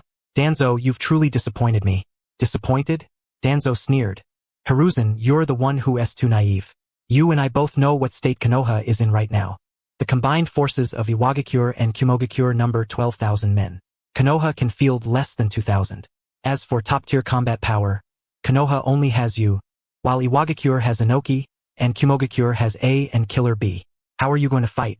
What are you going to use to fight? Hiruzen Sarutobi fell silent. He knew Danzo was speaking the truth. Konoha really had reached a dead end. So, Danzo continued, peace talks are the only way out. Hiruzen, for Konoha's sake, step down. Hand the position of Hokage over to me. I'll go negotiate. My Konoha will not fall. Hiruzen Sarutobi looked at Danzo for a long time. Then he turned and walked to the window. Outside, the setting sun sank westward, and the horizon was blood-red. Konoha's dusk had arrived. Danzo, Hiruzen Sarutobi said slowly with his back to him, I would rather die in battle than ever hand Konoha over to someone like you. You! Danzo's expression changed. As for peace talks, Hiruzen Sarutobi turned around, a resolute light flashing in his eyes. Konoha has never sued for peace. If they want war, then war it is. At this moment, the former professor seemed to have returned to Konoha once more. After saying that, he did not look at Danzo again and strode out of the meeting room. Koharu Udatane and Hamura Mitokado exchanged glances, then followed him out as well. Only Danzo remained in the meeting room. He stood there, his expression dark to a terrifying degree. Hiruzen, you forced this on me. He muttered to himself in a low voice, and a trace of ruthlessness flashed through his eyes. Since you refused to step down, then don't blame me for being impolite. In the shadows, a cold smile curled at the corner of Danzo's mouth. Year 52 of the Leaf Calendar, March 12th. It had already been 5 days since Iwagakure and Kumogakure launched their joint attack on the Leaf. During these 5 days, the eyes of the ninja world had all been fixed on the Land of Fire, fixed on the Leaf. But there was another place that was also drawing the attention of every major force. Rorin, north of the Land of Wind, deep in the desert, that miracle city that had risen in just a few short years. At this moment, atop the highest observation platform of the Rorin Palace, Kasakasai stood there in white, his hands behind his back, looking down over the entire city. As the sun set in the west, golden sunlight spilled across Rorin streets, dyeing the whole desert city in a brilliant gold. The streets were crowded with people, vendors calling out their wares, children playing around. It was a scene of prosperity and peace. It formed a sharp contrast with the tension, panic, and flames of war surrounding the Leaf. Sai. A soft voice came from behind him. Kasakasai did not turn around. He only gave a quiet hum in response. Queen Sarah walked to his side and stood shoulder to shoulder with him. She wore a pale golden long dress, her long hair drifting gently in the evening breeze. A trace of worry rested on her stunningly beautiful face. The situation over at the Leaf is very bad, Sarah said softly. The allied forces of Iwagakure and Kumogakure have already advanced to within 100 li of the village. At most, in 3 days they'll be at the gates. Kasakasai nodded, his expression calm, as if he were listening to something that had nothing to do with him. Any message from Brother Minato? He asked. Came back. Sarah took out a scroll from her sleeve and handed it to Kasakasai. Minato said the higher-ups of the Leaf have completely lost faith in him. Koharu Udatane and Hamura Mitokado even proposed labeling him a missing nin. But Hiruzen Sarutobi suppressed it. Still, the Leaf's internal hostility toward the Idle Cloud Pavilion is only getting deeper. Kasakasai took the scroll, opened it, gave it a glance, then casually rubbed it between his fingers. The scroll turned into flying ash and scattered into the wind. As expected, he said flatly, those old things in the Leaf have always been like this. When you're useful, they lift you to the heavens. When you're not, they trample you underfoot. Minato chose neutrality, and in their eyes that's betrayal. Unforgivable betrayal. Sarah looked at him, a trace of confusion flashing through her eyes. Sai, I don't understand, she said softly. You clearly have the power to stop this war, so why won't you act? The Leaf is your homeland. Are you really going to just stand by and watch it be destroyed? Kasakasai turned to look at Sarah, a complicated light flashing through his eyes. Sarah, what do you think the Leaf is like right now? Sarah froze for a moment, then thought about it before answering, very bad. Rotten inside, The higher-ups fighting for power, clan conflicts, civilian ninja getting no respect. But no matter what, that's still the place where you were born. It's the place Minato and Sakumo once protected. Yeah, the place where I was born. Kasakasai looked into the distance, his gaze far away. But Sarah, do you know? The leaf is sick. Very sick. It's rotten from the roots. He paused, then slowly said, the first Hokage Hashirama Senju founded the leaf to give children a childhood where they wouldn't have to step onto the battlefield, and to give ninja a peaceful home. But what happened after that? The second Hokage Tobarama Senju established the Umbu, the Ninja Academy, and the mission system, completely turning ninja into tools. The third Hokage Hiruzen Sarutobi was indecisive. He allowed the Council of Elders to fight for power, allowed Danzo to establish root, and allowed clan conflict to fester. The fourth Hokage, Minato Namikaze, had ideals and ambition, but he was too young, too naive. In the end, he was forced to step down by the higher-ups and nearly lost his life. Sarah fell silent. She knew at least some of these things. The leaf needs a thorough purge. Kasakasai's voice was calm, but beneath that calm was cold, ruthless resolve. Those rotten higher-ups, those elders obsessed with power, those clans that care only about their own interests, they all need to be removed. But the leaf system makes it impossible for that purge to come from within. Because those who benefit from the current order will never give up their power. They'll never give up their interests. He turned to look at Sarah. So it needs an external force. It needs a crisis big enough to wake the leaf from its sweet dream, to make the people of the leaf see clearly just how fragile and rotten the leadership they trust and the system they rely on really are. Sarah understood. You mean this war? That's right. Kasakasai nodded. This war is that crisis. The allied forces of Iwagakure and Kumogakure are the scalpel. I want to use that scalpel to cut away the rotten flesh from the leaf. It will hurt. It will bleed. People may even die. But if that rotten flesh isn't cut away, the wound will never heal. It will only keep festering until it completely dies. But Sarah still could not bear it. What about the civilians of the leaf? What about those innocent villagers? What did they do wrong? They did nothing wrong. Kasakasai's voice grew lower. But this is reality. Change always comes with sacrifice, and peace always has to be bought with blood. I could act right now, drive back Iwagakure and Kumogakure, and save the leaf. But so what? Would the higher-ups of the leaf be grateful to me? No. They would only think it was natural, then go right back to fighting for power and rotting from within. Would the people of the leaf wake up? No. They would only keep sleeping in their false peace until the next crisis arrived. He looked at Sarah, a nearly cruel rationality flashing in his eyes. Sarah, sometimes short-term pain is for the sake of longer-lasting peace. The leaf needs this war. It needs this defeat. It needs this crisis of near destruction. Only then will the leaf truly reflect. Only then will it truly change. And only then can my next plans be carried out smoothly. Sarah looked at Kasakasai, at the man she loved deeply. She suddenly realized that perhaps she had never truly understood him. He looked lazy, as if he did not care about anything, but in truth he saw very far and thought very deeply. He built the Idle Cloud Pavilion and integrated the Ninja World's mission system. He revived Hatake Sakumo and had him sit in command of Rorin. He saved Minato Namikaze and Kushina Uzumaki and brought them into the Idle Cloud Pavilion. He subdued Sunagakure and made it submit to Rorin. None of it was accidental. Every piece was connected, forming a vast, far-reaching, and even somewhat terrifying layout. So when do you plan to act? Sarah asked. Wait. Kasakasai said only one word. Wait for what? Wait until the leaf is completely desperate. Wait until those rotten higher-ups are fully exposed. Wait until the people of the leaf are fully awakened. Kasakasai spoke slowly. When the flames burn at their fiercest, I will naturally make my move. But for now, he turned and looked down below the palace. That was the direction of the Rorin headquarters of the Idle Cloud Pavilion. Pass on my order. From this moment on, all branches of the Idle Cloud Pavilion are to enter a state of absolute neutrality. We will not accept any hired missions related to the leaf, the Wagakure, or Kumogakure. We will not provide any war-related intelligence. We will not take part in any side's operations. But, he paused, and a cold gleam flashed through his eyes. Anyone who dares touch the Idle Cloud Pavilion's assets, harm its members, or set their sights on Rorin, no matter which side they come from, kill them without mercy. Understood. From the shadows, a figure with the Hatake clan crest on his chest vanished. The clan that had withered away in the leaf had found new life in Rorin.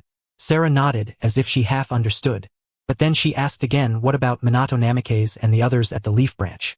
Minato will understand what I mean, Kasakasai said. He's a smart man. He knows what to do. Besides, A meaningful light flashed through his eyes. We also need our people watching things on the leaf side. Some things can only be seen clearly from the inside. Sarah understood. Minato Namikaze's staying in the leaf and not interfering in the war was, on one hand, a declaration of the Idle Cloud Pavilion's neutral stance. On the other hand, he was also serving as Kasaka-sai's eyes, observing the changes inside the leaf. Right? Kasaka-sai suddenly remembered something. Any movement from Sunagakure? Raza sent word that both Iwagakure and Kumogakure have sent envoys to Sunagakure, trying to win them over to join the attack on the leaf, Sarah said. But Raza refused. He said Sunagakure is already a vassal state of Rorin. Without your order, he will not act rashly. Sakaya nodded. Send someone to tell Raza he did well. Tell him to continue holding position, but to stay on guard as well. If Iwagakure and Kumogakure fail to win him over, they may make a move on Sunagakure and force him to choose a side. And one more thing, Kasaka-sai added. Tell father and brother to strengthen Rorin's defenses. During wartime, all kinds of monsters and snakes can crawl out. Nothing can happen to Rorin. I understand. Sarah turned to leave, but after taking 2 steps, she stopped again and looked back at Kasaka-aya. Aya, you. 1T really just watch ye be destroyed, right? Kasaka-aya looked at her, stayed silent for a moment, then gave a slight smile. Don't worry. I know my limits. Only then did Sarah feel at ease. She turned and left. On the observation deck, Kasaka-aya was once again the only one left. He looked into the distance again, toward Yi. The sunset had already completely faded, and only the last trace of afterglow remained on the horizon. Night was about to fall. Let the flames burn even fiercer, Kasaka-aya murmured to himself. Only then can we see clearly who is swimming naked.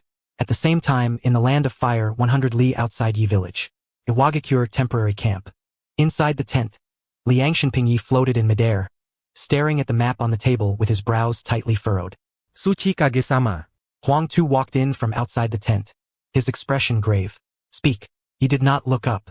The latest intelligence is that all the clans of Yi have fully mobilized and have established their final line of defense 50 li outside Yi village.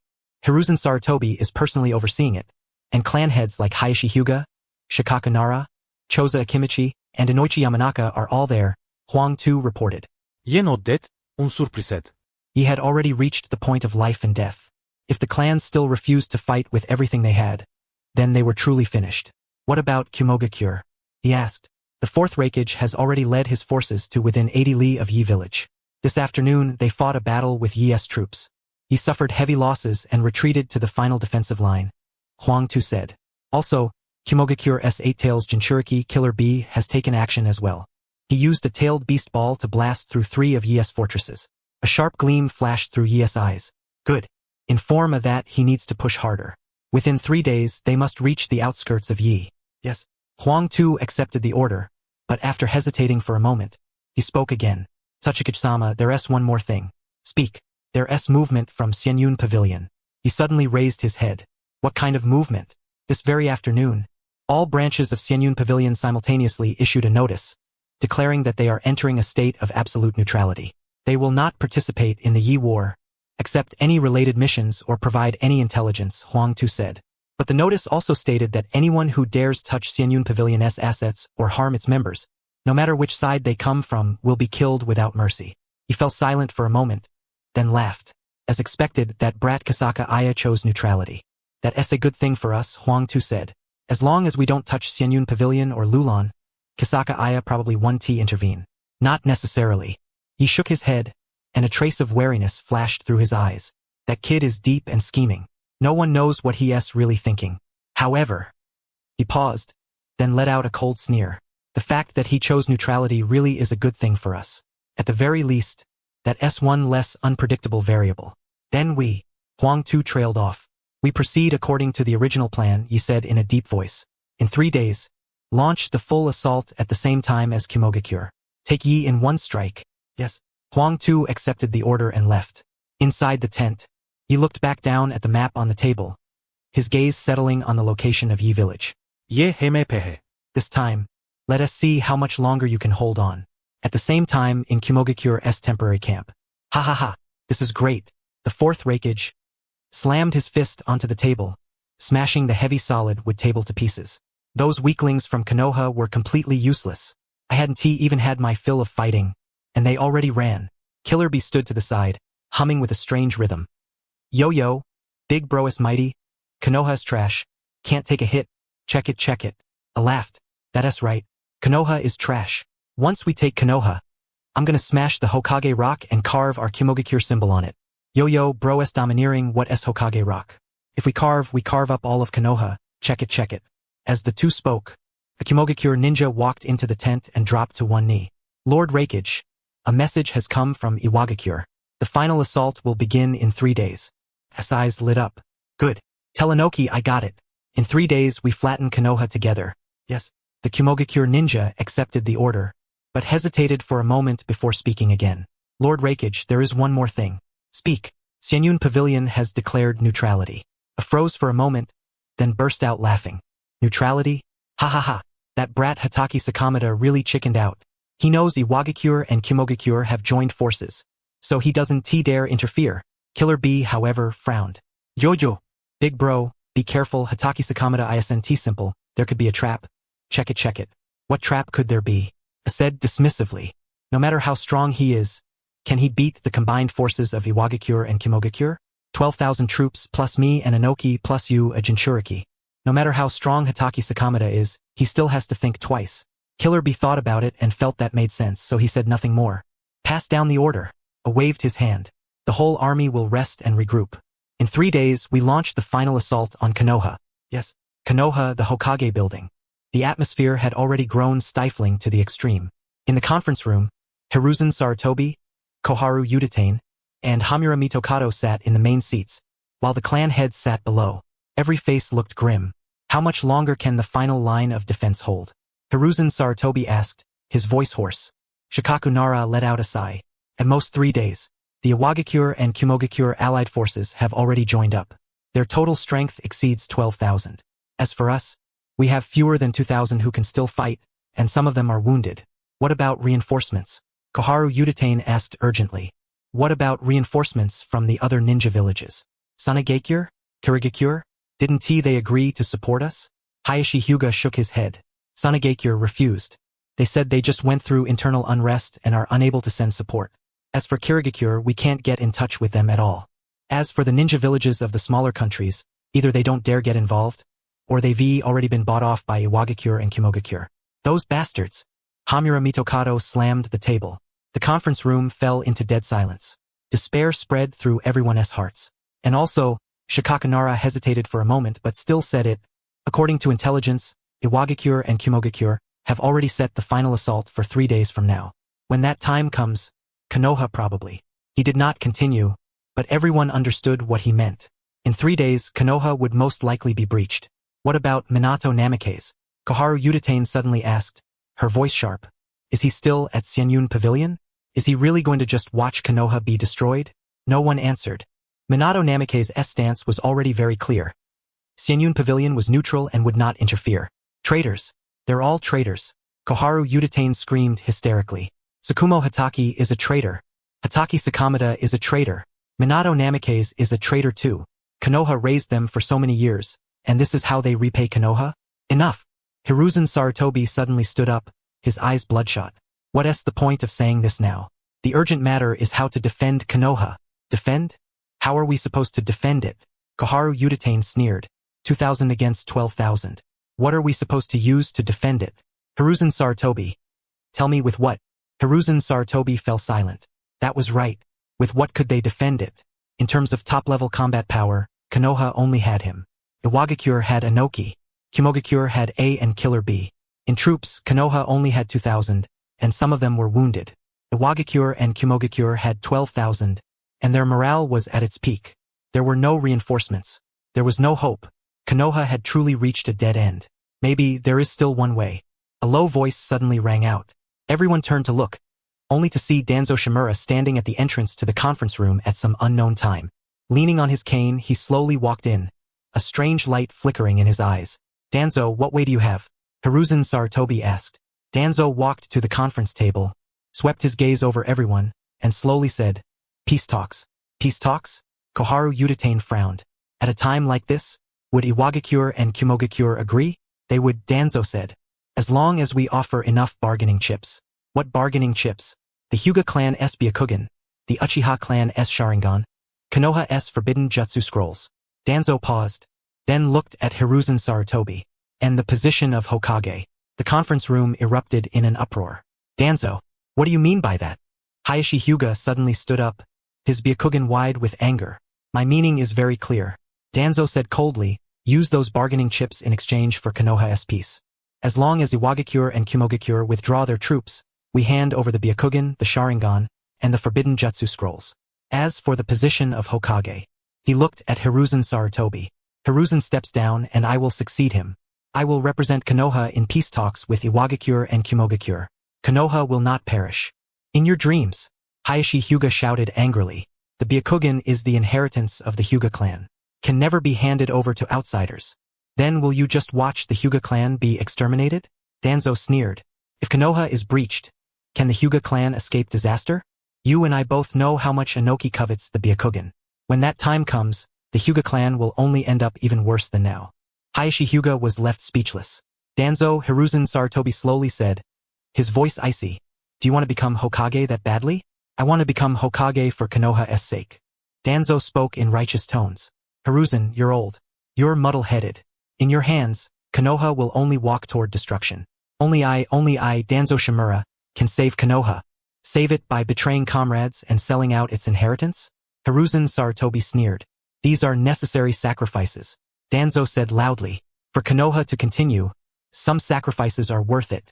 Hiruzen, you are too indecisive. It is precisely because of your indecision that Konoha has ended up like this today. Enough! Hiruzen Sarutobi suddenly slammed the table and stood up. He stared fixedly at Danzo, his eyes filled with anger and disappointment. Danzo, let me tell you this. As long as I, Hiruzen Sarutobi, am alive for even one more day, Konoha will never bow its head to the enemy. The Byakugan will not be handed over, the Sharingan will not be handed over, the forbidden jutsu scrolls will not be handed over, and the position of Hokage will never be handed to someone like you. You! Danzo's face turned ashen. If it's war they want, then war it is.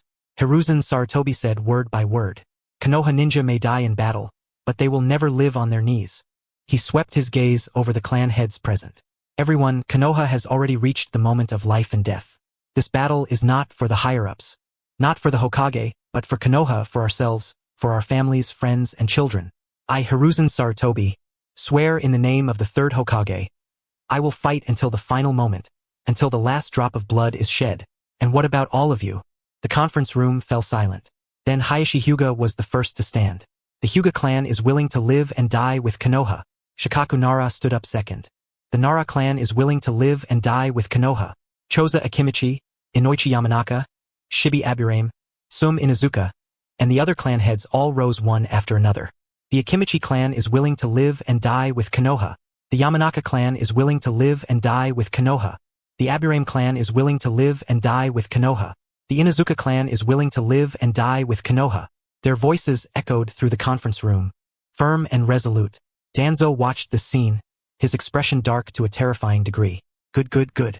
He said good 3 times in a row, then turned around and slowly walked out of the conference room with his cane. Hiruzen, you will regret this. His voice was cold and venomous. Hiruzen Sarutobi did not look at him. He only looked toward the clan heads present, and a trace of relief flashed through his eyes. Then, everyone prepare for battle. Konoha will never fall. Everyone answered in unison. Yes. After the meeting ended, the clan heads left one after another to make preparations for the final battle. In the conference room, only Hiruzen Sarutobi remained. He walked to the window and looked out at Konoha. The setting sun dipped westward, and the horizon was blood-red. Konoha's dusk had truly arrived, but he believed dawn would come in the end. As long as there were still people fighting, as long as there were still people protecting it, Konoha would never perish. Teacher, Lord Hashirama, Lord Tobarama, Hiruzen Sarutobi murmured softly, please protect Konoha. Outside the window, the last trace of afterglow disappeared behind the distant mountains. There was only 1 day left until the agreed date for Iwagakure and Kumogakure's full-scale assault. 50 li outside Konoha, at the final line of defense, the Konoha ninja had gathered here, building the last defensive fortifications. But every face was filled with exhaustion and despair. 2,000 against 12,000. This was a war that simply couldn't be won. Third Hokage. Nara Shikaku walked over to Hiruzen Sarutobi's side, his expression grave. The allied forces of Iwagakure and Kumogakure are only 30 li away from us. At the latest, They'll reach here by noon tomorrow. Hiruzen Sarutobi stood on a high slope, looking at the dust rising in the distance, his eyes bloodshot. He hadn't closed his eyes for 5 days. In those 5 days, he had personally watched Konoha's defensive lines fall one after another, watched one Konoha ninja after another collapse, watched Konoha walk step by step toward destruction. But he could not fall. He was the Hokage. He was Konoha's last line of defense. Shikaku, are the ninja from all clans in position? Hiruzen Sarutobi asked, his voice hoarse. They're all in position, Nara Shikaku said. The Hyuga clan, 300 people. The Nara clan, 200. The Akimichi clan, 250. The Yamanaka clan, 180. The Aburame clan, 150. The Inazuka clan, 100. Adding the other small clans and civilian ninja, the total is 1,987. 1,987. Hiruzen Sarutobi muttered to himself. 5 days ago, Konoha had still been able to deploy 2,000 men. Now only 1,987 remained. In just 5 short days, more than 100 had died in battle. And this was only the casualties before the final line of defense fell. Once the last defensive line was breached inside Konoha, those unarmed villagers. Hiruzen Sarutobi didn't dare continue thinking. Third Hokage, an Umbu suddenly appeared beside Hiruzen Sarutobi, dropping to one knee, his voice urgent. Kumogakure's assault unit has come around from the eastern side. The leader is the Eight Tails Jinchuriki Killer Bee. What? Hiruzen Sarutobi's expression changed. The eastern side was Konoha's weakest defensive point, because it was close to the Forest of Death, where the terrain was complicated and easy to defend but hard to attack. Only a small number of ninja had been stationed there. But if Kumogakure's assault unit broke through from the east, Konoha's final line of defense would be torn open. And then, notify the eastern defenders. Stop them at all costs, Hiruzen Sarutobi said sharply. But the Umbu hesitated. There are only 50 people on the eastern side, and some of them are genin and chunin. Kumogakure's assault unit has at least 300 men, and the leader is the Eight Tails Jinchuriki. They still have to stop them. Hiruzen Sarutobi cut him off. Even if they have to fill the gap with their lives, they must stop them. They absolutely cannot be allowed to break through the eastern line. Yes. The Umbu accepted the order and left. Hiruzen Sarutobi looked toward the east, his eyes full of anxiety. He knew that 50 against 300, while also facing the Eight Tails Jinchuriki, was no different from sending them to their deaths. But he had no choice. Konoha no longer had any forces left to deploy. Third Hokage, I'll go. A voice came from behind. Hiruzen Sarutobi turned around and saw that Minato Namikaze had appeared behind him at some unknown point. Minato wore an ordinary white robe, his golden hair fluttering in the wind, his blue eyes filled with resolve. Minato, Hiruzen Sarutobi was stunned. Weren't you? I said I wouldn't take part in the war. Minato Namikaze spoke calmly. But the eastern side is Konoha's civilian district. If Kumogakure's assault unit breaks through, all the villagers there will die. He paused, then continued, I'm not going as the fourth Hokage, and not as a member of the Idle Cloud Pavilion either. I'm only going as Minato Namikaze, to protect those innocent villagers. Hiruzen Sarutobi looked at Minato, a trace of complexity flashing through his eyes. But Kushina and Naruto, they're at Idle Cloud Pavilion. They're safe, Minato Namikaze said, and I trust Sakamada. He won't let anything happen to them. Hiruzen Sarutobi was silent for a moment, then nodded. Thank you, Minato. Minato Namikaze smiled, said nothing, and with a flicker, vanished from the spot. Eastern side, at the edge of the Forest of Death. 50 Konoha ninja faced 300 elite Kumo ninja, as well as the man standing at the very front, his entire body wrapped in red chakra, the Eight Tails Jinchuriki Killer Bee. Yo, Konoha trash, just surrender nice and easy. I can give you a quick death, check it, check it. Killer Bee spoke in his strange rhythm as the 8 octopus-like tails behind him slowly swayed. The Konoha ninja were pale-faced, gripping their kunai tightly, but their hands were trembling. They knew they were doomed. 50 against 300. While also facing the Eight Tails Jinchuriki, this was a battle they simply could not win. For Konoha, a Konoha Jonin gritted his teeth and shouted as he charged forward first. For Konoha, the other Konoha ninja also followed one after another, charging ahead with no fear of death. Yo, admirable courage but meaningless all the same. Check it, check it. Killer Bee shook his head, and one of the octopus tails behind him suddenly lashed out. Boom! With a loud explosion, the few Konoha ninja rushing at the front were sent flying on the spot, crashing into trees, dead or alive unknown. Kill! The other Konoha ninja's eyes turned red as they crazily charged at Killer Bee. But the gap in strength was too great. Killer Bee didn't even need to use the tailed beast's power. With taijutsu alone, he easily crushed these Konoha ninja. In just a few short minutes, half of the 50 Konoha ninja had fallen. The dozen or so remaining stood back to back, covered in blood, their eyes full of despair. Yo, time to end this, check it. Check it. Killer Bee raised his hand. Red chakra condensed in his palm, forming a massive chakra sphere. Mini-tailed beast ball. The chakra sphere shot out with a roar, heading straight for those dozen Konoha ninja. The Konoha ninja closed their eyes, waiting for death to descend. But at that moment, a flash of golden light swept past. Flying Raijin Jutsu, Minato Namikaze appeared in front of the Konoha ninja, his hands forming seals. Flying Raijin, guiding thunder. A huge flying Raijin formula appeared in front of Minato. Killer Bee's tailed beast ball, before Minato, seemed to sink into a vortex and gradually vanish bit by bit. Then, the mini-tailed beast ball suddenly appeared in the middle of the Kumo ninja. The shockwave spread in all directions, kicking up a massive blast of air and instantly wiping out the surrounding Kumo ninja. Minato Namikaze let out a muffled grunt, and a trace of blood spilled from the corner of his mouth. Although he had successfully transferred the tailed beast ball, he had still suffered some internal injuries in the rush.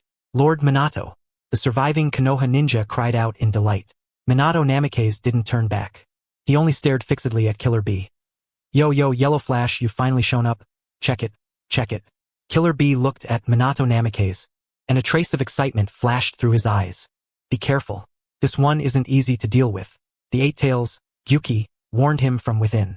Yeah, I know, check it. Killer Bee said as the octopus tails behind him swayed once more. Lord Minato, hurry and go. Konoha ninja shouted. Leave this place to us. Go protect the villagers. Minato Namikaze shook his head. You all go. Inform the third Hokage that the eastern defensive line can't be held. Tell him to prepare for the worst. But, go. Minato Namikaze shouted sternly. The Konoha ninja gritted their teeth. But in the end, they still turned and retreated toward the rear. Killer Bee didn't stop them. His target had always been Minato Namikaze. Yo, Yellow Flash, let me have some real fun with you. Check it. Killer Bee laughed strangely. One of the octopus tails behind him suddenly lashed out, while several chakra spheres condensed in his hand and shot toward Minato Namikaze. Minato Namikaze's eyes sharpened, and his figure vanished from the spot in an instant. Flying Raijin, Level 2, golden light flashed, and Minato Namikaze appeared behind Killer Bee, thrusting a kunai straight toward the center of his back. Clang! Killer Bee reacted with incredible speed. An octopus tail curled back and blocked the strike. Jo, your speed's pretty fast, but it's still not enough. Check it. Killer Bee turned and threw a punch at Minato Namikaze. Minato Namikaze used Flying Raijin again and vanished from the spot, reappearing in the distance. Flying Raijin, guiding thunder. His hands formed seals as several specially made kunai shot out and stabbed into the ground around Killer Bee. Yo, useless. I'm not one of those weaklings. Check it. Killer Bee said disdainfully as the octopus tails behind him suddenly lashed out, sweeping away all the surrounding kunai. Minato Namikaze's expression turned grave. Killer Bee was a perfect Jinchuriki, able to completely control the Eight Tails' power. His strength far surpassed that of an ordinary Kaga-level ninja. Even though he knew Flying Thunder against an opponent on Killer Bee's level, he was still under quite a bit of pressure. The Killer Bee in front of him had clearly grown a lot since their clash in the Third Great Ninja War. More importantly, there were still 300 elite Kumogakure shinobi behind Killer Bee. Once he got tied down, he would be in real danger. I have to end this fast. Minato Namikaze took a deep breath, and his hands formed seals again. Flying Thunder. Second step. Minato Namikaze turned into a yellow flash once more, his figure rapidly flickering around Killer Bee and leaving wound after wound behind. Yo, same move, ain't working on me. Check it. The tails behind Killer Bee's back whipped around wildly, guarding his body inside them. The instant Minato appeared, they smashed out again, fully displaying the advantage of 8 tentacles. But right at that moment, Minato Namikaze's eyes sharpened. Now, Flying Raijin, Level 2, his figure vanished in an instant. When he appeared again, he was already above Killer Bee's head. Rasengan, a blue sphere of chakra condensed in his hand and slammed down hard at Killer Bee. Yo, naive, check it. Killer Bee let out a cold laugh. One of the octopus tails behind him lashed upward, while a red-tailed beast cloak surfaced over his body. Boom! The Rasengan collided with the octopus tail, erupting with a massive shockwave.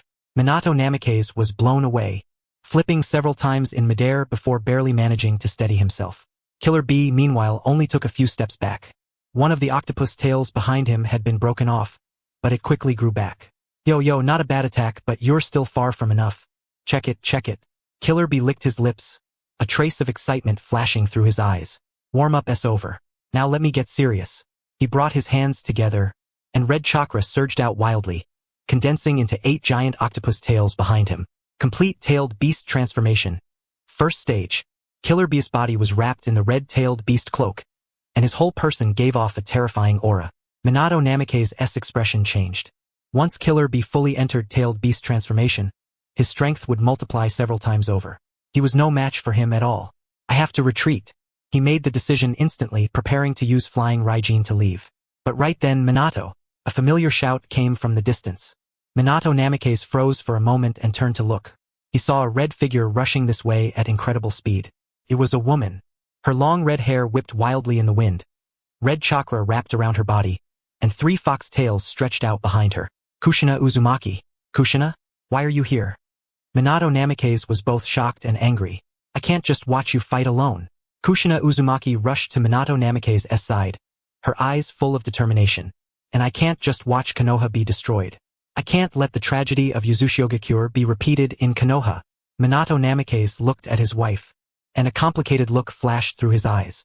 Back then, when Yuzushiogakure was destroyed, Konoha had failed to send aid in time, leading to the total annihilation of Yuzushiogakure, with Kushina as the sole survivor. This had always been a pain in Kushina's heart. But your body, Minato Namake's said worriedly. Although the 9 tails inside Kushina Uzumaki had been taken away by Sakuya using a pokeball, the residual 9 tails chakra still remained. During this period, she had been adapting to and controlling that leftover chakra, but she had never truly used it. It's fine. Kushina Uzumaki smiled. For Konoha, for us, I can bear this much. She paused, then looked at Killer Bee, a trace of coldness flashing through her eyes. And besides, I can't lose to that Jinchuriki. Kushina Minato Namake's wanted to say more, but Kushina Uzumaki had already charged out. Kurama, lend me your power, she shouted, and the red chakra around her surged again. The foxtails behind her increased from 3 to 6. Pseudo-tailed beast mode. A state similar to the Gold and Silver brothers, now recreated on Kushina, who had already lost the 9 tails. Yo, another one, and she has even a 9 tails Jinchuriki, check it. Killer Bee looked at Kushina Uzumaki, surprise flashing through his eyes.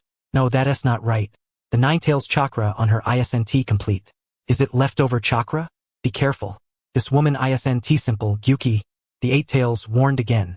Yeah, I know, check it.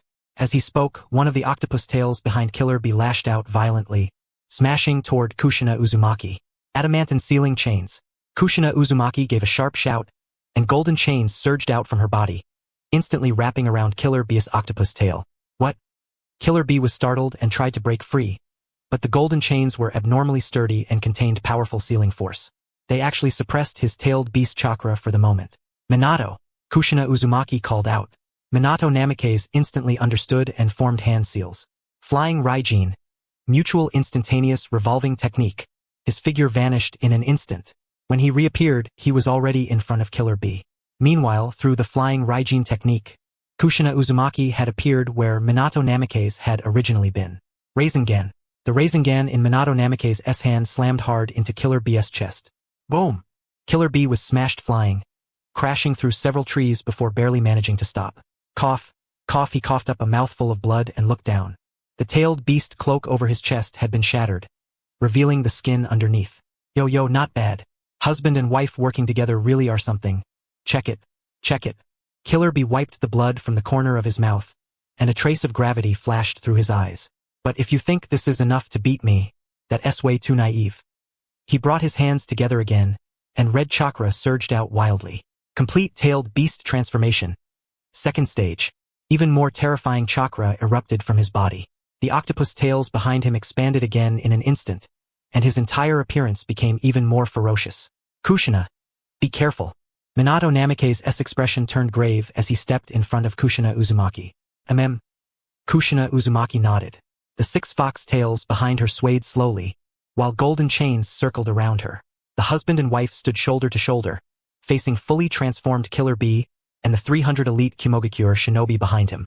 Jo, come on. Let me have some fun with you, check it, check it. With a strange laugh, Killer Bee lashed all 8 octopus tails behind him at once, covering the sky as they smashed toward Minato Namikaze and Kushina Uzumaki. Adamantine ceiling chains. Heavenly net. Kushina Uzumaki let out a sharp cry, and golden chains surged out wildly, weaving into a giant net in front of her that blocked Killer Bee's attack. Flying Raijin. Rasengan Flash Super Round Dance Howl Style 3. Minato Namikaze's figure flickered. In an instant, he appeared around Killer Bee, several special kunai flying out as he formed hand seals at the same time. Sealing technique. 4 symbols seal. A golden sealing formula appeared beneath Killer Bee's feet, temporarily restricting his movements. Now, Minato Namikaze shouted. Got it. Kushina Uzumaki brought her hands together. The 6 fox tails behind her whipped wildly as red chakra condensed in her hand. Tailed beast ball, pseudo. A small-tailed beast ball condensed in her hand.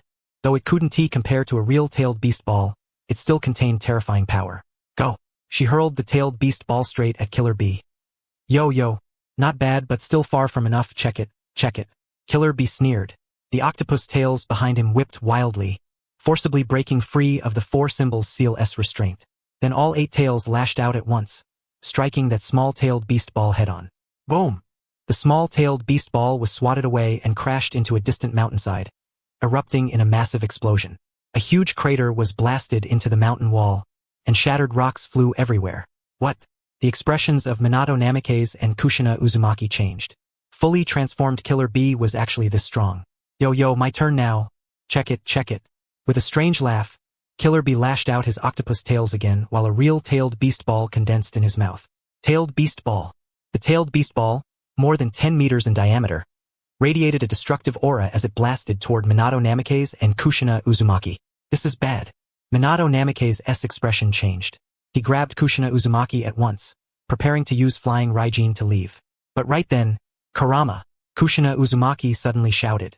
The red chakra around her surged again, and the fox tails behind her increased from 6 to 8. Pseudo-tailed beast mode. Full release. Adamantine ceiling chains. Absolute defense. Golden chains surged out wildly, weaving into a thick wall in front of her and Minato Namikaze. Boom!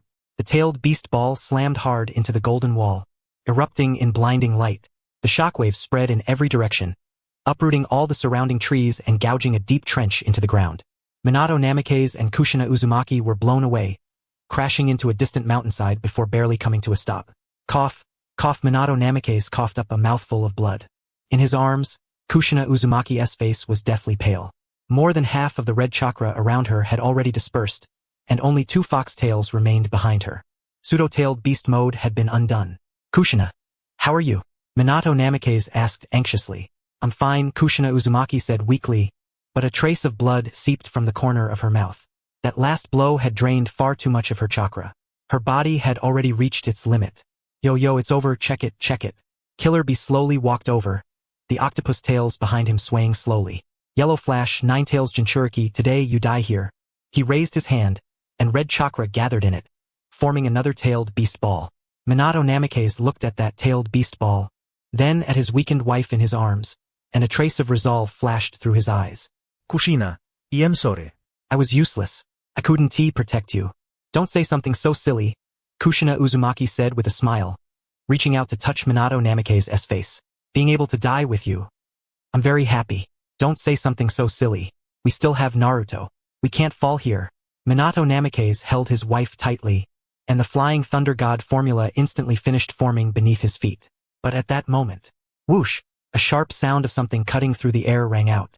Killer Bee's expression changed, and he suddenly looked up. He saw a kunai shooting over at incredible speed, followed closely by 5 intertwined nature transformation ninjutsu, all aimed directly at the tailed beast ball in his hand. What? Killer Bee wanted to dodge, but that kunai was too fast. He had no time to react at all. Boom! Kunai struck the tailed beast ball. The tailed beast ball instantly went out of control and exploded in Killer Bee's hand. Ah! Killer Bee let out a scream and was blasted away. Several of the octopus tails behind him were snapped off, and his whole body crashed heavily to the ground. Minato Namikaze and Kushina Uzumaki opened their eyes and looked at this scene in shock. Who was it? They turned their heads and saw a figure slowly walking out from the forest. It was an old man wearing a white Hokage robe and the Hokage hat. The 3rd Hokage, Hiruzen Sarutobi. Behind him were the clan heads of every major clan, along with hundreds of Konoha ninja. Third Lord, Minato muttered. Minato, Kushina, you've worked hard. Hiruzen Sarutobi walked over to the two of them and looked at them, a trace of relief flashing through his eyes. Leave the rest to us. Minato Namikaze and Kushina Uzumaki exchanged a glance, and both saw hope in each other's eyes. Konoha had not lost yet. Yo-yo, third Hokage, you finally showed up. Check it, check it. Killer Bee climbed up from the ground, wiped the blood from the corner of his mouth, and a hint of excitement flashed through his eyes. Perfect. I'll clean you up too. How arrogant. Hayashi Hyuga let out a cold snort, his Byakugan wide open in fury. 8 trigrams vacuum palm. An invisible blast of palm force roared out, heading straight for Killer Bee. Yo-yo, the Hyuga clan. I've wanted to experience this for a long time. Check it. Check it. Killer Bee let out a strange laugh. An octopus tail lashed out from behind him and shattered the palm force. Attack together. Shikaku Nara shouted as his hands formed seals. Shadow imitation jutsu. Several shadows stretched out from beneath his feet and wound toward Killer Bee. Partial expansion jutsu. Choza Akimichi's arm instantly enlarged and smashed fiercely toward Killer Bee. Mind-body switch technique. Inoichi Yamanaka's spiritual energy invaded Killer Bee's body, trying to control his movements. Fong passing Fong. Sum Inuzuka and her ninja hound turned into 2 whirlwinds and slammed toward Killer Bee. Secret technique. Insect sphere. Shibi Aburame released a massive number of Kikeichu insects, sending them surging toward Killer Bee. The clan heads all attacked at the same time, aiming at only one target. The 8 Tails Jinchuriki, Killer Bee. Yo-yo, now this is interesting, check it, check it. A flash of excitement passed through Killer Bee's eyes. The octopus tails behind him swung wildly, while another tailed beast ball condensed in his mouth. Tailed beast ball. Barrage. Several miniature tailed beast balls shot out to meet the attacks of the various clans. Boom! Boom! Boom! Explosions rang out one after another, and shockwaves spread in all directions, destroying all the surrounding trees. Minato Namikaze held Kushina Uzumaki and retreated to a safe distance, watching the battlefield nervously. He knew the outcome of this battle would decide Konoha's life or death. Third Lord, be careful, Minato Namikaze suddenly shouted. He saw that, after forcefully enduring the attacks from the clans, Killer Bee had actually broken through the encirclement and charged straight at Hiruzen Sarutobi. Earth release. Earth-style wall. Hiruzen Sarutobi slapped the ground with his hand, and an earth wall rose up in front of him. Yo-yo, useless, check it, check it. Killer Bee laughed strangely, and an octopus tail whipped out from behind him, directly smashing the earth wall to pieces. Fire release. Flame bullet. Hiruzen Sarutobi opened his mouth and spat out flames, but Killer Bee neither dodged nor evaded. He forcefully endured the fire and continued charging at Hiruzen Sarutobi. Killer Bee threw out a punch straight at Hiruzen Sarutobi's face. Hiruzen Sarutobi's expression changed. He wanted to dodge, but it was already too late. Just then, Flying Thunder God. Second step. Minato Namikaze instantly appeared in front of Hiruzen Sarutobi and thrust out the kunai in his hand. Clang! The kunai struck Killer Bee's fist, bursting out dazzling sparks. Minato Namikaze grunted and was forced back several steps, but he still managed to block the attack. Minato! Hiruzen Sarutobi cried out. Ien me fine. Minato Namikaze shook his head, but a trace of blood spilled from the corner of his mouth. He had responded too hastily to that strike and still suffered some internal injuries. Yo-yo, Yellow Flash, you really are tough, check it, check it. Killer Bee looked at Minato Namikaze, a trace of surprise flashing through his eyes. But this ends here. He brought his hands together, and red chakra surged out wildly, condensing behind him into 8 even thicker octopus tails. Complete tailed beast transformation. Third stage. A terrifying aura erupted from Killer Bee's body, and even the surrounding air turned heavy. The expressions of the clan heads all changed. They could all feel that Killer Bee at this moment was more than twice as strong as before. We have to stop him. Hiruzen Sarutobi gritted his teeth and formed hand seals. Summoning jutsu. Enma. Bang! White smoke exploded, and Enma appeared on the battlefield. Hiruzen, this situation looks bad. Enma looked at the fully transformed Killer Bee with a grave expression. I know. Hiruzen Sarutobi spoke in a deep voice. But we have to stop him and buy time for the villagers to evacuate. Understood. Enma nodded and transformed into the adamantine staff, landing in Hiruzen Sarutobi's hand. Attack together.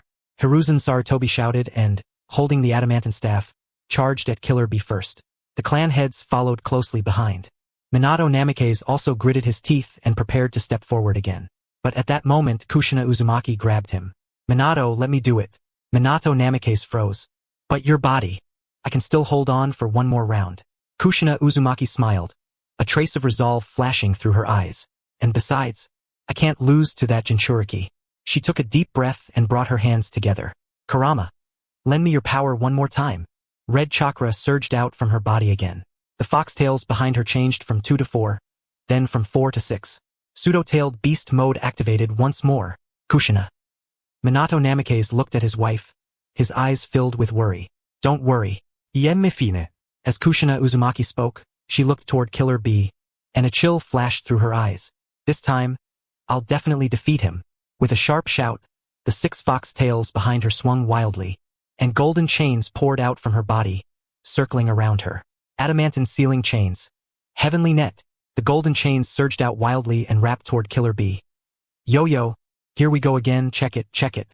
Killer B spoke disdainfully as an octopus tail lashed out from behind him, trying to shatter the golden chains. But this time, the golden chains were unusually sturdy and forcibly wrapped around his octopus tails. What? Killer B was startled and tried to break free, but the golden chains only tightened further and further. They also contained powerful sealing force, temporarily suppressing the tailed beast chakra inside him. Now, Kushina Uzumaki shouted. Understood. Hiruzen Sarutobi and the clan heads attacked at the same time. Fire release, flame bullet, earth release, earth bullet, shadow imitation jutsu, partial expansion jutsu, mind-body switch technique, Fong passing Fong, secret technique, insect sphere, all kinds of ninjutsu, secret techniques, and taijutsu came crashing down on Killer B like a storm. Yo-yo, damn it, check it, check it. Killer B's expression changed. He wanted to break free from the golden chains, but they were far too sturdy, and he simply could not escape in a short time. Boom, boom, boom. The various attacks smashed heavily into Killer B's body, erupting in a massive explosion. Dust and smoke filled the air, covering the battlefield. Everyone stared nervously at the center of the smoke, waiting for the result. The dust gradually cleared. Killer B was kneeling on one knee. Half of the tailed beast cloak on his body had already shattered. Several of the octopus tails behind him had been broken off, and a trace of blood flowed from the corner of his mouth. He was injured. Not seriously, but he was indeed injured. Yo-yo, not bad. You actually managed to injure me, check it, check it. Killer B wiped the blood from the corner of his mouth, and a trace of anger flashed through his eyes. But this ends here. He brought his hands together again, and red chakra surged out wildly, reforming behind him into 8 even thicker octopus tails. Complete tailed beast transformation. Final stage. An even more terrifying aura erupted from his body, and the surrounding air began to distort. Hiruzen Sarutobi and the clan heads' expressions changed. They could all feel that Killer B at this moment was another whole level stronger than before. How were they supposed to fight this? We have to stop him. Hiruzen Sarutobi gritted his teeth and prepared to charge forward again. But at that moment, Kushina Uzumaki suddenly let out a muffled groan. The red chakra around her instantly dispersed, and the foxtails behind her also vanished. Pseudo-tailed beast mode was undone. Her body went limp and she fell backward. Kushina. Minato Namikaze hurriedly caught her and discovered that she had already fainted.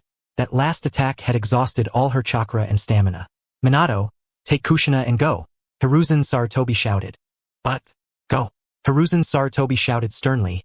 The leaf can't do without you, and Kushina is the Nine-Tails Jinchuriki. She can't die here. Minato Namikaze gritted his teeth, picked up the unconscious Kushina Uzumaki, and prepared to use Flying Raijin to leave. But right then, Killer A moved. Yo-yo, trying to run? Did you ask me first? Check it, check it. He let out a strange laugh, and the octopus tails behind him lashed out violently, charging straight at Minato Namikaze and Kushina Uzumaki. Not good. Hiruzen Sarutobi's expression changed as he tried to move in for support, but it was already too late. Minato Namikaze's face also shifted as he tried to use Flying Raijin, but Killer A was too fast. With Kushina in his arms, his reaction was just a fraction slower. Just as the octopus tails were about to slam into Minato Namikaze and Kushina Uzumaki. Boom. Hey, Minato, have you gotten rusty lately? Since when can even a guy like Killer A give you this much trouble? A gigantic toad the size of a small mountain crashed down with a thunderous boom, landing right between Minato Namikaze and Killer A. The 8 octopus tentacles slammed hard against the toad's back, producing a dull crashing sound, but they only left a few white marks on its tough skin.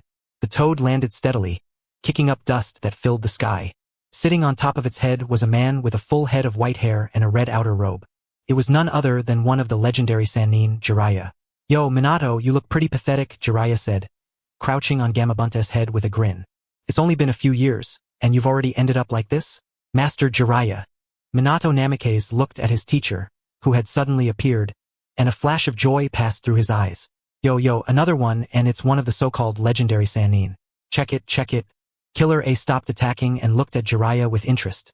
What kind of day is this? All the leaf people are here. Jiraiya jumped down from Gamabunta's head and landed beside Minato Namikaze. He glanced at the unconscious Kushina, and his brows furrowed slightly. She's hurt pretty badly. Minato, you can't even protect your own wife? Minato Namikaze opened his mouth, but he had no idea how to explain it. In just 2 or 3 short years, Killer A had already completely mastered the Eight Tails power, and his strength had skyrocketed. That tailed beast bomb earlier had come too suddenly. In his haste, Minato had used Flying Raijin to redirect it away. He had succeeded, but he had still taken considerable damage. On top of that, he had to protect Kushina, so his reactions really had been a beat too slow. Alright, stop explaining. Jiraiya waved his hand, then turned to face Killer A, the smile fading from his face. Hey, you little brat from Kumogakure. Take your people and get lost. The Leaf ISNT welcoming guests today. Joe, you say get lost and I should get lost? I haven't had enough fun yet. Check it. Killer A's octopus tails slowly swayed behind him, and the red-tailed beast cloak around him became even more solid. Perfect. Let me see the strength of one of the so-called legendary Sannin. However, Killer A's expression behind his sunglasses had also turned serious. He had only managed to injure Minato earlier by catching him off guard, and that was the only reason he had been able to put any pressure on him. But now that reinforcements had arrived, there was no way he could keep anyone here. On the contrary, with Jiraiya, one of the legendary Sannin, joining forces with Minato, he was the one most likely to die here. He needed to find a way to get out fast. You really don't know your place. Jiraiya let out a cold snort, his hands moving rapidly through seals. But right then, another disturbance came from the forest. Dozens of figures shot out from the trees and landed steadily behind Jiraiya. At the front was a man wearing the dark blue attire of the Uchiha clan, his face stern. It was the Uchiha clan head, Fugaku Uchiha. Behind him were dozens of elite Uchiha, including Yashiro Uchiha, Inabi Uchiha, and other experts from the clan. Each one wore a solemn expression, and the 3 Tomo Sharingan in their eyes slowly spun, giving off a cold aura. Clan head Fugaku? Hiruzen Sarutobi looked at the suddenly arrived group of Uchiha in surprise. My apologies, 3rd Hokage. We came late. Fugaku Uchiha gave a slight bow, his tone respectful but calm. During this time, I sent some of the clan members out to find Jiraiya-sama, who was traveling through the various countries, and bring him back to oversee things here. So that was it. The crowd suddenly understood. No wonder the Uchiha clan had seemed so understaffed these past few days. Fugaku had sent people out to find Jiraiya, and thinking of Danzo Shimura's slander, it only made him look even more like a rat in the gutter, someone who only knew how to pull petty tricks from the shadows. Yo, even the Uchiha clan is here. This is getting lively. Check it. Killer A raised a brow, but there was already a trace of gravity in his tone. Minato Namikaze alone had already been hard enough to deal with. Now there was Jiraiya too, plus the elites of the Uchiha clan. He was confident, but he wasn't stupid. Fugaku, thanks, Jiraiya said without turning around. As I should. Fugaku Uchiha replied calmly. Then he looked at Minato Namikaze and flicked his hand, tossing over 2 green beans shaped like silkworm pupae. Minato, catch. Minato Namikaze caught them instinctively and looked at the green beans in his hand with some confusion. This is senzu beans, Fugaku Uchiha explained. Sakaya had someone deliver them to the Uchiha. He said they were a good item brought back from some Dragon Ball world. After taking one, you'll immediately recover to your best state. They should be useful for you and Kushina.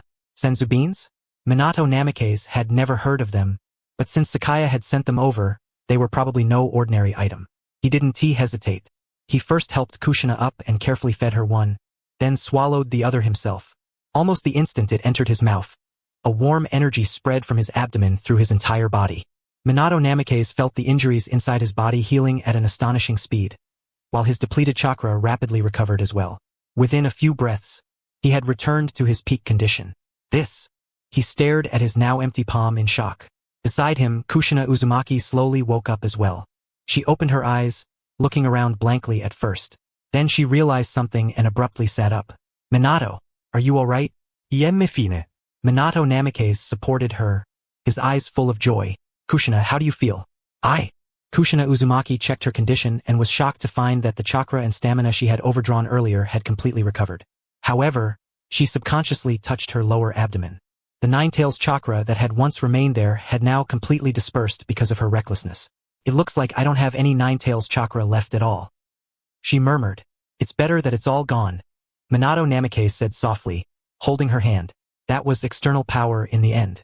Now, you're the real Kushina Uzumaki. Kushina froze for a moment, then broke into a bright smile. The two of them stood up, both fully restored as if nothing had happened. Minato Namikaze even felt like his chakra was more abundant than before. Yo, looks like you've recovered. Check it. Check it. Killer A said as he looked at the fully restored Minato Namikaze and Kushina Uzumaki, his tone carrying a hint of mockery. But so what if you recovered? I shut up, octopus brat. Jiraiya cut him off and slapped his hands together. Since you want to leave, then don't leave at all. Bunta. Got it. Gamma Bunta let out a low roar, and his huge body suddenly leaped up as an enormous water sphere gathered in his mouth. Water release. Toad oil bullet. The giant water sphere blasted out with a roar, shooting straight at Killer A. Cheap trick. Killer A kept talking trash, but his movements didn't slow in the slightest. The octopus tails behind him lashed out and shattered the water sphere. But the instant the water sphere burst apart, Jiraiya's figure suddenly appeared above Killer A's head, his hand signs already complete. Fire release. Flame bullet. Scorching flames surged out, completely engulfing Killer A. A useless. Killer B's voice came from within the flames. A tentacle tail shot out of the fire, stabbing straight at Jiraiya. Jiraiya's figure flashed, dodging the attack and landing not far away. His brows furrowed slightly. This Eight-Tails Jinchuriki really was as troublesome as he had imagined, but that was all. It felt more like he had merely mastered the power. Uchiha clan, move out. Fugaku Uchiha ordered coldly. Fire release. Fireball jutsu. Fire release. Phoenix Sage Fire Jutsu. Fire release. Fire jutsu. Dozens of Uchiha elites formed hand seals at the same time, and a sky-covering barrage of fire-style ninjutsu blasted toward Killer B. Under the Sharingan's precise control, the flames almost sealed off all of Killer B's escape routes. Annoying. Killer B growled. The 8 tentacle tails behind him whipped around wildly, scattering all the flames. But there were simply too many flames. Some still broke through his defense and slammed hard into his body. Bang! Bang! Bang! Explosions rang out one after another. Killer B was forced back again, and the tailed beast cloak around him dimmed considerably. 8 trigrams vacuum palm. Hayashi Hyuga seized the chance and blasted out a palm strike. Partial multi-size jutsu. Choza Akimichi's arm swelled massively and smashed down hard. Shadow imitation jutsu. Shikaku Nara controlled his shadow and bound Killer B's feet. Mind transfer. Just as Anoichi Yamanaka was about to use his secret technique, Killer B suddenly let out a furious roar. Terrifying chakra erupted, shattering both the shadow restraining him and the mental assault. Get lost. The 8 tentacle tails lashed out around him like whips. Hayashi Hyuga, Choza Akimichi, and the others hurriedly retreated, barely avoiding the attack. Minato! Jiraiya shouted. Understood. Minato Namikaze's figure flashed and vanished from where he stood. The next moment, he appeared behind Killer B, a Rasengan already formed in his hand. Rasengan. Killer B reacted with astonishing speed. One tentacle tail whipped back fiercely and collided head-on with the Rasengan. Boom! The shockwave exploded outward. Minato Namikaze was forced back several steps, and Killer B also staggered. Now! Jiraiya clapped his hands together. Sage art. Needle Jizo Senbon. His white hair turned into countless sharp needles and shot toward Killer B like a torrential rain. Every single needle contained natural energy, making them far more powerful than ordinary ninjutsu. Killer B's expression changed slightly, and he quickly used his tentacle tails to shield his whole body. Clang, clang, clang, clang. Dense impacts rang out. The needles left countless white marks on the tentacle tails. Although they did not fully pierce through, they still made Killer B feel sharp pain. With Sage Art enhancement, the damage the ninjutsu dealt to him was multiplied. It's not over yet. Jiraiya barked, forming seals again. Sage Art, Gomen, Fire Oil, and Wind attribute chakra mixed together and turned into a towering sea of flames that completely swallowed Killer B. Roar. Killer B's furious roar came from within the fire. Terrifying chakra erupted, forcibly blasting the flames apart. Killer B charged out of the fire. Half of the tailed beast cloak on his body had already shattered, revealing the scar-covered body underneath. Damn it! He panted heavily, and a trace of shock and anger flashed through his eyes. Minato Namake's alone was already hard enough to deal with. With Jiraiya and so many Konoha experts added in, if this fight continued, he definitely would not gain any advantage. Retreat, the Eight-Tails Gyuki inside him said in a deep voice. Konoha's reinforcements have arrived. There's no meaning in continuing this fight. There's no need to force it. The two of us could easily end up dead here. Damn. Killer Bee gritted his teeth and swept his gaze around. Minato Namake's Jiraiya, Fugaku Uchiha, Hayashi Hyuga, Shikaku Nara, Chozo Akimichi, Inoichi Yamanaka, Shibi Aburame, Sum Inuzuka. Nearly half of Konoha's top fighters had gathered here, surrounding him in an encirclement. And of his 300 Kumogakure elites, half had already been killed or wounded in the battle just now. The rest were all tied down by Konoha ninja and unable to support him. Yo, you Konoha bastards, Killer Bee suddenly grinned, returning to that carefree tone of his. I had a great time playing today. I'll play with you again next time, check it. Before his words even fell, he suddenly stomped the ground. Terrifying chakra erupted, kicking up dust into the sky. Be careful, Minato Namake's quickly warned. Everyone stared at the center of the dust cloud in vigilance. But after waiting a moment, once the smoke and dust dispersed, Killer Bee's figure was already gone. He ran. Jiraiya frowned. He used the dust as cover, then accelerated with a burst of tailed beast chakra. He's already withdrawn. Minato Namake sensed for a moment, then said in a deep voice, he's too fast. We can't catch him. Let him go. Fugaku Uchiha stepped forward and said calmly, the urgent matter now is Konoha's defense. Kumogakure's assault unit has been driven back, but Iwagakure and Kumogakure's main forces will arrive tomorrow. Everyone fell silent. That was right. Driving back Killer Bee had only temporarily resolved the crisis on the eastern side. But the real threat was the 12,000 allied shinobi from Iwagakure and Kumogakure. Fugaku, how many people can the Uchiha clan send? Hiruzen Sarutobi asked. Those able to fight, 321, Fugaku Uchiha answered. Among them, 47 jonin, 189 chunin, and 85 genin, 321 people. Added to Konoha's current 1,987, that made a total of only 2,308, and the enemy force opposite them was 12,000. It's still not enough. Shikaku Nara said with a bitter smile. We'll do everything we can. Hiruzen Sarutobi let out a sigh, a trace of resolve flashing through his eyes. Pass down the order. Let the elderly, the weak, the women, and the children continue retreating deeper into the village. All ninja, whether genin, chunin, or jonin, are to gather at the front line. We, he paused, then said word by word, will live and die with Konoha. Yes. Everyone answered in unison. Their voices echoed across the battlefield, firm and tragic. Jiraiya looked at the scene, his expression complicated. He turned to Minato Namake's and asked in a low voice, Minato, that kid Sakuya. He really doesn't plan to make a move? Minato Namake's was silent for a moment, then shook his head. He said this is a trial Konoha must go through. But, he looked at Fugaku Uchiha. He sent over senzu beans, which means he's been watching this place the whole time. I believe that if Konoha truly reaches the point of life and death, he won't just stand by and do nothing. That kid from the Hatake clan. Jiraiya gave a bitter smile. Ever since he was little, he's been just as secretive as his father.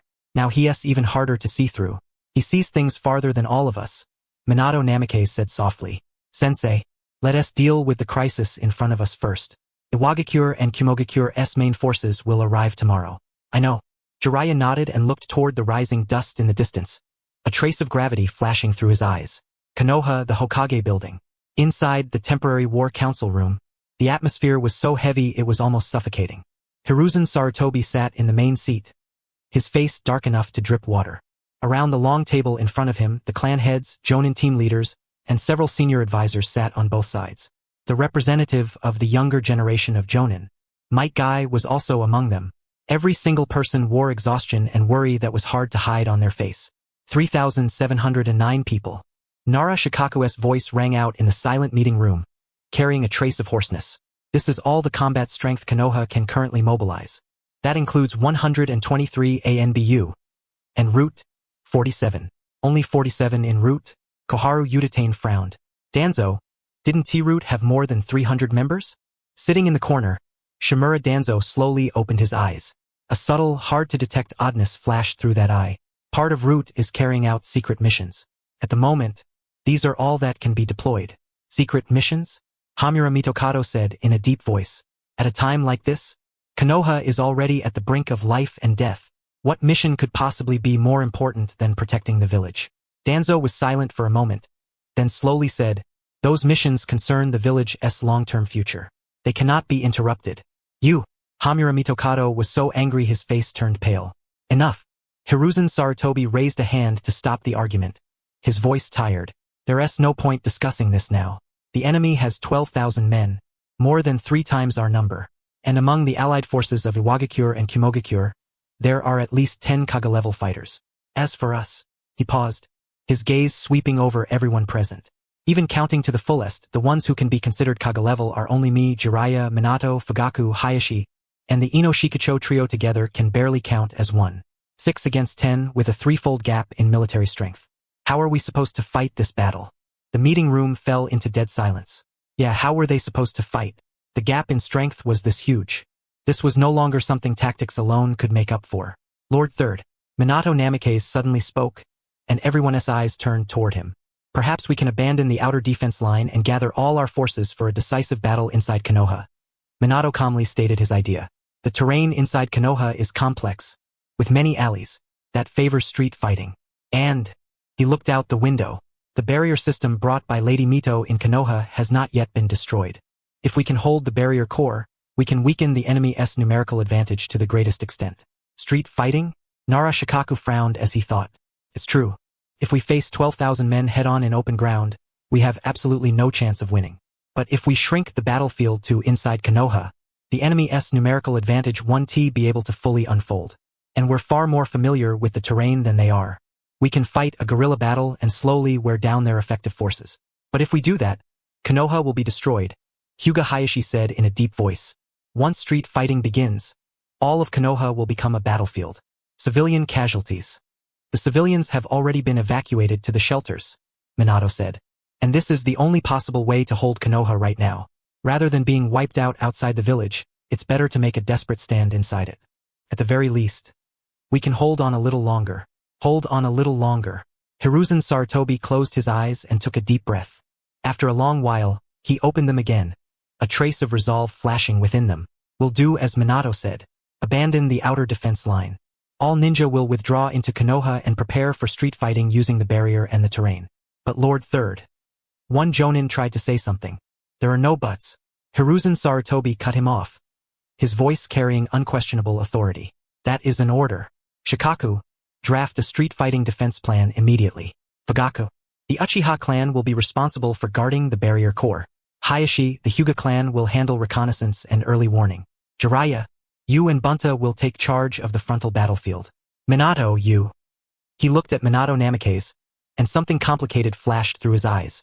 You will command the overall situation. Your Flying Thunder God technique is the most crucial ability in this war.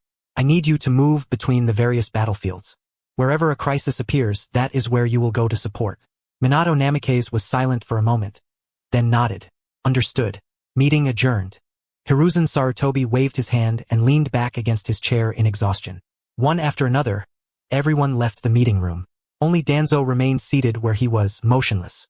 Danzo, is there something else? Hiruzen Sarutobi asked. Danzo slowly rose to his feet and gave Hiruzen Sarutobi a deep look. Hiruzen, you will regret this. After saying that, he turned and left with his cane. Hiruzen Sarutobi watched Danzo's departing back, his brows tightly furrowed. For some reason, a strong sense of unease surged in his heart. Konoha, lower reaches of the Nakano River, Konoha branch of Senyun Pavilion. Minato Namikaze stood by the window, watching the busy Konoha ninja outside, his eyes complicated. Still worried? Kushina Uzumaki walked to his side and gently held his hand. Yeah. Minato did not deny it.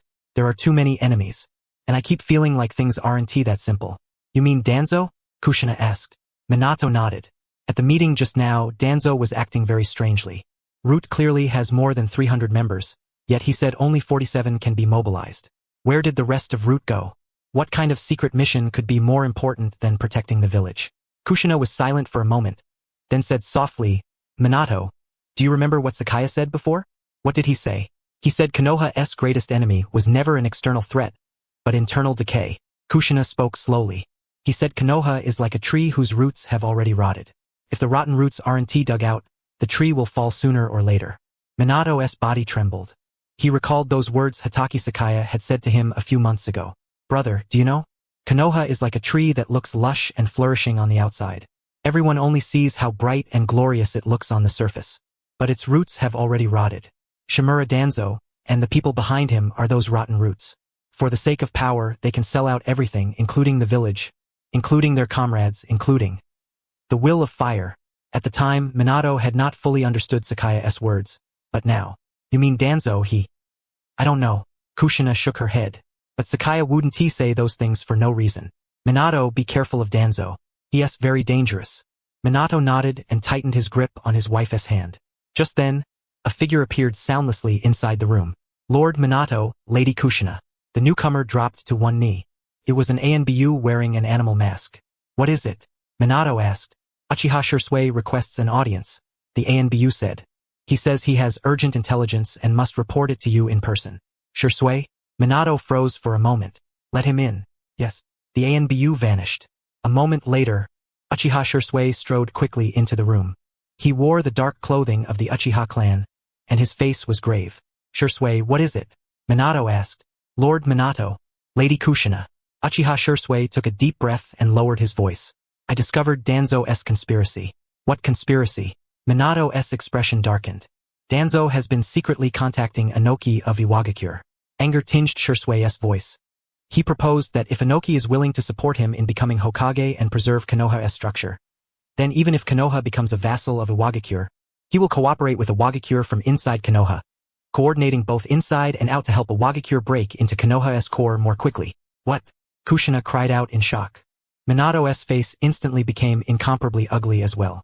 He had guessed Danzo might have problems, but he had never imagined Danzo would dare go this far. Selling out the village? Betraying Konoha? Are you certain? Minato's voice was so cold it was almost freezing. I'm certain. Uchiha Shisui nodded heavily. I secretly monitored Danzo for 3 days using the body flicker technique. Through a root member, he made contact with an Iwagakure spy.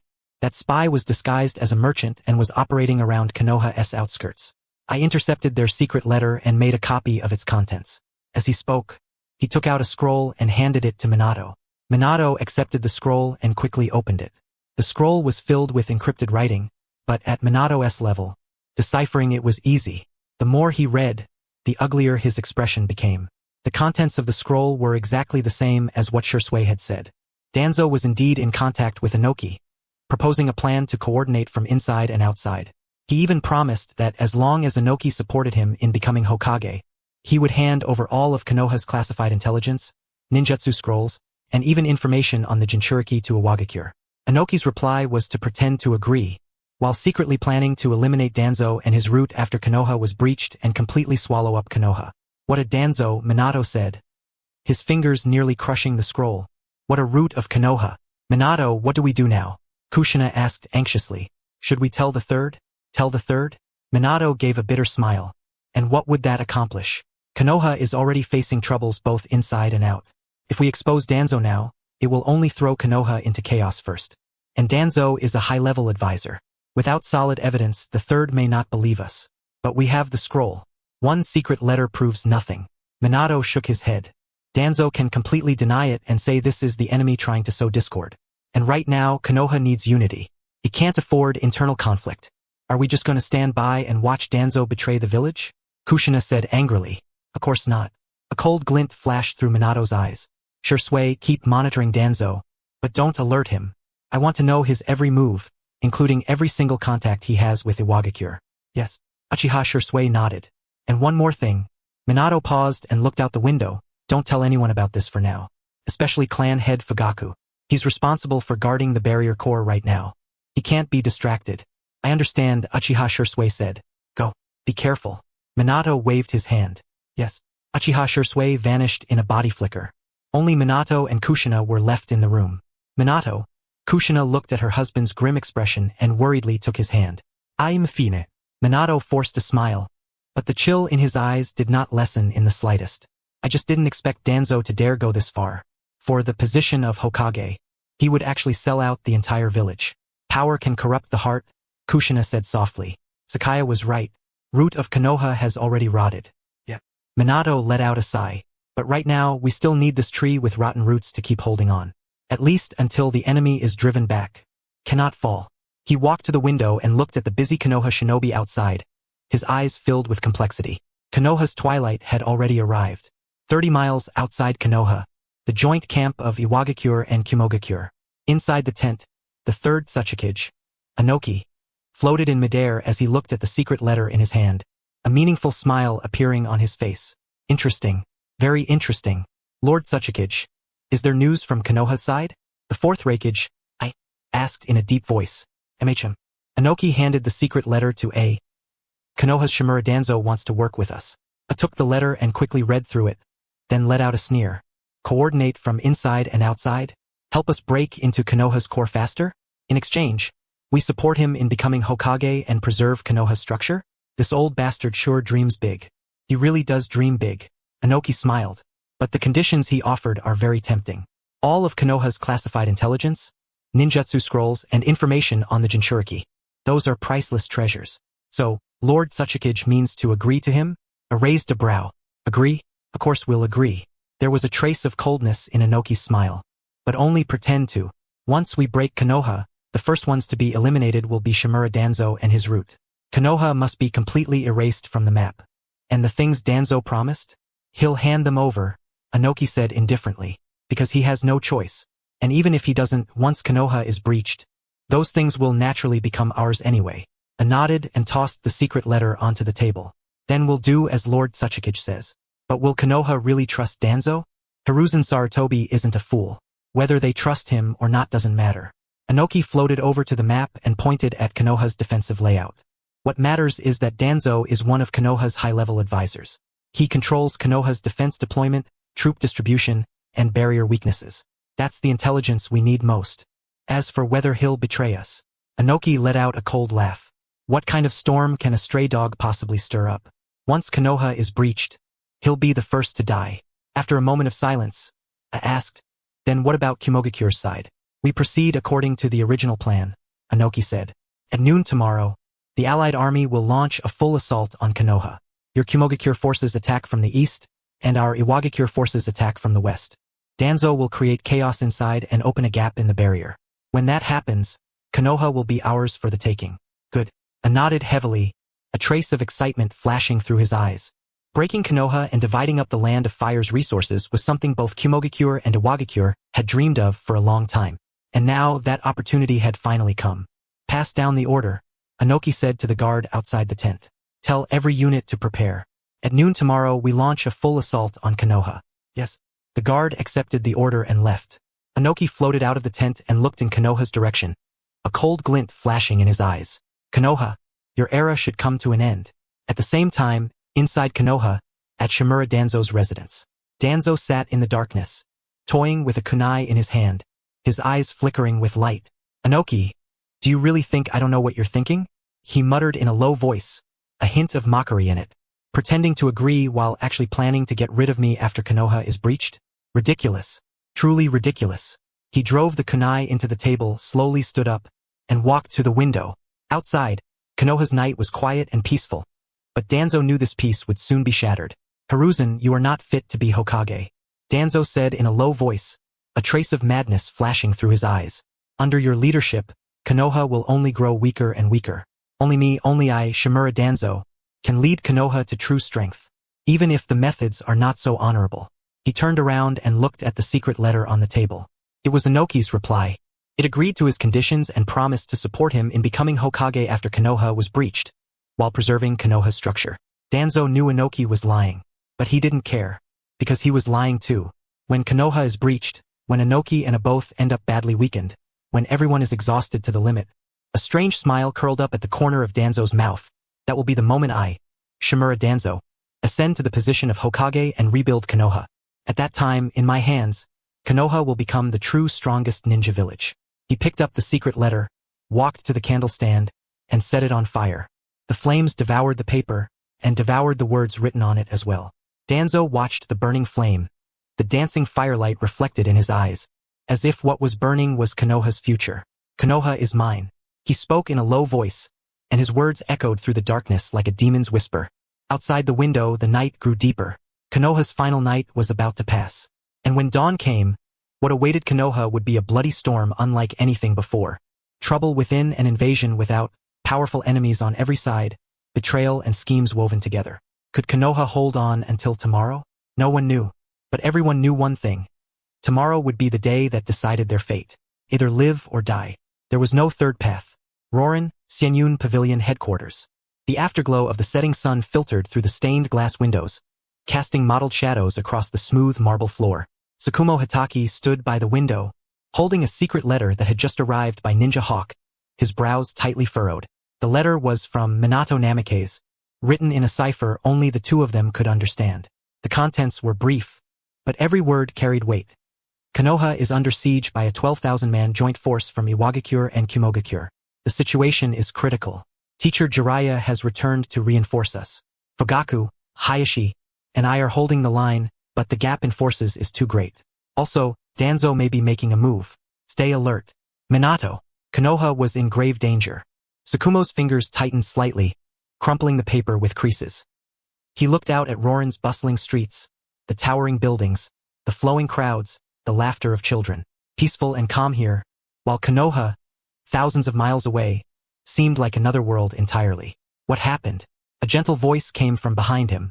Hatake Misaki walked over carrying a cup of hot tea and gently placed it on the tea table by the window. She wore a light purple kimono. Time had left gentle traces on her face, but they did nothing to diminish her quiet grace. Sakumo turned and handed the letter to his wife. Misaki took it, quickly scanned through it, and her face gradually turned pale. Konoha. Minato said they haven't launched the final assault yet. Sakumo's voice was a little hoarse. But Konoha's situation is very bad. Misaki set down the letter, walked to her husband's side, and gently took his hand. She could feel that hand trembling slightly. That hand, once feared by enemies as the white fang of Konoha, was now trembling from worry. You want to go back, don't you? Misaki asked softly. Sakumo fell silent. Did he want to go back? Of course he did. That was the place where he was born, where he grew up, fought and protected.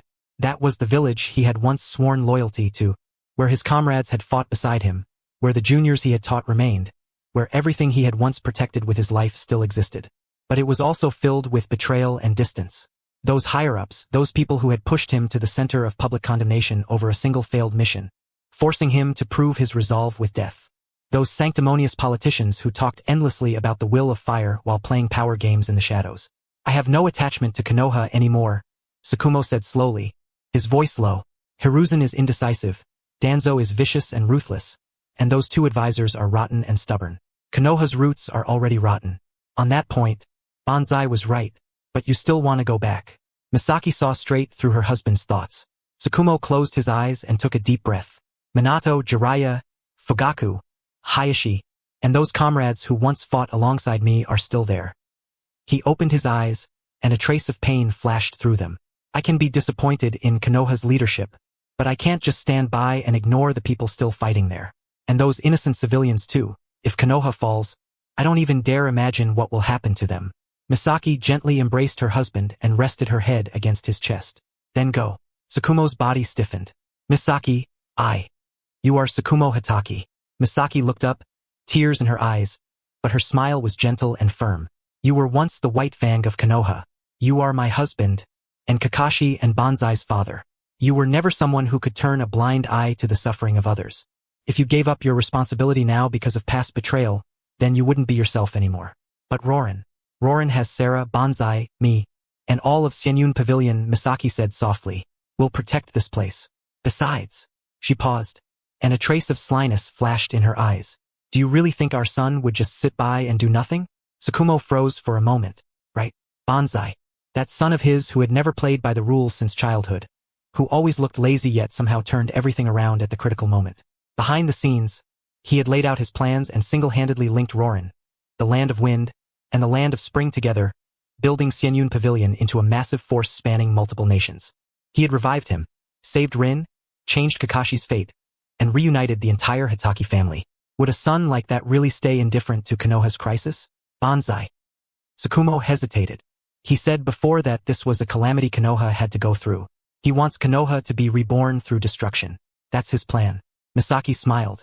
But a plan is a plan, and the human heart is the human heart. Sakumo, if you want to go, then go. I support whatever decision you make. It's just... She tightened her grip on her husband's hand. You have to come back safely. I need you. This family needs you.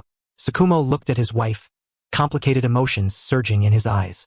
After a long while, he nodded heavily. I promise you. At the same time, on the observatory at the top floor of Senyun Pavilion, Hatake Banzai leaned against the railing, looking in Konoha's direction, a dangerous light flickering in his eyes.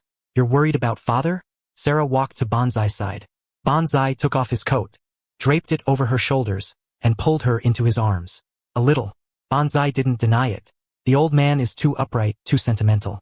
Konoha treated him like that, and he's definitely still struggling over whether he should go back and save them. Then should we stop him? Stop him? Banzai smiled. Why would I stop him? If he wants to go, then let him go. That's his choice, his will. I respect it. But Konoha's situation is very dangerous right now. The joint forces of Iwagakure and Kumogakure number 12,000, with 10 Kaga-level experts. Father may be strong, but if he goes alone, his chances aren't great. I know. Don't worry. I'll handle father's side. After spending a little more time cuddling with Sarah and watching her walk down from the observatory, Banzai finally withdrew the warmth from his eyes and straightened up. System, the Zanpakuto. Flowing clouds like fire. Can anyone besides me use it? Theoretically, yes, the system replied. A Zanpakuto is the manifestation of the soul, but the host obtained the Zanpakuto through check-in as a manifested physical weapon. It is already centered on the host. But if the host willingly unbinds it and gives it to someone else, and that person is acknowledged by the Zanpakuto, then they can use it. And what is the condition for acknowledgement? Mutual understanding and soul resonance, the system said. A Zanpakuto is a living blade. Chooses its master. Hatake Sakumo's swordsmanship, will, and convictions all meet flowing clouds like fire standards for choosing a master. The system continued. He has already died once and was revived by the host using samsara of heavenly life technique. That experience made his soul even purer and his will to protect even firmer. Flowing clouds like fire is pure blazing flame. It will like a soul like his. Banzai smiled. Good. Then that's settled. He turned and walked down from the observatory, his figure moving quickly through the corridor, and soon arrived outside his father's room. The door wasn't closed. Sakumo was packing his things. He carefully folded that white combat uniform and placed it into his ninja pouch. Then he cleaned the short blade white fang, which had accompanied him for many years, and inserted it into the sheath at his waist. Every movement was meticulous, as if he were carrying out some kind of ritual. Misaki stood to one side, silently watching, her eyes full of reluctance, but she did not stop him. Father. Banza pushed the door open and walked in. Sakumo paused and looked up. Misaki also looked toward her son, a little surprised. Banza, you're going to leave? Banza asked bluntly. Sakumo fell silent for a moment, then nodded. I can't just stand by and watch them die. Even after the way Leaf treated you back then. Leaf is Leaf. Comrades are comrades, Sakumo said calmly. The ones I'm saving aren't Leaf's higher-ups, but the people still fighting on the battlefield. Minato, Jiraiya, Fugaku, Hayashi. Banza looked at his father. After a long while, he suddenly smiled. As expected of you, old man. He stepped forward and took a sword from his robe. It was a seemingly ordinary katana. The sheath was a deep, dark red, and the hilt was wrapped in white bandages. But on closer look, there were fine flame-like patterns on the surface of the sheath, as if magma were flowing deep inside it. This is. Sakumo's pupils contracted slightly. He could feel it. This sword contained terrifying power. Zanpakuto, Ryunyowaka. Banza handed the sword to his father. It was my sword, but now it's yours. Sakumo did not take it. He looked at his son, his eyes full of shock. Banza, what are you? I can't just watch my father go like this, Banza said calmly. A Zanpakuto is a living blade. Chooses its master. And it told me that it chose you. Me? That's right. Banza pushed the sword forward again. Your swordsmanship, your will, your conviction. Protect the people important to you, even if it means standing against the whole world. That is the same backbone Ryunyowaka has. Take it, father. With it, only then can I feel at ease letting you go to Leaf.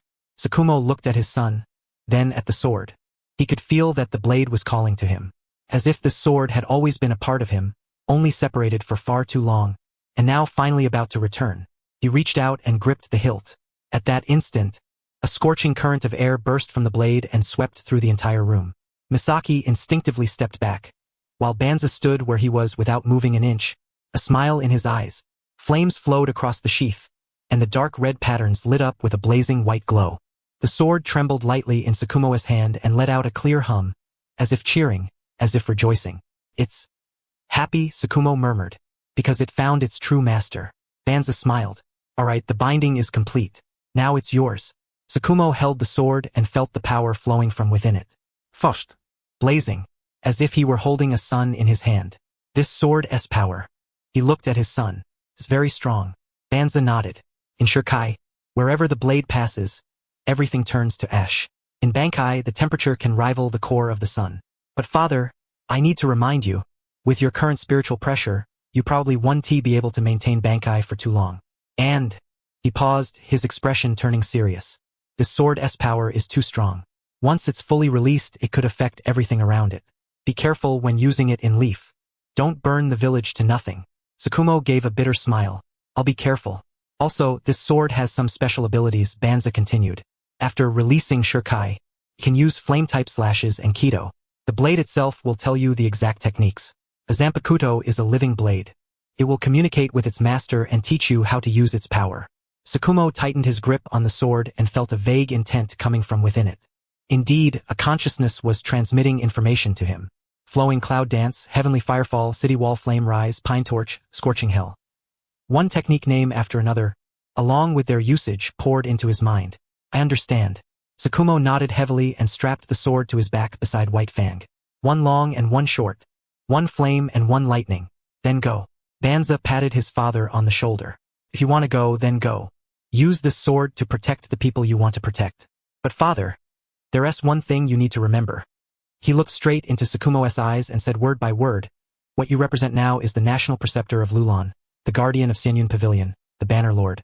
You are not a Leaf Ninja and not Leaf's White Fang. This trip is your own will to save the people you want to save. You are not fighting for Leaf. You are fighting for your heart. Sakumo froze for a moment, then smiled. I understand. He gripped the sword at his waist. I am Hatake Sakumo. Nothing more. Misaki stepped forward and adjusted her husband's collar.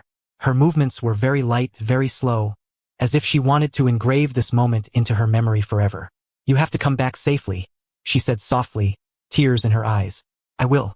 Sakumo lowered his head and gently kissed his wife on the forehead. When I come back, the three of us will have a proper meal together. Bring Kakashi too. Misaki smiled through her tears. That child has also been waiting for you to make your decision. All right. Sakumo let go of his wife and looked at his son. I'm leaving. There were no grand words, no tragic farewell. Hatake Sakumo only said that one simple sentence, then turned around, pushed open the door and walked out. The setting sun stretched his shadow long behind him. His back was straight as a pine, and his steps were firm as iron. He walked through Lulan's bustling streets, passed through the crowded flow of people, left the city gates, and stepped into the boundless desert. Kakashi was already there, quietly waiting for Sakumo's arrival, as if certain Sakumo would never choose to ignore Leaf's crisis. Then Sakumo stopped and looked back once. Lulan Tower shone brilliantly under the setting sun. On the rooftop, his wife and son stood there, waving at him. Sakumo raised a hand and waved back, then turned around and faced east. That was the direction of Leaf. 1,000 miles away, war was raging. He took a deep breath, and chakra gathered beneath his feet. Swoosh! His figure turned into a white streak and vanished into the depths of the desert. So fast, like a bolt of lightning splitting across the earth. Kakashi followed close behind, and the father and son rushed together toward Leaf. On the observatory platform, Misaki stared in the direction her husband had disappeared for a long time without speaking. Mother, don't worry, Banza said softly. Father's current strength has already surpassed Kage level. With Ryunoaka in his hands, unless someone at the Six Paths level makes a move, no one can stop him. I'm not worried about his safety, Misaki said softly. I'm worried that Leaf is, after all, the place he spent half his life protecting. This time, when he goes back and sees those who betrayed him, sees those struggling and suffering, he definitely won't feel good inside. Banza was silent for a moment, then slowly said, That's exactly why I let him go. Some knots in the heart can only be untied by seeing them with your own eyes and ending them with your own hands. Leaf is his past, but Lulan is his present and future. He needs to witness Leaf's end with his own eyes before he can truly let go and then welcome a new life. Misaki turned her head and looked at her son. Banza, you planned all of this from the very beginning, didn't you? Banza smiled, but did not answer. He only looked east, toward Leaf, the glow of the setting sun reflected in his eyes, along with the distant flames of war. The Rinnegan marks had already been placed on both Sakumo and Kakashi. Banza could sense their locations at any time, and through the Rinnegan's tracking ability, he could appear directly by their side. He opened his eyes, and the ripples of the Rinnegan slowly rotated within them. The curtain of the new era should rise now. The sun fully sank below the horizon, and night fell. And 1,000 miles away, that white figure was crossing through the darkness, rushing toward the battlefield. Rushing toward his past and also toward his future, carrying a burning blade and a heart of protection that had never changed. The darkness before dawn was at its deepest.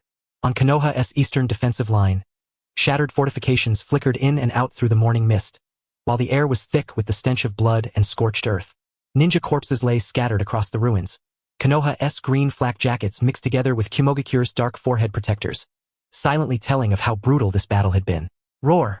A deafening bellow tore through the silence. The massive body of the Eight Tails, Gyuki, emerged from the morning fog, its 8 octopus-like tails whipping about wildly. Every strike flattened Konoha's defenses to the ground. Killer Bee was inside Gyuki, his eyes cold beneath his sunglasses, chanting his clumsy rap, while his hands moved like lightning. Fool! Idiot! Tailed beast bomb! Ready? Deep purple chakra gathered in Gyuki's mouth, compressing into a gigantic sphere of energy. Even the space around it began to warp. Radiating à destructive aura. Stop him! A Konoha Jonin roared as he charged forward, hands flying through seals. Water release. Water bullet technique. A massive surge of water rose from the ground and rushed toward the Eight Tails with a roar. But Gyuki merely flicked one tail casually, and the water split apart in midair into a spray that filled the sky. Another tail followed right behind, smashing the Jonin away and sending him crashing into distant ruins. His fate unknown. No good. We can't stop it. Retreat. Fall back to the second defensive line. The surviving Konoha ninja began to withdraw, but Kumogakure's forces surged in like a tide, surrounding them on all sides. Lightning release. Lariat. The fourth Raikage streaked across the battlefield like a bolt of lightning. His right fist was wrapped in violent lightning as he slammed it toward the core of Konoha's defensive line.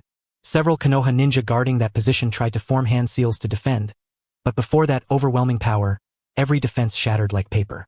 Boom! 3 Konoha ninja were blasted away. One of them had his entire chest caved in and was clearly beyond saving. Landed.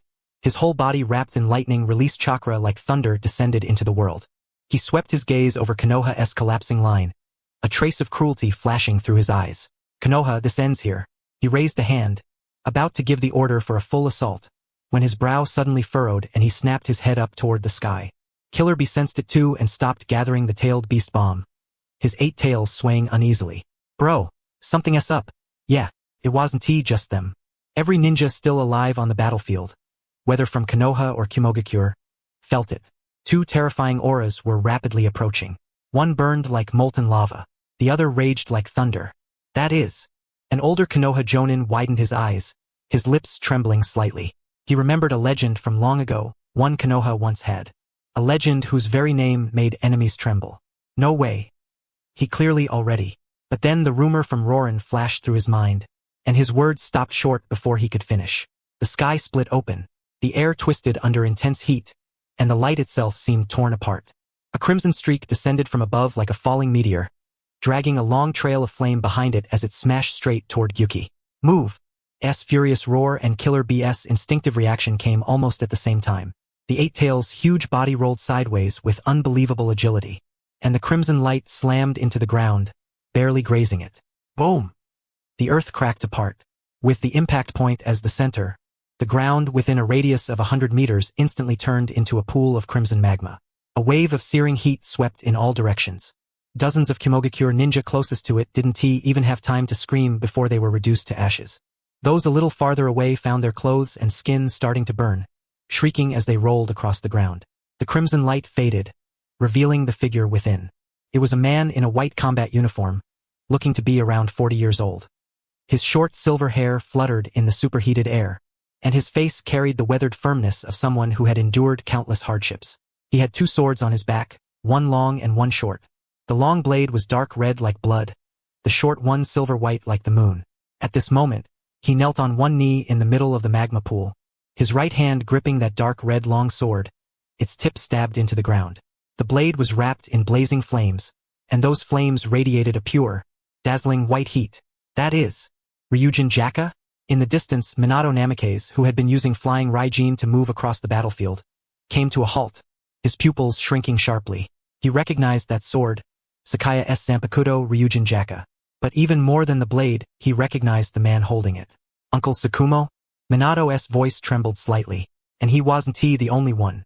Every Konoha ninja on the battlefield who had lived through the Third Great Ninja War, every one of them who still remembered that legendary man, had their eyes wide and mouths open, staring in disbelief at the figure slowly rising from the magma. Hatake. Sakumo? Konoha's White Fang? Wasn't he dead? Whispers spread through the Konoha ranks. Shock, confusion, disbelief, and then finally exploded into wild joy. It's Lord White Fang. Lord White Fang is still alive. He came to save us. At that moment, morale surged, and in complete contrast, the faces of Kimogakure's ninja were filled with fear. Konoha's White Fang. That legendary ninja. Didn't he commit suicide years ago? The intel was wrong. Retreat. Retreat now.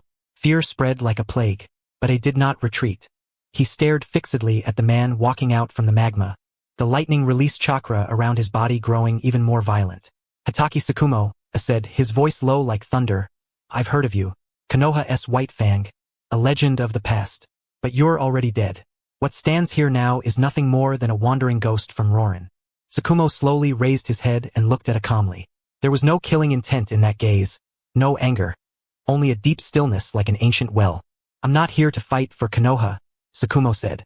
His voice wasn't loud, but it spread clearly across the entire battlefield. I came in my personal capacity to end this meaningless slaughter. Withdraw your troops, Fourth Reikage. If this continues, more people will only die for nothing. Ridiculous. A roared. Who do you think you are? You think one man like you can force our army of 12,000 to withdraw? Not one man. A cool voice came from the other side. A streak of lightning flashed, and a silver-haired figure appeared beside Sakumo. The man wore a mask, revealing only his left eye, where a three-tomo Sharingan slowly spun. He wore the same white combat uniform as Sakumo, with a short sword strapped across his back and a blinding mass of lightning in his right hand. Hatake. Kakashi. This time, the cry of shock came from the Konoha ninja. Jonin Kakashi. When did he? Kakashi ignored the gasps around him. He simply looked at A and Killer B across from him, a hint of coldness flashing through his left eye. Father, give me one of the Cloud B duo. Which one do you want? Sakumo asked. Killer B, Kakashi said calmly. The Eight Tails Jinchuriki. Perfect target to test my new jutsu. Be careful. He has a perfect Jinchuriki. He won't be easy to deal with. I know. The father and son spoke calmly and naturally, as if they weren't facing powerful enemies on a battlefield, but casually discussing dinner in their own backyard. That complete disregard thoroughly enraged A. Arrogant. A vanished from where he stood. When he appeared again, he was already above Sakumo's head. His right fist, wrapped in violent lightning, smashed down fiercely. Lightning release. Guillotine drop. This punch was enough to shatter a small mountain. But Sakumo didn't dodge. He didn't even draw his sword. He simply raised his left hand, spread his fingers, and met that world-shattering punch head-on. Bang! Fist and palm collided. S-punch, one strong enough to smash apart mountains, was casually guided aside by a single hand. Under that technique of borrowing force to redirect force, S attack carved a deep trench behind Sakumo instead. This was Sakumo's confidence. The confidence of a top-tier assassin. What? S pupils shrank sharply. Even the Third Reikage wouldn't dare take that punch head-on. Yet this Hatake Sakumo.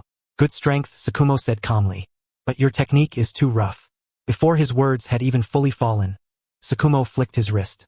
A gentle but irresistible force came through. Only felt his fist slide off course, and his whole body instantly lost balance. In the next moment, Sakumo's left hand shot out like a spirit serpent and lightly tapped his chest. Boom! A was sent flying backward, tumbling through the air several times before slamming hard into the distant ground and plowing out a trench dozens of meters long. The whole battlefield fell deathly silent. One move. With just one move, the Fourth Reikage had been sent flying. Even though it quickly climbed back out of the crater and looked uninjured, that effortless suppression through pure technique was enough to make everyone who saw it feel their scalp go numb. Brother! Killer B roared in fury. His eight tails lashed wildly as he was about to charge forward. Your opponent is me. Kakashi's figure appeared before the Eight Tails like a phantom. At some point, he had already finished his hand seals. The mass of lightning in his right palm had swollen to the size of a wash basin, letting out a piercing noise like 1,000 chirping birds. Raikiri, flying thunder second stage. Kakashi's figure vanished. When he appeared again, he was already above the Eight-Tails' head, his right hand Raikiri stabbing viciously toward Killer BS back. So fast. Alarm bells rang in Killer BS' mind. His Eight-Tails instantly pulled back in defense, weaving into a shield behind him. At the same time, he lunged forward, trying to widen the distance. But Kakashi stuck to him like a shadow. The flying thunder mark had already been left on the corner of Killer BS' clothes during their earlier clash through a special method Kakashi used. Now, no matter where Killer B fled, Kakashi could appear at his side in an instant. Unlike Minato's flying thunder god, Kakashi had developed an entirely new technique for flying thunder through the mobility of Raikiri and the Sharingan. Raikiri pierced through the tailed beast chakra defense and stabbed into Killer BS' right shoulder. Blood splattered. Killer B let out a muffled grunt and swung a punch back at Kakashi. Kakashi vanished again and reappeared 10 meters away, the lightning in his hand still dazzling. Flying thunder technique, Killer B gritted out. And Minato was faster. That's because I don't need kunai to leave marks, Kakashi said calmly. My Raikiri itself can leave flying thunder marks. Before his words even fell, he vanished again. This time, he appeared on the Eight-Tails' left side, thrusting Raikiri straight at its eye. Killer B had no choice but to deal with it with everything he had. His Eight-Tails danced madly as he tangled with Kakashi. However, now that Kakashi had mastered flying thunder, his mobility had reached an unbelievable level. One moment he was in the east, the next in the west. One moment he appeared above the Eight-Tails' head, the next beneath its belly. Every appearance came with a deadly Raikiri strike. Although Killer B had the tailed beast cloak protecting him and would not be killed so easily, the feeling of being completely suppressed and only able to take hits passively made him feel utterly stifled. Bastard! Idiot! If you've got guts, fight me head-on, yeah, head-on. Kakashi's voice came from all directions. Are you sure? He suddenly stopped in midair, his hands forming seals rapidly. Lightning release. Chidori sharp spear. The lightning in his palm extended and turned into a 10-meter-long spear of lightning. Thanks to Sakaya's guidance and sparring, this move that came from Sasuke's future extended development now released a sharp cry in Kakashi's hands. Kakashi raised the long spear high above his head, then hurled it down fiercely. Whoosh! The lightning spear tore through the air with a shrill scream. Killer B tried to dodge, but Kakashi had already used flying thunder to appear along his evasion path, forcing him back into place with a Raikiri. The spear pierced through one of the Eight-Tails' tails and nailed it to the ground. Lightning split across the wound. Tailed beast chakra and lightning release chakra clashed violently, producing sizzling sounds. Roar! The Eight-Tails let out a pained bellow. On the other side, Sakumo's battle with A had also reached a white-hot stage. No, could not even be called a battle. It was one-sided suppression. No matter how fast A was or how strong his power, Sakumo always dissolved it with effortless ease. His movements did not look fast, yet he always appeared at the most suitable position at the most appropriate moment, using the simplest method to break A's most violent attacks. Lightning release. Liger bomb. A gathered lightning release chakra around his whole body, turning himself into a human-shaped cannonball as he rushed at Sakumo at several times the speed of sound. Everywhere he passed, the air itself sparked from friction. This strike was enough to flatten a small mountain. But Sakumo merely shifted his body slightly and, in the instant A rushed past, lightly brushed his left hand across A's waist. Bang! A was sent flying again. This time, he crashed straight through a watchtower in the distance and was buried under the rubble. It's not a matter of strength. Sakumo slowly withdrew his hand, looked at A climbing out of the ruins, and said calmly, your form is too rough. The Raikage Line's lightning release chakra mode can indeed greatly increase speed and power, but it relies too much on brute chakra force and ignores the most basic taijutsu techniques. He paused, then continued, my son Kakashi is inferior to you in taijutsu, but if it were a fight to the death, he could kill you 3 times. Arrogant. A stood up from the rubble, covered in blood, but the battle intent in his eyes burned even fiercer. Then let me see just how strong the legendary Konoha White Fang really is. He brought his hands together, and lightning release chakra surged wildly through his body, forming a solid lightning cloak over his skin like armor. His hair stood straight on end, his muscles swelled, and his whole body looked 2 sizes larger. Lightning release. Lariat level 1000 dance. S figure vanished. He was too fast. So fast that the naked eye could not follow him. The next instant, he appeared before Sakumo, his fists blasting out like a rainstorm. Every punch carried enough force to split mountains and shatter stone. The afterimages of his fists formed a curtain, completely engulfing Sakumo. Sakumo did not take them head-on. He finally drew his blade, but it was not the flowing cloud like fire on his back. It was the white fang short blade at his waist. Clang! A silver-white blade light flashed within the curtain of fists. That blade light was not dazzling, nor was it violent. It was simply direct, precise, and clean. Every slash landed exactly on the weakest point in AS punching momentum. Every slash made AS offensive pause for an instant. Blade light and fist shadows collided in the air, producing a dense, crisp series of sounds like rain striking banana leaves. 3 seconds. In only 3 seconds, A threw 300 punches, and Sakumo struck 300 times. Every slash landed precisely on AS fists. Every slash shifted AS fists off by half an inch. After 300 slashes, AS punching momentum completely collapsed. His whole body staggered backward, his fists drenched in blood, and Sakumo still stood where he was, the white fang short blade pointing diagonally at the ground, its blade unstained by even a single drop of blood. "Do you still want to continue?" Sakumo asked. I stared fixedly at Sakumo. His eyes were full of unwillingness, but even more than that, fear. He could tell. This Hatake Sakumo had not used his full strength at all. He had not even used that burning long blade. With only the most basic short blade techniques, he had completely suppressed him. This was no longer a matter of difference in strength. This was total domination in realm. Under Sakaya's silent transformation through the rumble fruit and natural energy, whether it was Sakumo or Kakashi, both their techniques and their strength had already reached an astonishing level. Retreat. I forced out a single word through clenched teeth. "Brother." Killer Bee froze. I said retreat. I roared. "All Kumogakure forces, fall back." As the order spread, the Kumogakure ninja felt as if they had been granted amnesty and retreated like a receding tide. The Eight Tails also shook off Kakashi and vanished into the distant forest after several leaps. Kakashi did not pursue. He landed beside Sakumo and watched the collapsing Kumogakure forces as the Sharingan in his left eye slowly stopped spinning. "Father, why let them go? Our goal is not to kill." Sakumo sheathed his blade and looked at the devastated battlefield before saying softly, "It is to stop the war." In the distance, Minato Namikaze arrived with a group of Konoha ninja. Uncle Sakumo Minato opened his mouth, but did not know what to say. "Minato, long time no see." Sakumo nodded to him. His gaze swept over the other Konoha ninja as he said calmly, "My coming this time does not represent Konoha, nor does it represent any force. I came only in my personal capacity as Hatake Sakumo to end this war." He paused, then continued, "Everyone from Konoha, if you still want to live, withdraw into the village and rely on the barrier for defense. Iwagakure and Kumogakure's main forces are still here. This war is far from over." After saying that, he turned and looked toward Konoha. There, in the higher sky, 2 figures were floating silently. A short old man, and a man whose whole body emitted lava. But under Sakumo's gaze, they also withdrew along with AS retreating forces. Anoki, Sakumo narrowed his eyes, and the Four Tails Jinchuriki, Rashi. "So they finally come." Kakashi tightened his grip on the kunai in his hand. Father and son stood side by side, their backs to Konoha's battered remnant forces, facing the overwhelming army of Iwagakure ahead. At last, the morning light pierced through the clouds and fell on them. Silver hair shone in the dawn light, and white clothes fluttered in the wind. At that moment, in the eyes of all the Konoha ninja, those 2 backs looked like 2 insurmountable mountains. Konoha, the Hokage building. The air in the meeting room was so heavy it felt like water could drip out of it. Hiruzen Sarutobi sat in the main seat, slowly turning the pipe in his hand, yet never lighting it. Spread out on the table before him was the latest battle report. The handwriting was sloppy, clearly something an intelligence ninja on the front line had written in a rush before sending it back. "The eastern defense line has collapsed. Kumogakure SB duo broke through the 3rd barrier.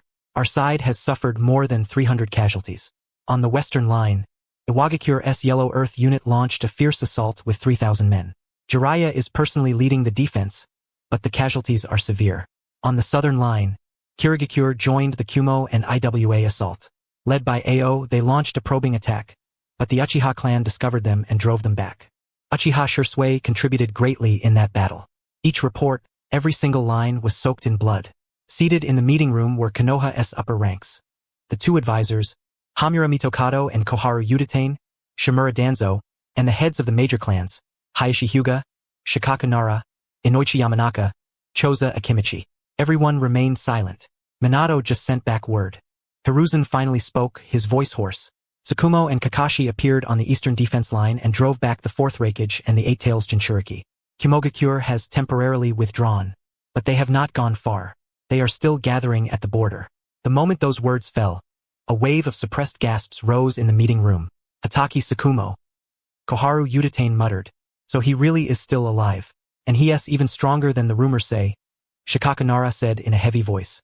He was able to suppress the fourth raikage with ease, and he didn't even use that flame blade. His strength has most likely already surpassed Kage level. That blade. Danzo suddenly spoke, cold light flickering in his eyes. According to the intelligence reports, it is the sword of Lulan's national preceptor, Hatake Sakaya, known as flowing clouds like fire. It is said that even in its Shurkai state its temperature can melt steel, and in its Bankai state, it rivals the core of the sun. Why would a weapon like that be in his hands? That question silenced everyone. Sakumo is Sakay's father. Hayashi Hyuga said calmly. What is strange about a son giving his weapon to his father to use? That's not the issue. Danzo sneered. The issue is who Hatake Sakumo represents now. Konoha? Or Lulan? He claims he joined the war in a personal capacity, but who would believe that? The blade in his hand is Lulan's national preceptor's sword. His son is the husband of Lulan's queen. He himself is Lulan's national preceptor. With an identity like that, and you're telling me he is helping Konoha in a personal capacity? The meeting room fell silent once again. Danzo has a point, Hamura Mitokado said slowly. Sakumo's return is good for Konoha's morale. But at the same time it brings hidden dangers. He is no longer a Konoha ninja, but Lulan's national preceptor. Is he saving Konoha out of old ties? Or does he have some other motive? If he displays too much power in battle, how is Konoha supposed to position itself afterward? How will the people view the return of this dead hero? And how will the other ninja villages view the relationship between Konoha and Lulan? A string of questions, and every one of them struck at the core. Hiruzen closed his eyes and took a deep breath. He knew the answers to those questions. Or rather, he knew that behind those questions lay Konoha's upper ranks' fear of Sakumo, their fear of Lulan, and their fear of that unfathomable young man, Hatake Sakaya. No matter what identity Sakumo holds, he is fighting for us right now. Hiruzen opened his eyes, his gaze sweeping across everyone present. That is enough. As for what comes after the war, let us wait until we actually have an after the war to talk about. Hiruzen, Koharu Utatane said urgently. You can't be this naive. Why did Hatake Sakumo commit suicide back then? Because Konoha's upper ranks betrayed him. Now he is back. And he has come back with immense power. What do you think he is thinking? Will he want revenge? Will he want to seize power? And what about his son, Hatake Sakaya? All these years, he has been secretly laying plans, linking Lulan, the land of wind, and the land of spring together, establishing the Idle Cloud Pavilion, a force that spans multiple nations. Can't you see ambition like that? I can see it, Hiruzen said calmly. But I can also see that if Sakumo and Kakashi weren't here right now, Konoha might already be finished. The allied forces of Iwagakure and Kumogakure have 12,000 men and 10 Kage-level fighters. And what do we have? Jiraiya, Minato, Fugaku, Hayashi, and me. Even counting generously, that's only 5.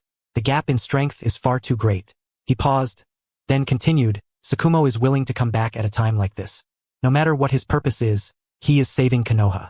As for what comes after the war, if Konoha no longer exists, what war's end is there to talk about? Those words left everyone speechless. That was right. If the village itself was gone, then what was the point of talking about power struggles, fear, or suspicion? Pass down my orders. Hiruzen rose to his feet, his voice carrying unquestionable resolve. All forces on the front line are to fully cooperate with Sakumo and Kakashi's actions. At the same time, strengthen the village barrier and move all civilians into the shelters. Also, he looked toward Shikakunara. Shikaku, go to the front line yourself. Tell Sakumo that Konoha is grateful for his aid. After the war, Konoha will give him an explanation. Yes. Shikakunara stood and bowed. And one more thing, Hiruzen added. Investigate in secret. See whether anyone in the village is spreading rumors against Sakumo. The moment anyone is found, bring them under control immediately. You're worried. Inoichi Yamanaka frowned. I'm worried someone will use Sakumo's return to stir up trouble. Hiruzen said in a deep voice. That old bastard Inoki would never attack only from the front. Meanwhile, outside Konoha in the Iwagakure camp, inside the main command tent, Inoki floated in midair, his small body radiating a suffocating pressure. Standing before him were the four-tails Jinchuriki Rashi and his son, Yellow Earth. Father. Yellow Earth stood beside Inoki. Hatake Sakumo and Hatake Kakashi appeared on the eastern defense line and drove back the fourth raikage and the eight-tails Jinchuriki.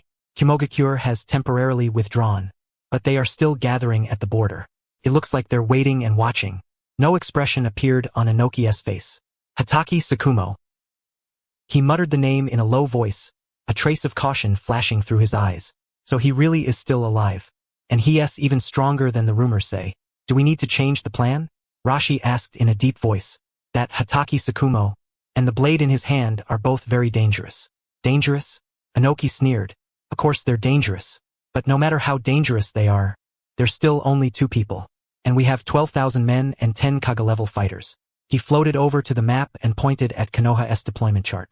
Sakumo's appearance is indeed an unexpected variable. But a variable can also become an opportunity. Calculation flashed in Inoki's eyes. Pass down the order. The main force will temporarily stop the full assault and switch to a feint. Yellow Earth, you will personally lead the team and create pressure from the southeast. But do not actually break through. I want to force the Hatake father and son to keep exhausting themselves. Exhausting themselves? Yellow Earth did not understand. Father, based on the strength Hatake Sakumo has shown, sending ordinary ninja against him would just be sending them to their deaths. That is exactly why they must die. Inoki said calmly. But the dead cannot be our Iwagakure men. Send word to Kumogakure. Tell them that Konoha's attention is now completely drawn to Hatake Sakumo, and the eastern defense line is empty. This is their best chance to break through in one stroke.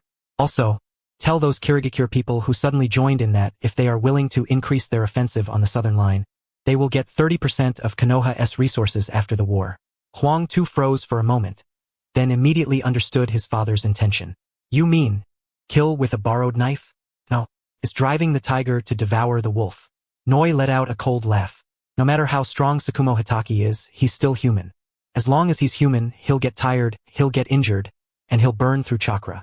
Let Kumogakure and Kirigakure wear him down. Once both sides are battered, we'll move in and reap the rewards. But what if Kumogakure and Kirigakure aren't willing? Rashi asked.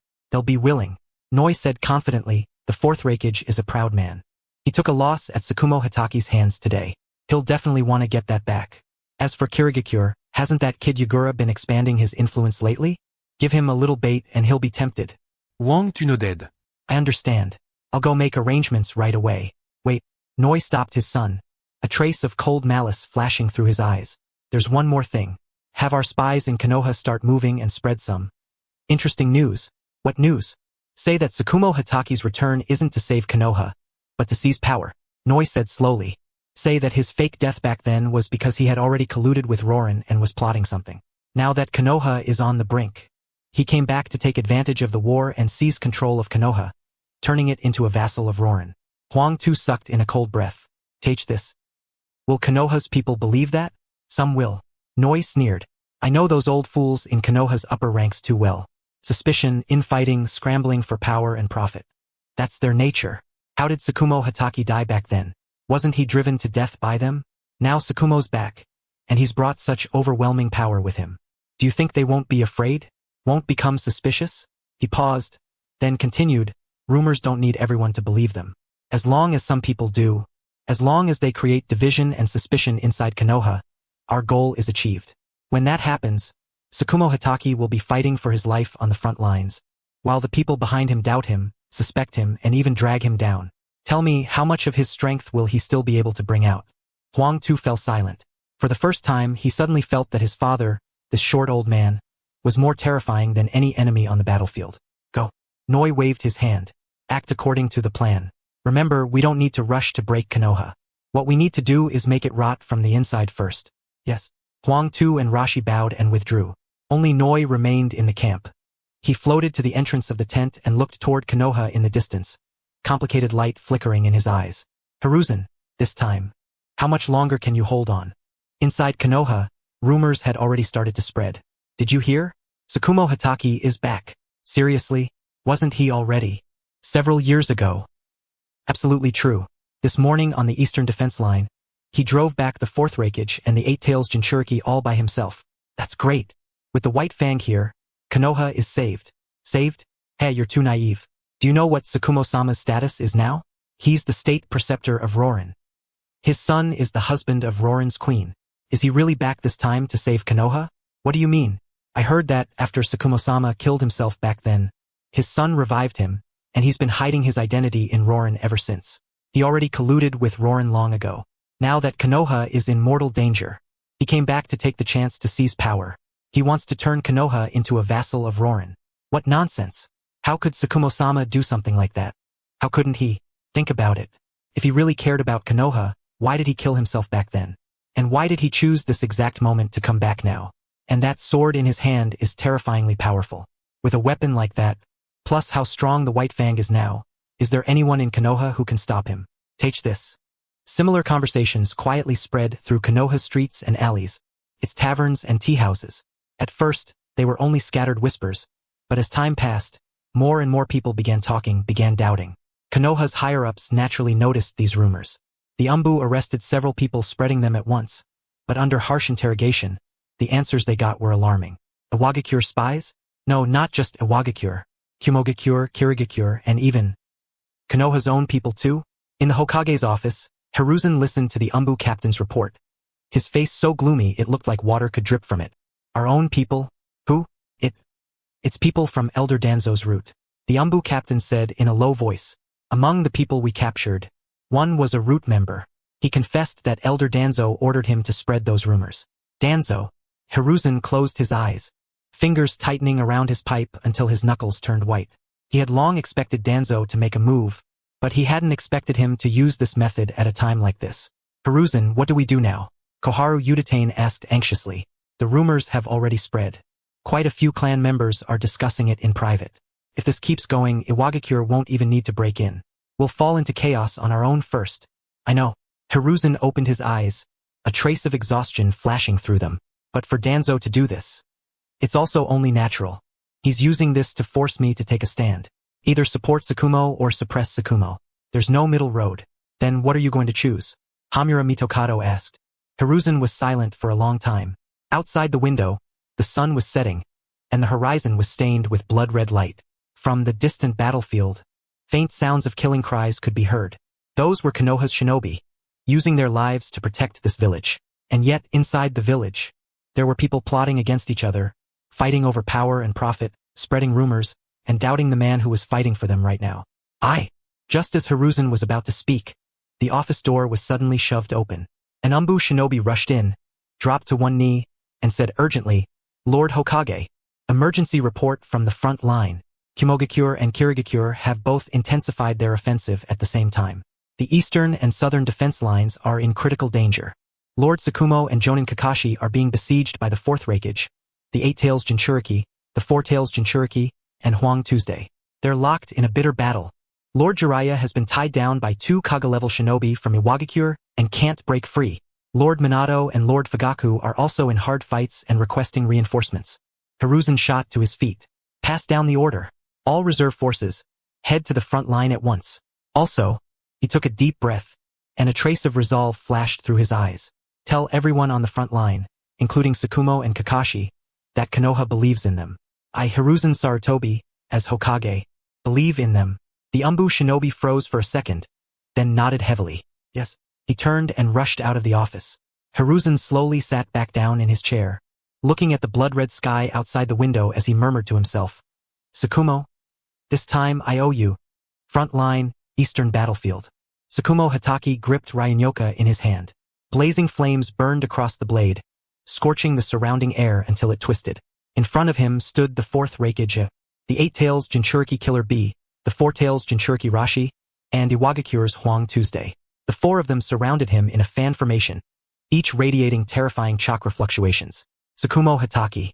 Huang Tu said in a deep voice, surrender. Alone you can't stop the 4 of us. Sakumo did not answer.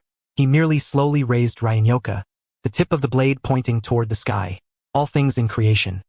Return to ash. He recited in a low voice, calm yet carrying an indescribable majesty. Ryunyoka, blazing white flames shot into the sky, lighting up the entire battlefield as bright as day. Konoha, underground, deep within the root organization S-base, the lights were dim. Shimura Danzo sat in a wide chair, the only exposed left eye on his face flickering with a cold light in the shadows. A masked root member knelt before him and reported in a low voice. Danzo-sama, we have already made contact with Nagato, the leader of the Akatsuki in the Land of Rain. The other side has agreed to cooperate. The operation against the Uchiha can begin at any time. Their condition is this. For the Uchiha's Sharingan, they take 7 parts, we take 3. 3-7 split? Danzo's voice was hoarse, his fingers lightly tapping the armrest. That brat Nagato has quite the appetite. Yes. But Nagato said they will dispatch Kaga-level combat power on the Uchiha side and eliminate Fugaku and the others. We only need to deal with the remaining Uchiha clan members and create chaos. Drawing Konoha's attention away from the Uchiha clan massacre, Danzo fell silent for a moment, then suddenly let out a chilling low laugh. 3 parts is enough. He slowly rose to his feet and walked to the wall, where a map of Konoha hung. His finger landed on the area of the Uchiha clan compound and gently rubbed it. Every single Uchiha Sharingan is a priceless treasure. 3 parts, if I can get 3 parts, I'll be able to complete that plan. As for those disobedient Uchiha, a trace of cruelty flashed through Danzo's eyes. Let them vanish into history. Yes. The root member lowered his head. Then shall I go reply to Nagato and confirm the operation time? No rus. Danzo turned around, his gaze deep. Let the war on the front lines intensify a bit more first. Sakumo Hatake's appearance disrupted Yano's plans, but it also completely drew Konoha's attention over there. This is a good opportunity. Once Konoha, Iwagakure, Kumogakure, and Kirigakure have all fought each other to exhaustion, once everyone is too busy to care about anything else, that's when we make our move. Understood. Go. Continue monitoring the Uchiha's movements, especially Uchiha Fugaku and Uchiha Shursui. Also, Danzo paused, his voice turning even colder. Keep a close watch on Sakumo Hatake and Kakashi Hatake. Although they're helping Konoha right now, in the end, they're still variables. If there's a chance. He did not finish the sentence, but the root member already understood what he meant. Understood.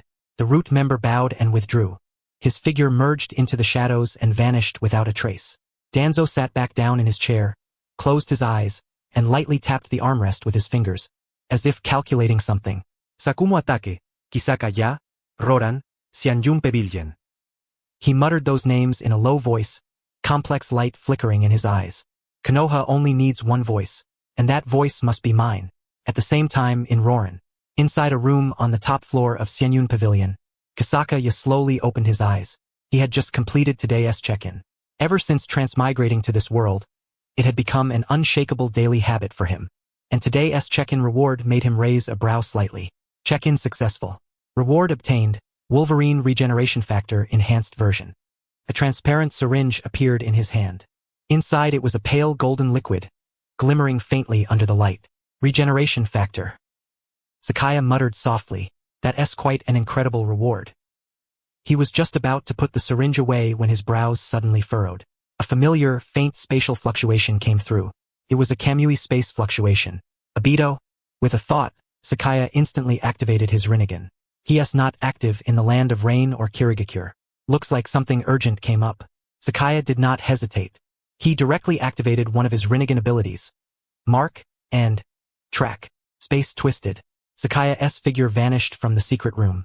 Kamui space. Abito was squatting on top of a cube, a spiral mask on his face, with the exposed Sharingan in his eye filled with anxiety. From time to time, he looked up in a certain direction, as if waiting for something. Suddenly, ripples spread through the space before him.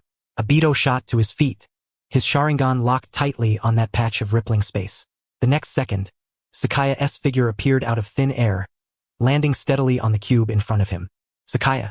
Abito's voice was somewhat hurried, but Sakaya gave him no chance to speak. The moment he entered Kamui space, Sakaya's Rinnegan had already locked onto Abito's body. He saw the things inside Abito that did not belong to him, the remnants of white Zetsu cells. Although Abito was maintaining his life through the power of his cells and Hashirama's cells, the white Zetsu cells were still lying dormant inside his body like a time bomb. While these cells enhanced Abito's power, they were also subtly influencing his thoughts and monitoring his actions. Don't move. Sakaya spoke in a low voice, raising his right hand. Dazzling lightning appeared in his palm. Crackle, crackle. The lightning spread from Sakaya's palm, turning into countless tiny arcs of electricity that drilled into Abito's body. Abito's body stiffened, but he had absolute trust in Sakaya. He did not resist and let those electric arcs roam through his body. Everywhere the arcs passed, Abito could clearly feel those white Zetsu cells hidden deep inside his body, the ones that did not belong to him, being cleared away bit by bit, purified. Abito let out a muffled grunt. After those arcs moved through his body for several minutes, they finally gathered near his heart, then suddenly contracted.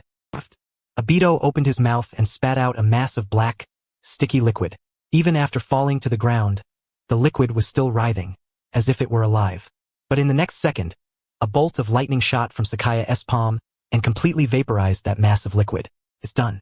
Sakaya withdrew his hand, fine beads of sweat appearing on his forehead. This kind of delicate operation consumed far more effort than directly blasting with lightning.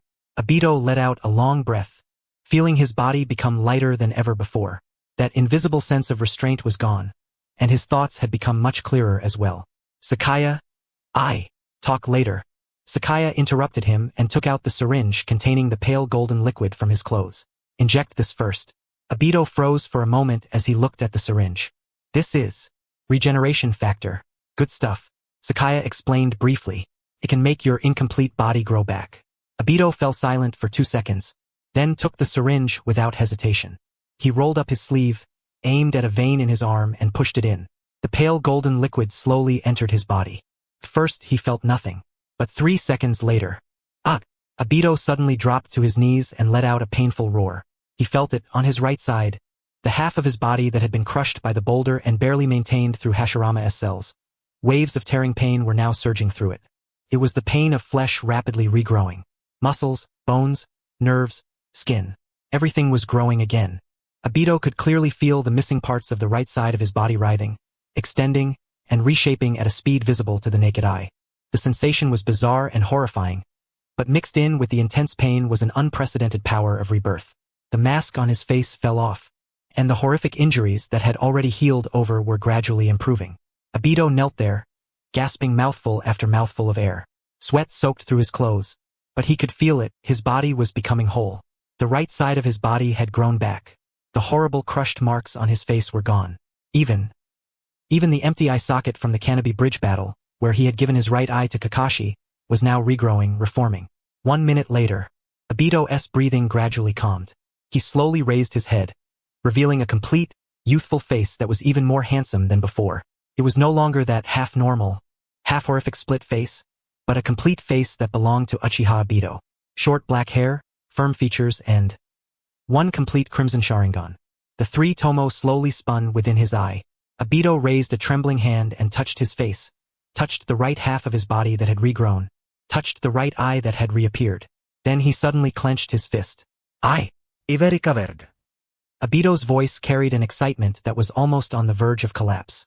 For years, ever since the disaster at Canopy Bridge, he had lost half his body, lost his right eye, and lost the face and identity of Uchiha Obito.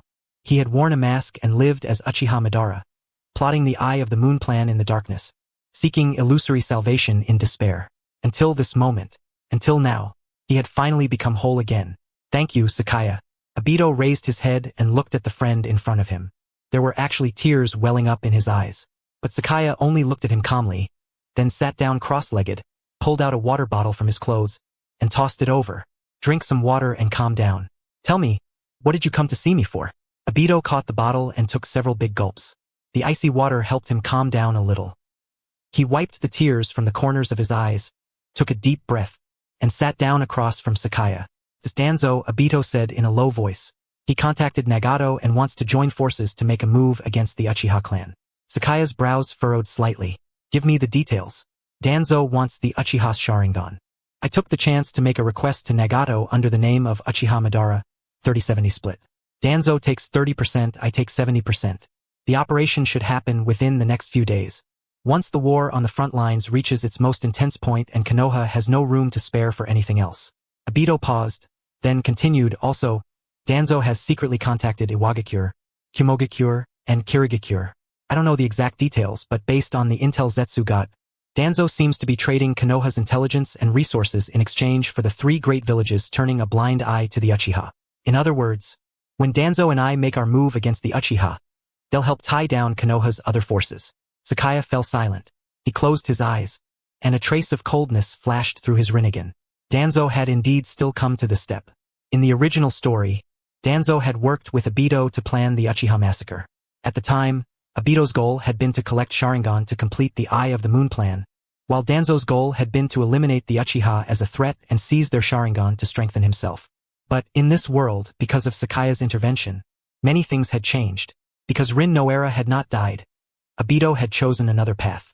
On the surface, he continued his infiltration, while secretly cooperating with Sakaya, allowing Zetsu to complete the plan and draw out Kagaya behind the scenes. But Danzo's ambition had not changed. He still wanted the Uchiha's Sharingan. still wanted to eliminate the Uchiha as an unstable factor, and still wanted to control Konoha. What are you planning to do about Nagato's side? Sakaya asked. Nagato still doesn't know my real identity, Obito said. I've been dealing with him under the identity of Uchiha Madara. He's both wary of me and in awe of me. I was the one who secretly pushed this cooperation with Danzo, but Nagato doesn't know my real goal. Sakaya nodded. This plan had been decided by him and Obito a long time ago. Kaguya was the greatest threat in this world. She was the progenitor of chakra, the source of the infinite Tsukuyomi. If she wasn't dealt with, this world would never achieve true peace. And the key to dealing with Kaguya was to let her revive, then deliver a fatal blow when she was at her weakest. So this Uchiha crisis can't be stopped directly, Sakaya said slowly. At the very least, we can't stop it completely. Danzo has to think his plan succeeded, and Black Zetsu has to believe the Eye of the Moon plan is advancing steadily. But at the same time, he looked at Obito. Obito, aside from those old fossils, not a single Uchiha clansman can die. I understand. Obito nodded. On your side, secretly contact Brother Fugaku and Shursui and have them ready to evacuate at any time. Zetsu is watching me here, so it's not convenient for me to expose too much. When the time comes, I'll need your help. As soon as Danzo and I make our move, leave those old guys to me. As for Danzo's subordinates, I'll use Genjutsu to trap them in an illusion where they're hunting down the Uchiha. As for the Sharingan, he let out a cold laugh. If Danzo wants them, then we'll give him a few fake ones. I had Zetsu clone some Sharingan. They only have the appearance, not the actual eye power, but they're more than enough to fool Danzo. The plan is very thorough, Sakaya said in approval. But there's still one problem. What? You? Sakaya looked at Obito, his gaze deep. You've recovered your original appearance. You need to think of a countermeasure for Black Zetsu's side. At the very least, you can't let that bunch grow suspicious. And you also need to cover things up properly with Nagato. The identity of Uchiha Madara still can't be exposed yet. Obito was silent for a moment. I know. Nagato won't suspect anything. From beginning to end, I've only appeared before him as Uchiha Madara. As for Zetsu, if he wants to revive Princess Kaguya, then he has no choice but to believe whatever explanation I give him, whether it's true or not. He took out a new mask from his clothes, a pure white mask without any patterns on it, with only 2 holes left for the eyes. Sakaya looked at Obito and suddenly smiled. You've grown up, Obito. Obito smiled too. It was a relieved, easy smile. After all, I'm not that idiot from back then anymore. The one who only knew how to shout about becoming Hokage. The two looked at each other and smiled, but the smiles quickly faded. Obito nodded, then stood up. Then I should go. The Uchiha Night of Extermination is 3 days from now. I need to go back and prepare. Go. Sakaya stood up as well and patted Obito on the shoulder. Be careful. If anything unexpected happens, contact me immediately. Obito put on his mask. His Sharingan spun, and the space of Kamui began to distort. But before disappearing, he turned back to look at Sakaya and said softly, Thank you, Sakaya. Thank you for giving me a second life. Then he disappeared. The Kamui space returned to silence. Sakaya stood where he was and remained silent for a moment. Then he also activated the power of his Rinnegan and left that gray-white space. After returning to the secret chamber in Rorin, Sakaya walked to the window and looked out at the bustling city below. A complicated light flickered in his eyes. Wahr, conspiracy, Schemes, betrayal. This world had always been this cruel. But he was no longer the transmigrator from back then who could only watch tragedies happen and do nothing to change them. Now, he was Hatake Sakaya. His father was the state preceptor of Rorin. He himself was the founder of Idle Cloud Pavilion, and his older brother was Kakashi, the genius whose talent had amazed an entire era. He had the power, and he also had the responsibility to protect the people he wanted to protect, and to change the world he wanted to change. 3 days from now, Sakaya muttered to himself in a low voice. In his Rinnegan, the purple ripples slowly turned. Danzo, since you want to play, then I'll play with you. I just hope you won't regret it. Konoha, Eastern Battlefield. The sky had been dyed a blazing white by the flames of Ryujin Jaka.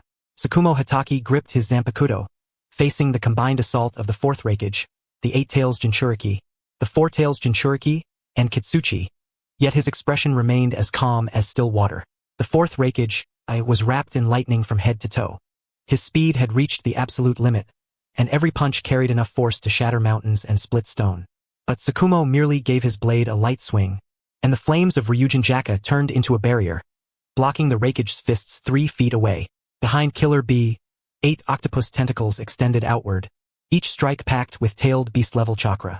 Rashi, meanwhile, transformed into the Four Tails Son Goku. Lava release chakra formed scorching magma that surged toward Sakumo from all directions. Kitsuchi stood at the rear, forming hand seals as giant stone arms rose from the ground, coordinating with the other three in an attempt to seal off every possible escape route for Sakumo. Hatake Sakumo, surrender, Kitsuchi shouted.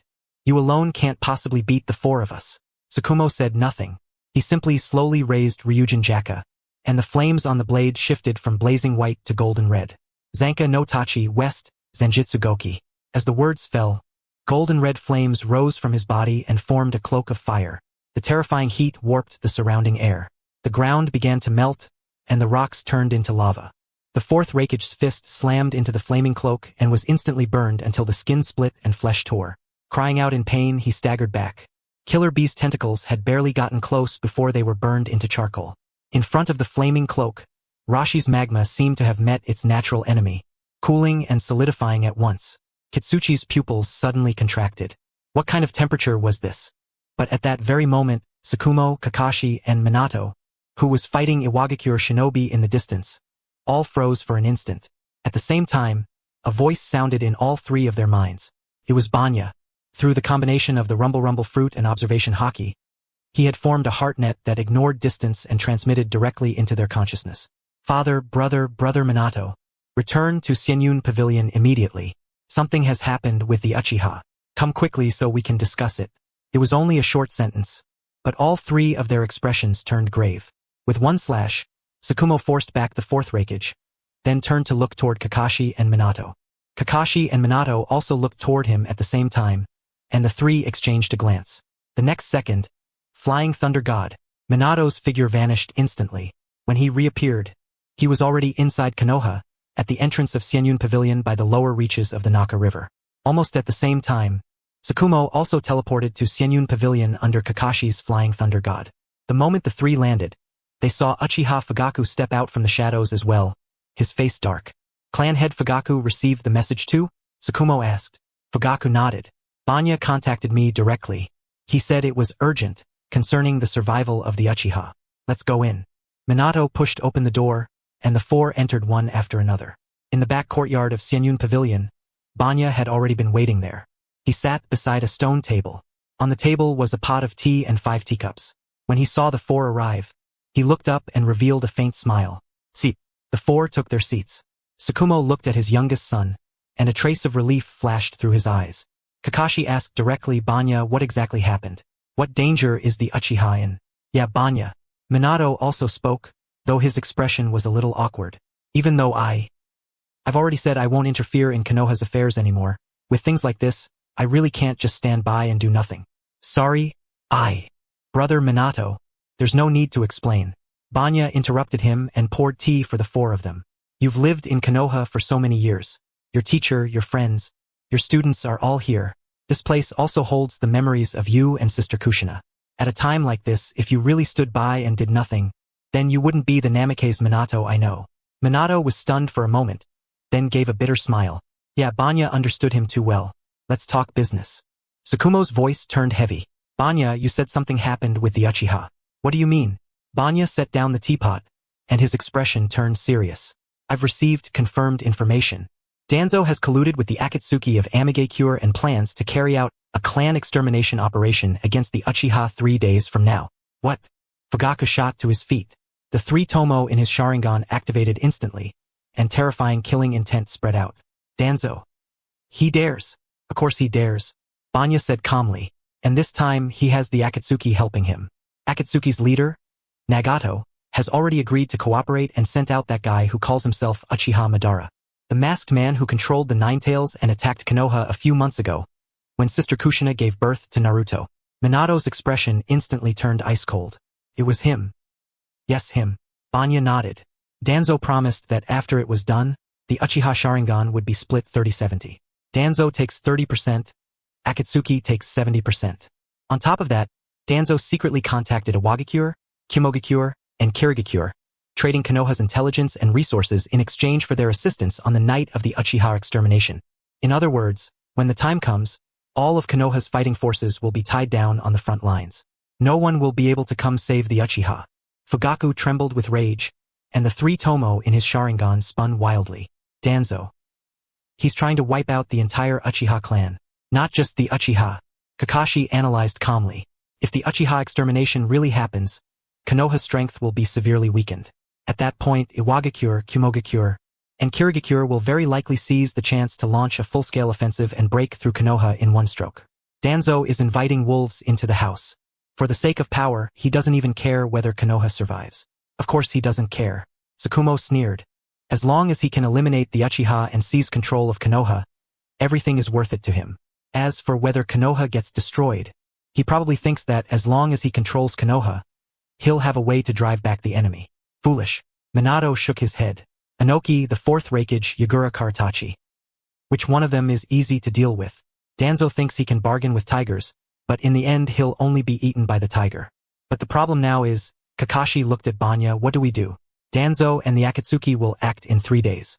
The Uchiha extermination crisis is right in front of us. Do we expose Danzo's scheme directly or we can't expose it? Banya shook his head. At least not now. Danzo has operated in Konoha for many years. Root's influence is deeply entrenched, and right now he's one of Konoha's senior advisors. Without solid evidence, Hiruzen Sarutobi won't move against him. More importantly, he paused, and a trace of coldness flashed through his eyes. That masked man who calls himself Uchiha Madara is actually my friend, Uchiha Obito. After faking his death, he has been undercover in the Akatsuki under the identity of Uchiha Madara. His goal is to draw out the mastermind behind the scenes, Kagaya. If we expose Danzo's scheme now, Obito's identity will be exposed, and all our preparations over the years will go to waste. Fugaku was stunned. Obito?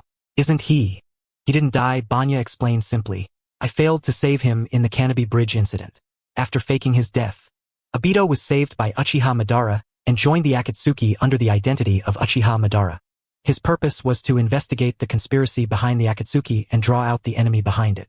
Fugaku stayed silent for a long time before slowly sitting back down. So for the past 4 years, Obito has been living in darkness, bearing the infamy of that traitor Uchiha Madara. All for this? Yes, but not entirely. Banya nodded. So this time we can't directly stop the Uchiha extermination plan. We have to make Danzo and the Akatsuki think their plan has succeeded, so that the mastermind behind the scenes lowers their guard. But at the same time, he looked at Fugaku, his gaze firm. Not a single Uchiha clansman can die. Those rotten elders, those ambitious fools who want to seize power, Danzo can keep them. But every innocent clansman must be saved. Fugaku took a deep breath. I understand. Tell us, Sakuya, what should we do? Sakuya took a map out of his clothes and spread it over the stone table. This is a detailed map of the Uchiha clan compound. I've already had Obito make preparations. 3 days from now, on the night of the massacre, he'll cooperate with us and put on an act. Those rotten elders can be left to Obito. As for the men Danzo sends, Obito will control them with genjutsu and trap them in an illusion of killing each other. What we need to do is move all the Uchiha clan members out before the massacre night begins. Move all of them? Kakashi frowned. The Uchiha clan has over 1,000 people. How are we supposed to move them? With the Flying Thunder formation. Sakuya looked at Minato and Kakashi. Brother Minato, brother, the two of you will work together and secretly set up a supersized Flying Thunder formation inside the Uchiha compound. This formation doesn't need to move everyone at once. We can do it in batches. First the elderly, the children, and the women, then the ordinary clan members, and finally the combat personnel. The destination will be Xianyun Pavilion. I've already made arrangements on Lulan's side. Sarah will be responsible for receiving them. Medical care, food, lodging, and housing have all already been prepared. Minato and Kakashi exchanged a glance, and both saw the shock in each other's eyes.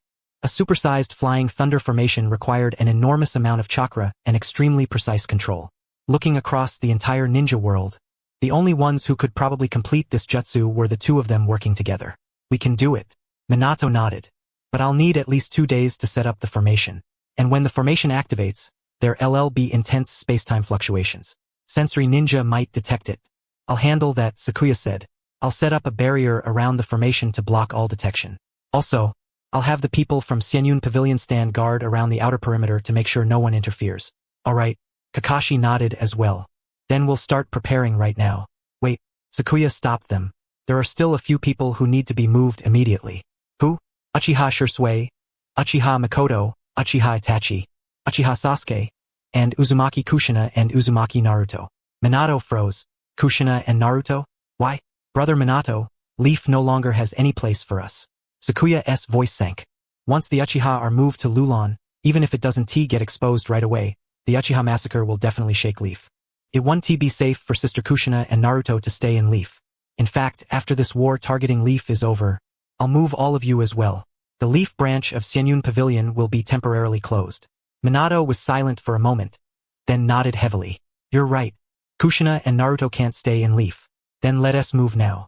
Sakumo stood up. Fugaku, go back to the clan compound first and keep those elders steady. Don't let them grow suspicious.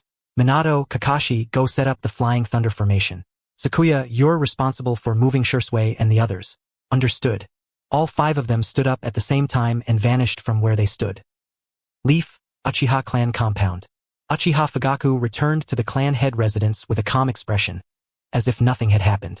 But in secret, he had already used a special Sharingan communication method to contact several trustworthy core members of the clan and have them quietly prepare to evacuate.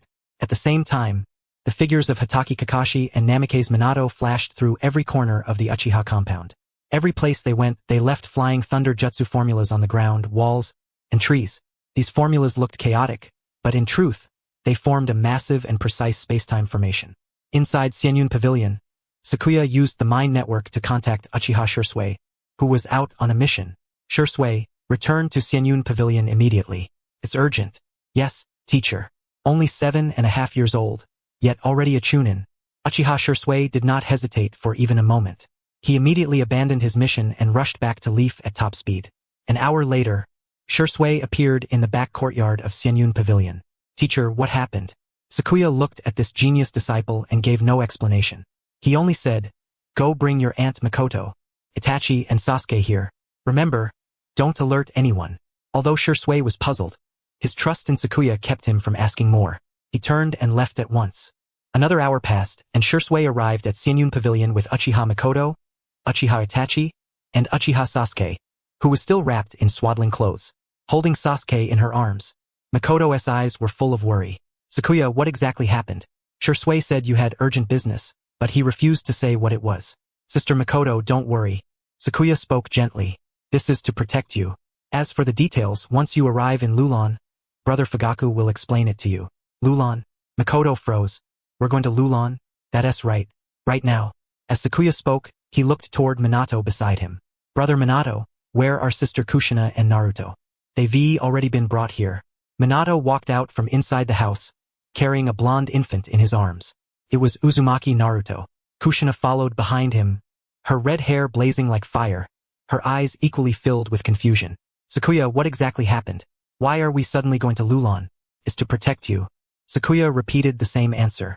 Danzo is about to make a move against the Uchiha. Leaf is no longer safe. You must be transferred immediately. Kushina's expression changed, but when she saw the determination in Minato's eyes, she did not ask any more questions. She simply nodded. All right, we'll listen to you. Sakuya walked to the center of the courtyard. His Rinnegan opened, the purple ripples in his eyes slowly spinning. Then everyone hold on tight. He stretched out his hand. The Rinnegan's power activated, and spacetime began to distort. Uchiha Shursui, Uchiha Makoto, Uchiha Itachi, Uchiha Sasuke, Uzumaki Kushina, Uzumaki Naruto, transfer. With a flash of light, the 7 figures vanished from the back courtyard of Xianyun Pavilion. The next second, Lulon, Xianyun Pavilion. Sarah had already been waiting there. When she saw Sakuya appear with the others, a gentle smile appeared on her face. Welcome to Lulon.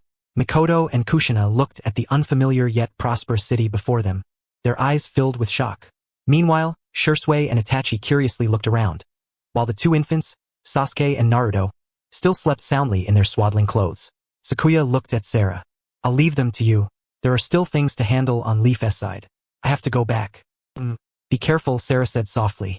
Sakuya nodded. His Rinnegan activated again, and his figure disappeared from Lulon. Back courtyard of Xianyun Pavilion. Sakumo, Kakashi, Minato, and Fugaku had already returned. Seeing Sakuya come back alone, all 4 of them let out a sigh of relief.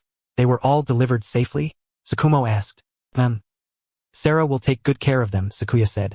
Now, we just wait for 3 days from now. A trace of complexity flashed through Fugaku's eyes. Are we really not going to do anything about those elders? Brother Fugaku, it's not that we want to do anything. It's that we can't. Sakuya spoke calmly. Those elders have rotted to the core. In their eyes, there is only power and the Sharingan. Even if you tell them about Danzo's scheme, they won't believe you. Instead, they suspect you of having ulterior motives. Since that's the case, let them pay the price for their own choices. Fugaku fell silent. That was right. Those elders were no longer the heroes who once fought for the Uchiha clan. They were obsessed with power, obsessed with the Sharingan's strength, and even wanted to overthrow Leaf and establish Uchiha rule. What was the point of saving clan members like that? I understand. Fugaku took a deep breath, and determination burned once more in his eyes. Then we'll act according to the plan. 3 days from now, the Uchiha of Leaf will become history, and the new Uchiha will be reborn in Lulon. Sakuya nodded and looked into the distance. 3 days later, the night of the Uchiha massacre. It would be a performance. One staged for Danzo, for the Akatsuki, and for that hidden Zetsu watching from behind the scenes. And the ending of that performance had long since been decided. Then everyone, act according to the plan. Sakuya's voice drifted into the night wind. In 3 days, the Uchiha of Leaf will become history. And Xianyun Pavilion, welcome your arrival. 3 days passed in the blink of an eye. The war on Konoha's eastern border had grown more and more intense. The 4th Raikage, A, the 8 Tails Jinchuriki Killer B, the 4 Tails Jinchuriki Rashi, and Iwagakure's Kitsuchi. These 4 Kaga-level powerhouses joining forces had brought unprecedented pressure to Konoha's defensive line. If not for Sakumo alone, with 1 man and 1 sword, using Ryujin Jaka to split the entire battlefield apart like flowing clouds and raging fire, Konoha's defenses would likely have collapsed long ago. At this moment, Sakumo stood at the center of the battlefield, Ryujin Jaka in his hand angled toward the ground. The golden-red Zanka no Tachi, west, Zanjitsu Goki was burning around his body. The terrifying heat twisted the air within 100 meters, melted the earth, and turned stone into blazing magma. The 4th Raikage stood 100 meters away, his right fist charred black and dripping with blood. That was the price he had paid for coming into contact with Zanjitsu Goki just now. Behind Killer B, only 5 of his 8 octopus tentacles remained. The other 3 had already been burned to ashes. Rashi had been forced out of tailed beast form, and his lava release chakra was nearly exhausted. As for Kitsuchi, he stood the farthest away, his face pale, clearly heavily drained. Hatake Sakumo, what kind of monster are you exactly? The 4th Raikage ground out through clenched teeth. Sakumo did not answer. He only raised his head and looked toward the sky. The setting sun was sinking westward. Night was about to fall. It was time. Zanka no Tachi, east, Kyokujitsujin. Sakumo spoke softly. The flames on Ryujin Jaka suddenly drew inward, condensing onto the blade and turning into a thread-thin line of light that contained destructive energy. Fall back. Kitsuchi's face changed. His hands flashed through seals, and a gigantic rock wall rose from the ground. But that line of light passed through it with a gentle sweep. The rock wall split into 2 soundlessly, the cut smooth as a mirror. Right after that, the severed wall began to melt into lava. This is compressing the temperature of the flames to the absolute limit, creating a slash that can cut through anything? Killer B's voice was rarely this serious. Sakumo did not continue the pursuit. Instead, he sheathed his sword. Today's battle ends here. As his words fell, he turned around and took 1 step toward Konoha. In the next second, golden-red flames surged up behind him, forming a wall of fire 100 meters high and splitting the entire battlefield in 2. Gai! Korinai! Shinku! Sakumo's voice pierced through the flames and reached Konoha's position. This wall of fire can last for 3 hours. During that time, Iwagakure, Kumogakure, and Kirigakure won't be able to break through. Return to Konoha's defense immediately. Leave this place to me. On the other side of the wall of flames, Might Gai, Kurinai Yuhi, Shinku Yuhi, and the others looked at the heaven-reaching fire before them, their eyes full of shock. Senior Hatake blocked 4 Kaga-level fighters by himself? No, he didn't block them. He suppressed them with sheer power. Senior Sakumo's strength has most likely already surpassed the Kage level. Shinku Yuhi said in a deep voice, those 4 won't dare attack again anytime soon. Let's go. Back to Konoha. The Konoha ninja quickly withdrew, while on the other side of the wall of flames, Sakumo remained where he stood, his gaze piercing through the fire toward Konoha. Sakaya, Kakashi, Minato, Uchiha Mirai. I'll leave it to all of you. Night gradually deepened. Inside Konoha, the Uchiha clan district. The once bustling streets were completely empty. Only moonlight spilled across the stone-paved road, casting a deathly pale glow. Danzo stood in the shadows outside the clan district. cold light flickering in his eyes. Behind him were dozens of masked root members, each radiating chilling killing intent. Is everything ready? Danzo asked in a low voice. Yes, Lord Danzo. A root member bowed. The barrier has already been set up. The Uchiha clan district has been completely sealed off. No space-time ninjutsu can be used. Also, the sensory barrier has been activated. The people inside can't get out, and the people outside can't get in. Good. Danzo nodded. What about the Akatsuki side? The masked man calling himself Uchiha Madara has already infiltrated the area, and Zetsu is watching from the shadows as well. According to the agreement, they will deal with Uchiha Fugaku and those elders. We're responsible for cleaning up the ordinary clan members. Remember, the Sharingan must be dug out intact. Not a single one can be missing, Danzo said coldly. As for the corpses, burn them all. Don't leave any trace behind. Yes. The root members scattered and silently infiltrated the Uchiha clan district. But what Danzo did not know was that outside the barrier he had set up, another barrier, larger and even more precise, had already quietly risen. This barrier enveloped all of Konoha, but strangely enough no one noticed, because its purpose was not sealing but projection. High above Konoha, at an altitude of 1,000 meters, Hatake Sakaya floated in the night sky. His eyes closed, but the power of his mind's eye had already enveloped all of Konoha. Within a sensing range of 300 kilometers, everything was under his control. The movements of the root members inside the Uchiha clan district, the positions of Obito and Zetsu, the evacuation of the Uchiha clansmen, everything was crystal clear. Begin. Sakaya opened his eyes, and the purple ripples in his Rinnegan slowly rotated. Everyone, including his father Sakumo, thought that during this time he had been watching Konoha coldly from the sidelines. But with the freedom of movement granted by the Rinnegan, Danzo's plot had been under his watch the entire time. Now it was time to harvest. Inside the Uchiha clan district, 10 root members silently infiltrated the area. They were well-trained and worked in perfect coordination, quickly spreading out to every corner of the district. According to the plan, they would first control the Uchiha elders, children, and women, then the ordinary clansmen, and finally concentrate their strength on dealing with the Uchiha ninja. But strangely, the entire Uchiha clan district was terrifyingly quiet. The streets were empty. There were no lights in the houses, and not even the sound of a dog barking. Something's wrong. The root squad leader stopped, his brows tightly furrowed beneath the mask. It was too quiet. Even if some of the Uchiha clan's ninja were on the front lines, there should still have been elders, women and children in the district. But now there was not a single person. Captain, look over there. A root member pointed toward the end of the street. Under the moonlight, a tiny figure was running in panic. It was a little girl of about 5 or 6, wearing Uchiha clan clothes, with twin pigtails tied up on her head. Her face was covered in tears as she ran and cried. Mom, Dad, where are you? A child. The root squad leader let out a sigh of relief. So the Uchiha clan had not completely evacuated.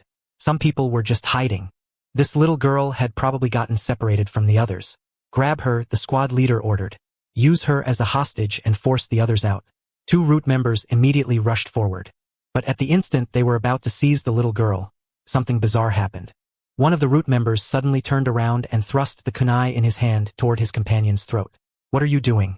The attacked root member was shocked and barely managed to dodge, but his shoulder was still sliced open with a deep wound. I don't know. The attacker said in a trembling voice. My hand isn't under my control. Before he could finish speaking, another root member moved as well. His hands formed seals. Fire release.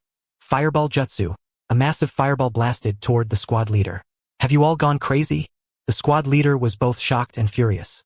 He barely dodged the fireball, but the flames brushed past his mask and shattered half of it. And it wasn't just them. Throughout the entire Uchiha clan district, all the root members had fallen into chaos. They began killing each other, using ninjutsu, kunai, and shuriken to attack the companions beside them, as if the other side were sworn enemies. Genjutsu. It's genjutsu. The squad leader finally reacted, but it was already too late. His consciousness began to blur. The companions before his eyes turned into Uchiha ninja, grinning viciously as they charged at him. You Uchiha bastards! The squad leader roared, drew his short blade, and charged at the enemy. In the shadows, Zetsu emerged halfway out of the ground, his black and white face full of confusion. What's going on? Why are root people fighting each other? He looked into the distance at Obito, who was fighting several Uchiha ninja near the Uchiha shrine. Obito's figure flickered under the moonlight. Every time he appeared, one Uchiha ninja fell. Those were all hardline Uchiha. the elders and their followers who advocated overthrowing Konoha and establishing Uchiha rule. Obito's attacks were clean and decisive. Every strike went straight for a vital point, without the slightest mercy. Looks like little Obito's side is going pretty smoothly. Zetsu muttered to himself. But what's going on with Root-S people? Danzo's subordinates shouldn't be this useless, right? He sensed the chakra fluctuations within the Uchiha clan compound, and his brows drew tighter and tighter. Something was wrong. Very wrong. Inside the Uchiha clan compound, aside from Obito slaughtering those hardliners, the chakra fluctuations of the other Uchiha clan members were far too weak. Almost non-existent. Zetsu's sensory ability was very strong. He could clearly tell that in the entire Uchiha clan compound, there were fewer than 100 living chakra signatures. But the Uchiha clan clearly had over 1,000 people. Wait, where's the Ninetales chakra? Zetsu suddenly remembered something, and his expression changed. One of his main goals in infiltrating Konoha was to confirm the Ninetales location. Nagato needed the Ninetales, and the Eye of the Moon plan also needed the Ninetales. But ever since infiltrating Konoha, he had never once sensed the Ninetales chakra fluctuation. Logically speaking, the Ninetales Jinchuriki Kushina Uzumaki and her child Naruto Uzumaki should both be in Konoha.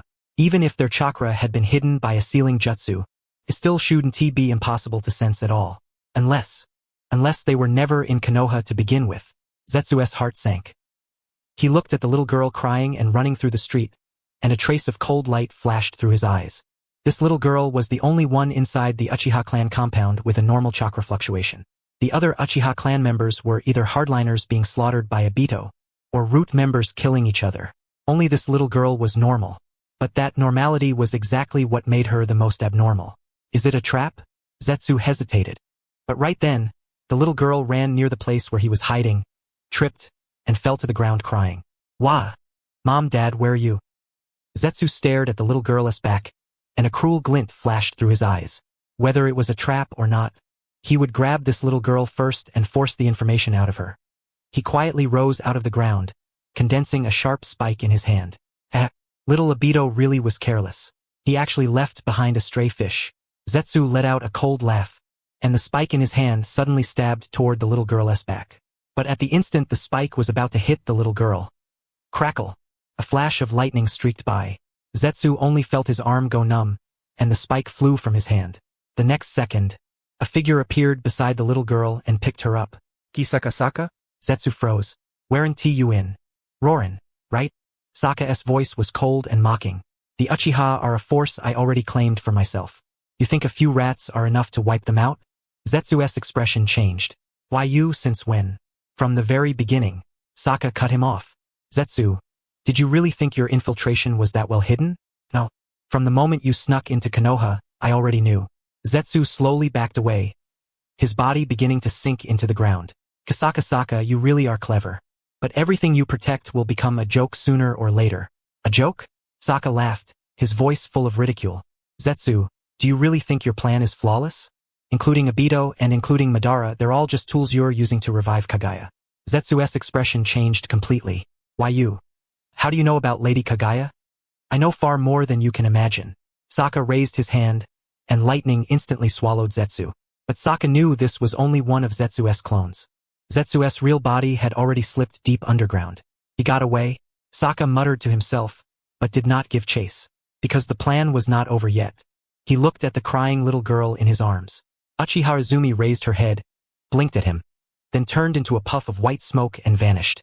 It was a shadow clone. The real Uchiha clan members had already been transferred to Rorin through the Flying Thunder formation. Now, the only ones left in the Uchiha clan compound were those damned hardliners and the Root members slaughtering each other. It's about time. Saka shot into the sky above Konoha once more, his Rinnegan slowly spinning. Saka formed hand seals, and ripples spread out from the Rinnegan. Barrier Jutsu, myriad phenomena mirror reflection. As his voice fell, the barrier covering all of Konoha began to glow. The light gathered in the night sky and formed into a huge, transparent mirror. Inside the mirror, images began to appear. It was the scene of Danzo secretly meeting Zetsu in the Land of Rain.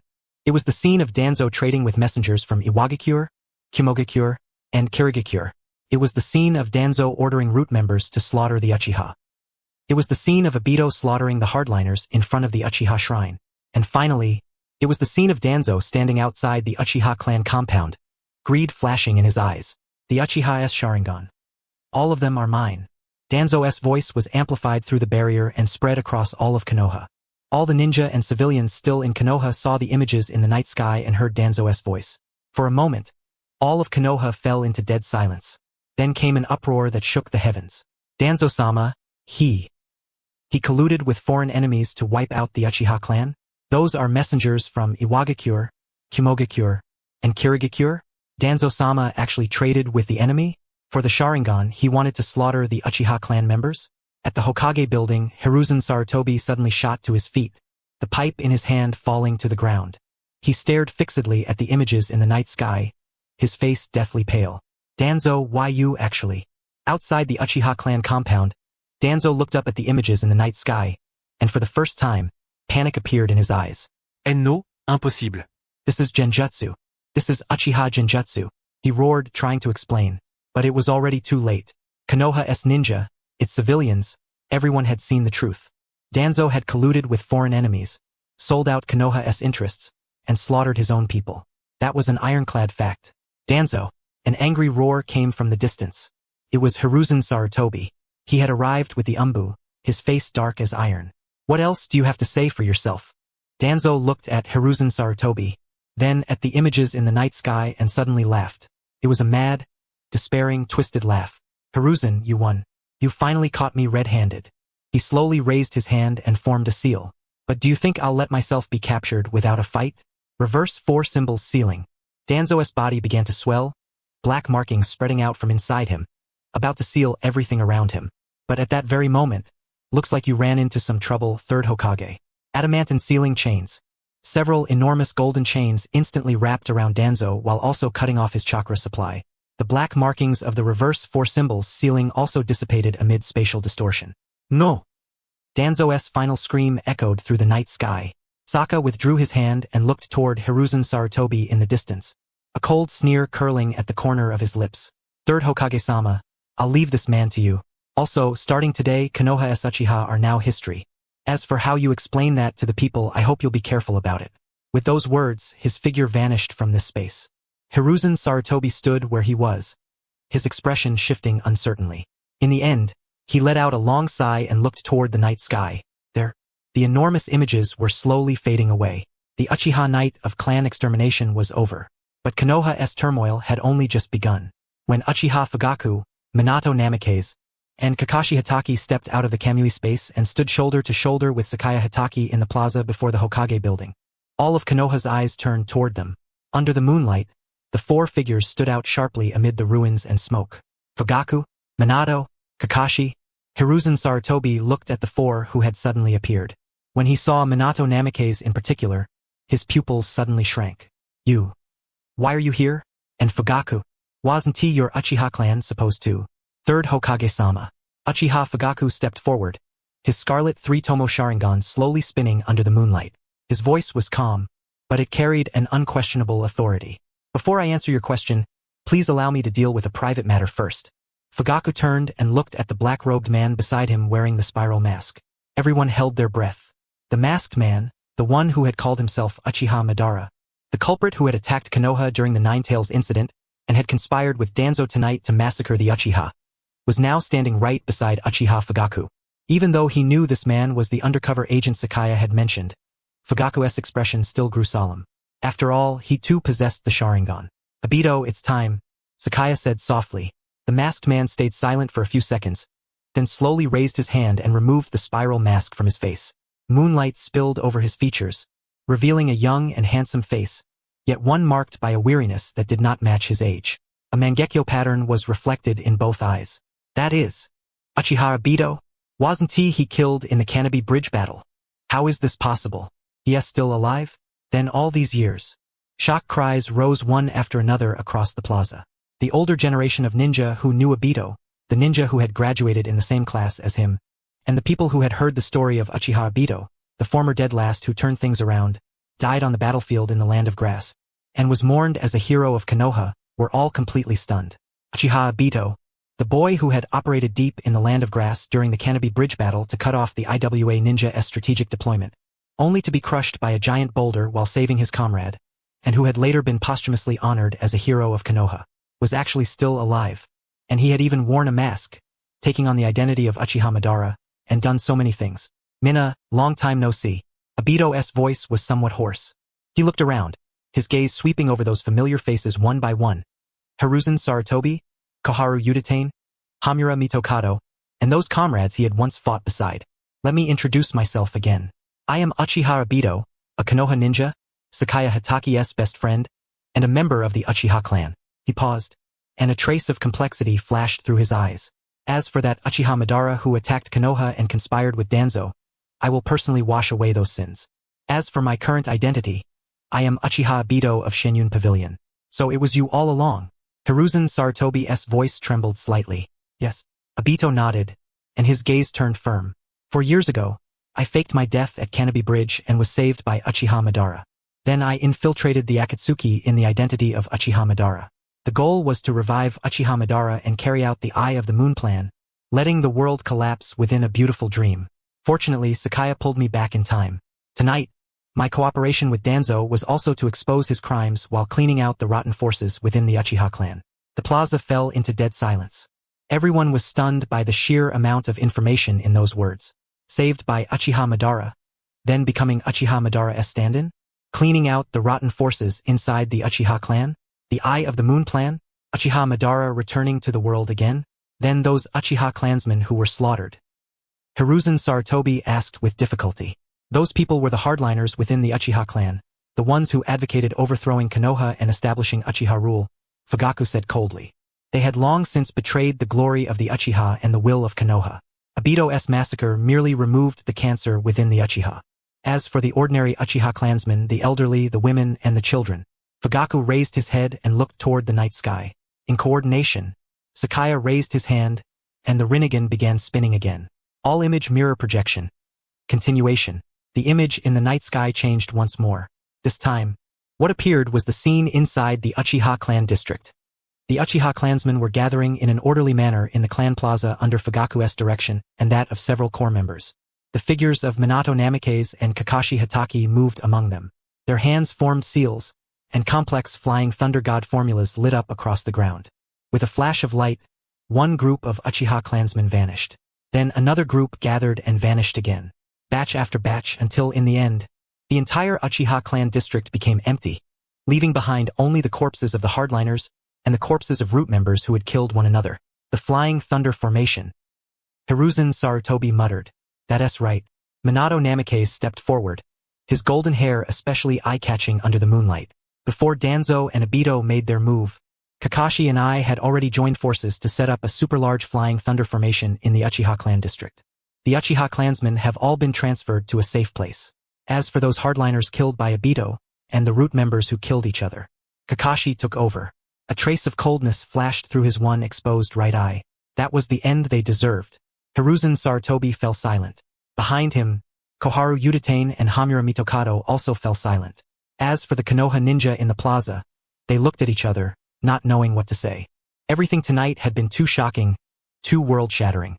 Danzo's betrayal, the Uchiha massacre, Obito's return from the dead, Minato and Kakashi's involvement, and Sakaya Hatake's almost godlike projection barrier technique.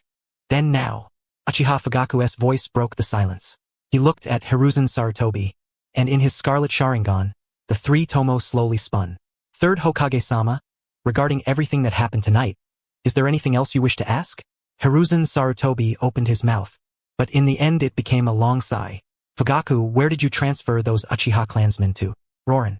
Fugaku answered calmly. My clansmen are very safe now. In Rorin, they will begin a new life. As for Konoha, he paused, and his voice turned icy. From tonight on, the Uchiha clan will officially sever all ties with Konoha. What? Fugaku, you. The Uchiha are leaving Konoha? Shocked cries rang out once again. But Fugaku only looked calmly at Hiruzen Sarutobi and said, word by word, Third Hokage, the Uchiha leaving was already unavoidable from the very beginning. As for the marginalization of the Uchiha, wasn't it something you had always silently allowed? Konoha no longer has any place for the Uchiha. Danzo's schemes, the higher-ups' tacit approval, the villagers' prejudice. Everything had already pushed the Uchiha to a dead end, just like Sakumo Hatake back then. Tonight, if not for Sakaya, Minato, Kakashi, and Obito helping us, the Uchiha clan probably really would have vanished from Konoha completely, just as Danzo wished. So we choose to leave, not as traitors, but as Uchiha seeking a new life. From this day forward, the Uchiha and Konoha will have nothing more to do with each other. As soon as he finished speaking, Fugaku turned around and looked at Sakaya, Minato, Kakashi, and Obito. Let us go. Wait. Hiruzen Sarutobi hurriedly spoke up, his voice carrying an exhaustion and pleading unlike ever before. Fugaku, Sakaya, Minato, Kakashi, and Obito. I know that everything tonight was Konoha's fault. It was my fault. I indulged Danzo, ignored the Uchiha's plight, and let Konoha reach this point today. But, he raised his head, his eyes bloodshot. For the sake of our past bond, for the sake of Konoha's countless innocent villagers and shinobi, please help Konoha. The Iwagakure, Kumogakure, and Kirigakure forces are still at the border. Sakumo's wall of flames can only hold for 3 hours. After 3 hours, once the enemy army breaks through the line of defense, Konoha will truly be finished. Konoha may lose the Uchiha, but it cannot be destroyed. This is the village founded together by the first Hokage and Madara Uchiha. This is the home countless people protected with their lives. I beg you, help Konoha get through this crisis. As Hiruzen Sarutobi spoke, he actually gave the 5 of them a deep bow.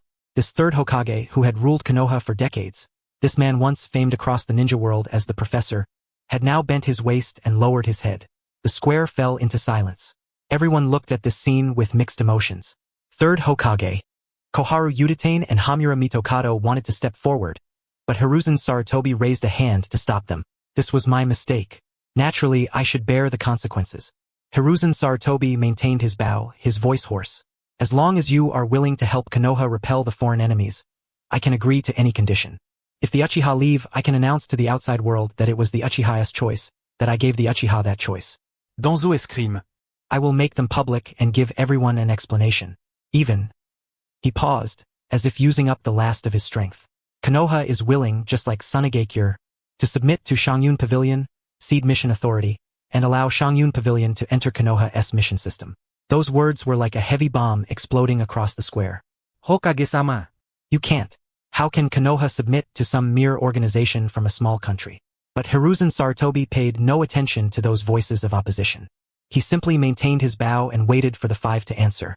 Hatake Sakaya looked at the white-haired old man before him, and a trace of complexity flashed through his eyes. There was once a time when Hiruzen Sarutobi had been Konoha's pride, a legend of the ninja world.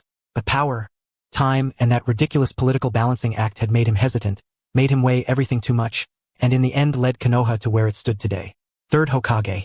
Sakaya finally spoke, his voice calm, yet carrying an unquestionable force. If you knew it would come to this, why let it happen in the first place? Hiruzen Sarutobi's body trembled. Danzo's ambition wasn't nurtured in a single day. The Uchiha's predicament also wasn't created in a single day. It was your inaction, your indulgence, that made Konoha gradually decline. From the third Hokage admired by everyone to having nothing now, then regaining everything, only to watch it all slip away from you bit by bit. Doesn't that feel awful? Hiruzen Sarutobi said nothing. He only bent even lower. But Sakaya changed his tone. Konoha was, after all, the village founded together by the first Hokage and Madara. My memories are here. My friends are here. Everything I cherish is here. I may choose not to save Konoha's higher-ups, but I can't just watch Konoha's ordinary villagers die in the flames of war. He raised his head and looked toward the east. There, flames soared into the sky. It was Sakumo's wall of fire burning. Iwagakure, Kumogakure, and Kirigakure, since they dared to come, they better be prepared to pay the price. As Sakaya spoke, he looked at the 4 beside him. Brother Fugaku, Brother Minato, Kakashi, Obito, we have to deal with Konoha's crisis. But after that, he looked at Hiruzen Sarutobi, the corners of his mouth curling into a cold arc. From this day forward, Shangyun Pavilion will take 20% of Konoha's mission system, 10% will belong to Konoha, and all the rest will belong to the mission squads themselves. Konoha's shinobi may accept missions issued by Shangyun Pavilion, and payment will follow Shangyun Pavilion's rules. Konoha's higher-ups may not interfere with Shangyun Pavilion's operations in any form. Can you agree to these conditions? Hiruzen Sarutobi was silent for a long time. In the end, he slowly straightened up. His eyes were filled with exhaustion, but also carried a trace of relief. I agree. Good. Sakaya nodded. Then the deal is made. He turned and looked toward the eastern border. Now, a new era is about to begin. Third Hokage, keep your eyes open and watch carefully. As soon as his words fell, lightning burst around Sakaya's body. Crackle, crackle.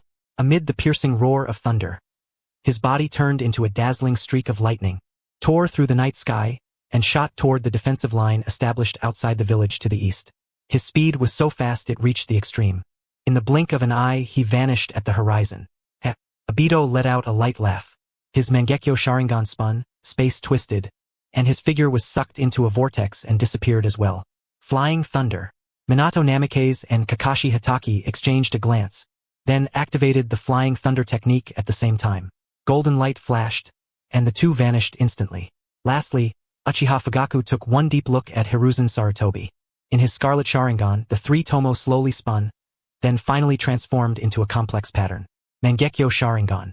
Body flicker technique. Fugaku's figure turned into an afterimage and sped toward the border. On the square, only Hiruzen Sarutobi and Konoha's shinobi remained, staring blankly in the direction the five had disappeared. The night wind blew past, carrying the smell of gunpowder and blood. But for some reason, a strange feeling rose in everyone's hearts. After tonight, Konoha, no, the entire ninja world would welcome a world-shaking change. And the beginning of that change was on the eastern border, on that battlefield shrouded in flames. On the eastern battlefield of Konoha, a wall of flames blazed fiercely in the night. The golden-red flames rose a full 100 meters high, splitting the battlefield in two. On one side of the wall, Konoha's defense line was already on the verge of collapse. Might Guy, Kurenai Yuhi, Shinku Yuhi, and the others were barely holding on, gasping for breath. Their chakra had long since run dry, and their bodies were covered in wounds. On the other side of the wall of flames, the fourth Raikage A, the Eight Tails Jinchuriki Killer B, the Four Tails Jinchuriki Rashi, and Iwagakure's Kitsuchi, these four Kaga-level powerhouses, were joining forces to break through the wall. Following behind them was the army charging forward as well. Iwagakure Earth-style ninja kept creating earth walls in an attempt to cut off the flames. Kumogakure lightning-style ninja used lightning strikes to disrupt the flame structure, and Kirigakure water-style ninja tried to suppress fire with water. And the four Kaga-level powerhouses stood at the very front, joining hands against that white-haired man standing there with a blade in hand. Sakumo Hatake. He stood alone before the wall of flames, with Ryunwaka high slanted toward the ground in his hand. The golden-red Zanka no Tachi. West, Zanjitsu Goki burned over his body, and the terrifying heat left not a single blade of grass alive within several hundred meters.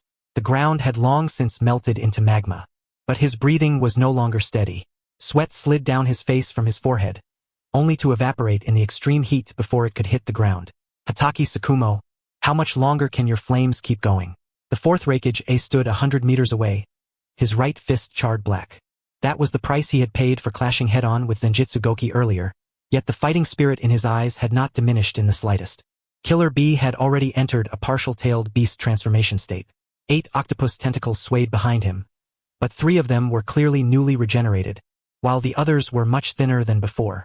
Bastard, fool, this old guy's flames are way too strong. Even the tailed beast bomb is trouble. Yo! Rashi's entire body was covered in lava-release armor, but the armor was full of cracks. Clearly, he had suffered in the clash just now. Kitsuchi stood at the very rear, one hand pressed to the ground as he continuously created rock walls to block the aftershock waves of the flames, while also commanding the IWA ninja army. His flame temperature is dropping. Kitsuchi sharply noticed. It's slow, but it's definitely dropping. Keep wearing him down. Once he runs out of strength, that'll be the moment Konoha falls. Sakumo did not argue, because Kitsuchi was right. Zanjitsu Goki was powerful, but its consumption was just as terrifying. And he could not only think about himself. 100 meters behind him was Konoha's defense line, where young Konoha ninja like Might Guy and Kurenai Yuhi were stationed. If he fought without restraint, he was confident he could heavily injure or even kill 1 or 2 of those Kaga-level fighters in a short time. But the price would be that the aftershocks of the battle would destroy Konoha's defense line and kill the young people he wanted to protect. So he could only choose the safest method. Defend, stall for time, wait for Banzai and the others to resolve Konoha's internal problems, and wait for reinforcements to arrive. Sakumo Senpai. Might Guy's voice came from behind him, filled with urgency. Let us go up there. It's too much for you alone. Shut up. Without even turning his head, Sakumo's voice came out cold and sharp. Fall back. This wall of flames can only last 3 hours. Now there's less than 1 hour left. Once the flames go out, that'll be the real hard battle. Before that, save your strength. But there are no buts. Sakumo shouted sternly, and the flames on Ryunwaka high surged violently, burning a stream of earth that had tried to bypass the wall of flames into ashes. I am Hatake Sakumo. I was once a ninja who fought for Konoha too. Protecting the younger generation is a senior's duty. But you. Tears welled up in Kurenai Yuhi's eyes. She could see that the clothes on Sakumo's back were already soaked through with sweat, clinging tightly to his body. That was not just sweat. There was also blood seeping out from overconsumption of chakra. The terrifying heat of Zanjitsu Goki was not only burning the enemy, but also burning Sakumo himself. What touching bonds. Anoki's voice came from the sky. Anoki of the two scales, the third Tsuchikage, Iwagakure's strongest, was floating in midair at this moment. His hands formed seals, and a white cube of dust release condensed in his palms. But emotion can't save Konoha. Dust release, detachment of the primitive world technique. The white cube shot out, and everything in its path was decomposed into atoms. Sakumo's pupils contracted as Ryun Waka high slashed horizontally. Zanka no Tachi, west. Zanjitsu Goki.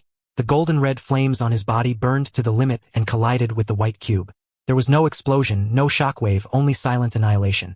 The flames were being decomposed, and the cube was also dissipating. But a cold sneer curled at the corner of Anoki's mouth. Now, the fourth Raikage's figure vanished instantly. With lightning release chakra mode fully activated, his speed had reached the limit, even surpassing sound itself. Liger Bomb. He turned into a bolt of lightning, bypassed the front of the flame wall, and attacked Sakumo from the side. At the same time, Killer Bee brought his hands together, and a tailed beast bomb began condensing in his mouth. Tailed beast bomb. Rashi's lava release surged through his entire body, turning into a gigantic molten lava fist. Lava release. Flower fruit mountain. Kitsuchi slammed a hand onto the ground. Earth release. Mountain earth technique. Two gigantic hemispherical rock mountains rose from the ground, trying to crush Sakumo between them. Four Kaga-level fighters for different attacks, coming at him from four directions at the same time. Sakumo gritted his teeth, and Ryun Waka high swept out. Zanka no Tachi. East. Kyoku-jitsujin. A line of light as thin as a hair flashed past, splitting the tailed beast bomb in two, severing the gigantic lava fist, and slicing apart the rock mountains. But the fourth Raikage's attack was already right in front of him. Too fast. While maintaining Zanjitsu Goki and dealing with four attacks at once, Sakumo no longer had time to defend. Leaf-strong whirlwind. A green figure suddenly rushed out from the side and kicked the fourth Raikage in the waist. It was Might Guy. He had opened the sixth of the 8 gates, the Gate of View. His whole body was wrapped in green steam, and both his speed and strength had reached the limit. But even so, the gap between him and the fourth Raikage was still enormous. Get lost. A roared in fury as lightning released chakra exploded from his body, forcibly blasting aside Might Guy's kick before he threw out a punch. Bang! Might Guy was sent flying like a cannonball, crashing into a distant rock wall. The wall shattered and buried him beneath the rubble. Guy! Kurenai Yuhi cried out and tried to rush over, but Shinku Yuhi grabbed her. Don't go over there. The battle isn't over yet. But there are no buts. Trust Sakumo Senpai. Trust Konoha's comrades. Shinku Yuhi gritted his teeth and formed hand seals. Genjutsu. Tree binding death. The genjutsu activated, but its target was not the fourth Raikage. It was Kitsuchi in the distance. Kitsuchi's body stiffened. Although he broke free in an instant, his control over Mountain Earth technique paused for that single moment. That one instant was enough. Sakumo seized the chance and slashed out with Ryun Waka high. Prominence. A pillar-like surge of flames rose up and engulfed Kitsuchi. Earth release. Earth-style wall. Kitsuchi hurriedly defended, but the flame surge easily tore apart the earth wall and swallowed him whole. Father. From the Iwagakure ranks, a young IWA ninja cried out and was about to charge forward, only to be stopped by his comrades. Karatsuchi. Don't be reckless. The flames dispersed. Kitsuchi was down on one knee, his whole body charred black, but he was still alive. Sakumo did not pursue him, because the fourth Raikage's second wave of attacks had already arrived. Liger Bomb. A's figure appeared above Sakumo's head, his hands clasped together as he smashed down viciously. Sakumo raised his blade horizontally to block. Clang. Amid the piercing sound of metal collision, the ground beneath Sakumo exploded apart, and magma splashed everywhere. The high heat of Zanjitsu Goki scorched A's arms, but he gritted his teeth and endured it, continuously pouring out lightning release chakra in an attempt to crush Sakumo. Old man, fall for me. The one who should fall is you.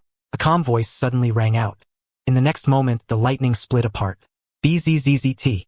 Amid the ear-piercing thunder, A dazzling bolt of lightning descended from the sky and slammed brutally into the fourth Reikage A. What? He only had time to concentrate his lightning release chakra on his back before that terrifying force sent him flying. Boom! He shot backward like a cannonball and crashed into the distant Iwagakure army, smashing through dozens of IWA ninja along the way before finally blasting out a deep crater 100 meters away. Smoke filled the air. Everyone was stunned. The battlefield suddenly fell silent. Only the crackling of burning flames remained, along with the lingering rumble of thunder. As the smoke cleared, a figure appeared beside Sakumo.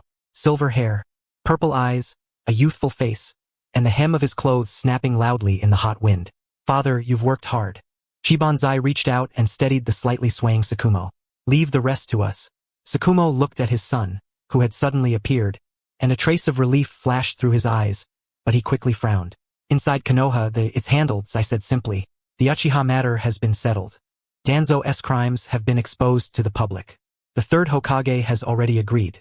From this day on, Konoha will be under the protection of Xianyun Pavilion. Sakumo nodded and asked no further questions.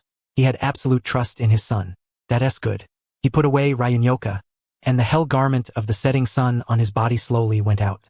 The wall of flames also began to weaken, until it finally dispersed into the air. Konoha's defensive line was exposed before the allied forces of the three hidden villages. But at this moment, not a single person dared to step forward. Because Chibanzai was standing there. Just standing there, he made everyone feel an invisible pressure. Zai! It's Senior Zai. And Minato too. Senior Kakashi. Obito. That's clan head Fugaku. Cheers rang out from Konoha's defensive line. Minato Namikaze, Kakashi Hatake, Obito Uchiha, and Fugaku Uchiha walked in from four directions and stood behind Zai. 5 people facing the allied forces of the 3 hidden villages, facing 4 Kaga-level powerhouses, yet they seemed to hold an absolute advantage. Guy, you've worked hard. Zai turned his head and looked at Mike Guy, who had just crawled out from the pile of rocks. Guy was covered in wounds, but the fighting spirit in his eyes had not faded in the slightest. He bared his teeth in a grin. These injuries aren't enough for youth, but since you're here, I'll leave this place to you. Zai nodded, then turned to face forward. The fourth Reikage climbed out of the deep pit, covered in blood, but the battle intent in his eyes had grown even more violent. Killer Bee had already entered full-tailed beast transformation. The massive body of the 8 tails, Gyuki, stood towering on the battlefield, all 8 tentacles whipping through the air. Rashi had also entered full-tailed beast transformation. The 4 tails, Son Goku, threw back its head and roared, lava dripping from its body. Inoki floated in the air, white light gathering once more in his dust release. Kitsuchi stood up with the support of his comrades. Though heavily injured, he was still directing the Iwagakure forces. Chibanzai. Inoki narrowed his eyes. Konoha Thunder, son of Konoha's White Fang. Back then, you were one of the Thunder, weren't you? You claimed neutrality, yet now you appear here. Chibanzai. I never thought you'd be one of those who speak empty words too. Zai did not answer. He merely cracked his fingers, producing a series of crisp popping sounds. The times have changed. Inoki. Konoha now belongs to Lulon. So now our show begins. He spoke without even turning his head. The 4 behind him nodded. The next second, Zai moved. No hand seals, no charging up, just a simple step forward. But with that one step, he instantly appeared in front of the 4th Reikage. What? S pupils shrank violently. Lightning release chakra erupted on instinct as he threw out a punch. Lariat. Too slow. Zai spoke calmly and threw out a punch of his own. No lightning release, no chakra, just pure physical strength. Boom! The moment their fists collided, the sound of cracking bones came from S' arm. Crack. Ugh! I let out a scream and was blasted flying once again. This time, he flew straight out of the battlefield and crashed into the distant forest, snapping dozens of trees before finally stopping. The entire field fell deathly silent. One punch. Just one punch had sent flying the 4th Reikage, a man famed for his physical strength and speed. What kind of power was that? Your strength is far below that of the 3rd Reikage back then. Zai shook out his hand and spoke with disdain. Back then, he had fought the 3rd Reikage for a full day and night, until the 3rd Reikage finally died from exhaustion. As for the current 4th Reikage, though he had inherited the Reikage title, his strength was still far behind his father's. Bastard. How dare you look down on your big bro? Killer Bee roared as the 8 tails tentacles turned into spears and stabbed toward Zai from all directions. Tailed Beast 8 scrolls. Boring. Zai did not even turn around. He merely raised a hand. Discharge. 100 million volts. Crackling sparks exploded. Golden lightning burst from his palm and transformed into a giant electric net that engulfed all of the Eight Tails' tentacles. Ekek! Killer Bee screamed. The Eight Tails' body trembled in the lightning, its tentacles charred black and smoking. Roar! The Four Tails, Son Goku, bellowed as a giant lava fist smashed down. Lava release. Scorching river rock. Lava release. Zai finally turned around. Looking at that enormous lava fist, a mocking curve rose at the corner of his mouth. You want to play with fire in front of me? He raised his hand, and his Zanpakuto reappeared in it. But this time, golden lightning was wrapped around the blade. Ama no Murakumo break. One simple slash. The giant lava fist was split cleanly in two, the cut smooth as a mirror. Rashi was dumbfounded. His lava release was a high heat capable of melting even steel, yet it had been split apart with a single slash. It's not over yet. Zai's figure vanished. When he appeared again, he was already above the Four Tails' head. Tempest kick. Severing ring. He kicked out once, and a giant blue slash swept across. Slash. The Four Tails' head flew into the air. Its massive body crashed to the ground and dispersed into chakra. Rashi was forced out of his tailed beast transformation, dropping to his knees and coughing up blood. Rashi! Kitsuchi cried out in alarm, but it was too late to rescue him, because Zai had already looked toward him. Minato Namikaze's figure appeared behind Kitsuchi, a kunai pressed against his throat. Don't move. Minato's voice was calm, but it carried deadly threat. Meanwhile, Kakashi Hatake appeared among the Iwagakure forces, lightning cutter in hand. Everywhere he passed, IWA ninja fell like wheat before a scythe. Lightning cutter. Chidori stream. Obito Uchiha's figure flickered through the Kumogakure forces. His Kamui made him seem like a ghost. Every time he appeared, a Kumo ninja was sucked into the Kamui space.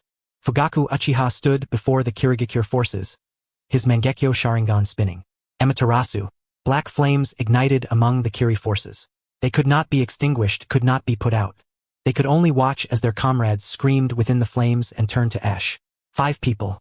5 Kage-level fighters. No, beings that had already surpassed the Kage level. Before them, the allied forces of the 3 hidden villages were nothing but chickens and dogs waiting to be slaughtered. Inoki floated in the air, watching the one-sided massacre below, his face ashen. Chiban Zai, Minato Namikaze, Kakashi Hatake, Obito Uchiha, Fugaku Uchiha. Grinding his teeth, he formed hand seals. Dust release, detachment of the primitive world technique.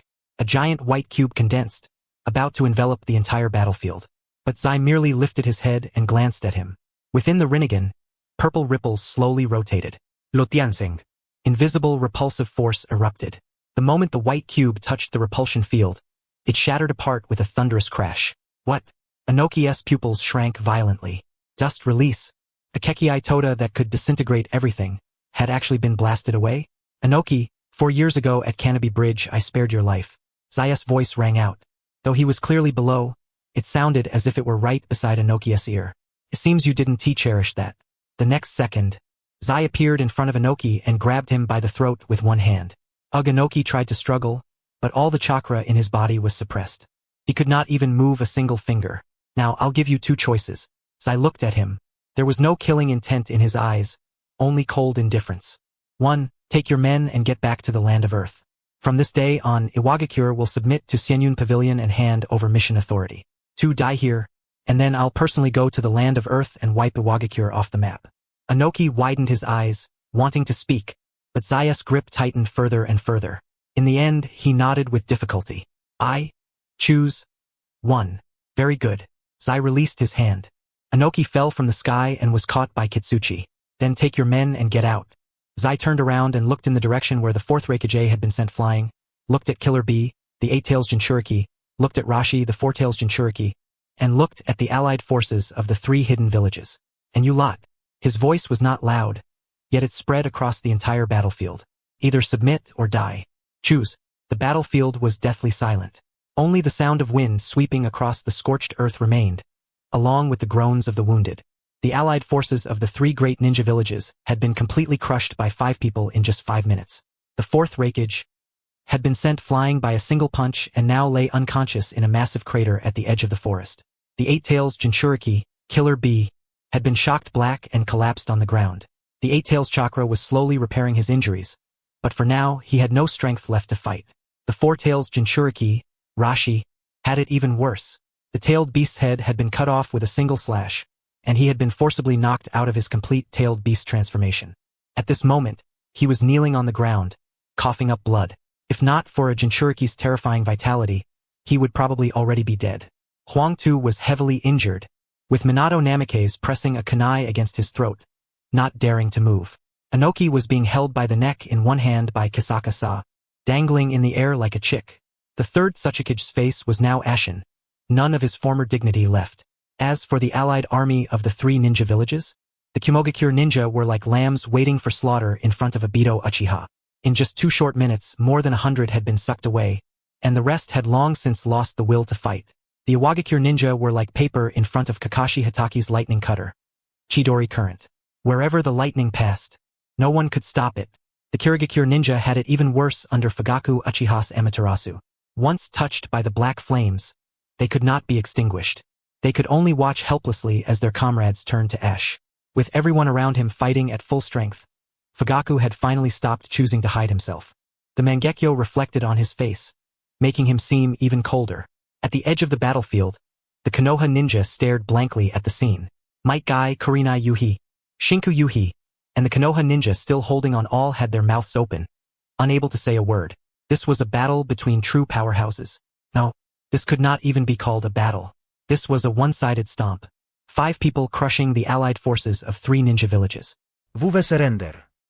A Kumogakure Jonin spoke with a trembling voice and threw away the kunai in his hand. Kumogakure is willing to submit. Iwagakure as well. Kirigakure surrenders. The cries of surrender spread like a plague. Faced with absolute power, the ninja of the 3 villages finally lowered their heads. Very good. Sakaya let go, and Inoki fell to the ground, where Huang Tu caught him. Get back to your countries. Within 3 days, I want to see your Kage personally go to Rorin and sign the submission agreement. Otherwise, he paused, his gaze sweeping over every person present. I don't mind taking a trip to your villages myself. No one doubted his words. Someone who could send the 4th Raikage flying with 1 punch, shatter the 4 tails with 1 slash, and repel a dust release user with a single glance. When he said something like that, no one dared question him. Retreat. Inoki gritted his teeth and gave the order, his voice hoarse. Supported by Huang Tu, he began organizing the Iwagakure ninja to withdraw. The Kumogakure ninja carried off the unconscious 4th Raikage and the badly injured Killer Bee, retreating in silence. The Kirigakure ninja extinguished the Amaterasu flames, or rather, the Amaterasu went out on its own. Clearly, Fugaku had shown mercy. Then they supported their wounded and left in a miserable state. In just 10 short minutes, only the Konoha ninja and the 5 people standing at the very front remained on the battlefield. The wall of fire had already gone out, but heat still rose from the battlefield. The ground was scorched black, rocks had melted, trees had snapped, and traces of battle were everywhere. Is it over? Shinku Yuhi muttered, his voice filled with disbelief. It's over? We won? And no, it wasn't us who won. It was them. The Konoha ninja looked at each other, and in the end, all their gazes fell on those 5 people. Sakaya, Minato Namikaze, Kakashi Hatake, Obito Uchiha, and Fugaku Uchiha. These 5 had appeared at Konoha's darkest hour and crushed the allied forces of the 3 ninja villages with overwhelming force, saving Konoha. But had they really come to save Konoha? No. Judging from Sa's attitude toward the 3rd Hokage, they were more here for Xianyun Pavilion, the organization founded by Sa, one that was gradually swallowing up the mission systems of the ninja villages and rising above them. Konoha was only one part of it. Sa. Might Guy climbed up from the ground. His body was covered in wounds, but his eyes were unusually bright. Step by step, he walked in front of Sa and looked at him, then at Kakashi, then at Minato, then at Obito, then at Fugaku. Are you leaving again? Sa turned around and looked at this former companion. Might Guy, Konoha's blue beast, a ninja famous for taijutsu, had been his and Kakashi's contemporary, and also their best friend from childhood to adulthood. Yeah. Sa nodded, his voice calm. Konoha's matter has already been handled. The Uchiha have been moved to Rorin. Danzo's crimes have been exposed to the public. The 3rd Hokage has agreed to let Xianyun Pavilion enter Konoha, and the 3 ninja villages have also submitted. What comes next is Konoha's internal business. It has nothing to do with us. But Might Guy opened his mouth, wanting to say something, yet not knowing how to say it. He looked at Sa, at the close friend who had once trained with him, carried out missions with him, and sweated under Konoha's sunlight beside him. He looked at Kakashi, at the close friend who had once been a rival, once been a comrade, once gone through countless life and death situations with him. He looked at Minato, at the brother-like friend who had once taught him, the teacher his best friend Kakashi had respected. He looked at Obito, at the friend who had once lost himself and fallen into endless darkness, the Obito he had thought died long ago. He looked at Fugaku, at the Uchiha clan head, once a senior and elder brother figure. They were all leaving Konoha, heading for Rorin, heading for that mysterious Xianyun pavilion. Ça. Might Guy took a deep breath and suddenly spoke. You and Kakashi already left me behind once. Ça froze. Kakashi also raised his head and looked at Might Guy. What? 4 years ago. Might Guy's voice was a little hoarse, but his eyes only grew brighter. 4 years ago, the two of you suddenly left Konoha. Kakashi resigned from the Umbu and disappeared together with Senior Sakumo.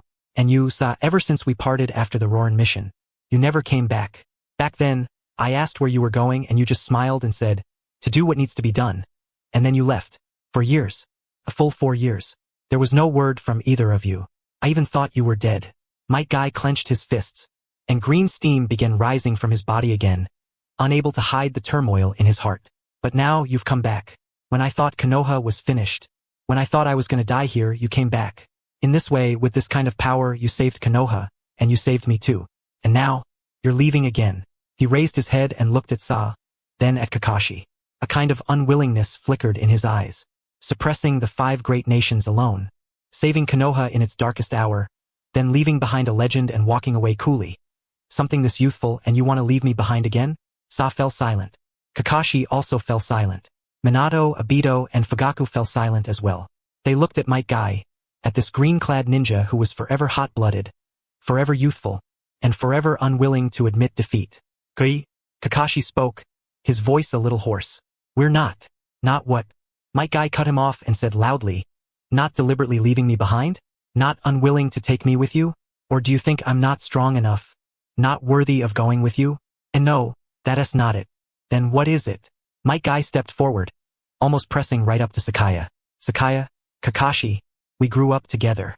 We trained together, carried out missions together, competed together at the Ninja Academy, and fought side by side on the battlefield. You are the best friends of me, Might Guy, and the rivals I'll chase for my entire life. Now you're going to create a new era, build an organization that surpasses the hidden villages, and change this world. For something this youthful, you actually thought of leaving me out?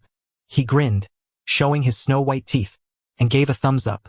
I, Might Guy, swear in the name of youth that from today onward, I join Xianyun Pavilion. Together with you, I will create that new era. Sakaya looked at Might Guy, at his sincere eyes, his resolute expression, and that youth flame that would never go out. Then he smiled. The corners of his mouth lifted, revealing a real, warm smile. You idiot. He shook his head and reached out to pat Might Guy on the shoulder. Since you've already said that much, how could I still refuse? Might Guy's eyes lit up. You agree? Yeah, I agree. Sakaya smiled. Good brothers should of course stick together.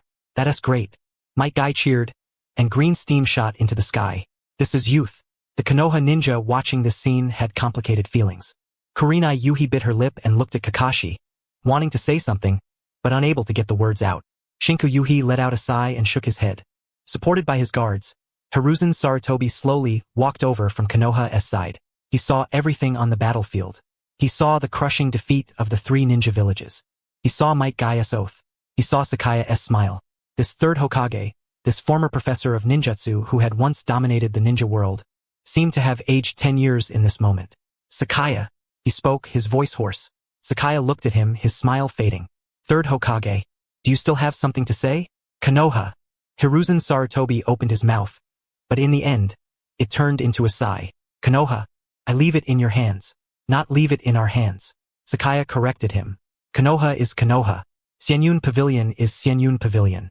From now on, Konoha will be under the protection of Xianyun Pavilion. Konoha Ninja may accept Xianyun Pavilion missions. Konoha's upper ranks may not interfere with Xianyun Pavilion's operations. This is only the deal between us. Nothing more. Hiruzen Sarutobi fell silent, then finally nodded. I understand. Then goodbye, 3rd Hokage. Sakaya turned around and looked at the 4 behind him, as well as the newly joined Might Guy. Let us go. Wait, another voice rang out. This time, it was Kurenai Yuhi. She bit her lip and looked at Sakaya, her eyes full of tears. Sakaya, YULL come back, right? Sakaya's body stiffened. He turned back and looked at Kurenai Yuhi, at this former colleague, this former comrade who had once fought beside him, and perhaps not just a comrade. Kurenai. Answer me, Kurenai Yuhi said loudly, and tears finally slid down her face. Will you come back? Will you come back to Konoha? Will you come back to see me? Sakaya fell silent. He looked at Kakashi, at Minato, at Obito, at Fugaku. Then he turned back, looked at Kurenai Yuhi, and revealed a bitter smile. Kurenai, Konoha is no longer my home. But, if you're willing. Kakashi cut her off. His voice was very light, yet especially clear. You can come to Lulan to find me. The doors of Xianyun Pavilion will always be open for you. Kurenai Yuhi froze. Then she smiled, and cried again. Idiot, who would go to a place like that to find you? But the tears in her eyes kept flowing. Sakaya smiled too. In those cold eyes, a trace of gentleness flashed by. This was the bond he had in Konoha. He had once thought Kurenai and Asuma Sarutobi would end up together, but with Asuma leaving, it seemed this bond had quietly changed as well. Winning over Kurenai Yuhi right now was only because she admired strength, but that wasn't important. Konoha had already become history in his memory. If Kurenai truly wanted to make a choice, then she would need the courage to abandon her past bonds. And ahead, he would always be there. Then goodbye Kurenai, goodbye Sakaya. Minato Namikaze also turned around and looked toward Konoha, at those familiar faces, at those former comrades, students, and juniors. Goodbye, Konoha. Goodbye. Uchiha Fugaku merely nodded. In his scarlet Sharingan, the three tomo slowly spun. The glory of the Uchiha will continue in Lulan. Konoha, goodbye. Uchiha Obito looked at Hiruzen Sarutobi, at Koharu Udatain, at Hamura Mitokado, at those former higher-ups. Danzo's crimes have already been exposed to the public. But Konoha's rot is not limited to Danzo alone. Take care of yourselves, third Hokage. After saying that, he looked at Sakaya. Let us go. Sakaya nodded. In his Rinnegan, the purple ripples spun. Then goodbye, Konoha. He raised his hand and placed it on Might Guy's shoulder. Kai, hold on tight. Ah, okay. Might Guy hurriedly grabbed Sakaya's arm. In the next second, the ripples in the Rinnegan suddenly began spinning faster. Ameno Tajikara. Space twisted. The six figures vanished instantly, leaving behind only rings of spreading spatial ripples. On the battlefield, only the Konoha ninja remained, staring blankly at the place where they had disappeared. The night wind blew past, carrying the smell of smoke and blood, along with a trace of the bleakness of parting. Hiruzen Sarutobi looked at the empty battlefield, at the scorched black earth, at the distant forest, at the bright moon in the sky. In the end, he let out a long sigh. Konoha. The skies have truly changed, and at this moment in Lulan, Xianyun Pavilion headquarters, top floor conference room, space twisted, and the figures of Sakaya, Kakashi, Minato, Obito, Fugaku, and Might Guy appeared in the conference room. Welcome to Lulan, Kai. Sakaya let go of his hand and said with a smile, welcome to the new home. Might Guy looked around at the spacious, bright, modern conference room, at the night view of Lulan outside the window, and at the brilliantly lit city in the distance. Then, he grinned and gave a thumbs up. This is youth. Year 52 of Konoha, April. A full month had passed since that battle on Konoha's eastern front that shocked the ninja world. But for the ninja world, this 1 month felt like 10 years. The news of Iwagakure, Kumogakure, and Kirigakure suffering a crushing defeat on Konoha's eastern front spread across the entire ninja world like a hurricane. The name Sakaya once again rang through the 5 great nations. 4 years ago, at Kanabi Bridge, he had severely wounded the 3rd Tsuchikage. On the Kumogakure battlefield, he had fought the 3rd Raikage head-on until the man died from exhaustion. Back then, he was already publicly acknowledged as the Thunder of the ninja world. 4 years later, he returned and suppressed the allied forces of the 3 ninja villages with his own power alone. With one punch, he sent the 4th Raikage flying. With one slash, he shattered the 4 tails. With a single glance, he deflected dust release. With one hand, he gripped the 3rd Tsuchikage by the throat and forced him to submit. Alongside him were the former 4th Hokage Minato Namikaze, Kakashi Hatake, Obito Uchiha, and Fugaku Uchiha. These 5 people, in just 10 minutes, crushed the allied forces of the 3 ninja villages and forced Iwagakure, Kumogakure, and Kirigakure to surrender on the spot. After that, Konoha announced that it would accept the protection of Xianyun Pavilion, while Sunigakure had already submitted to Rorin at the end of last year. At this point, all 5 great ninja villages had bowed their heads to a tiny nation called Rorin. They had bowed to an organization called Xianyun Pavilion. As soon as the news spread, the 5 great nations were shaken. The land of fire, the land of wind, the land of earth, the land of lightning, and the land of water, these 5 powers that had dominated the continent for hundreds of years, felt a real threat for the first time. Not from another great nation, but from a small nation they had never taken seriously, Rorin. And from the leader of Xianyun Pavilion, Sakaya. April 15th, Rorin. Inside the top-floor conference room of Xianyun Pavilion headquarters. 5 people sat on both sides of the long table. From the Land of Fire, a middle-aged man in a luxurious kimono, with a stern face and the arrogance of someone long used to standing at the top. From the Land of Wind, a gaunt old man wrapped in a heavy robe, his eyes sharp as an eagle's. From the Land of Earth, a short, fat middle-aged man with a false smile on his face, though cold calculation hid in the depths of his eyes. From the Land of Lightning, a burly giant in traditional lightning country attire, his muscles bulging all over his body, as if he might explode into violence at any moment. From the Land of Water, a pale middle-aged woman in a water-blue kimono, idly playing with a folding fan in her hand, her gaze cold and sinister. Behind each of them stood 2 guards, all elite Jonin-level experts. But at this moment, all 10 guards had their bodies tensed, sweat seeping from their foreheads, because across from them, the seat at the head of the table was still empty, and on both sides of that seat sat several people. On the left, Sakumo Hatake was resting with his eyes closed. Beside his hand, Ryun Wakahai leaned against the chair back at an angle. The sheath looked plain, but the faint heat it gave off made the air twist slightly. On the right, Minato Namikaze wore a gentle smile as he toyed with a specially made kunai in his hand, one engraved with the Flying Thunder God formula. Further down, Kakashi Hatake lounged against his chair with a copy of Ika Paradise in hand, but the one eye he had exposed kept sweeping over the people opposite him from time to time, cold and indifferent.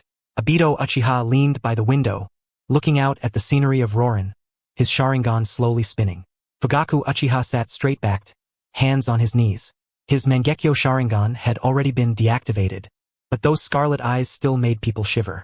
Might Guy stood at the door in his green jumpsuit, arms folded over his chest, grinning widely and showing a set of gleaming white teeth. The atmosphere was so oppressive it was hard to breathe. Sakumo Hatake, the representative from the Land of Fire, finally could not hold back any longer. His voice carried obvious displeasure.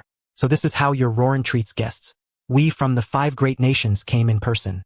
Yet Sakaya has kept us waiting here for a full hour. Sakumo slowly opened his eyes, his calm gaze turning toward the man from the Land of Fire. Sir, is handling an important matter. He will be here shortly. An important matter? What could possibly be more important than receiving us? The 5 great nations? The representative from the Land of Lightning slammed the table and shot to his feet, his voice booming like thunder. Is Sakaya looking down on the 5 great nations? Please calm down, representative of the Land of Lightning. Minato spoke gently, though the kunai in his hand began spinning even faster. It truly does have important business. I hope you can all understand. Understand? Why should we understand? The man from the Land of Earth sneered. A tiny little Rorin, and some Xianyun Pavilion that came out of nowhere, actually dares to make the 5 great nations wait here? Sakumo Hatake, don't forget that the Hatake clan were once shinobi of the Land of Fire. Shinobi of Konoha. Now that your wings have hardened, you no longer care about your old master? Sakumo's eyes turned cold. Representative of the Land of Earth, watch your words. The Hatake clan were indeed Konoha shinobi, but I already died once. Now I am Rorin's national teacher and a guardian of Xianyun Pavilion. As for an old master, he paused, his voice calm but carrying a bone-piercing chill. Even Konoha's 3rd Hokage would not dare speak to me like that. What are you supposed to be? You! The man from the Land of Earth flew into a rage, but the words at the tip of his tongue were forcibly swallowed back down, because he saw that Sakumo's hand had already gripped the hilt of Ryun Wakahai. A month ago, on Konoha's eastern front, that blade had shattered the Four-Tails with a single slash and held off 4 Kage-level opponents alone. Enough! Say less, all of you. The representative from the Land of Wind spoke, his voice hoarse. We came here to talk, not to quarrel. Sakumo Hatake, when exactly is Sakaya arriving? Our time is precious. We don't have the leisure to sit here and wait. He's already here. A calm voice came from the doorway. Everyone turned to look. Sakaya pushed open the door and walked in, a baby in his arms. The infant looked less than 1 year old, with silver hair and purple eyes. She had her eyes wide open as she curiously looked at everyone in the conference room, babbling softly while her tiny hands grabbed randomly at Ya's collar. It was none other than Asuka, the daughter of Ya and Queen Sarah. Sorry I'm late. Holding Asuka in his arms, Ya walked to the seat at the head of the table and sat down naturally. Then he placed Asuka on his lap, took out a pacifier from his pocket, and put it into her mouth. Asuka immediately quieted down. Hugging the pacifier, she blinked at the representatives of the 5 great nations across from her. The conference room fell into dead silence. The 5 representatives and their 10 guards all stared blankly at Ya, at the baby in his arms, and at the pacifier in the baby's mouth. Sakaya. The representative from the land of fire finally reacted, his face turning ashen. What do you mean by this? Bringing a child to such an important meeting? This is an insult to us. An insult? Ya looked up and glanced at the man from the land of fire. His eyes were calm to a terrifying degree. You overstate it, sir. I'm just taking care of my daughter. What? In your eyes? Taking care of my daughter also counts as an insult? You. All right, now that Ya is here, let's begin the meeting. Minato stepped in to smooth things over, though there was a trace of amusement in his eyes. Clearly, he quite appreciated Ya's way of making an entrance. The representatives of the 5 great nations forcibly suppressed their anger and sat back down. But the way they looked at Ya was already filled with fury and contempt. Bringing a child to a meeting that would decide the future of the ninja world. This was no longer mere disrespect. This was naked contempt. Sakaya. The representative from the land of wind spoke, his voice icy. The 5 great nations have gathered in Rorin today to demand an explanation from you. What explanation? What explanation are you talking about? Banzai gently patted Asuka in his arms as he asked in an absent-minded tone. Xianyun Pavilion has moved into the 5 great nations and taken over the mission systems of the 5 hidden villages. Did you get our approval from the 5 great nations before doing that? The Tsuchi no Kuni representative said coldly. The 5 hidden villages may have submitted to you, but a hidden village is a hidden village, and a nation is a nation. The mission system of a hidden village is tied to a nation's economic lifeline and its security and stability. You say you're taking it over, and that? What do you think the 5 great nations are? Exactly. The Rai no Kuni representative slammed the table. Hatake Banzai, let me tell you this. Kumogakure may have submitted to you, but the Land of Lightning has not. If your Xianyun Pavilion wants to operate within the Land of Lightning, you must have my approval. Otherwise, with a single order from me, the army of the Land of Lightning can flatten Lulon. Flatten Lulon? Banzai laughed, and there was obvious mockery in that laugh. Land of Lightning, are you joking? With those ordinary soldiers of yours who are inferior even to genin? You, Hatake Banzai, we are not joking with you. The Mizu no Kuni representative spoke, his voice soft and cold. The hidden village mission system concerns national taxes, intelligence, diplomacy, and many other areas. Your Xianyun Pavilion forcibly took over the mission systems of the 5 hidden villages without our approval. This is a serious violation of the sovereignty of our 5 great nations. That's right. The Hai no Kuni representative picked up the conversation. Hatake Banzai, in the name of the Land of Fire, I demand that you immediately stop this behavior, withdraw from the 5 great nations, and move the headquarters of Xianyun Pavilion out of Lulon. Otherwise, the 5 great nations will jointly impose an economic blockade and military sanctions on Lulon. The representatives of the 5 great nations spoke one after another, launching verbal attacks against Banzai. They accused him of using force to make the 5 hidden villages submit. They accused him of taking over the hidden village mission systems without permission. They accused him of ignoring the sovereignty of the 5 great nations and trampling on their dignity. Banzai listened quietly. As he listened, he gently patted Asuka in his arms. Asuka had originally been curiously looking at those finely dressed people across from them, but their increasingly loud voices scared her. Her little mouth puckered, and tears began to gather in her eyes. Wah! Asuka burst into tears. Her crying echoed through the conference room, and the voices of the 5 great nations stopped abruptly. Everyone looked at Banzai, at the baby crying in his arms. Banzai hurriedly lowered his head and gently patted Asuka's back, softly comforting her. There, don't cry, don't cry. Daddy-s here. Don't cry, okay. But Asuka only cried harder. The expressions of the 5 great nations turned uglier and uglier. They were here discussing matters that would decide the future of the ninja world, and Hatake Banzai was soothing a child here. This was simply the greatest humiliation. Hatake Banzai, were you even listening to what we were saying? The Rai no Kuni representative roared. Banzai raised his head and glanced at him. That look was cold. Then he turned to Sakumo. Father, help me hold Asuka for a moment. Sakumo nodded, stood up, walked over, and took Asuka from Banzai's arms. Once Asuka was in her grandfather's arms, her crying gradually softened, though she was still sniffling. Sakumo held Asuka, gently rocking her, then turned and walked back to his seat. Throughout the entire process, the 5 great nations could only watch, their faces livid. Only then did Banzai sit up straight again and look toward the 5 great nations across from him. The gentle fatherly image from just now vanished instantly, replaced by a cold, lofty gaze, as if he were looking down on ants. Good. Now it's quiet. He spoke in a calm tone. But the temperature in the conference room seemed to drop several degrees in an instant. You all said quite a lot just now. I think I understand the general idea. What you mean is that Xianyun Pavilion taking over the mission systems of the 5 hidden villages without your approval is a violation of your sovereignty. And you want me to withdraw from the 5 great nations. Otherwise, you'll jointly sanction Lulan. Is that correct? That's right. The High No Kuni representative said coldly. Hatake Banzai, if you apologize now and promise to withdraw from the 5 great nations, we can still consider going easy on you. Otherwise, the wrath of the 5 great nations is not something a mere Lulan can bear. Go easy on me? Banzai laughed, and his smile was ice cold. Sir, I think you've misunderstood one thing. He leaned forward, bracing his hands on the table. His purple Rinnegan slowly rotated as his gaze swept across every person present. I am not discussing this with you. The 5 great nations froze. What? I said, I am not discussing this with you. Banzai repeated himself. His voice was light, but every word struck the hearts of the 5 great nations like a heavy hammer.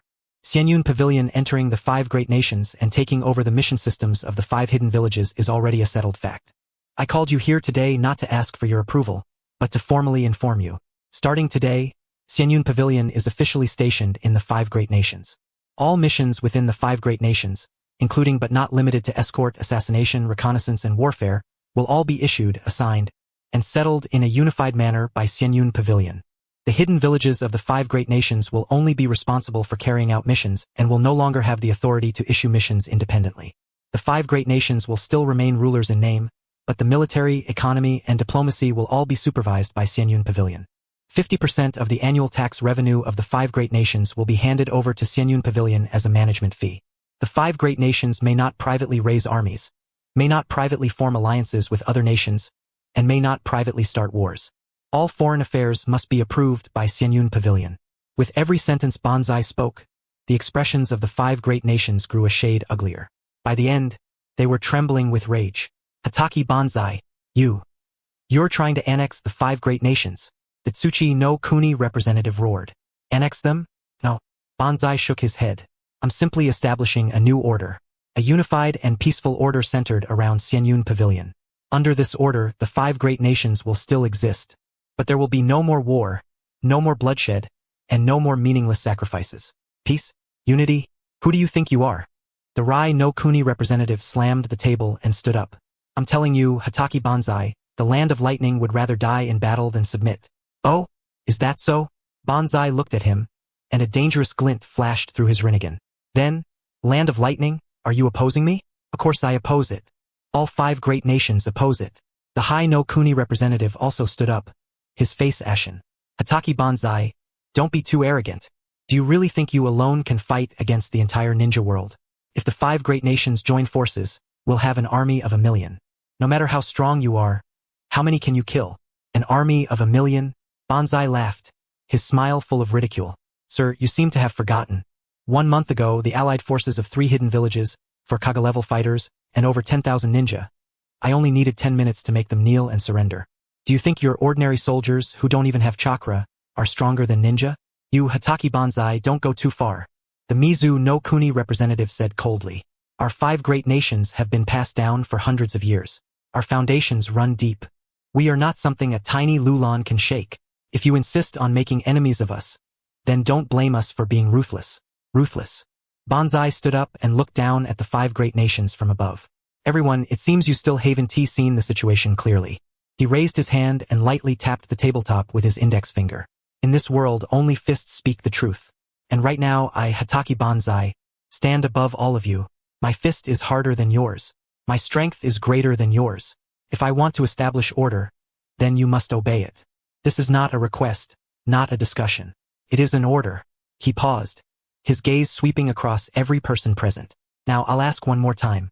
Xianyun Pavilion will station itself in the 5 great nations, take over the 5 nations mission system, supervise the 5 nations military, economy, and diplomacy, and the 5 nations will hand over 50% of their annual tax revenue as a management fee. Who agrees and who objects? The meeting room fell into dead silence. The representatives of the 5 nations had ashen expressions and clenched their teeth, but as they looked at Sakaya's purple Rinnegan, and at the expressionless powerhouses standing on both sides of the main seat, Not a single one of them could say a word. Object? With what? The fate of the 3 ninja villages' allied army a month ago was still vivid in their minds. Looks like none of you have any objections. Sakaya nodded, then turned and walked toward the door. Then it's settled. Someone will follow up with you later regarding the specific details. He reached the doorway, stopped, and glanced back at the 5 nations. Oh right, let me remind you all of one thing. If anyone dares to obey in public while resisting in private, or pull tricks behind my back. He paused, and a trace of cold light flashed through his Rinnegan. I don't mind replacing you with someone more obedient. After saying that, he pushed the door open and left. Kakashi and the others followed close behind, leaving only the deathly silent 5 nations in the meeting room. A few seconds later, bastard! Bastard! The land of lightning flew into a rage and smashed a fist onto the table, leaving a dent in the solid tabletop. Who the hell does he think he is? How dare he look down on our 5 nations like this? Calm down. The land of wind spoke in a deep voice, though his expression was just as ugly. There's no point getting angry now. We've all seen Sakaya's power. If we clash head-on, we have no chance of winning. Then what do we do? Are we really supposed to submit to him? The land of earth gritted his teeth. I, the mighty land of earth, have to bow my head to some brat? This is a humiliation beyond all reason. What else can we do? The land of water said coldly. Do you want to end up like the 3 ninja villages, forced to surrender with your throat in his grip? The land of earth was speechless. Everyone now isn't the time to act on impulse. The land of fire took a deep breath and forced himself to calm down. Sakaya's power is indeed strong, but no matter how strong he is still only one person. And no matter how strong Xianyun Pavilion is, it's still only one organization. If we want to deal with him, we can't do it head-on. We need to take the long view. Take the long view? How? En alliance. A trace of cold light flashed through the land of fire's eyes. The 5 nations join forces, secretly nurture our strength, search for Sakaya's weakness, and wait for the right moment. As long as we find an opportunity and kill him in one strike, Xianyun Pavilion will naturally fall apart. But what is Sakaya's weakness? People. The land of fire said coldly. You all saw it just now. He cares a lot about his daughter, and his wife, the Lulan woman Sarah, his father, Sakumo Hatake, his older brother, Kakashi Hatake, and those companions of his. All of them are his weaknesses. As long as we seize even one of them, we can force him to submit. The 5 nations exchanged glances, and a sinister chill flashed through all of their eyes. But right at that moment, an icy voice suddenly rang out behind them. Oh, capture Sakaya's people and force him to submit? Not a bad idea. The bodies of the 5 nations went stiff and they whipped around. Only then did they see that, at some point, a person had appeared behind each of them. Behind the land of fire, Obito's Mangekyo Sharingan stared at him coldly. Behind the land of wind, silver-haired, black-eyed Sakumo lightly revealed the edge of his Asachi. Behind the land of earth stood the gentle-smiling Minato Namikaze, with blonde hair and blue eyes. Behind the land of lightning stood Kakashi Hatake, silver hair covering one eye, holding Ika Paradise in his hand. Behind the land of water was Uchiha Fugaku, his face stern and his eyes scarlet. And at the entrance to the meeting room, Might Guy stood with his arms crossed and a wide grin, blocking the way out. Why you? When did you? The land of fire's voice trembled. When? From the moment you started plotting. Obito's voice carried a trace of mockery. Your Excellencies, it seems you still haven't understood. Sakaya shook his head, his Rinnegan filled with pity. In this meeting room, every word you say, every move you make, even every thought you think. I know all of it clearly. You want to make a move on my people? You want to deal with Xianyun Pavilion? He smiled, and that smile was very cold. Looks like I need to make you understand even more clearly what the current situation is. He raised a hand and lightly snapped his fingers. Snap. The next second, the scene before the 5 nations changed. They were no longer seated in the meeting room, but floating 10,000 meters in the sky. Below them was a shrunken Lulan. In the distance lay the territories of the 5 nations. The entire ninja world was spread out before their eyes. Then they saw a streak of golden lightning rise from Lulan and shoot straight into the clouds. The lightning spread across the sky, turning into a giant electric net that covered the entire ninja world. Within the net, thunder rolled, and thunderclaps shook the heavens. It was like divine judgment, ready to descend at any moment. This is. The 5 nations trembled all over, their faces deathly pale. This is my power. All of it. Sakaya's voice rang out beside their ears, calm, yet carrying boundless authority. As long as I wish it, I can make the lightning fall at any time, destroy any city in the 5 nations, and kill any person in the 5 nations. Now, do you still think you're qualified to negotiate terms with me? The 5 nations collapsed to the ground, their faces gray with despair. We agree. The Land of Fire said in a trembling voice. Xianyun Pavilion entering the 5 nations. We agree. Very good. The illusion before their eyes vanished, and the 5 nations returned to the meeting room. But their clothes had already been soaked through with cold sweat. Then signed the agreement. Sakaya clapped his hands, and several people in Xianyun Pavilion uniforms walked in and placed 5 agreements in front of the 5 nations. The contents of the agreements were exactly the same as what Sakaya had just said. With trembling hands, the 5 nations signed their names on the agreements. A wise choice. Sakaya put away the agreements and smiled faintly. Then from today onward, Xianyun Pavilion will officially station itself in the 5 nations. I hope we have a pleasant cooperation. He turned and left with Minato, Kakashi, Obito, Fugaku, and Guy following closely behind. Inside the meeting room only the 5 nations remained, along with those 10 guards who had long since been scared senseless. After a long while, what exactly did we just sign? The Land of Earth muttered. A treaty of selling out our nations. The Land of Lightning said through gritted teeth. But, did we have any choice but to sign? The Land of Water gave a bitter smile. Not sign. That thunderous electric net high in the sky just now. That power like divine judgment, that destruction that could fall at any moment. Who would dare not sign? That very afternoon, the 5 nations released announcements at the same time. From this day forward, Xianyun Pavilion would officially station itself in the 5 nations, take over all mission systems of the 5 nations, supervise the 5 nations' military, economy, and diplomacy, and the 5 nations would hand over 50% of their annual tax revenue as a management fee. As soon as the news spread, the ninja world was shaken once again. But this time no one dared to object, because everyone knew that the man named Sakaya had already risen above the entire ninja world. Year 56 of Konoha, spring. In the back garden of the Lulon Palace, the sunlight was just right. Ha ha ha, Naruto, you can't catch me. A crisp, silver bell-like laugh echoed through the garden as a small silver figure flashed with a whoosh into golden lightning, weaving and flickering between the rockeries, the pond, and the flower beds. 5-year-old Asuka wore a light purple kimono skirt, her long silver hair reflecting a faint sheen under the sun, and her purple eyes were full of sly amusement. Every time she flashed, a string of fine sparks trailed through the air behind her, and her speed was so fast her figure was almost impossible to see clearly. Asuka, stop running. We agreed no using elementalization. 5-year-old Naruto Uzumaki chased after her with all his might, his blonde hair swinging wildly as he ran, his blue eyes full of stubborn refusal to lose. He wore an orange short-sleeved shirt and shorts. Without the 9 tails inside him, and without the whisker marks from the original story, he looked exactly like a miniature Minato. Even though he was only 5, Naruto's running speed had already far surpassed kids his age. His chakra control underfoot was quite skillful as he leaped and dashed between the rockeries and flower beds, barely managing to keep up with Asuka's rhythm. Who told you to be so slow? Dad said if you can use your abilities, then use them. That's tactics. Asuka turned back and made a face at him. Then her body turned into lightning again and instantly appeared on the swing at the other end of the garden. She sat down steadily and still didn't forget to stick out her tongue at Naruto. You're cheating. Naruto puffed up with anger as he rushed to the swing, hands on his hips. If you've got the guts, don't use the rumble fruit ability. Let us fight with taijutsu. No way. I can't beat you at taijutsu. Asuka swung her legs, and a crafty flash of lightning flickered through her purple eyes. Besides, Dad said my advantage is speed. Why would I fight you with something I'm not good at? Humph. Just wait until I learn flying Raijin too. Let us see how you run then. Talk after you learn it. Stupid nar you two. Who are you calling stupid? The 2 children started laughing and chasing each other again. Beside the garden rockery, an orange-red fox and a yellowish-brown tanuki were lazily lying on the rocks, sunbathing. Kurama, the 9 tails, had shrunk down to the size of an ordinary fox, his 9 tails drooping casually behind him.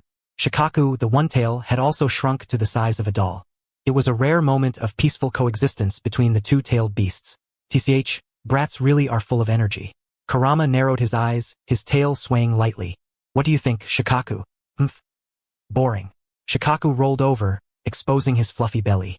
But that girl's lightning ability really is interesting. Natural elementalization. Even I can't catch her. She is his daughter, after all. Kurama looked toward the swing, something complicated in his eyes. But that blonde brat isn't simple either. At only 5, he already has that much chakra, as expected of the Uzumaki clan. And that guy even perfectly fused my chakra with his chakra. TCH. What a freak. Speak for yourself. Didn't I get subdued by that guy with that red and white ball too? Shikaku rolled his eyes. Still, compared to being inside that old monk Bunpoku, this is a lot freer. Sunbathe every day, watch the brats fool around, and occasionally come out to fight when that guy needs me. Not bad. You've got a pretty open mind. What else am I supposed to do? That guy even has the Rinnegan, the same eyes as the old man. What can you do? You can't beat him and you can't run. Might as well lie flat. The two-tailed beasts chatted off and on, enjoying this rare leisurely time. Beneath the rockery, a red-haired boy sat cross-legged, hands forming seals, quietly refining chakra. Gaara was 6 this year, 1 year older than Naruto and Asuka, yet his personality was as steady as a little adult. He wore a dark green short robe, and the love character on his forehead was clearly visible under the sunlight, but the violence and loneliness from the original story were gone from his eyes, replaced by peace. Asuka, be careful. Don't crash into the rockery. Gaara opened his eyes, looked at Asuka running wildly through the garden, and couldn't he help reminding her. Got it. Got it. Asuka answered without even turning her head. Her body turned into lightning, and with a whoosh she appeared beside Gaara, grinning as she patted him on the shoulder. Big brother Gaara worries too much. I'm not a little kid anymore, but you're only 5. 5 is still grown up. Dad said I could use lightning release when I was 3. Asuka proudly puffed out her little chest, and a flash of lightning flickered through her purple eyes. All right. You're grown up. Gaara smiled helplessly and closed his eyes again to continue refining chakra. Not far away, under a cherry blossom tree, 3 figures were training. Fire release. Great fireball jutsu. 5-year-old Sasuke Uchiha formed hand seals, took a deep breath, and spat out a fireball 2 meters in diameter. The fireball roared forward, leaving a scorching trail in the air. Not bad. Your chakra control has improved compared to last week. 12-year-old Shisui Uchiha stood to the side with his arms crossed, approval in his eyes. He had already grown into a handsome young man, with short black hair and the dark blue Yunin Pavilion uniform. On his left arm was an armband marked Commander-in-Chief of the General Affairs Force. Though he was only 12, Shisui was already an elite jonin with Kaga-level strength, responsible for commanding Lulan's General Affairs Force. In these 4 years under Sakaya's guidance, his strength had advanced by leaps and bounds, and his Mangekyo Sharingan abilities had become increasingly refined. But your hand seal speed can still be faster, and your chakra flow needs to be smoother. One more time. Yes. Sasuke wiped the sweat from his forehead and formed seals again. This time his movements were clearly smoother, and the fireball reached 3 meters in diameter, with an even higher temperature. Very good. Shisui nodded, then looked toward Itachi. Itachi, demonstrate for him. Yes, brother Shisui. 9-year-old Itachi Uchiha stood up. Compared to 4 years ago, he had grown a lot taller with delicate features and calm eyes. His hands slowly formed seals, graceful and precise. Fire release, Phoenix Sage Fire Jutsu. Dozens of small fireballs shot from his mouth, scattering like impatient seeds. Every single fireball struck the bullseye of the distant training posts with precision, leaving behind patches of black scorch marks. Awesome. Sasuke's eyes lit up. Big brother is amazing. You can do it too one day, Sasuke. Itachi rubbed his little brother's head and smiled gently. As long as you keep practicing, you'll definitely become even stronger than me. Humph, of course I will. Sasuke curled his lips, his gaze drifting unconsciously toward Asuka and Naruto, who were still chasing and fooling around in the garden. But big brother, do you think those 2 idiots can really get stronger by messing around like that every day? Especially Naruto, that dead last. All he does is run after Asuka all day. Everyone's ninja way is different, Sasuke. Shisui walked to Sasuke's side and looked at the children laughing and playing in the garden, warm amusement in his eyes. Naruto has his perseverance, Asuka has her talent, and Gaara has his will. And you, Sasuke, you have your own pride and determination. But look at them. They may seem like they're just playing, but they're using chakra every second. Naruto enhances his leg strength with chakra while chasing her, and Asuka uses lightning release to stimulate her nerve reactions while dodging. That, in itself, is a kind of training. As for talent, Shisui paused, then looked at Asuka, his eyes turning serious. Sasuke, do you know? Asuka is only 5, but she can already skillfully use Master-S elementalization. Even though she can't maintain it for long and the range isn't large, that's already something many jonin can't do. And her Sharingan. What about her Sharingan? Sasuke asked curiously. This year, he had also awakened his One-Tomo Sharingan, making him especially sensitive to Uchiha ocular powers. That child's Sharingan is a little special. Shisui spoke softly. Even though it's only one tomo, her ocular power is shockingly strong. The last time I sparred with her, I almost got trapped by her jinjutsu. And her eyes can see the trajectory of chakra flow and even predict my movements. That's already beyond what an ordinary Sharingan can do. Sasuke froze. Then what about Naruto? Naruto. Shisui looked toward the blonde boy jumping all over the garden and smiled. That child has been nourished by chakra supplied by the Ninetales since he was young. His chakra reserves have already far surpassed Jonin. And his understanding with the Ninetales is getting better and better. Sometimes, even the chakra he leaks out unconsciously can form a tangible sense of pressure. Teacher once said that in the future, Naruto will definitely surpass Senior Minato. Beyond the fourth Hokage, Sasuke's eyes widened. Yeah. And not just Naruto. Every one of you kids has astonishing potential. Shisui looked at Gaara, then at Sasuke, then at Itachi, and finally at the two figures chasing each other in the garden. Gaara has already completely brought Shikaku under control. Both his offense and defense have reached Jonin level. Sasuke, your talent in fire release is the strongest among the younger Uchiha generation. And Itachi has already awakened the three-tomo Sharingan.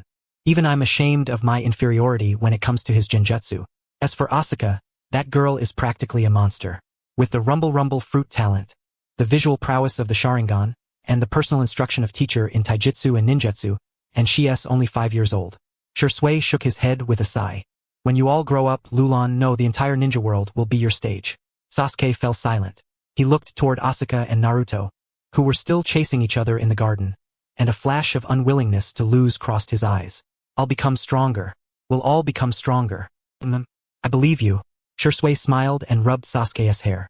Just then, in the middle of the garden, that strange capsule-shaped little house suddenly let out a soft hiss. It was a silver-white capsule house with a peculiar design, about 3 meters tall and 2 meters wide. Its surface was as smooth as a mirror, with no doors or windows at all. This was a reward Sakaya had obtained from a yearly check-in 1 year ago, a hyperbolic time chamber from the Dragon Ball world. 1 day outside, 1 year inside. But this hyperbolic time chamber had been modified by the system. The time flow could be adjusted, and at its highest setting, 1 hour outside equaled 1 year inside. Moreover, the chamber had an internal ecological circulation system that could simulate all kinds of environments, making it an excellent place for training. Over the past year, Sakaya had entered the chamber to cultivate every so often. Each time he came out, his strength had clearly improved. Hiss! The door of the capsule chamber slowly opened, and white steam poured out through the crack. Everyone in the garden stopped what they were doing and looked toward the chamber. Asuka's eyes lit up, and she turned into lightning, instantly appearing at the entrance. Naruto also rushed over right after her. Gaara stood up and patted the dust off his clothes. Sasuke and Itachi stopped training and looked toward the chamber. Shisui's Sharingan instantly opened, and the three tomo slowly spun. Even Kurama and Shikaku, who had been sunbathing on the rockery, raised their heads and looked toward the chamber.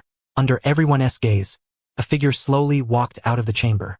He was a young man who looked to be in his early 20s, with short silver hair, purple eyes, handsome features, and a lean build. He wore a white martial arts uniform with a black belt tied at his waist, barefoot, and his entire presence gave off an aura of returning to simplicity. It was Sakaya Hatake. Dad! Asuka cheered and turned into lightning as she threw herself into Sakaya's arms. Sakaya smiled as he caught his daughter and rubbed her silver hair. Been naughty again? I could hear you running wild in the garden from inside. No way. I was practicing taijutsu with Naruto. Asuka acted spoiled and rubbed against Sakaya in his arms, then raised her head and looked at him curiously with her purple eyes.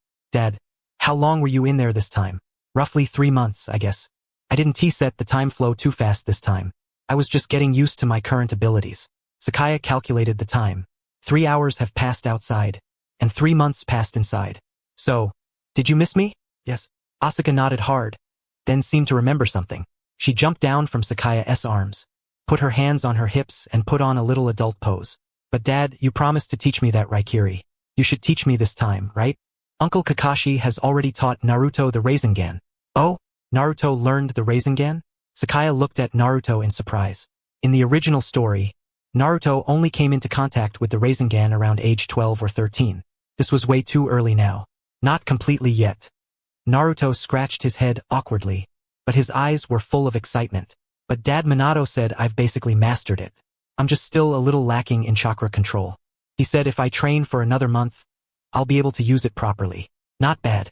Sakaya smiled and patted Naruto on the shoulder. Then once you learn the Rasengan, I'll teach Asuka Raikiri. Sound good? Yay! Asuka jumped up happily. Dada's the best. Teacher. Gaara, Sasuke, Itachi, and Shursui all walked over and bowed respectfully. You've all gotten taller. Sakaya patted each of the kids on the head in turn, his eyes full of satisfaction. Gaara, how's your chakra control going? I can already completely control Shikaku's chakra, teacher. Gaara spoke seriously. I can now freely use the sand armor, and my defensive range can reach a radius of 50 meters. Very good. What about you, Sasuke? How's your fire release training? Brother Shursui said I've improved a lot. Sasuke straightened his chest, but then immediately looked a little embarrassed. But I'm still far behind my brother. No rush. Take it slowly. Sakaya looked at Itachi. Itachi, how's your Sharingan? The 3 Tomo have already stabilized, teacher. Itachi replied calmly. As for Genjutsu, Brother Shursui has taught me a lot. I can now control 3 people at the same time. Not bad. Finally, Sakaya looked at Shursui. Shursui, is the work in the General Affairs Division going smoothly? Everything is going smoothly, teacher. Shursui nodded.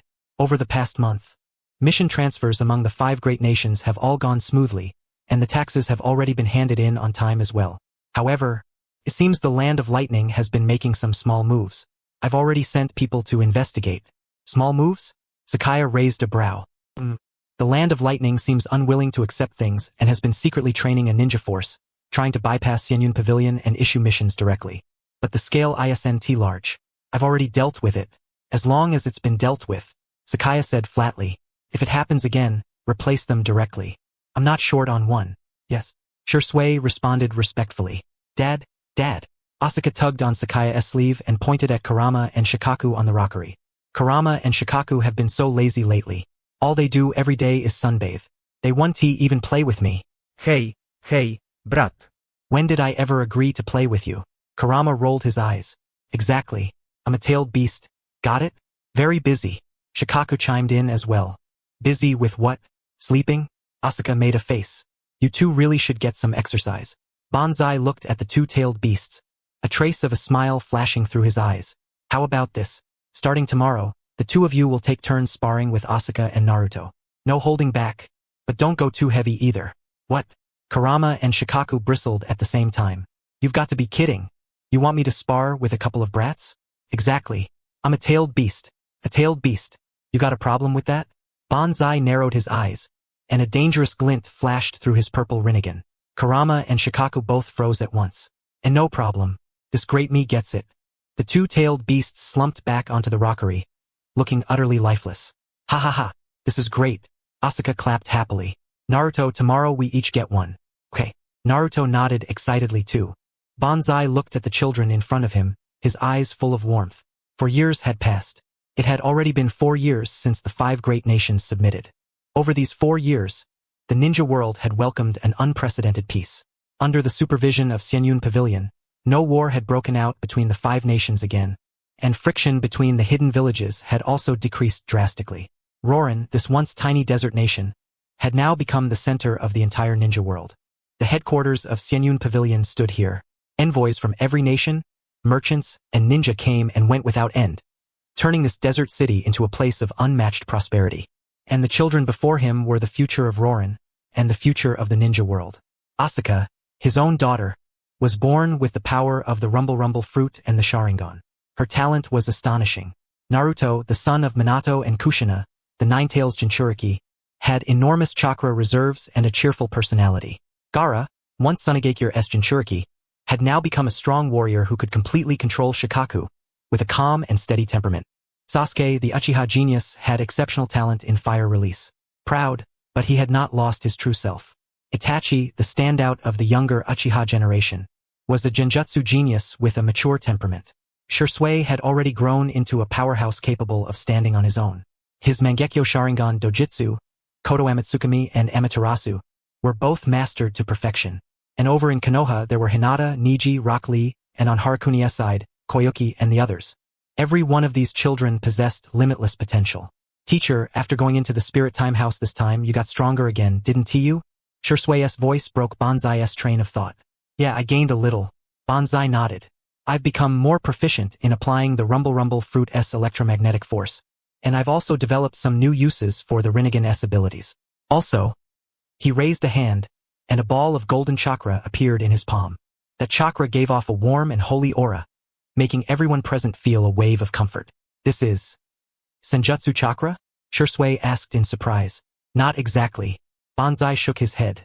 This is a new kind of energy I created by combining natural energy, chakra, and the power of the Rumble fruit. I call it sacred chakra. Sacred chakra. Shursui repeated under his breath, his eyes full of shock. Does it have any special effects?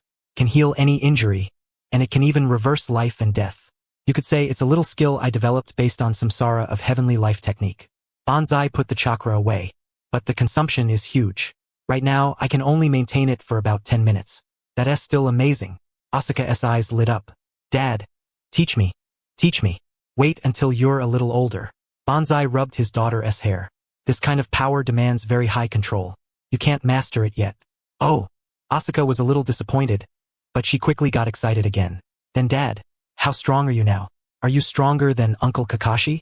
Well, Banzai thought for a moment. If I go all out, I can probably beat 10 Kakashis. Wow. The children all cried out in amazement. Even Kurama and Shikaku on the rockery perked up their ears. Then Dad, can you beat Grandpa? Asuka asked again. Father. Huh. Banzai looked toward the palace. If I only use swordsmanship, Father and I are probably 50-50. But if I use my full power. He smiled. Father should be able to last 3 minutes. 3 minutes. This time, even Shursui was shocked. Sakumo Hatake, once Konoha's White Fang, was now Rorin's State Preceptor and the guardian of Xianyun Pavilion. After obtaining the Zanpakuto Ryuin Waka, his strength had already reached the Super Kage level, and his swordsmanship had become absolutely peerless. A powerhouse like that could only last 3 minutes if teacher went all out. Has teacher's strength already reached this level? Shursui muttered. Still far from enough. Banzai shook his head and looked toward the sky. This world is vast. The ninja world is only one part of it. Beyond the ninja world, there is an even broader world and even stronger beings. For example, the Otsutsuki clan. He spoke softly. The Otsutsuki clan? The children all looked at Banzai curiously. Yeah. A race from beyond the heavens that lives by devouring the life force of planets. Their strength far surpasses the current ninja world. If one day they come to this world, the ninja world as it is now will have no power to resist. Banzai looked at the children before him, a trace of expectation flashing through his eyes. So, you all need to get stronger quickly. Someday in the future, we'll need your strength. I will. Asuka was the first to raise her hand, determination shining in her eyes. I'll definitely become super strong. Strong enough to help Dad beat all the bad guys. Me too. Naruto raised his hand as well. I want to become a ninja as strong as Dad and Uncle Banzai, and protect Rorin. Protect the ninja world. Gaara said calmly, but his eyes were full of resolve. Become stronger and restore the glory of the Uchiha. Sasuke clenched his fists. Protect my younger brother, protect my family, protect Rorin. Itachi said softly, but his tone left no room for doubt. Follow teacher's footsteps and create an era of true peace. Shursui said seriously. Banzai looked at the children before him, his eyes full of gratification. Very good. He looked up at the sky. The setting sun was sinking in the west, and the horizon was dyed with a brilliant evening glow. Then starting tomorrow, special training will be doubled. Huh? No way, Dad. That's too ruthless. The children's wails rang out across the garden. But Banzai only smiled, a trace of anticipation flashing through his eyes. Suddenly, Sakaya's expression shifted slightly. His purple Rinnegan slowly opened as he looked toward the northwest. Dad, what's wrong? Asuka sharply noticed the change in her father. There's something I need to deal with. Sakaya rubbed his daughter's hair. You all keep practicing. I'm going to a meeting. As soon as he finished speaking, his figure turned into a streak of golden lightning and vanished from where he stood, leaving only a few crackling sparks in the air. Deep within the Lulan Palace, Sakaya's figure appeared in the center of a room. The 4 walls of the secret chamber were covered in complex sealing formulas, completely isolating chakra fluctuations from inside and outside. This was the core command room of Xianyun Pavilion. Only Sakaya and a few top executives could enter. He sat down cross-legged and closed his eyes. Swift thunder mode mind link. Buzz. Invisible electric waves spread out from Sakaya as the center, instantly crossing several thousand kilometers and connecting several key nodes scattered across the 5 great nations. Land of Wind, Xianyun Pavilion Branch. Sakumo Hatake was guiding 3 young ninja in sword practice. Though he was over 50, he looked only a little over 30. His silver hair was tied into a ponytail behind his head, and his face was cold and imposing. Hanging at his waist was the zanpakuto, flowing cloud like fire. The sheath looked plain and unadorned, yet it faintly gave off a scorching aura. Suddenly, Sakumo's movement paused. That's enough for today. He sheathed his sword. Go complete today's patrol mission. Yes, Lord Sakumo. The 3 ninja respectfully saluted and left the training ground. Sakumo walked beneath the cherry blossom tree in the courtyard, sat down cross-legged, and let his consciousness sink into the mind link space. Land of Water, Kirigakure Senyun Pavilion Branch. In a seaside tatami room, Obito Uchiha stood before the window, looking out at Kirigakure shrouded in dense mist. He had already removed that spiral-patterned mask, revealing his original face. For years had passed, and Obito's temperament had become much steadier. The obsession and madness once in his eyes had lessened, replaced by a deeper thoughtfulness. He wore a dark blue Senyun Pavilion uniform, with an armband on his left arm marked Commander-in-Chief of the Intelligence Force. Starting again. Obito muttered to himself in a low voice, his gaze shifting toward the Mizukage building in the center of Kirigakure. At that moment, the fluctuation of the mind link arrived. Obito's eyes sharpened. He turned, walked to the cushion in the center of the room, sat down, and closed his eyes in concentration. Land of Lightning, Kumogakure Senyun Pavilion Branch. On the training ground, Kakashi and Might Guy were sparring in taijutsu. At 19, Kakashi had completely shed the immaturity of his younger years. His figure was tall and straight, and his aura was cold and sharp. He still wore a mask.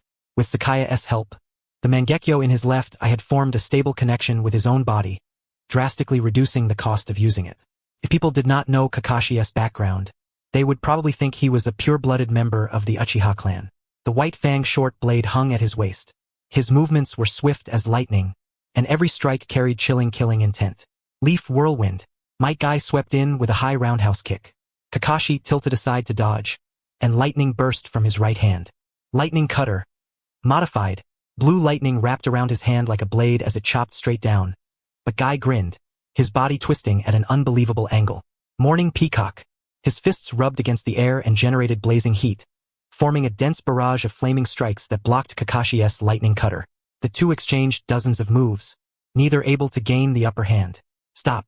Kakashi suddenly withdrew his move and leaped back. What's wrong, Kakashi? This is only the 300th round today, Guy said, still unsatisfied as he raised his stance again. There's a meeting. Kakashi answered briefly, then walked to the edge of the field and sat down cross-legged. Guy froze for a moment, then quickly realized what was happening and sat down across from Kakashi. The two closed their eyes at the same time and entered the mind link. Land of Fire, Konoha Senyun Pavilion Branch. Fugaku Uchiha stood on the top floor of the newly built Senyun Pavilion Tower downstream from the Nakano River, looking down at Konoha in the distance. At 44, he was still imposing, but the heaviness and worry that once lingered between his brows were gone.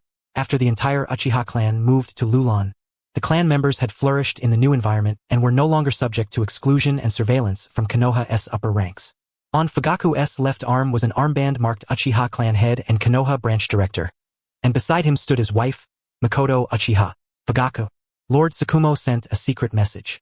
Makoto handed a scroll to her husband. Fugaku unrolled the scroll, his brows drawing together slightly. The Land of Wind is making little moves again. They really never learn.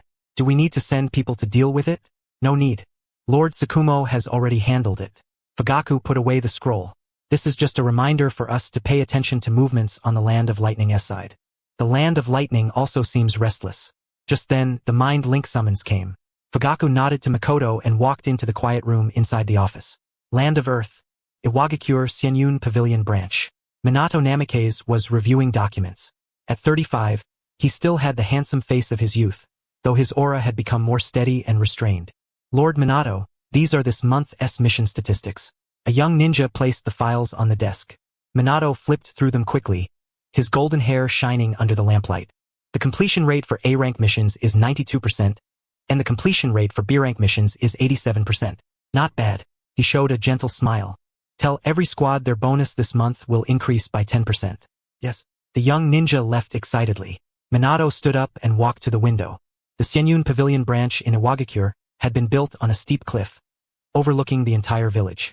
Over the past 4 years, Xianyun Pavilion's influence in the Land of Earth had expanded steadily. By now, it controlled nearly 40% of Iwagakure's mission commissions. Suddenly, Minato's eyes sharpened. He sensed a familiar chakra fluctuation. It was Sakaya's summons. Minato turned and returned to his desk, then sat down and closed his eyes. Mind link space. This was a pure white space stretching infinitely in all directions. The ground was as smooth as a mirror, reflecting 7 figures floating in midair. Sakaya sat in the main seat. On both sides of him were Sakumo, Obito, Kakashi, Gai, Fugaku, and Minato. The consciousness forms of the 7 had gathered here, allowing them to communicate in real time regardless of distance. Everyone's here. Sakaya opened his eyes, and the figures of the others were reflected in his purple rinnegan. There are mainly 2 matters for this meeting. First, reports on the current situation of each branch in the various nations. Second, a discussion of the situation in the Land of Water. He looked at Sakumo. Father, how is it on the Land of Windside? Sakumo's projection spoke. His voice steady and powerful. Sunagakure has completely submitted. Raza knows what's good for him and hasn't he made any more small moves. The mission distribution system is operating normally. Xianyun Pavilion takes 20%, Sunagakure takes 10%, and the mission squads take 70%. I've already cleaned out the private armed forces in the Land of Wind 3 times. They're much more obedient now. Very good. Sakaya nodded, then looked at Minato. Brother Minato, what about the Land of Earth? Minato smiled. The Iwagakure branch is developing smoothly. Inoki may be unwilling, but he doesn't dare resist openly. We control 40% of the mission commissions, and 1/3 of the Umbu are our people. Also, that girl Kuratsuchi often comes to the branch to ask for guidance in taijutsu. I think she can be specially cultivated. Kuratsuchi, huh? Sakaya looked thoughtful. All right, give her some extra resource support as appropriate. Then it was Fugaku's turn. Everything is normal at the Konoha branch. The remaining forces of the 3rd Hokage and Danzo have already been completely cleaned out. Now all of Konoha's upper ranks are our people. The Uchiha's industries in Konoha have recovered, and the intermarriage rate between the younger generation and the other clans has exceeded 60%. Relations between the clans are harmonious. Kakashi picked up the conversation. On the Kumogakure side, Yujito has already succeeded as the 5th Raikage. She belongs to the pro-Xianyun Pavilion faction. We control 40% of Kumogakure's military strength and 35% of its mission commissions. Also, Killer Bee often comes to spar with Guy in taijutsu. The 2 of them get along well. Guy flashed a wide grin. That's right. Youth should collide through burning passion. Bee and I are already the best of friends. Obito gave the final report. Kirigakure's situation is more complicated. Everyone turned to look at Obito. 4 years ago, I released my control over the 4th Mizukage Yagura Karatachi, according to plan, and let him regain his self-awareness. But the will of the 3rd Mizukage is still influencing him, and... Obito paused. This guy is even more stubborn than I imagined. Not only did the bloody mispolicy not ease up, it actually got worse. Obito's voice was somewhat heavy. Under the banners of eliminating spies and selecting elites, Yagura carried out large-scale purges against the bloodline clans of Kirigakure. The Kagaya clan has already been exterminated. The Yuki clan and the Hozuki clan have also suffered heavy losses. He even imposed a brutal elimination system on his own ninja. The graduation exam requires students to kill each other, and only those who kill their comrades can become ninja. The spiritual linked space fell into brief silence. This is practically hell. Minato frowned. The will of the 3rd Mizukage is driving all of this, Obito said. As his disciple, even without my control, Yagura himself is already full of madness. Banya lightly tapped his finger on the armrest. What about Terumi Mei's side? The faction she belongs to is secretly building up strength, Obito replied. 3 days ago, she contacted me through an encrypted channel. She hopes the Xianyun Pavilion can provide intelligence support and, if necessary, carry out external intervention to help them overthrow Yagura's rule. What conditions did she offer?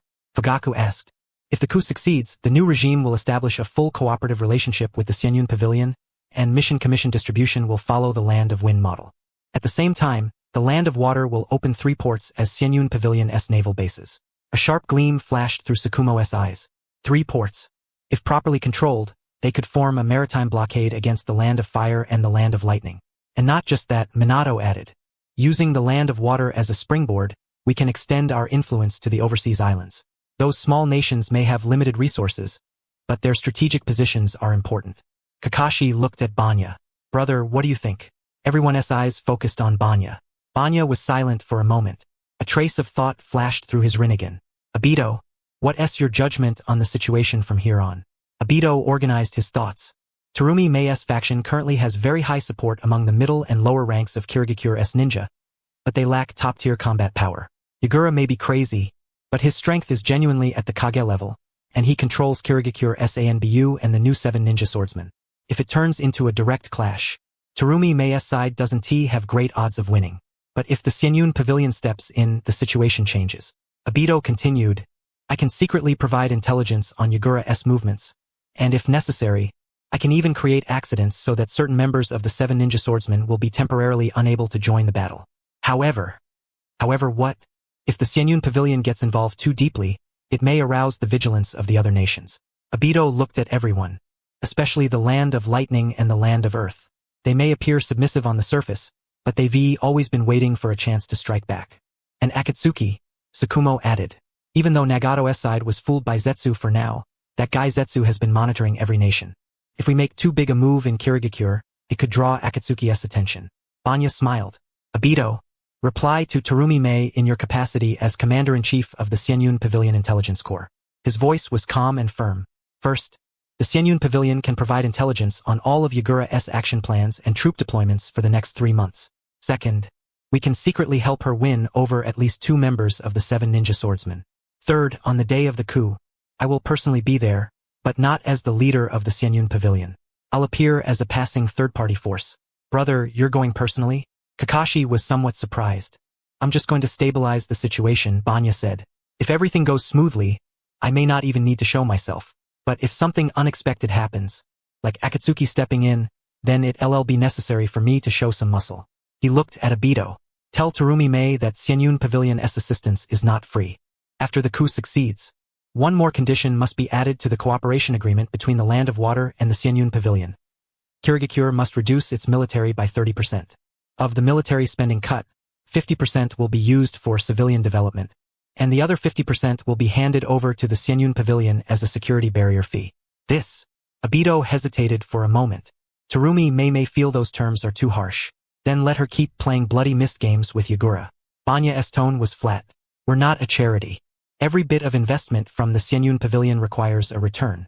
Kirigakure's geographic position and maritime strategic value are worth that price. Fugaku nodded in agreement. Indeed, if we can establish a stable foothold in the Land of Water, our encirclement network around the Land of Fire and the Land of Lightning will be complete. Obito, go handle it. Banya made the decision. Remember, all actions must remain hidden. If necessary, you can use your Mangekyo to control the situation. I understand. Obito nodded. And one more thing. Banya paused. Obito, Rin has recently been researching a plan to improve Kirigakure's medical system. After the coup succeeds, she'll lead a team there to provide medical aid. You must protect her. Obito's body trembled slightly. For 4 years, he had thought countless times about going to see Rin in Rorin, but he had always held himself back. He felt his hands were stained with too much blood, unworthy of standing before that pure and kind girl. Even though his physical body had recovered, even though his right eye had regenerated, the shackles in his heart still had not been broken. What's more, his 2 closest friends had already ended up together, and he did not know how to face them. At that moment, Obito suddenly thought of Terumi Mei, that sharp-tongued woman who was clearly asking for help yet still acted outrageously arrogant. I will. Obito's voice was low and somewhat hoarse. That's all for this meeting. Banya stood up. Each branch will proceed according to the plan. Dismissed. The 7 consciousness projections dissipated at the same time, and the spiritual linked space returned to pure white. Deep within Rorin Palace, Banya opened his eyes. He stood up and walked to the window. Outside was Rorin South bustling street. Crowds flowed endlessly. Shops lined both sides. Children played and chased each other in the square, and ninja were orderly exchanging missions in the mission hall. Over the past few years, Rorin had grown from a small desert nation into a force of weight in the ninja world. The Xianyun Pavilion's influence had penetrated the 5 great nations. It controlled more than 30% of all mission commissions, and its annual tax revenue was equal to the yearly fiscal income of a small country. But that still wasn't enough. Banya's gaze turned east, as if piercing through thousands of kilometers to see the islands shrouded in dense mist. The Land of Water, Kirigakure, the Bloody Mist Village, and Uchiha Madara, Kagaya. Banya murmured softly, you want a world of despair. I want let it appear. But your pieces, I'm going to remove them one by one. A flash of purple light passed through his Rinnegan. Kirigakure will be the first domino to fall. When he turned and left the secret chamber, Banya became that gentle father and reliable teacher again. In the garden, Asuka and Naruto were still arguing over who ran faster. Gaara had made a sand slide to amuse the two kids. Sasuke and Itachi were practicing Shurikenjutsu under Shursue's guidance. Kurama and Shikaku were yawning on top of the artificial hill as they basked in the sun. Everything was peaceful and beautiful. Banya walked to Sarah's side. His wife was sitting in the pavilion, reviewing memorials. After becoming a mother, Sarah carried herself with even greater grace and nobility, but the gentleness in her eyes remained unchanged. The meeting over? Sarah looked up and asked with a smile. Banya sat down beside her and took her hand. Just some trivial matters. What's happening in Kirigakure doesn't count as trivial, does it? Sarah said softly. I heard your conversation with Obito. Banya smiled. As expected. I can't hide anything from you. You're going personally? There's no need. Banya said, with Obito holding things down over there. The ones who will really make the move are Terumi Mei and the others. Sarah leaned against his shoulder. I know you're very strong now, but the ninja world runs deep. There are always some old monsters hiding in the shadows. Don't worry. Banya gently stroked his wife's long hair. In this world, there are no more than 5 people who can threaten me. And right now they are either sealed away, asleep, or still waiting for their chance. He looked at the laughing children in the garden, at the youths training in the distance, at this vibrant city full of life. I'll protect all of this. In my own way. Year 56 of Konoha, summer. A month had passed since the last Core Alliance meeting. Under Obito's secret maneuvering and Mei Terumi's careful planning, the situation in Kirigakure of the Land of Water was developing in the intended direction. Over the past month, Xianyun Pavilion's expansion had accelerated even further. Sakumo was stationed in the Land of Sand, firmly controlling the coastal trade routes of the Land of Wind. Minato was making steady progress in the Land of Earth. Though No was unwilling, in the face of an absolute gap in strength, he could only choose to cooperate. Fugaku had already completed his layout in Konoha, and the Uchiha clan's marriage network with the other clans was beginning to take shape. Kakashi and Guy had built a deep friendship with Killer Bee in the Land of Lightning, and the younger generation of Kimogakure was becoming more and more accepting of Xianyun Pavilion. Meanwhile, Obito's actions in Kirigakure had also entered a critical stage. Land of Water, Kirigakure. Late at night, dense fog blanketed the island village, and visibility was less than 10 meters. The streets were completely empty. Only the occasional sound of waves and hidden eyes watching from within the mist could be sensed. Inside the Xianyun Pavilion branch, Obito was staring at a map of Kirigakure in deep thought. The map was covered in dense red and blue markings. Red represented Yagura's forces, blue represented Mei Terumi's forces, and a few gray markings represented neutral forces or those still waiting to be won over. Mei Terumi's side is ready, Obito said, his finger sliding across the map. She has turned the 3rd Umbu Squad and taken control of the port district. Among the 7 ninja swordsmen of the mist, Chojuro and Mangetsu Hozuki have clearly expressed their support for her. Momochi Zabuza's attitude is ambiguous, but at the very least, he won't stand with Yagura. What about the remaining 4? A voice sounded from the doorway. Mei Terumi stepped out of the darkness, holding a cup of water as she walked over. Obito took it and drank a couple of mouthfuls, and the dryness in his mouth was finally eased. Mei Terumi stood quietly beside Obito, looking at him with a trace of gentleness in her eyes. But with his head lowered, Obito clearly noticed nothing. Kisame Hoshigaki is Yagura's diehard loyalist. He won't betray him, Obito said calmly. Jinin Akabino and Jinpachi Minashi are pure battle maniacs. They only obey the strongest. As for Kushimaru Koryuere, that old stubborn fool is still watching and waiting. Do you need my help? Mei Terumi joined Obito's analysis at the right moment. After all, this is Kirigakure. For me, controlling 1 or 2 unruly guys is easy. No need. Obito shook his head. What I have on my side is already enough. What's missing now is just the right trigger to make a move. A trigger? Tomorrow, Yagura will leave the Mizukage building and head to the port to inspect the newly formed Kirigakure fleet. Obito pointed to the port district on the map. This will be the first time in a month that he's left the heavily guarded Mizukage building. You'll make your move there with your people. Mei Terumi fell silent for a moment. Obito, can we really succeed? Yagura is... I know. Obito cut her off. Yagura is a piece chosen by Uchiha Madara. He's part of the Eye of the Moon plan. But now that piece is out of control. Rather than letting a madman keep destroying Kirigakure, it's better to replace him with someone more beneficial to the village. Because I'm easier to control? You don't need to be controlled. Obito turned to look at Zetsu. What you need is benefit. And Xianyun Pavilion can give you that stable rule, economic development, the revival of the hidden village. You've already made your choice, haven't you? You really do think things through. Mei Terumi gave a faint smile. But really, there's none of my own factor in it? Obito's body stiffened slightly. Women only affect the speed at which I draw my gun, he said in a low voice. Sakaya gave me a chance to be reborn. Xianyun Pavilion is now our shared future. Before that, I don't want to think about these things. Let's hope your heart is as honest as you are. Seeing Obito's reddening ears, Mei Terumi smiled lightly. tomorrow I'll be there in person. If anything unexpected happens, I'll step in. Thanks. Only Obito remained in the secret room. He walked to the window and looked at the dense fog outside, so thick it seemed impossible to disperse. A trace of complicated emotion flashed through his eyes. The Eye of the Moon plan. Could it really create a world without pain? Obito didn't know. But he did know that if Yagura was allowed to keep going this madly, Kirigakure would only become a true living hell. And hell was a place he had had more than enough of. As for Xianyun Pavilion, it had already shown him a real-world version of the Eye of the Moon. At the same time, Rorin. The palace was silent late at night, with only the rhythmic footsteps of the patrol guards passing by. Sakaya was reviewing documents in the study. Sarah had already gone to sleep with Asuka, and the children in the garden had long since finished their training for the day. Suddenly, Sakaya's movements paused. He set down his pen. His purple Rinnegan slowly opened as he looked toward the underground area beneath the palace. That was the core of the chakra vein, the source of all power in Rorin. Many years ago, Sakaya had used the chakra vein's energy together with Samsara of Heavenly Life technique to revive Sakumo. Later, he had also used the chakra vein's energy to nourish the core members of Xianyun Pavilion, greatly increasing everyone's strength.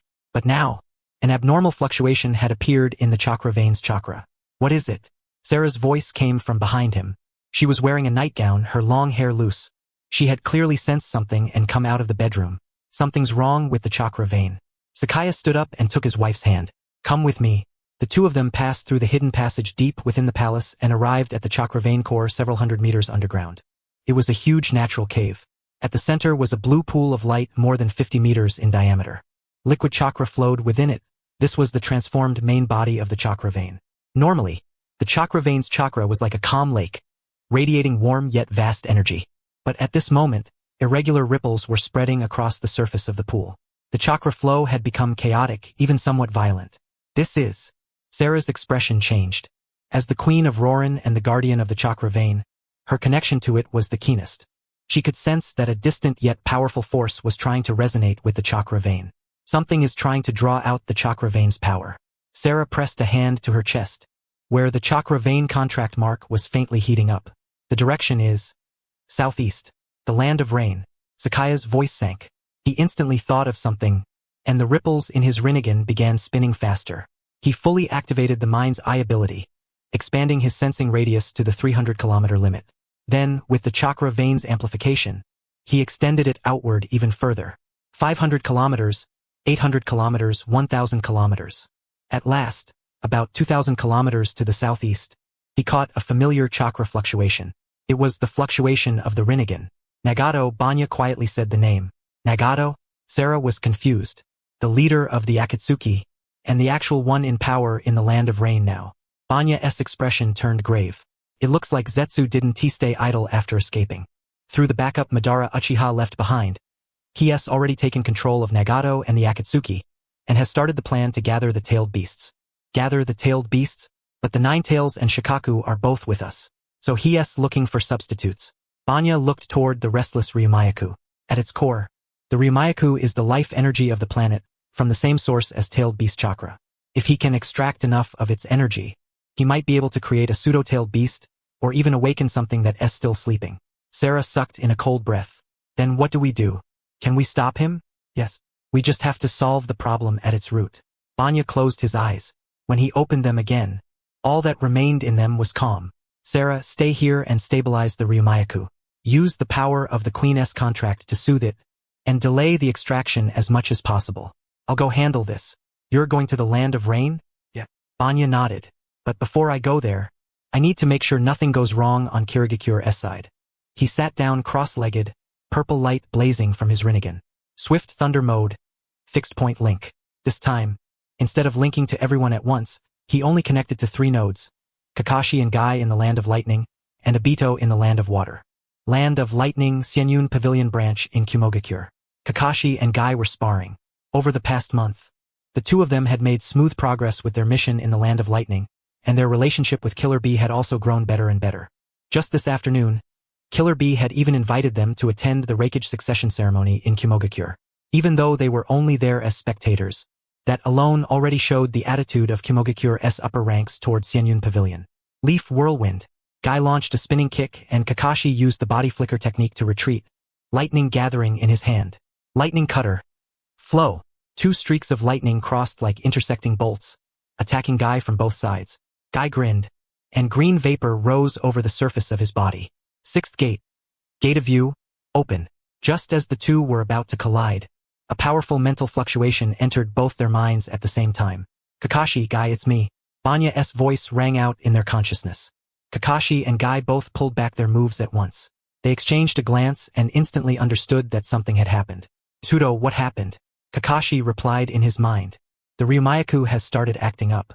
Something's happening in the Land of Rain. Banya's voice was urgent. The coup in Kirigakure is tomorrow. My original plan was to have Obito hold the line alone, but now that doesn't seem safe enough. The two of you need to leave immediately for the Land of Water and meet up with Obito. Make sure the coup goes off without a hitch. Right now? Guy sounded surprised. But what about the Land of Lightning side? Leave the Land of Lightning to Urin and Killer Bee. They'll handle it. Banya said, use Flying Thunder God to get there. Obito will receive you. Remember, after the coup succeeds, immediately seize control of all Kirigakure ports and communication facilities. The news absolutely cannot leak out at the first moment. Understood. Kakashi nodded. Brother, are you going to the Land of Rain alone? Do you need backup? No. The situation in the Land of Rain is rather special. More people would only make things inconvenient. Banya paused. Also, if any unexpected powerful enemies appear during the coup, such as Akatsuki members, don't hesitate. Kill them on the spot. If necessary, you can use that. That? Kakashi's pupils shrank. Banya, you mean? Yeah. A trump card that can be used at any time is what makes it a real trump card. Banya's voice turned serious. Remember this. Kirigakure's strategic position is extremely important. Nothing can go wrong there. As for the Land of Rain, I'll handle it. The link was cut. Kakashi and Guy looked at each other, both seeing the gravity in the other's eyes. Looks like something really happened. Guy rarely put away his smile. Yeah. Kakashi turned and walked toward the room. Pack your things. We leave in 3 minutes. I'll use Flying Thunder God to take you to the Land of Water. Understood. Land of Water, Xianyun Pavilion Branch in Kirigakure. Obito was making his final preparations. Tomorrow was the day of the coup. On Mei Terumi's side, everything was already ready. All that remained was for him to provide Yagura's real-time location and intelligence on his guard force. Suddenly, a fluctuation from the mental link came through. Obito. Banya's voice sounded in his mind. Banya? What is it? Obito's heart tightened. Contacting him at a time like this definitely meant something urgent had happened. The plan has changed. Kakashi and Guy are on their way to the Land of Water and will arrive in about 2 hours. You'll receive them. From that point on, the three of you will make all operational decisions together. Kakashi and Guy are coming too? Obito froze. Wasn't it said that I just had to hold the line myself? The situation has changed. Banya briefly explained the Ryumayaku's disturbance and the matter in the Land of Rain. I suspect Zetsu has already taken control of Nagato, and the Akatsuki may have already begun their tailed beast collection plan. Kirigakure has the 3 tails. Even though Yagura is its Jinchuriki just in case, I need to make sure nothing can go wrong. Obito fell silent for a moment. I understand. Then the Land of Rain. I'll handle it. Banya said. Obito, after the coup succeeds, officially sign a cooperation agreement with Mei Terumi in your capacity as Commander-in-Chief of Xianyun Pavilion's intelligence forces. Use the terms we discussed before, but you can relax them a little. For example, the disarmament deadline can be extended to 3 years, and the security guarantee fee can be paid in installments. This is winning people over. It's an investment. There was a hint of deeper meaning in Banya's voice. Mei Terumi is a smart woman. She knows who benefits her more. As long as she sees Xianyun Pavilion's sincerity, Kirigakure will become our most stable ally in the Land of Water. I understand. Obito nodded. Then Rin's medical support team will arrive on the 3rd day after the coup succeeds. Banya said, I heard about your situation from Kakashi. Mei Terumi is a pretty good choice too. It's rare for you to have found a new choice, so of course Rin should help take a look for you too.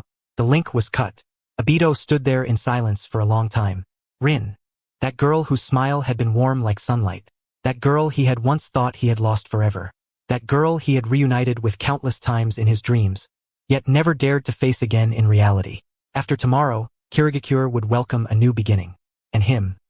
Could he also welcome his own new beginning? Obito didn't know, but he did know that there were some things he had to do, not only to reunite with Rin, but also to say goodbye to the past. He really hadn't expected Kakashi and his wife to come together at the same time. Obito's eyelid twitched, helping another woman who seemed to have an inexplicable fondness for him rise to the peak of power in front of the man and woman he had once regarded as his beloved and his best friend somehow felt a little strange. Rorin, core of the Ryumayaku. Banya opened his eyes and looked at Sarah. Everything has been arranged. On Kirigakure's side, there's Obito, Kakashi, and Guy. Nothing can go wrong. I'm heading to the land of rain now. Be careful. Sarah held her husband's hand, her eyes filled with worry.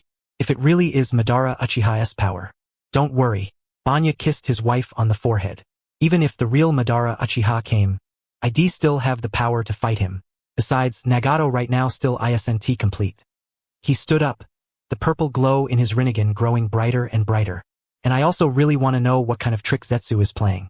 As soon as the words fell, Banya's figure turned into a streak of golden lightning, shooting into the sky, piercing through rock layers hundreds of meters thick, and vanishing into the night sky. Target, the land of rain. Sarah watched the direction her husband disappeared in, hands clasped together as she prayed in silence. Then she turned and walked toward the core of the Ryumayaku, forming hand seals as the Queen's contract mark on her chest lit up with a warm glow. As Queen of Rorin, Ryumayaku, please calm your anger.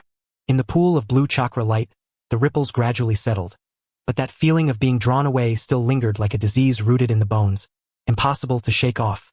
The night was still long, and the storm in the ninja world was only just beginning to stir. The land of rain, Amigakure.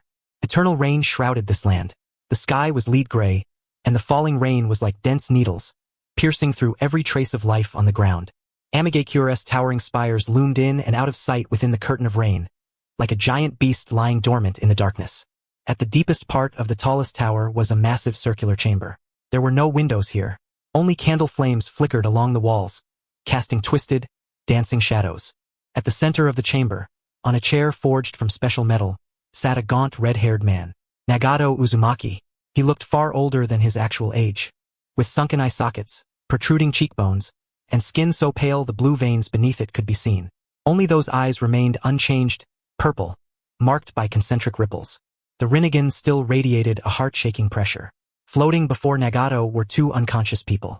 On the left was a blue-haired boy, around 15 or 16 years old, with pale skin and strange scale-like markings on his face.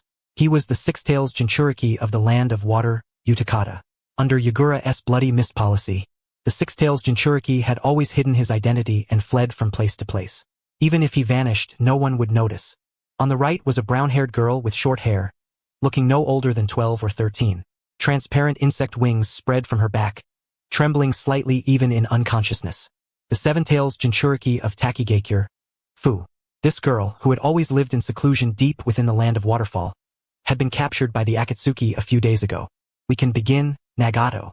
Zetsu's voice sounded from the shadows.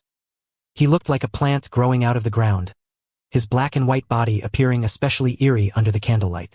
With the chakra of the Six-Tails and Seven-Tails, plus the life energy we extracted from the Ryumayaku of Rorin, it's enough to make the demonic statue of the outer path open its eyes. Nagato slowly raised his head, and the ripples in his Rinnegan began spinning faster. He said nothing. He simply raised his withered hand, his palm aimed at the two floating figures. Empowered by the Rinnegan, purple chakra surged from Nagato's palm and transformed into 9 gigantic energy dragons. Wrapping around Utakata and Fu, the dragons opened their mouths and began frantically devouring the tailed beast chakra inside their bodies. Ugh! Even in deep unconsciousness, Utakata and Fu still let out pained groans. Their bodies began convulsing, and cloaks of tailed beast chakra surfaced over their skin. The Six-Tails crimson mucus, the Seven-Tails 7-colored phosphor dust. But the moment that chakra appeared, it was torn away by the phantoms, devoured, and transmitted through the energy link into the giant shadow behind Nagato. It was a colossal humanoid creature dozens of meters tall, withered and gaunt, with 9 tightly shut eyes. It was pinned to the rock wall at the end of the chamber by countless thick black rods, like a sufferer nailed to a cross. The demonic statue of the outer path. The empty shell of the ten tails, the trunk of the divine tree, the source of all chakra. At this moment, as the chakra of the six tails and seven tails poured into it, the demonic statue of the outer path began to tremble slightly. Dark red veins emerged over its dried skin, pulsing like blood vessels. At the top, the third eye from the left began twitching faintly. It's still not enough. Nagato gritted his teeth, veins bulging across his forehead. His face turned even paler, and blood seeped from the corner of his mouth. Yet his hands still held the jutsu steady. Zetsu. Inject the Ryumayaku-S energy too. Understood.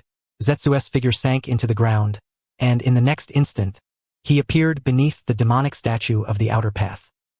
He pressed a hand against the statue's foot, and his black and white body began to glow. That was the life energy from the Ryumayaku of Rorin. Over the past few hours, through a special jutsu left behind by Madara Uchiha, Zetsu had remotely connected to the core of the Ryumayaku and continuously extracted its life energy. Although Sarah had used the power of the Queen's contract to delay the extraction as much as possible, nearly 30% of the Ryumayaku-S energy had still been stolen by Zetsu. Now, that energy flowed through Zetsu's body and poured endlessly into the demonic statue of the outer path. Roar! The demonic statue of the outer path let out a deep roar, like the sound of the earth splitting open and mountains collapsing, filled with primitive savagery and hunger. The third eye from the left snapped open. It was a scarlet eyeball with a black Rinnegan pattern in its pupil. The moment that eye opened, the air pressure in the entire chamber plummeted. The candle flames shook violently, and stone fragments began peeling from the walls. Aterrifying, pure. Suffocating pressure swept through the whole chamber like a tangible tide. It worked. Zetsu's voice trembled with barely restrained excitement. One eye, the demonic statue of the outer path has opened its first eye. Nagato, we're one step closer to our goal. But Nagato did not respond. He maintained the posture of the Phantom Dragon 9 consuming seals, his body trembling violently. More blood seeped from the corners of his mouth, his nostrils, and even the corners of his eyes, dripping onto the ground and forming a pool of dark red blood. The chakra of the six tails and seven tails, plus the Ryumayaku-S life energy, drawing out and transmitting all that power placed an enormous burden on Nagato's body. His life force was rapidly draining away. His skin shriveled at a visible speed, and his hair began to lose its luster. Nagato! Konan rushed out from the shadows. She wore a black robe embroidered with red clouds, her long purple hair tied up behind her head, her face filled with worry. Stop!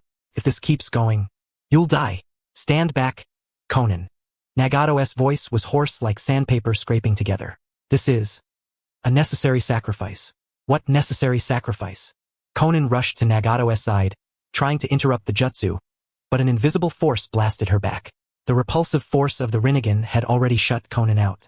To create a world without pain, I must endure this pain, Nagato said with difficulty. Every word made more blood spill from the corner of his mouth. Let the world feel pain, understand pain, and only then can peace arrive. This isn't peace. This is self-destruction. Konan's eyes reddened. Yahiko's dream was to build an Akatsuki that would bring peace through communication and understanding, not through pain and destruction. Yahiko. At that name, Nagato's gaze blurred for a moment. That orange-haired boy who was bright and cheerful, who always believed people could understand one another. The most important companion to him and Konan. The close friend who died protecting them in the chaos of war in the land of rain. Yahiko's dream was too naive. Nagato's voice lowered, but the obsession in it grew even deeper. This world has never understood gentleness. Only pain. Only when everyone feels the same pain will they understand the cruelty of war and the preciousness of peace. You've gone mad, Konan muttered. No, I'm very clear-headed. Nagato closed his eyes. When he opened them again, the ripples in his Rinnegan spun wildly. Zetsu, continue. Inject all the remaining Ryumayaku energy. All of it. Understood. Zetsu increased the energy transfer. The ground beneath the demonic statue of the outer path began to crack, and dark red chakra veins spread out like tree roots. That opened eye grew brighter and brighter, and the Rinnegan pattern in its pupil became clearer and clearer. Utakata and Fu's bodies began to break down. When a Jinchuriki has their tailed beast extracted, there is only one outcome, death. At this moment, the chakra of the six tails and seven tails was already close to exhaustion, and the signs of life in both of them were rapidly fading. No. Don't. Konan wanted to charge forward again, but Zetsu's figure blocked her path. Konan, calm down. Zetsu's voice carried a strange gentleness. This is a necessary sacrifice to open the new world. As long as the Ten Tails revives and the Eye of the Moon plan is completed, everything can be reversed. At that time, we will create a real world without pain. Utakata and Fu, and everyone who was sacrificed, can all be revived in that world. Revived? Conan sneered. Zetsu, do you think I'd believe your nonsense? Whether you believe it or not isn't important, Zetsu said slowly. What matters is that Nagato believes it. And do you really have a choice? Conan fell silent. She looked at Nagato, at that red-haired boy who had once struggled to survive with her and Yahiko in the ruins of the Land of Rain, at the man who was now skin and bones, on the verge of death, yet still stubbornly chasing after an illusory peace. She had no choice. From the day Yahiko died, from the moment Nagato had those Rinnegan implanted, from the moment they created this Akatsuki organization with the creed of making the world feel pain, she had already lost her choice. At least let me help him, Conan said, her voice trembling. You can't help him. Zetsu shook his head. Only Nagato himself can withstand the power of the Rinnegan. The only thing you can do now is trust him and wait for the new world to arrive. At the center of the space, Nagato's body had already reached its limit. His skin clung tightly to his bones, his eye sockets were sunken deep, and his whole body looked like a skeleton wrapped in skin. Only those Rinnegan still emitted a heart-pounding glow. Utakata and Fu's bodies finally lost all signs of life. Their chakra had been completely drained, and their bodies turned into countless points of light and scattered into the air. The Six Tails and Seven Tails chakra, along with the life energy extracted from the Ryumayaku of Rorin, was all injected into the demonic statue of the Outer Path. Boom! The demonic statue of the Outer Path's second eye suddenly opened. The fourth eye from the left, scarlet, with Rinnegan patterns, radiated an ominous glow. With two eyes open, the pressure released by the demonic statue of the Outer Path surged once more. The walls of the space began to crack across a wide area. All the candle flames went out. Only the red light from the demonic statue of the Outer Path's eyes illuminated this dark space. Ah! Nagato laughed, his voice hoarse and crazed. 2 eyes. Just 7 more. Just 7 more eyes, and the Ten Tails can revive. The Eye of the Moon can begin. The new world is about to arrive. He released his hands, and the Phantom Dragon 9 consuming seals technique was undone. His body collapsed weakly into the seat. Only the faint rise and fall of his chest showed that he was still alive. Nagato! Conan rushed over and supported Nagato's body, which looked like it was about to fall apart. Her hands were trembling, because Nagato was terrifyingly light, like an empty shell. I'm fine, Nagato said with difficulty, his Rinnegan slowly closing. Just need to rest a little. Zetsu. I'm here. Zetsu's figure appeared beside the seat. What's the next target? According to the plan, it should be the Three Tails, Zetsu said. But something happened on Kirigakure's side. Yagura's rule is unstable, and Mei Terumi is planning a coup. That kid Obito seems to have gotten involved too. Obito! Nagato opened his eyes, and a trace of cold light flashed through them. That traitor who betrayed the Eye of the Moon plan. Uchiha Madara really made a rotten move, and you too, helping Obito deceive me for so long. Don't worry, he won't stir up anything big. Zetsu gave a sinister laugh. I've already arranged a backup plan. The Three Tails of Kirigakure will belong to us sooner or later. What's more important right now is... He paused, lowering his voice. The Nine Tails. Nagato's body shook. The Nine Tails is in Rorin, in the hands of that Kasakasai. Zetsu continued, and the One Tail is with him too. The 2 strongest tailed beasts are both in the hands of the same person. That's very troublesome. Kisakasai. Nagato murmured the name. 4 years ago, at Canopy Bridge, he injured Noera, and later he suppressed the allied forces of the 3 great ninja villages. That thunder. That's right, him. Zetsu's voice carried a trace of wariness. That group's strength is unfathomable, and they also have the Rinnegan. If we clash head-on, our chances of winning aren't high. Then what do we do? Wait, Zetsu said. Wait for the demonic statue of the Outer Path to open more eyes. Wait until we gather more tailed beast chakra. Wait until the Ten Tails power begins to awaken. At that time, no matter how strong Kasakasai is, he won't be able to fight against the Ten Tails.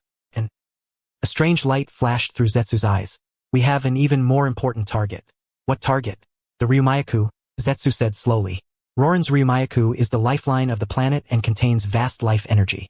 If we can fully control the Ryumayaku, we can greatly accelerate the revival of the demonic statue of the Outer Path. We might even be able to revive the Ten Tails ahead of time without gathering all the tailed beasts. Nagato fell silent. After a long time, he spoke, his voice weak but firm.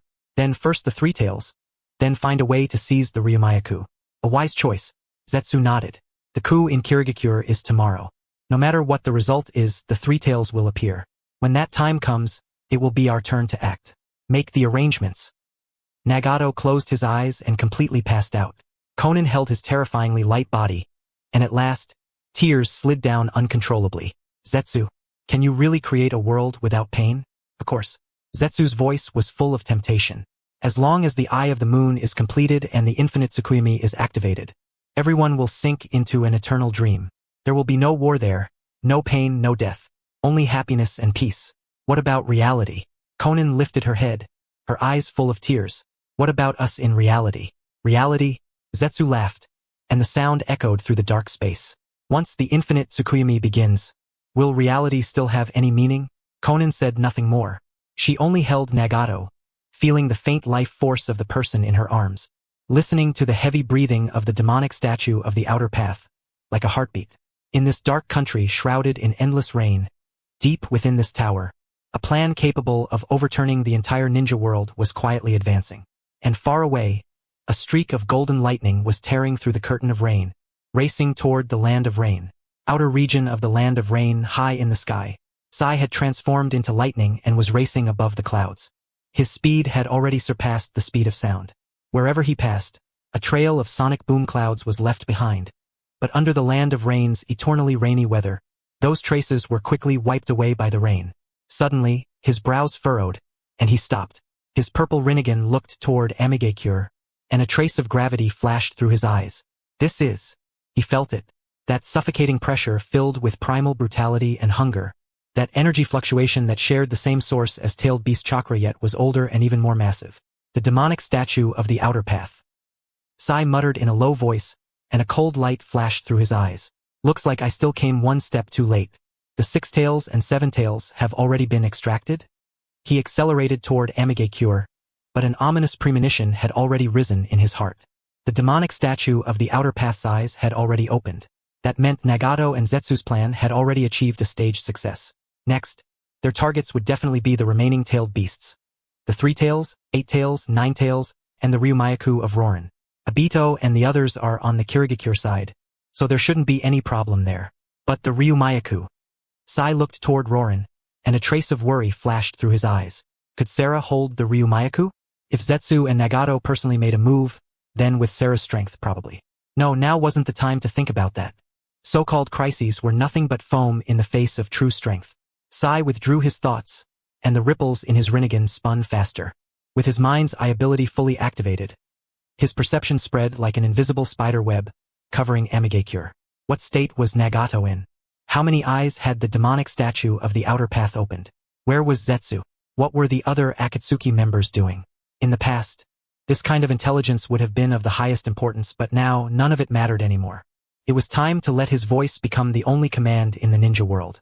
The golden lightning accelerated once more, racing toward that towering structure faintly visible through the rain curtain.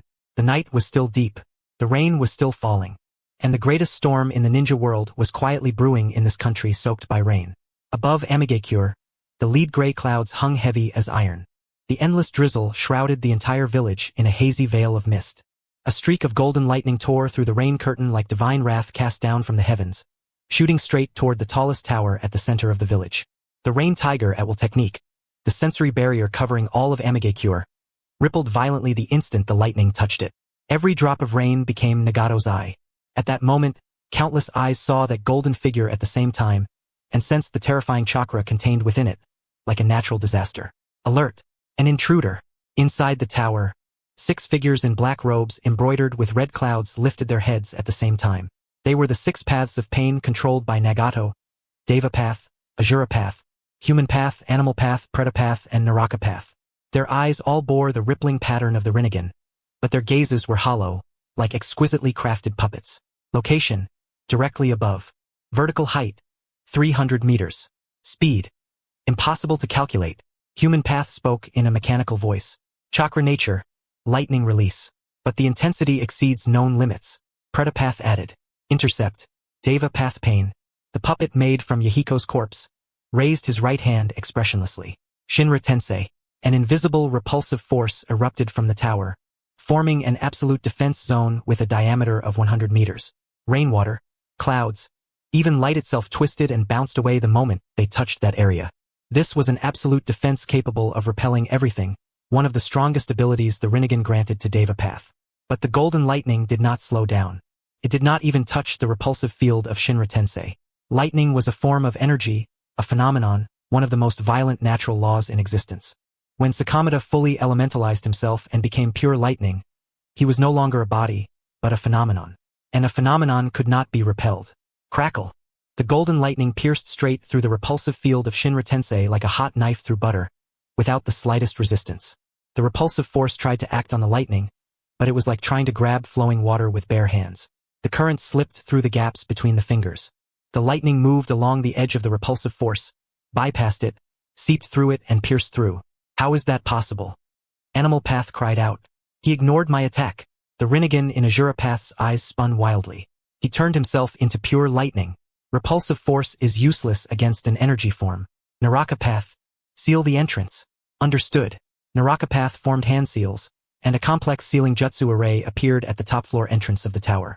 It was a barrier capable of sealing all chakra flow and restricting all physical entry and exit. Even a Kaga-level expert could not break through it in a short time. But the moment the golden lightning touched the sealing barrier, it suddenly disappeared.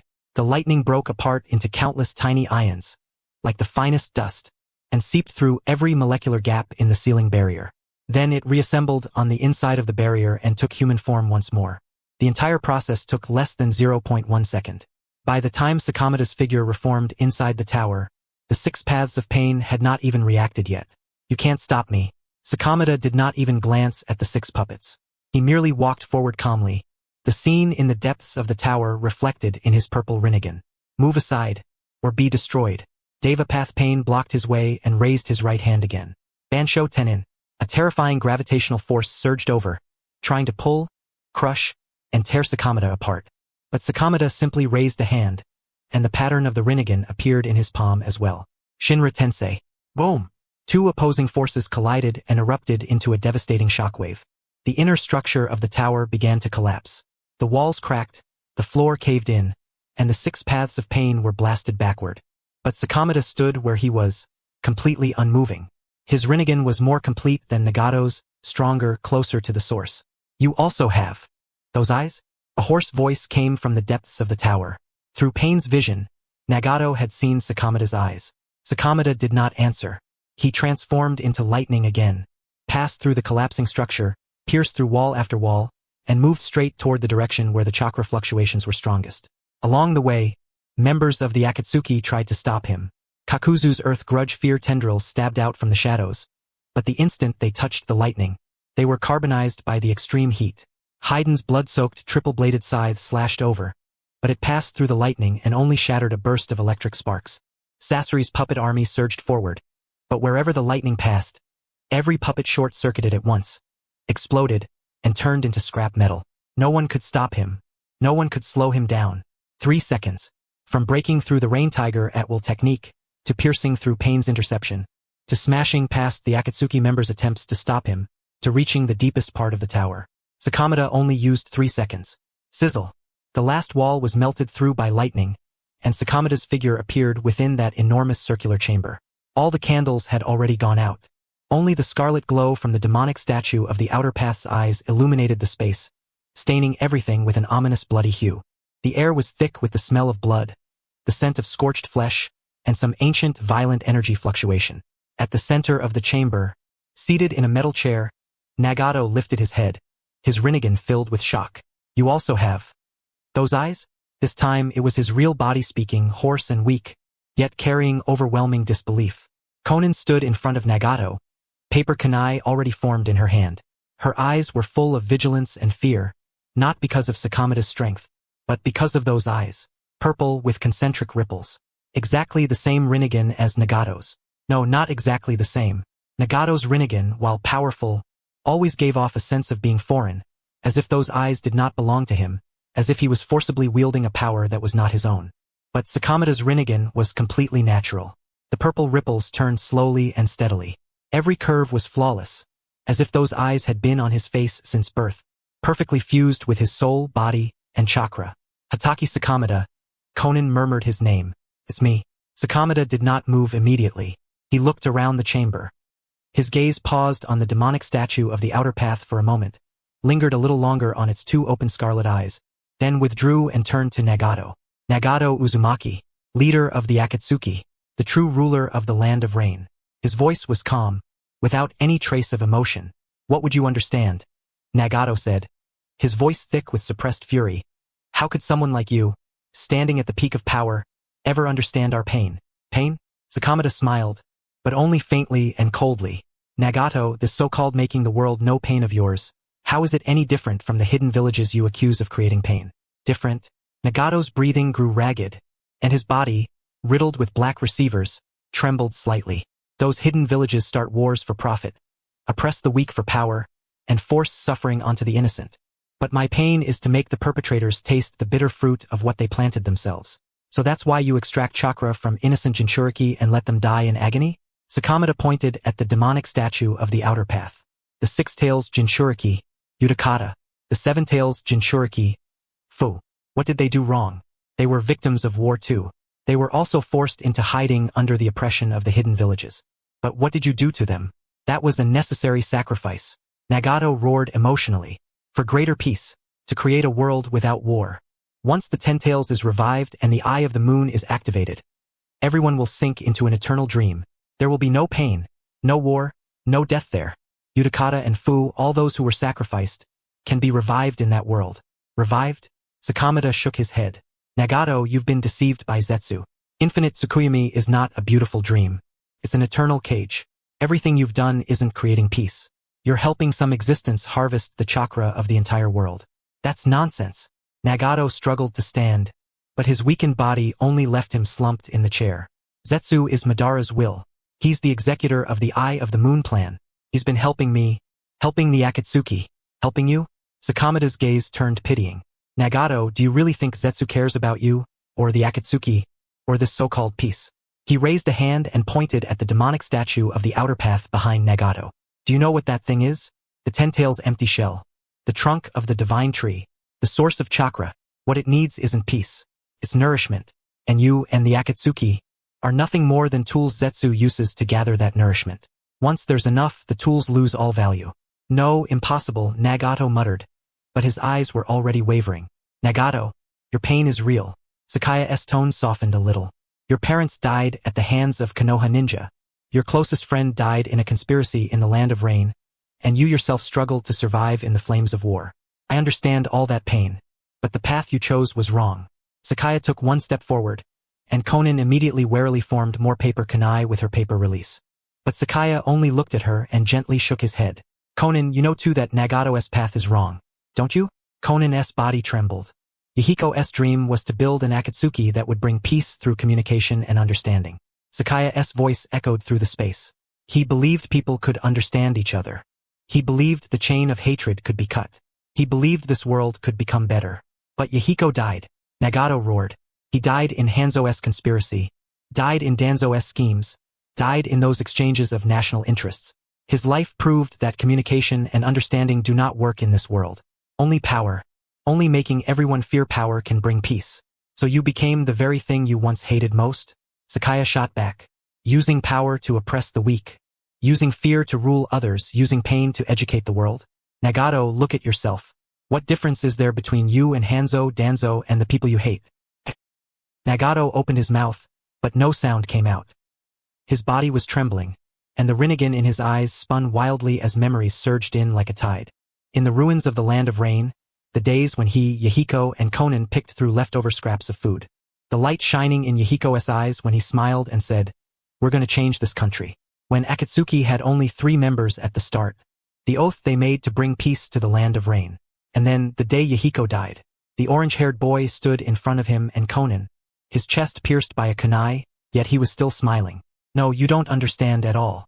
Nagato's voice echoed through the massive circular space, hoarse and weak, yet the obsession in it was like a poison-coated blade, sharp and cold.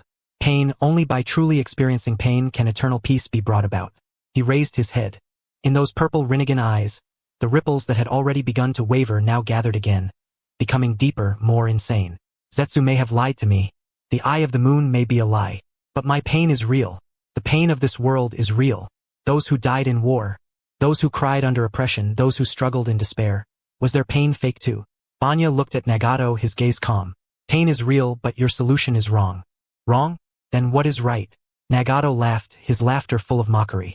Like your Shangyun Pavilion, using power to suppress the 5 great nations. Using force to make everyone bow their heads. Then calling that peace? Cabana, what is the difference between you and the 5 great ninja villages? Aren't you all just speaking with strength? There is a difference, Banya said. The 5 great ninja villages use power to oppress the weak.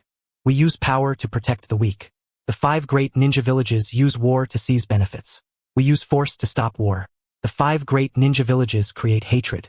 We cut off the chains of hatred. How laughable! Nagato suddenly raised his hand and pointed at Banya. What gives you the right to say you're protecting the weak?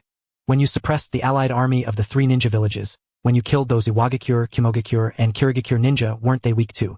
Didn't their people feel pain too? They were soldiers, tools carrying out orders. Banya's voice remained calm.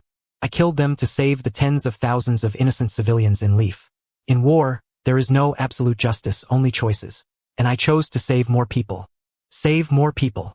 Nagato muttered, repeating the words, a trace of confusion flashing through his eyes. Then if killing a few people could save everyone? If making the world feel pain could bring eternal peace to everyone, that's still isn't something you should do. Banya shook his head. Nagato, you are not a god. You have no right to decide whose pain has more value, or whose sacrifice has more meaning. You're just a person. A pitiful man consumed by pain, blinded by hatred, and misled by lies. Pitiful? Nagato's body began to tremble, not from weakness, but from rage. You call me pitiful? I possess the Rinnegan. I possess the power to change the world. I am this world's savior. You are not a savior. Banya stepped forward, and the ripples in his Rinnegan began spinning faster. You are a patient, and this world's sickness needs the right treatment, not even more intense pain. The instant his words fell, the atmosphere in the space changed drastically. The last trace of hesitation in Nagato's eyes vanished. He slowly raised his withered hand. The black receivers embedded in his body began to glow, and scarlet chakra poured out from the eyes of the demonic statue of the outer path, flowing through the black receivers into his body. Since I can't convince you, then I can only use strength to make you understand.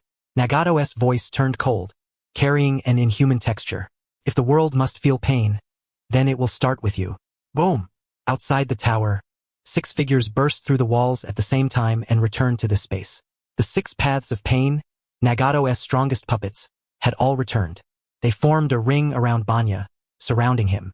Their Rinnegan lit up at the same time, their chakra linking together as one and forming a massive pressure field. The negotiations have broken down. Banya let out a sigh, and the ripples in his Rinnegan spread outward. Looks like I can only beat you awake first. He raised a hand and formed a simple seal. Resounding thunder. Susanoo. Buzz. Golden lightning erupted from Banya's body and shot into the sky. The lightning gathered in the air, took shape, and transformed into the outline of a giant 100 meters tall. It was a complete body Susanoo, but unlike the Susanoo of the Uchiha clan, this one was made entirely of golden lightning. Countless electric snakes danced across its surface. 3 pairs of lightning wings spread out behind it, and in its hand it held a giant sword woven from thunder and flames. Lightning form.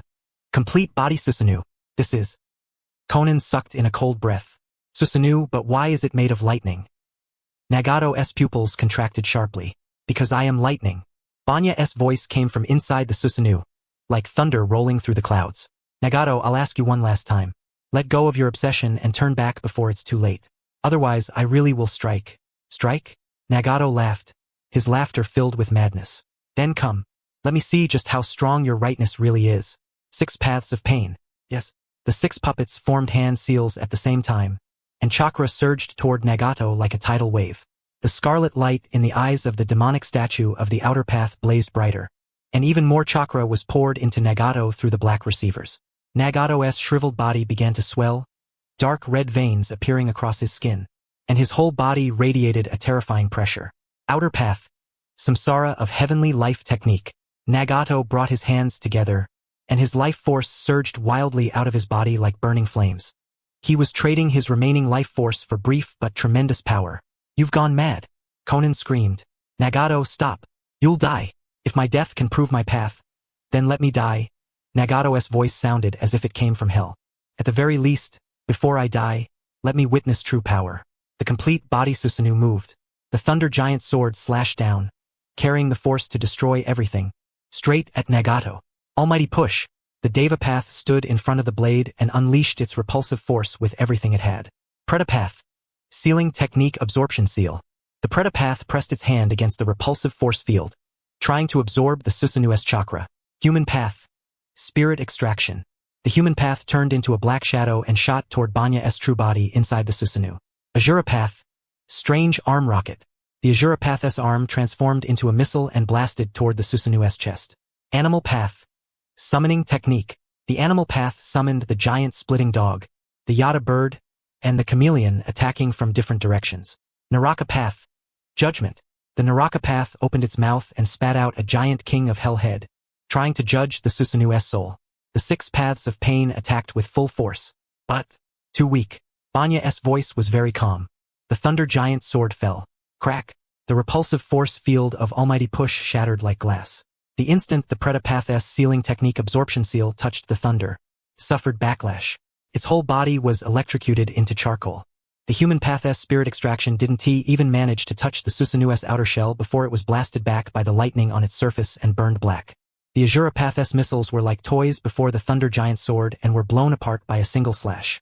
The summoned beasts of the animal path screamed in the lightning and collapsed. The king of hell head from the Naraka path was pierced through by the giant sword of thunder and flame, turning into black smoke and dispersing. One sword strike. Just one sword strike, and the combined attack of the 6 paths of pain was completely crushed. Impossible. Nagato's pupils shook violently.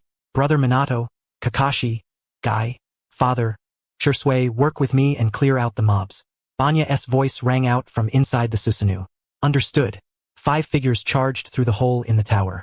At the critical moment, Banya directly used the Rinnegan S-marks and tracking ability to summon over everyone except those still in the land of water fighting Yagura for the final authority. Minato Namikaze, the yellow flash with a flying thunder god kunai in hand.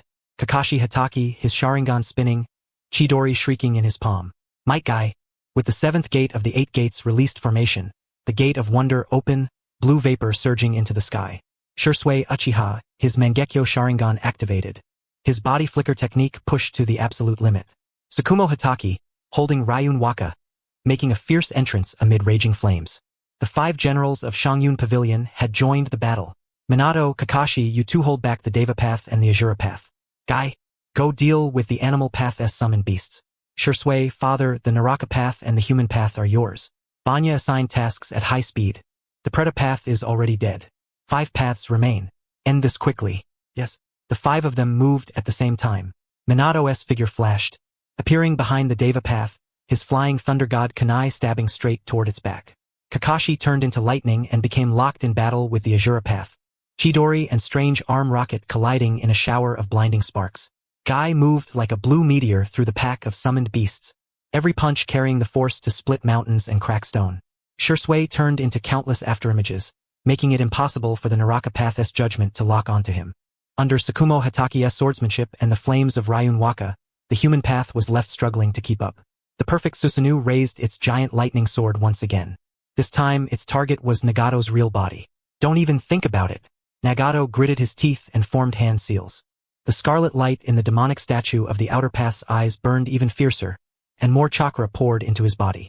He raised a hand, his palm aimed at the Susanoo. Planetary devastation. Precast. A black gravitational sphere condensed in his palm. Although it was only the size of a fist, the gravity contained within it was already causing the surrounding space to warp. Stone, metal, even light itself was sucked into it, compressed, and shattered. So he's using this move, Sakaya's eyes narrowed. Planetary devastation, the Rinnegan's ultimate sealing technique, created a miniature black hole that pulled everything in, sealed it, and ultimately formed a moon-sized prison. In the original story, Nagato had nearly sealed Ninetales Naruto with this technique. But Nagato's condition right now was far too poor. Forcing himself to use planetary devastation would only speed up his death. Kakashi, now! Minato suddenly shouted. Got it. The Mangekyo Sharingan in Kakashi's eye spun madly as his gaze locked onto the Azura Path. Kamui. Space twisted. The Azura Path's head looked as if it had been seized by an invisible giant hand. Twisting, warping, and then, crack! Its head was forcibly twisted off. The Azura Path. Destroyed. Senior Sakumo, Work with me, Shirsue's voice rang out, flowing clouds like fire. The tanto in Sakumo's hand instantly turned into a massive wave of flames, striking the animal path with perfect accuracy. At the same time, Shirsue activated the body flicker technique and appeared behind the Naraka path. The short blade in his hand slashed across. Pucci! The Naraka path's head flew into the air. The animal path and Naraka path were destroyed at the same time. Guy! Finish it! Minato shouted. Seventh gate. Gate of Wonder. Daytime Tiger. Guy turned into a blue tiger and blasted a punch toward Devapath Pain. The Devapath tried to repel it with Shinra Tensei, but Minato's flying thunder god Kanai had already pierced through his chest. The repulsive force field stalled for an instant as it appeared. Boom! Daytime Tiger hit. Devapath Pain. Destroyed. In just 10 short seconds, the 6 paths of pain were completely wiped out. No, impossible. Nagato stared at the puppet wreckage scattered all over the ground, his eyes full of disbelief. My pain. My power. That power was borrowed. Nagato. Sakaya's voice came from within the Susanoo. Borrowed power will never truly be your own. Now, put down planetary devastation. We can still talk. Talk? Talk about what? Nagato laughed, and the sound was bleak. I don't have any bargaining chips left. Pain is gone. The Akatsuki is finished. My body is about to give out too. He lowered his head and looked at the black gravitational sphere in his hand, a trace of resolve flashing in his eyes. But at the very least, let me prove that my pain, my path, was not meaningless. Nagato, don't, Conan screamed, but it was too late. Nagato brought his hands together and slammed that black gravitational sphere hard into his own chest. Outer path, samsara of heavenly life technique, with the last of my life force as the sacrifice. Come forte, Madara Ukia. Rumble. The entire space began to shake. No, not just the entire tower, but all of Amigakure, even the entire land itself was trembling. A giant blue Susanoo burst through the tower and swept across the battlefield in an instant. At its head, Madara Uchiha's wild and overbearing figure could vaguely be seen. Under the power of the samsara of heavenly life technique, this man who had once stood at the peak of an era had finally returned to the ninja world. Minato, take the others and retreat, Sakaya shouted. Understood. Flying Thunder God. Minato's figure flickered through space, taking Kakashi, Guy, Shirsue, Sakumo, and Conan out of the tower and several kilometers away to a safe area. But Sakaya did not leave. The perfect Susanoo stood where it was, golden lightning still burning steadily within the terrifying gravity. The giant lightning sword pointed at the massive blue Susanoo, whose hand was clutching that red-haired man who had already lost consciousness, yet was still burning away his life force. How stubborn! Sakaya let out a sigh. The ripples in his Rinnegan accelerated to the limit. So you finally appeared, Madara. Above Amigakure, the eternally unbroken storm clouds were torn open by a massive gash. Sunlight, rare as it was, spilled down onto this land soaked by endless rain. Yet it was completely overshadowed by the 2 giants rising from the ruins of the high tower. On one side was a 100-meter giant, its entire body wrapped in golden lightning, 6 wings spread from its back, wielding a gigantic sword of thunder and flame. The Thunder Susanoo. On the other side was another 100-meter giant, its entire body a deep azure, holding a blade greatsword and radiating ancient majesty. The complete body Susanoo. The 2 giants faced each other from 1,000 meters apart. Their mere existence alone caused the surrounding space to begin twisting and wailing. The high tower had completely collapsed, and nearly half of Amigakure's buildings had been reduced to ruins by the shockwave from earlier. The surviving villagers and ninja had already fled during the earlier chaos. At this moment, the only ones left on this battlefield were the 2 opposing sides, along with the people of Xianyun Pavilion retreating in the distance. Atop the azure Susanoo's head, a figure slowly stood up. Long black hair danced wildly in the wind. Red armor covered a lean yet powerful body, and a giant war fan was slung diagonally across his back. He raised his head, revealing a young and handsome face, sharp brows, bright eyes, and clear-cut features, with a smile hanging at the corner of his lips that was both cynical and disdainful of the world. His right eye socket was empty and hollow, but the single left eye he had remaining was sharp enough to pierce straight into a person's heart. Madara Uchiha, a legend of the ninja world, the strongest of the Uchiha clan. After he and Hashirama Senju founded Konoha and he faked his death at the Valley of the End, he had lain dormant for decades. And now, he had truly been revived. Heh! Madara let out a soft chuckle. His voice was not loud, yet it spread clearly across the entire battlefield. He rolled his neck, producing a series of crisp cracking sounds, then opened his arms and took a deep breath. Fresh air, real touch, the feeling of being alive. He lowered his head and looked at his open hand, a trace of nostalgia flashing through his eyes. How many years has it been? Ever since my battle with Hashirama at the Valley of the End, I escaped by using Izanagi to fake my death, relying on the demonic statue of the outer path to maintain my life while waiting for a chance to revive. Madara raised his head and looked toward the golden Susanoo opposite him, toward the silver-haired, purple-eyed young man inside it. I didn't expect that the one to wake me up in the end wouldn't be Obito, that useless brat, or Zetsu, that piece of trash, but you, Nagato. His voice suddenly turned cold. Sakaya. 4 years ago, the one who injured Noera at Canopy Bridge, and later suppressed the combined forces of the 3 ninja villages. Thunder. Standing inside the Thunder Susanoo, Aya calmly stared at Madara with his Rinnegan. Madara Uchiha, a legendary ninja, the mastermind behind the Eye of the Moon plan, the true master of the demonic statue of the outer path. Oh, you know quite a lot. Madara raised a brow.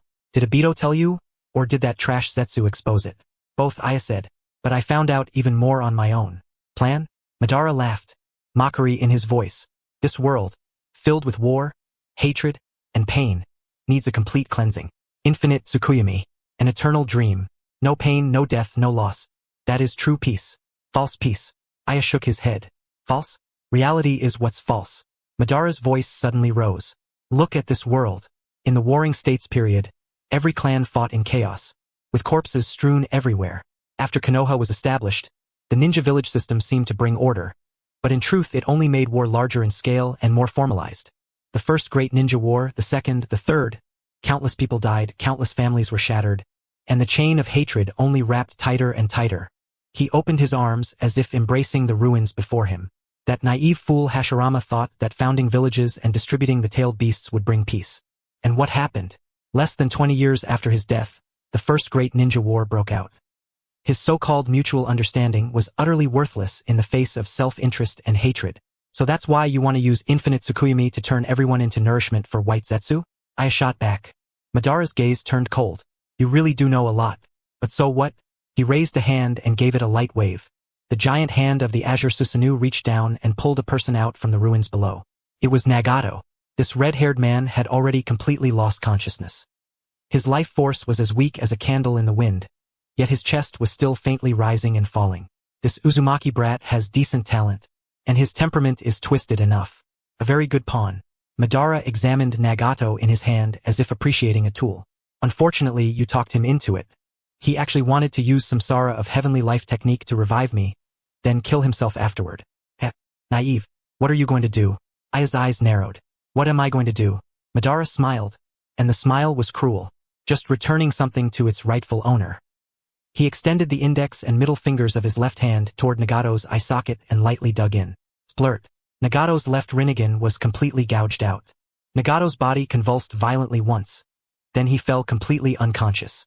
Madara casually tossed Nagato toward the ground like garbage, then played with the Rinnegan in his hand for a moment before nodding in satisfaction. Though it's been used for decades, it's been nurtured quite well. He raised his hand and pressed it into his right eye socket. The eyeball connected with the nerves, and the ripples of the Rinnegan began to spin, echoing with the Rinnegan in his left eye. Madara let out a muffled grunt, his body trembling slightly. Simultaneously possessing both Rinnegan placed a massive burden on ocular power and chakra. Even for a powerhouse like him, he needed time to adjust, but he quickly steadied himself. Then he opened his eyes. A complete pair of purple Rinnegan, ringed with layer upon layer of ripples, had once again gathered on Madara Uchiha's face after decades. Ooh! Madara let out a long breath, and a trace of intoxication flashed through his eyes. Complete power. This is the true Rinnegan. He raised his head and looked at Aya, a playful smile curling at his lips. Then come, Junior. Let me see just how much your Rinnegan that grew out on its own is worth. As the words fell, the Azure Susanoo moved. There were no hand seals, no charging up, just a simple horizontal slash. The blade greatsword tore through the air with the force to split mountains as it hacked toward the golden Susanoo. Good. Aya's eyes sharpened, and the thunder Susanoo swung its sword as well. The lightning greatsword and the blade greatsword collided. Clang! It was like 10,000 giant bells ringing at once. The sound wave turned into a tangible shockwave that spread out madly from the point of impact. The ground was ripped up in a layer of earth dozens of meters thick. The ruins in the distance were further crushed apart, and even the clouds in the sky were shaken loose. The first exchange ended in a draw. Not bad. Excitement flashed through Madara's eyes. To block a sword strike with 70% of my strength. You have the right to make me get a little serious. 70%? I smiled. Senior Madara, boasting isn't a good habit. Whether I'm boasting or not, you'll know once you try. Madara formed hand seals, and the ripples in his Rinnegan spun faster. Would release. Deep forest emergence. The ground split apart, and countless thick trees burst out of the earth. They grew and spread at an astonishing speed, instantly covering the entire battlefield. These trees were no ordinary plants. Every single one was as hard as iron and as flexible as a snake, lashing toward the lightning Susanoo from all directions. Would release. Sakamoto narrowed his eyes slightly, as expected of someone fused with Hashirama-S cells. But he raised a hand, and the 6 wings behind the lightning Susanoo suddenly spread wide. Discharge. 200 million volts. Thunder welcome. Crackle. Golden lightning erupted from the 6 wings, forming a gigantic thunder sphere over 100 meters wide. The thunder sphere rose into the air, and then, boom! The sphere split open, and billions of bolts of lightning poured down like a storm. Every bolt struck a tree with perfect accuracy, blasting it into charred black remains. In just 3 seconds, the newly formed deep forest emergence turned into a scorched wasteland. Your lightning release is pretty good. Madara nodded in praise, but the fighting spirit in his eyes only grew stronger. Then what about this one? His hands formed seals again. Fire release. Majestic destroyer flame. What he spat out was not a fireball, but a sea of flames. The scorching blaze stretched for hundreds of meters like a tidal wave, and the temperature was so high that even the rocks on the ground began to melt. Using fire release against me? Senior Madara? Did you forget something? Sakamoto did not even form hand seals. The lightning Susanoo raised a hand, its palm aimed at the sea of fire. Railgun. Super electromagnetic storm. An invisible electromagnetic field condensed in its palm. Metallic particles in the air were forcefully drawn in and accelerated, turning into countless tiny metal bullets. The bullets were accelerated to the limit within the electromagnetic field, and then whoosh, whoosh, whoosh, the metal storm collided with the sea of fire. Every bullet carried terrifying kinetic force and electromagnetic energy, easily piercing through the flames, shredding and scattering them. Before the metal storm, the sea of fire was like candlelight facing a hurricane, extinguished in an instant. Electromagnetic force. Madara narrowed his eyes. Is this also an application of your special Kekkei Genkai? Interesting. He stopped testing. The Azure Susanoo gripped its sword and raised it high. Massive chakra gathered on the blade, compressing and giving off a heart-shaking fluctuation. I once used the sword to cut through a mountain peak. Madara's voice was calm, but his confidence was as solid as bedrock. And now, I'll use it to cut you down. Perfect Susanoo. Slash. The bladed greatsword came down. Where the edge passed, space itself began to twist and crack, dense black fissures appearing. That was the sign that space itself could no longer bear the power of the strike and was beginning to collapse. Sakamoto took a deep breath. The lightning Susanoo also gripped its sword. Lightning and flame spun wildly along the blade, compressing and fusing together. The 6 wings on its back spread completely, and countless lightning serpents surged out, wrapping around the sword. I haven't named this strike yet. Sakamoto's voice was just as calm. But to cut you down, it should be enough. Lightning Susanoo. Heavenly Thunder Prison Flame Slash. The giant lightning sword met it head-on. Clang! The onlookers could only see the instant the 2 giant swords collided. A white shockwave expanded in a spherical ring, and wherever it passed, every solid substance, rock, metal, trees, buildings, was shaken into the finest powder. At the center of the collision, space completely shattered, revealing a pitch-black void. The void devoured everything around it, then slowly closed again under the world's restoring laws. Both Susanoo slid backward at the same time. The Azure Susanoo took 3 steps back, leaving behind 3 trenches dozens of meters deep in the ground. The lightning Susanoo took 5 steps back, but its footing was steadier, and the ground was scorched black by lightning. An even match. No, strictly speaking, Uchiha Madara was at a slight disadvantage. He had been pushed back 2 steps more. Ha ha ha. Good, good, good. Madara suddenly laughed, and his laughter was utterly unrestrained. How many years has it been since Hashirama died? How many years has it been since I've had such a satisfying battle? Hata Sakamoto, I admit it. You are qualified to be my opponent. That really is an honor. Sakamoto shook his slightly numb arm. The recoil from that strike just now had let him feel the pressure even through the Susanoo. Uchiha Madara truly lived up to his reputation. But the warm-up should be over now. Madara's smile faded, and his eyes turned cold. It's time to get serious. He raised his hand and formed a complicated seal.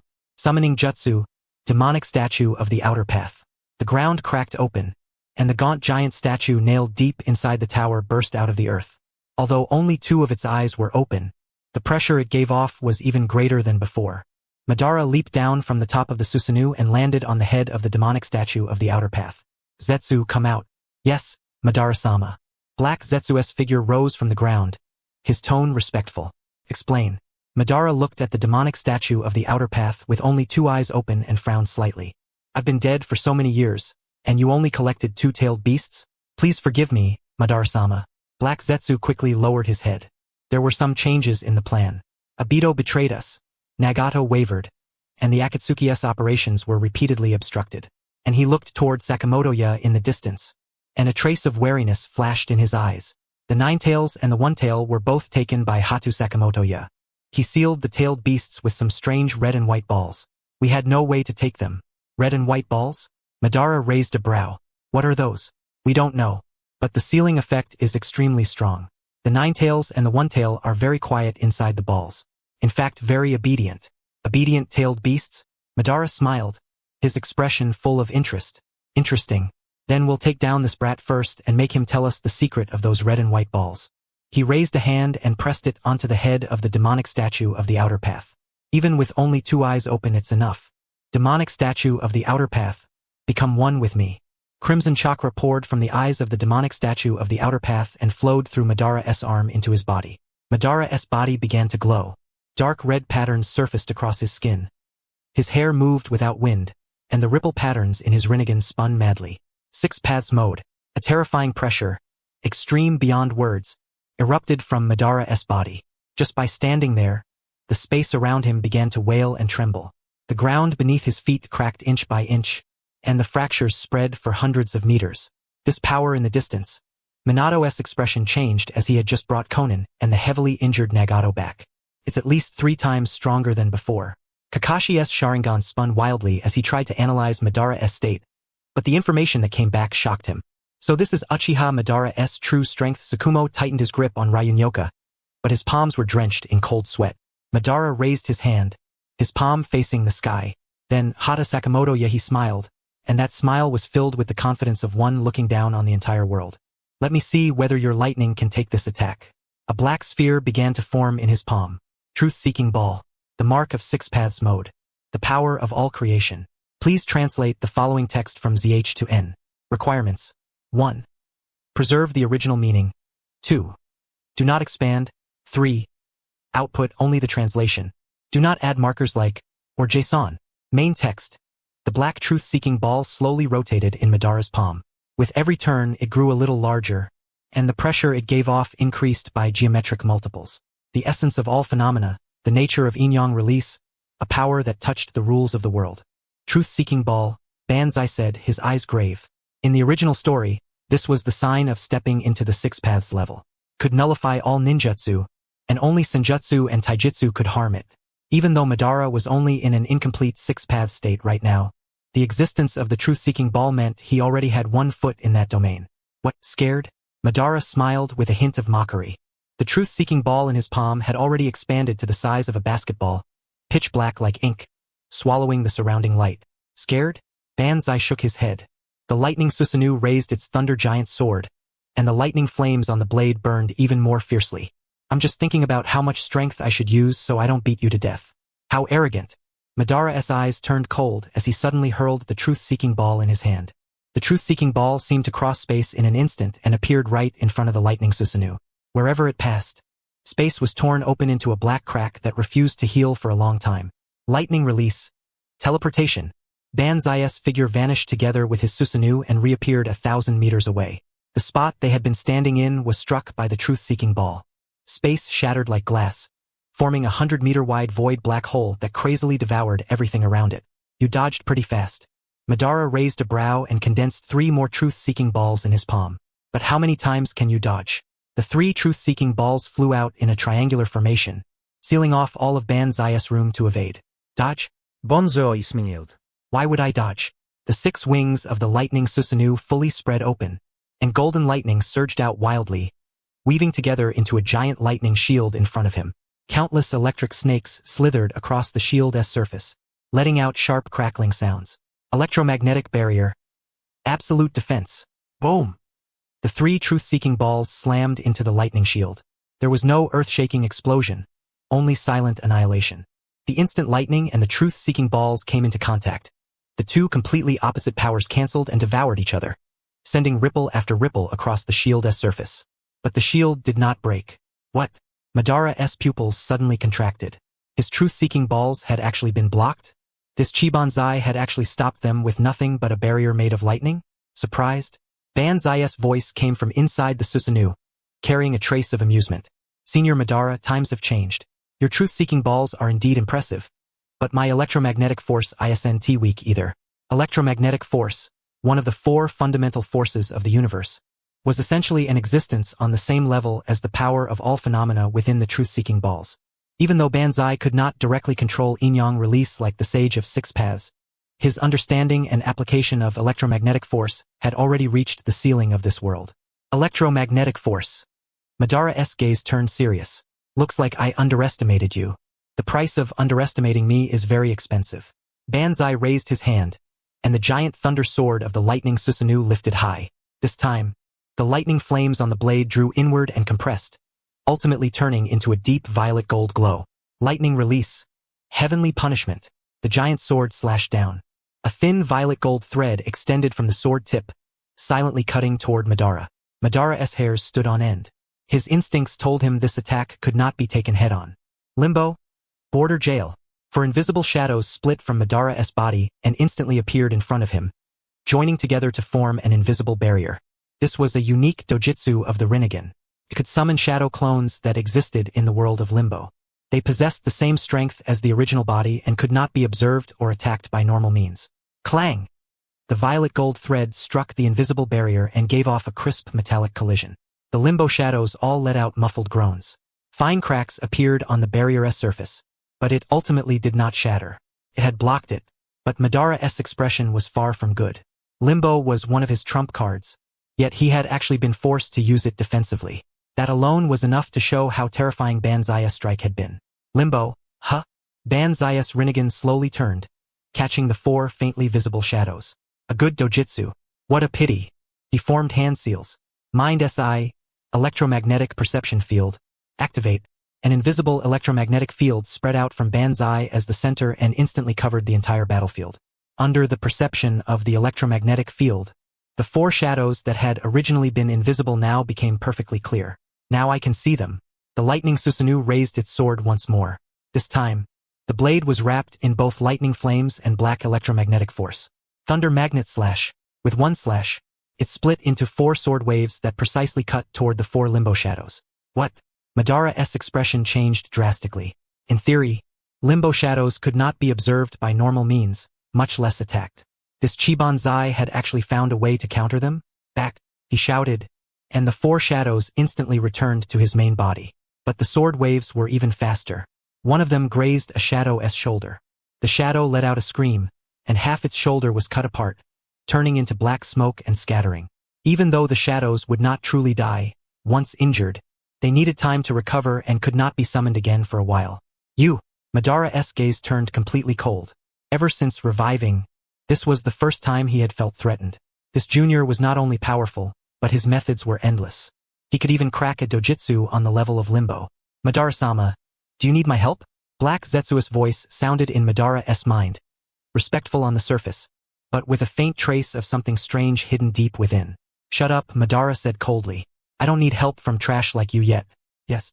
Black Zetsu said no more, but the eyes hidden in the shadows remained fixed on the battlefield, especially on Banzai. The warm-up is over, Senior Madara. Banzai's voice was calm, but the killing intent within it made even the air freeze. Next, I'm getting serious. The 6 wings of the lightning Susanoo shook, turning it into a streak of golden lightning that instantly appeared before the azure Susanoo. The giant thunder sword came down in a head-splitting slash. So fast. Madara's pupils shrank sharply as the azure Susanoo raised its sword to block. Clang! This time, the azure Susanoo was forced back dozens of steps by the slash, plowing deep trenches into the ground beneath its feet. Madara stood atop the Susanoo's head. His body swayed slightly, and a trace of blood spilled from the corner of his mouth. Your Susanu's durability is inferior to mine. Banzai's voice came from within the lightning Susanu, filled with absolute confidence. My Susanu is built on the foundation of the rumble fruit. Lightning itself already possesses overwhelming destructive power and speed. Add electromagnetic force on top of that, and in terms of strength, speed, and defense, it surpasses yours in every way. So what? Madara wiped the blood from his mouth, his fighting spirit burning even stronger. Susanu Isnt, my only trump card. He brought his hands together, and the ripples in his Rinnegan spun wildly. Would release. Flowering tree world advent. The ground split open again. But this time what surged out were not ordinary trees, but countless thick, tangled vines covered in enormous flowers. The blooming flowers on the vines released pink pollen that spread through the air. Poison pollen, huh? Banzai's eyes sharpened. Lightning suddenly erupted from the surface of the lightning Susanu, ionizing and purifying all the surrounding pollen. It's not over yet. Madara sneered. Would release. Would dragon jutsu. Roar. A gigantic dragon burst out from underground. Its body was over 1,000 meters long, covered in hard armor. As it lunged at the lightning Susanu with claws and fangs bared. Would release. Wooden golem jutsu. A giant even taller than the Susanu rose from the ground, clenched its massive fist, and smashed it viciously toward the lightning Susanu. Two would release killing moves, attacking at the same time. Petty tricks. Banzai did not even dodge. The lightning Susanu raised its left hand and aimed its palm forward. Railgun. Super heavy strike. An invisible electromagnetic field condensed in the palm, forcibly compressing metallic particles in the air into a metal sphere with a diameter of 10 meters. The metal sphere was accelerated to the limit inside the electromagnetic field, and then whoosh, the metal sphere turned into a streak of light, instantly piercing through the head. Its momentum didn't slow at all, and it blasted a hole straight through the man's chest as well. The man froze at the same time, then crashed to the ground, reverting into an ordinary head. Not bad power, but too slow. Madara's voice suddenly sounded from behind Banzai. At some point, he had already left the Azure Susanu and appeared behind the Lightning Susanu. He extended the index finger of his right hand. A pitch-black truth-seeking ball condensed at his fingertip and stabbed toward the Susanu's back. Limbo. A Menotajikara. This was one of the Rinnegan's abilities, allowing him to instantly swap positions with a limbo shadow. Madara used this move to deceive Banzai's perception and launch a sneak attack. Got you. A trace of pride flashed through Madara's eyes. But in the next moment, his expression froze. His finger struck empty air. The lightning Susanu had vanished. The entire Susanu turned into pure lightning in an instant, causing Madara's sneak attack to miss. Then the lightning recondensed 100 meters away, taking human form. Banzai's true body stepped out from the lightning, floating in midair as he looked at Madara, a hint of mockery in his eyes. Senior Madara, sneak attacks aren't something a true powerhouse should do. A powerhouse? Madara laughed, his smile a little savage. As long as I win, do the means matter? His hands formed seals, and the ripples in his Rinnegan spun to the limit. Planetary devastation. A black gravitational sphere rose from his palm, ascended into the sky, then rapidly expanded. Terrifying gravity erupted from within it. The ground split apart, countless massive rocks were sucked into the sky, and even the distant ruins began to break apart and rise. That move again? Banzai raised a brow. It was useless when Nagato used it. What makes you think it'll work for you? Nagato? Madara sneered. That brat couldn't even bring out 1/10 of the Rinnegan's power. Is he worthy of being compared to me? He raised his hand high, and the black gravitational sphere swelled madly. In the blink of an eye, it had become a gigantic mass over 1,000 meters in diameter. The gravity was so strong that even light was distorted. The entire ground of Amigakure began to collapse, and buildings were uprooted and dragged toward the black sphere in the sky. This was the true, complete planetary devastation. Now this is interesting. Banzai looked up at the ever-growing black sphere, and genuine seriousness finally appeared in his eyes. He raised his right hand, palm upward.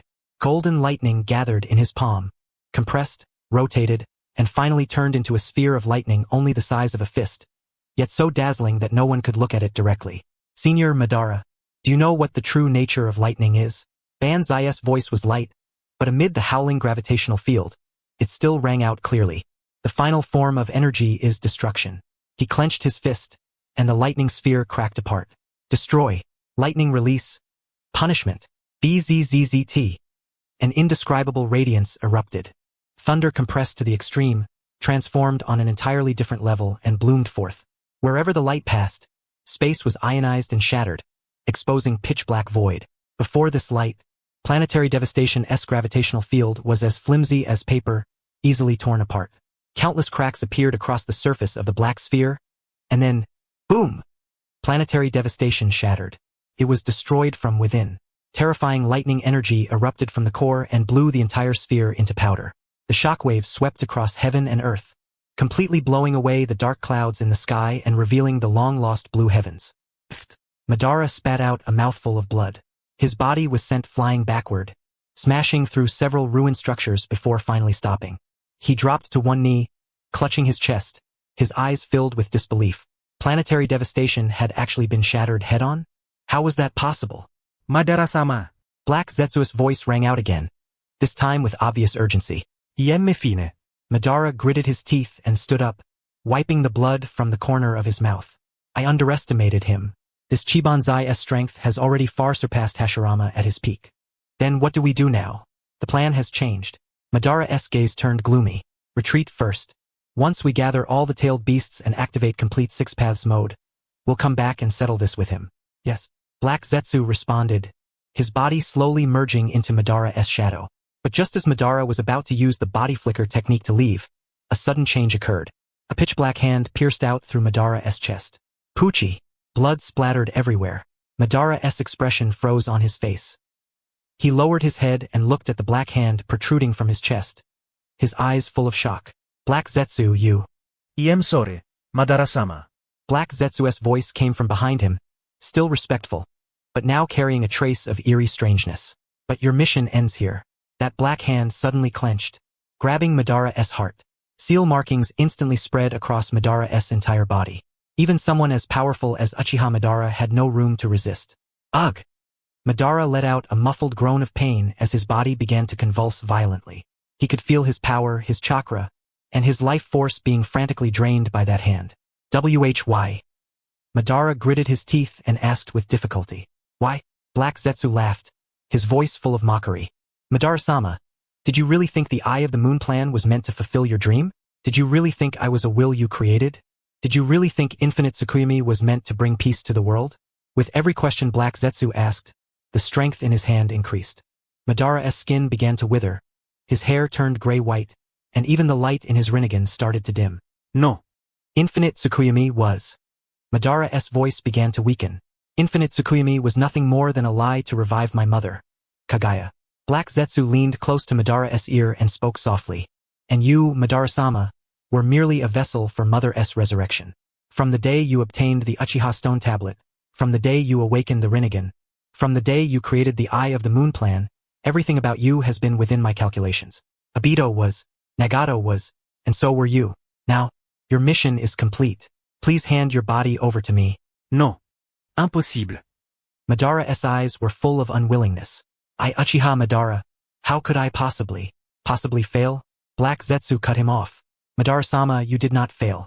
You successfully revived, successfully awakened the Rinnegan, successfully entered Six Paths mode. You already accomplished everything you were capable of. Now please rest in peace. It is time for Mother to awaken. Black Zetsu's hand completely pierced through Madara's chest and grabbed that still beating heart. Then he yanked hard. Poochie. The heart was torn out by force.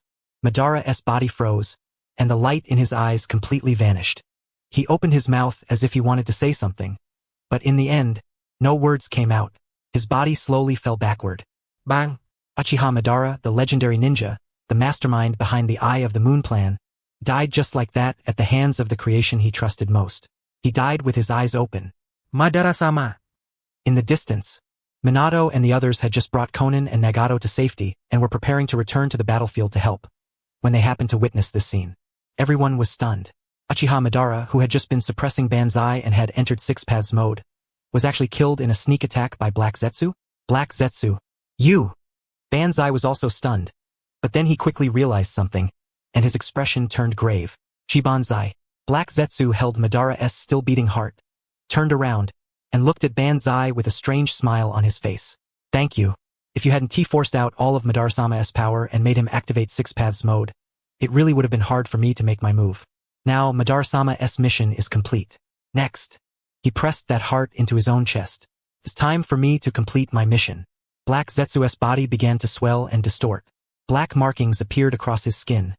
His eyes turned pure white, and a slit opened on his forehead as a blood-red Rinne Sharingan with 9 tomo slowly opened. A terrifying pressure swept across heaven and earth like a tsunami. Mother. Black Zetsu, no, now he should be called the vessel of Kagaya's will, tilted his head to the sky and let out a silent roar. Welcome back. Her moonlight-like long hair draped all the way down to her ankles. Her pure white eyes looked down coldly at the insects below. In the center of her forehead, a blood-red Rinne Sharingan with 9 tomo slowly rotated, radiating a pressure so terrifying it made the soul tremble. She wore a loose white robe embroidered with tomo patterns, barefoot, floating in midair. An absolute, indifferent aura of looking down on mortals silently spread from her body. Kagaya, the ancestor of chakra, the incarnation of the divine tree, the source of all chakra, the creation and end of the ninja world, had descended upon the present world in her complete form. Mother. Black Zetsu's voice came from within Kagaya's body, carrying wild joy, worship, and endless loyalty. You finally returned. Kagaya did not respond. She merely lowered her head slowly, and those pure white Byakugan locked onto the only person still standing on the battlefield, Sakaya Hatake. Then she spoke. Her voice was ethereal and distant, as if it came from above the 9 heavens, yet also seemed to ring directly in the depths of the soul. You, who stole my chakra, thief. Her voice was calm, but the killing intent within it made the temperature of the entire world drop by several degrees. My descendants, Madara, Hashirama, and all the shinobi in this world, the chakra they possess originally belonged to me. And now, not only have you stolen my chakra, you have also harmed my descendants and obstructed my return. Kagaya slowly raised her right hand, palm upward. A pitch-black sphere, as if capable of devouring all light, condensed and expanded in her palm. You should be executed. Expanded truth-seeking ball. Boom! The black sphere instantly swelled, from the size of a fist to the size of a house, then to the size of a mountain peak, and finally into a gigantic black sphere over 1,000 meters in diameter, blotting out the sky and sun. The expanded truth-seeking ball. The ultimate 6 paths secret technique. A world-destroying art capable of completely erasing all matter, energy, and even space itself into nothingness. At this moment, that black sphere of destruction was slowly pressing down toward the ruins of Amigakure below. Wherever it passed, space itself was wiped away, leaving behind pure, deathly void. The ground vanished soundlessly, as if it had never existed. Even light was swallowed, plunging the entire battlefield into a strange, absolute darkness. Minato, get everyone out of here, Sakaya shouted sharply. Understood. Minato Namikaze's figure instantly appeared beside Nagato and Konan. One was unconscious and on the brink of death, while the other was heavily injured and powerless. They were the most vulnerable people present. Flying Thunder Formation. Minato formed hand seals, and his specially made Flying Thunder God Kunai formed a ring around him. Spatial ripples spread as he prepared to directly teleport the two of them back to Rorin. Sarah was there guarding the ley line, and perhaps she could keep them alive. But, buzz! The Flying Thunder God formula had only just lit up before it suddenly went out. Minato's expression changed. No good. The yin-yang release nature of the truth-seeking ball is interfering with space-time. Flying Thunder God has failed. What? In the distance, Kakashi, Shursui, Sakumo, and Guy all had their expressions change. Flying Thunder God was their fastest means of escape. If even that had failed, then how were they supposed to run? Run. Sakumo made the decision instantly. Guy, take Konan. Shursui, take Nagato. Kakashi, you and I cover the rear. Minato, provide mobile support. Understood. The 4 moved immediately. Guy grabbed Konan in one arm, opened the 6th gate, and shot into the distance like a bolt of blue lightning. Shursui carried Nagato on his back. His body flicker pushed to the limit. Sakumo and Minato spread to the left and right, warily staring at the black sphere descending from the sky. But the speed at which the expanded truth-seeking ball was growing was even faster than they were. Although the black sphere looked like it was descending slowly, that was only an illusion caused by its enormous size. In reality, it was falling at terrifying speed. In just a few seconds, it had already descended to less than 100 meters above the ground. The shadow of destruction covered everyone. There's no time, Minato gritted out, trying Flying Thunder God again, but the formula still would not activate. We can only use that, Kakashi said, looking toward Shursui. Their eyes met, and they reached an understanding in an instant. Senior Sakumo, Teacher Minato, cover us for 3 seconds. Kakashi shouted as he formed hand seals. In his left eye, That Mangekyo Sharingan began spinning like mad. Kamui. Kakashi focused all of Kamui's power onto the surface of the expanded truth-seeking ball. What he wanted to do was create a tiny, localized distortion in the spatial structure on the ball's surface. Shursui. Understood. Kodo Amatsukami. Now. Kakashi roared, blood streaming from his left eye. Kamui. On the surface of the fully expanded truth-seeking ball, the space there showed a brief, nearly imperceptible wrinkle, like a stone dropped into still water. Even if the stone was tiny, the ripples would spread. Floating high in the sky, a nearly undetectable flicker passed through Kagaya's pure white eyes. She felt that her control over the expanded truth-seeking ball had become sluggish for an instant. Though it lasted only a moment, for a being at her level, a moment of abnormality was already enough to arouse vigilance. And in that instant, electromagnetic force, gravity field reversal, Sakaya made his move. He pressed one hand downward, his palm aimed at that giant black sphere. Golden lightning surged madly from his body, constructing a massive electromagnetic field. Electromagnetic force could produce gravity, and it could also produce repulsion. And at this moment, what Sakaya wanted to do was use electromagnetic force to create, beneath the expanded truth-seeking ball, a gravity field opposite to the ball's own gravity. Simply put, he was going to push the truth-seeking ball upward. Still not enough. Sakaya gritted his teeth, the ripples in his Rinnegan rotating to their limit. The repulsive force produced by electromagnetic force alone was not enough to completely alter its trajectory. Then I'll add another push. Rinnegan. Chibaku Tensei. Reverse. Sakaya raised his right hand, his palm aimed at the sky. A tiny black gravity sphere condensed in his palm, then shot upward. Gravity field. Stacked overlay. The repulsive field created by electromagnetic force, combined with the reverse gravity field from the Rinnegan's Chibaku Tensei, finally caused the giant black sphere that covered the sky to slow its descent. It began to rise, though slowly, though with great difficulty, though every meter upward consumed a vast amount of chakra and mental energy. The expanded truth-seeking ball was indeed moving upward. You dare. High in the sky, Kagaya's eyes finally showed a trace of change. It was anger. A mortal insect actually dared resist a god? Actually dared interfere with her judgment? She raised her hand and lightly pointed at Sakaya below. All-killing ash bones. A gray-white bone spike shot from her fingertip, instantly crossing space as it pierced toward Sakaya's forehead. This was a killing technique that turned anything it touched into dust. Even a six-paths body could not resist it. Electromagnetic barrier. Sakaya did not even turn around. Lightning around his body automatically condensed, deflecting and knocking away the bone spike the instant it made contact. But the annihilation power carried by the spike still made the electromagnetic barrier ripple violently, nearly shattering. TCH. A trace of blood spilled from the corner of Sakaya's mouth. Maintaining both the electromagnetic field and Chibaku Tensei at the same time, while also dividing his focus to defend against Kagaya's attacks, was an enormous burden on him. But he could not stop. The expanded truth-seeking ball had only risen less than 300 meters. It was still far from a safe altitude. If he stopped now, the truth-seeking ball would fall again. And when that happened, not only Amigakure, probably half the land of fire would be reduced to nothingness. Minato, Kakashi, Shursui, Senior Sakumo, Guy, Sakaya shouted through gritted teeth. Buy me 10 seconds. Just 10 seconds. Understood. The five of them instantly understood what Sakaya was trying to do. He wanted to push the expanded truth-seeking ball to a high enough altitude. High enough that even if it exploded, it would not cause catastrophic damage to the ground. For example, beyond the atmosphere. I'm going in. Minato's figure flashed, appearing on Kagaya's left side. The flying thunder god kunai in his hand turned into a golden flash as it stabbed toward her back. Insect. Kagaya did not even turn around. Her long hair behind her automatically extended, transforming into sharp spears that stabbed toward Minato. Minato dodged with body flicker, but more hair spears came from all directions, forcing him to retreat again and again. Leaf-strong whirlwind. Guy's figure appeared on Kagaya's right side, his leg kicking toward her temple. But Kagaya simply raised her left hand and lightly blocked it.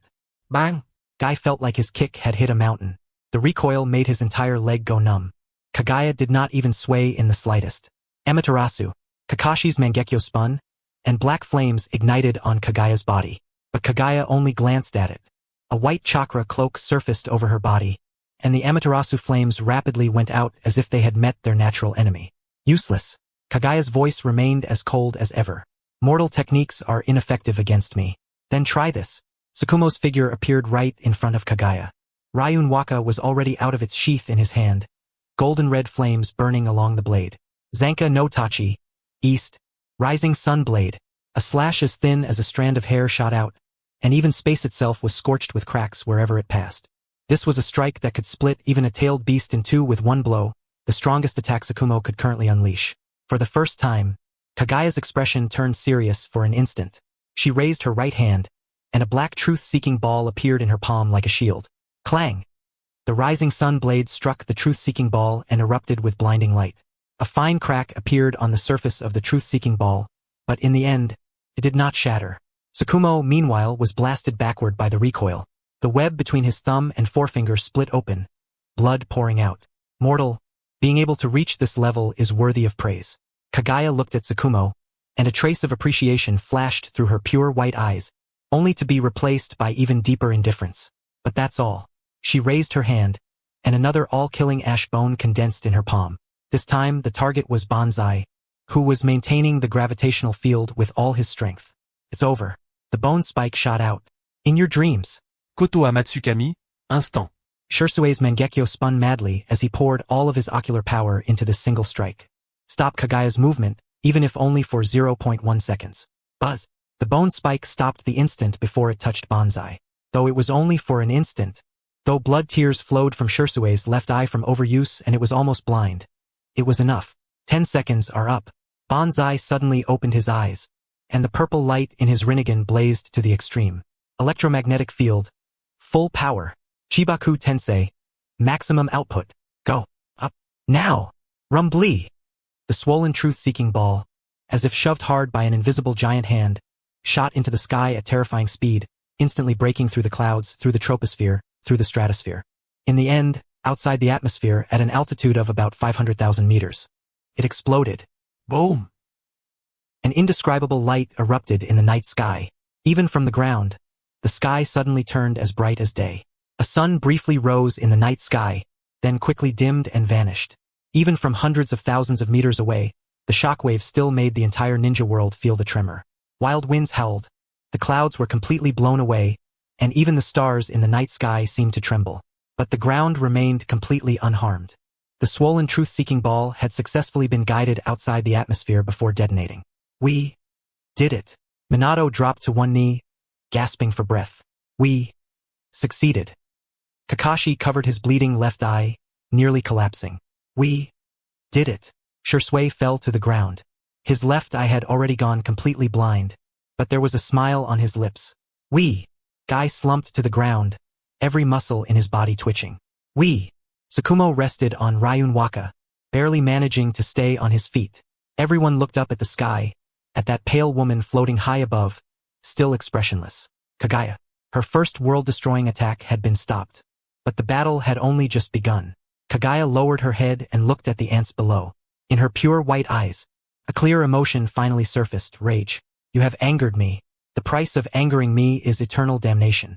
Kagaya's voice echoed through the night sky, ethereal and cold, yet filled with the pure fury of a god offended by mere insects. She no longer looked at the panting, battered mortals below. Instead, she slowly raised her hands, palms facing each other, loosely clasped before her chest. The blood-red nine-tomo Rinne Sharingan on her forehead shone brightly. Amanamanaka, the space where everyone stood was swapped in an instant. The eternal rain of the land of rain, the ruins, the smoke of war, the night sky, every familiar sight peeled away and vanished like a faded painting. In its place came blinding crimson, surging dark gold, and a terrifying heat that rushed straight at them, so intense it almost seemed capable of burning even their souls to ash. Lava space, an endless sea of crimson magma roiled and roared beneath their feet. Dark golden bubbles burst without end, spewing sulfur and poisonous smoke. The sky was a burning dark red, with no sun, moon, or stars. Only heavy, churning clouds that looked as if fiery rain could pour from them at any moment. The air itself warped. Every breath scorched their throats, and everywhere they looked, even space itself shimmered faintly under the extreme heat. Ugh! The first to suffer was Might Guy. He was already in an overloaded state from opening the seventh gate. Thrown without warning into this lava world of over 1,000 degrees, even with chakra protecting him. The skin on his body instantly blistered from the heat, and steam hissed from him. Guy! Minato reacted at once. flinging out several flying thunder god kunai that precisely nailed themselves into a few black rocks that had just risen from the magma beneath Gaia's feet. Step on them. Thanks, Minato-sensei. Enduring the searing pain, Guy barely managed to land on the rocks. But the rocks themselves were scorching hot, forcing him to constantly wrap chakra around the soles of his feet. Sakumo-senpai, watch the left side, Kakashi shouted, covering his bleeding eye. A surge of magma crashed in from the left like a giant wave, so hot that even the air crackled explosively. Flowing cloud dance, Sakumo swung his blade, and a slash of golden-red flaming sword light cut out, splitting the incoming magma wave right down the middle. But even split apart, the magma turned into a rain of fire that forced everyone into a miserable scramble to dodge. This place. Shursui leaned against a relatively larger floating rock. His only remaining right eye scanning the surroundings with caution. His left eye was already ruined. His strength had fallen, and in this extreme environment, that made things even more dangerous. This is her world. Banaya's voice rang out. He floated in midair, his body covered in a solid layer of golden lightning that sealed out the heat. But his expression was even graver than before. Amanamanaka, the supreme dojutsu granted by the Rinne Sharingan. It can exile designated targets into other spaces in an instant. Lava, ice field, acid, gravity, sand. She has at least 6 of these root ball spaces, and we were thrown into the lava one, the most advantageous for her. Minato gritted his teeth. Sweat seeped out at his temples, only to evaporate instantly. We have to leave this place as soon as possible. Otherwise, she won't even need to act. This environment alone will wear us to death. As if responding to his words, that pale figure appeared once more above the center of the roiling magma sea. Kaguya still floated there, her wide white robe unmoving despite the heat waves.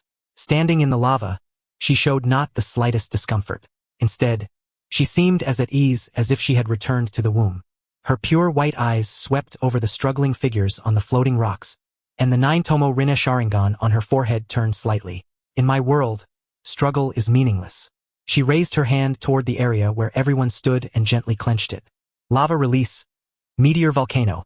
Rumble, rumble, rumble, rumble. The magma sea below suddenly boiled over as hundreds of enormous lava pillars shot into the sky. Each one was dozens of meters thick, carrying a world-destroying force as they bombarded the Group S position without discrimination. Spread out. Benaya shouted sharply as his hands formed seals. Swift Thunder Mode. Lightning Domain. BZZZT. Centered on Benaya, a spherical lightning domain with a radius of 100 meters expanded in an instant. Inside the domain, golden lightning moved wildly like the most loyal of guards, weaving together as it ionized, shattered, and vaporized every lava pillar that crashed into it. But outside the domain, more lava pillars were still bombarding everything. Minato, Kakashi, Sakumo, Shursui, and Guy could only dodge and defend with all their strength, looking utterly miserable. This one T-work. Minato threw out another flying thunder god kunai, pinning it into a floating rock farther away as he barely avoided a lava pillar that brushed past him. We're burning through chakra way too fast. And he looked toward Benaya at the center of the domain. Maintaining such a large lightning domain while also resisting the environmental erosion of the lava space meant Benaya's consumption was definitely the greatest. We have to leave this space. Kakashi twisted away a mass of magma flying toward him with Kamui, breathing heavily. Minato-sensei, can flying thunder god move across dimensions? In normal space, yes. But this is her root ball space. The structure here is completely different, and it's anchored by her power. Minato shook his head. If we force a breakthrough, we might get lost in the spatial turbulence. Then, reverse targeting. Benaya's voice came through the lightning, filled with resolve. What? Everyone froze. Amanamanaka exiled us into this space. So in theory, there should still be a faint connection between us and the original world. Banaya sa rinegan spun madli. Trying to catch that nearly non-existent coordinate belonging to the fundamental origin of the ninja world. Kagaya's core should be that root ball space, the center of all the subsidiary spaces, and the place where her power is most concentrated. If we can enter the root ball space, we might have a chance to break this cage, and maybe even find her weakness. How do we do it? Sakumo asked as he split apart another lava pillar with a slash. We need a concentrated burst of space-time power. Benaya looked at Minato and Kakashi. Brother Minato, Kakashi, pour all of your space-time power, all of your flying thunder god coordinates, all of your Kamui distortion into me. What are you trying to do? Minato's heart tightened. Using my Rinnegan's understanding of Ameno Tajikura and Yamatsu Hirosaka as the foundation, and combining it with your coordinates and distortion force, I'll forcibly tear open a crack in the space barrier that leads to the root ball space. That's too dangerous, Shui shouted. If you take in two different kinds of space-time power at the same time, your body and soul could be torn to pieces. It's still better than being worn to death here. Benaya gritted his teeth. The lightning around his body flared even more fiercely, but his face also turned a shade paler. Maintaining the lightning domain was costing him too much. There's no time to hesitate. Kagaya 1T, give us a second chance. Brother Minato, Kakashi, do you trust me? Minato and Kakashi exchanged a glance. Shin, then begin. Minato formed hand seals, and golden chakra surged up from his body like burning flames. He closed his eyes and turned his lifelong understanding of flying Raijin, his spatial perception, and his coordinate-locking ability into the purest stream of information, transmitting it to Sakuya without holding anything back through their chakra link. Flying Raijin, coordinate infusion. Kakashi's left eye opened once more. Even though blood was already pouring down, even though his vision was blurred. Kamui, too vast, exquisite, yet completely different spatial powers poured into Sakuya's body like a breached flood. Ugh! Sakuya's body trembled violently. Fine cracks appeared across his skin like fractures in porcelain. Blood seeped out from his eyes, nostrils, ears, and the corners of his mouth at the same time. Bearing the infusion of two top-tier space-time powers at once, even with his Sage of Six Paths level physique and soul, he was on the verge of collapse. But his Rinnegan shone with shocking brilliance. The purple ripple spun faster than ever before, analyzing and integrating the incoming power. The rules of the Rinnegan Esameno Tajikura and the authority of Yamatsu Hirasaka, under the fuel of Minato and Kakashi's power, were being frantically deduced, colliding, and merging. Found it. Sakuya spoke hoarsely. In his eyes was a scene ordinary people could never see, on the barrier of the lava dimension, scorching, chaotic, and completely covered by Kagaya's power. That's the spot. Open for me! Sakuya suddenly clapped his hands together in front of his chest, then viciously tore them apart to both sides. Rinnegan. Heavenly gate open. Ryup! The crimson sky of the lava dimension was forcibly torn open with a crack. It formed an unstable gate, its edges constantly writhing and repairing themselves, with chaotic gray energy flowing inside. On the other side of the gate, a barren, deathly silent, strange space filled with countless floating black cubes could vaguely be seen. The beginning ball dimension. We did it. Guy cried out in surprise. Go! Sakuya roared, more blood spilling from his mouth and nose. Forcibly tearing open a spatial gate had cost him even more than he had imagined. I can't hold it much longer. Minato-sensei, take Shui and Guy first. Father and I will cover the rear. Kakashi made the decision instantly. Understood. Minato's figure flashed repeatedly. With one hand, he grabbed the nearly exhausted Shui, and with the other, he grabbed Guy, turning into a streak of golden light as he rushed toward the unstable spatial gate. Kagaya 1T let us leave so easily. Sakumo stood in front of Sakuya. Ryun Waka's tip pointed straight ahead. Sure enough, the moment the spatial gate was torn open, Kagaya, who had been coldly watching all along, finally became truly enraged. You dare. Lay your hands on my core. Killing intent boiled in her pure white eyes, and the 9-tomo Rinne Sharingan on her forehead blazed with blood-red light. She raised her hand directly at the spatial gate, and at the people before it. Extreme truth-seeking ball. Rapid fire. 3 pitch-black truth-seeking balls, each the size of a basketball, instantly condensed in her palm. Then, in a triangular formation, carrying an aura that could annihilate everything, they shot over violently. Kakashi, Sakumo-senpai. Go! Minato's voice came from inside the gate. He had already safely delivered Shui and Guy inside. You go first. Sakumo shouted lowly. The golden-red flames on Ryun Waka suddenly contracted, all condensing into a single point at the tip of the blade. Zanka no Tachi. West, Zanjitsu Goki. He had actually turned his strongest defensive technique into an all-or-nothing piercing strike. His whole body became a golden-red meteor as he fearlessly charged toward the 3 truth-seeking balls. Father. Kakashi's eyes nearly split apart. Kakashi, take Sakumo-senpai and go. That's an order. Sakuya's voice carried unquestionable resolve. His body, maintaining the spatial gate, had already started to sway. Kakashi gritted his teeth. His Mangekyo spun, his gaze locking onto Sakumo as he charged toward the truth-seeking balls. Kamui. Space twisted, and in the instant before Sakumo was about to collide with the truth-seeking balls, he was forcibly transferred to the front of the spatial gate. Go! Kakashi grabbed the still-stunned Sakumo and dragged him into the gate. In the end, only Sakuya remained, floating before the spatial gate that had begun to fluctuate violently and shrink. Facing by himself the three truth-seeking balls now right before him, and behind them, the pale woman whose killing intent had already become almost tangible. Insect, you are going nowhere. Kagaya's voice was ice-cold to the bone. Then let us see about that.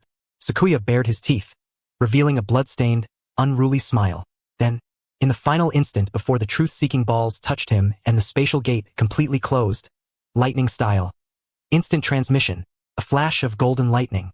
Sakuya's figure vanished from where he stood. The three truth-seeking balls crashed into each other and silently annihilated everything, turning that patch of space completely into nothingness. At the same time, the unstable spatial gate fully closed and disappeared. The lava dimension returned to dead silence. Only the rolling magma remained, and Kagaya floating in midair, her pure white eyes coldly staring at where the gate had vanished. Escaped into my core? She slowly raised her hand and touched the 9-tomo Rinna Sharingan on her forehead, still faintly hot. You seek death. The pale figure slowly sank into the sea of lava and vanished from sight. In the beginning ball dimension, on the barren and deathly silent ground, several battered figures appeared out of nowhere and fell hard to the ground. Cough, cough. Minato was the first to climb up, warily scanning the surroundings. The sky was an eternal dark gray, as if solidified slabs of lead were pressing down heavily. There was no sun, moon, or stars. No shifting wind or clouds. Only endless, deathly gray silence.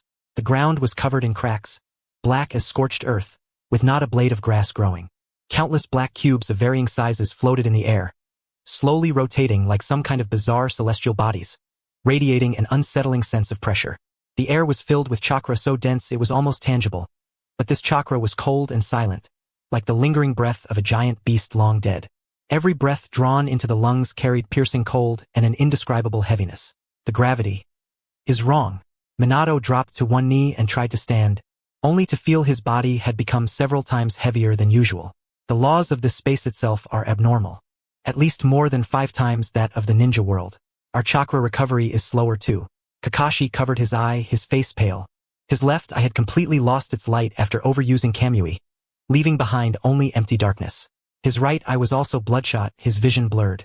Is this space absorbing our chakra? It's more than just chakra. Sakuya sat down cross-legged on the ground. The golden lightning on the surface of his body had already grown weak, but it still flickered stubbornly, resisting the erosion of the space. His Rinnegan turned slowly, analyzing the essence of this dimension. This entire space itself is part of Kagaya's tree. Just by breathing here, by existing here, our life force is constantly being extracted and converted into her power. It's basically a giant living sacrifice altar. Sakumo leaned on Ryun Waka, breathing heavily. That final strike in the lava dimension had almost exhausted all his chakra, and even the flames on the blade had dimmed considerably. Then what do we do? Guy forced himself to stand.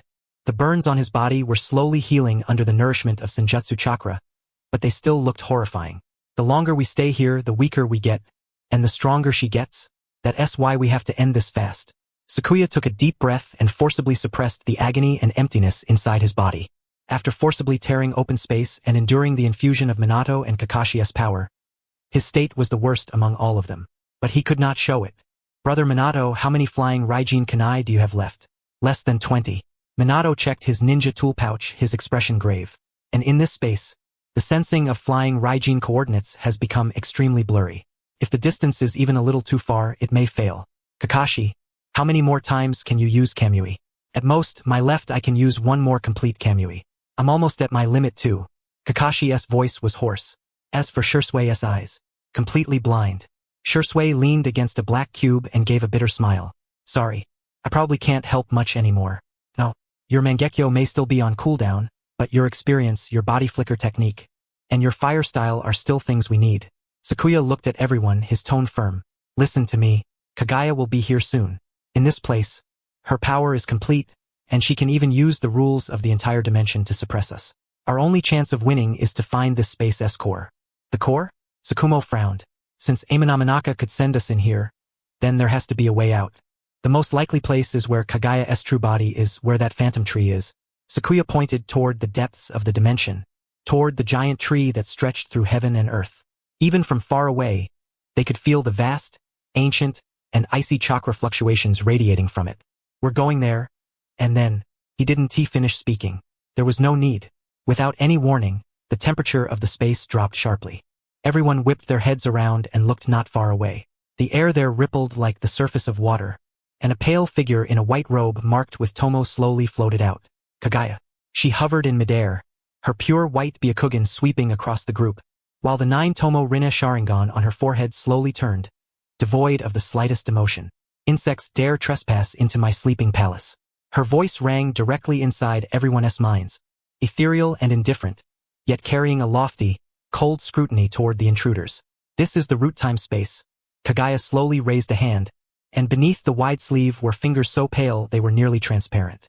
It is my garden where the tree took root, the source of all chakra, and also the place of your burial. The instant her words fell, boom! An unimaginable gravity, like an invisible mountain range, crashed down onto every single person. Ugh! Guy was the first to fail under it. His knees buckled, and he nearly dropped to the ground. He was already badly injured, and now, under gravity several times stronger than the lava dimension S, every bone in his body groaned under the burden.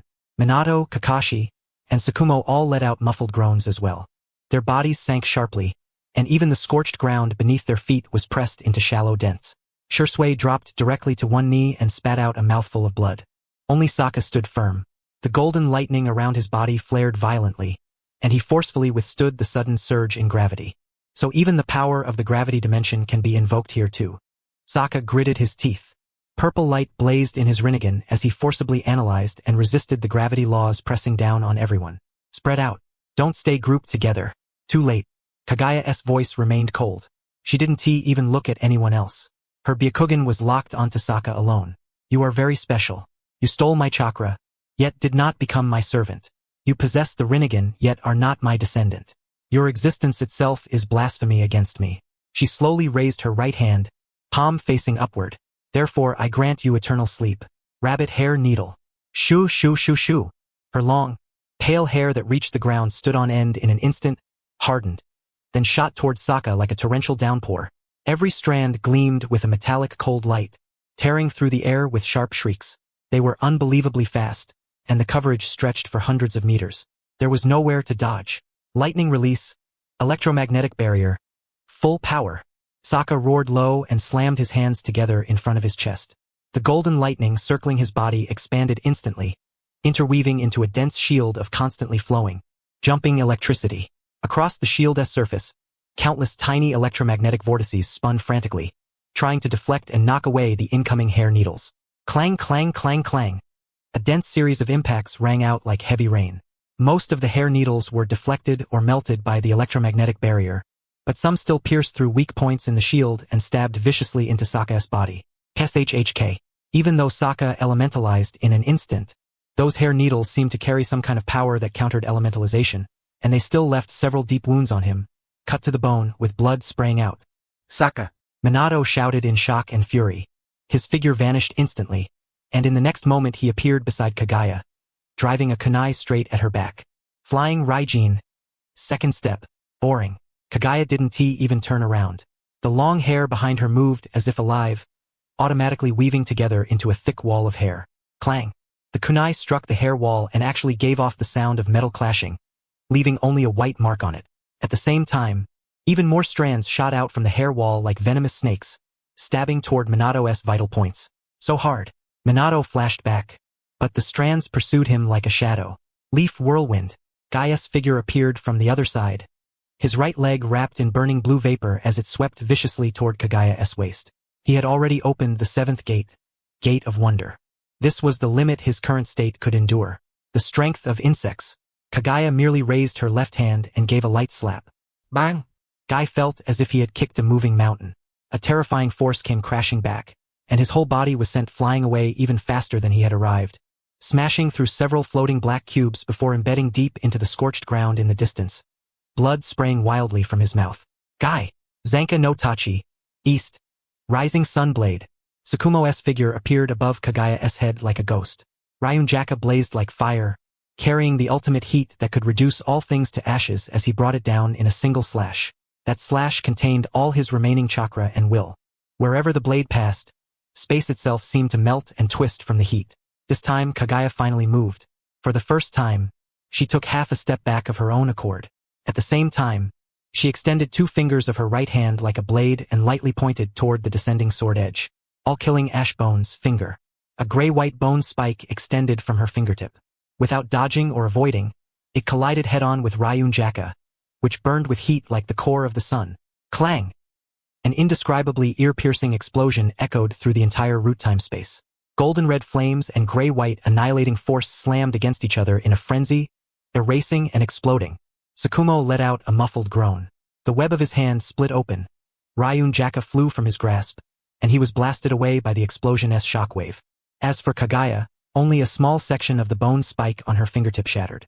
Her body swayed once, then steadied. The skills of mortals end here. She looked at Sakumo, who had been blown away, and a trace of impatience flashed through her pure white eyes. It is over.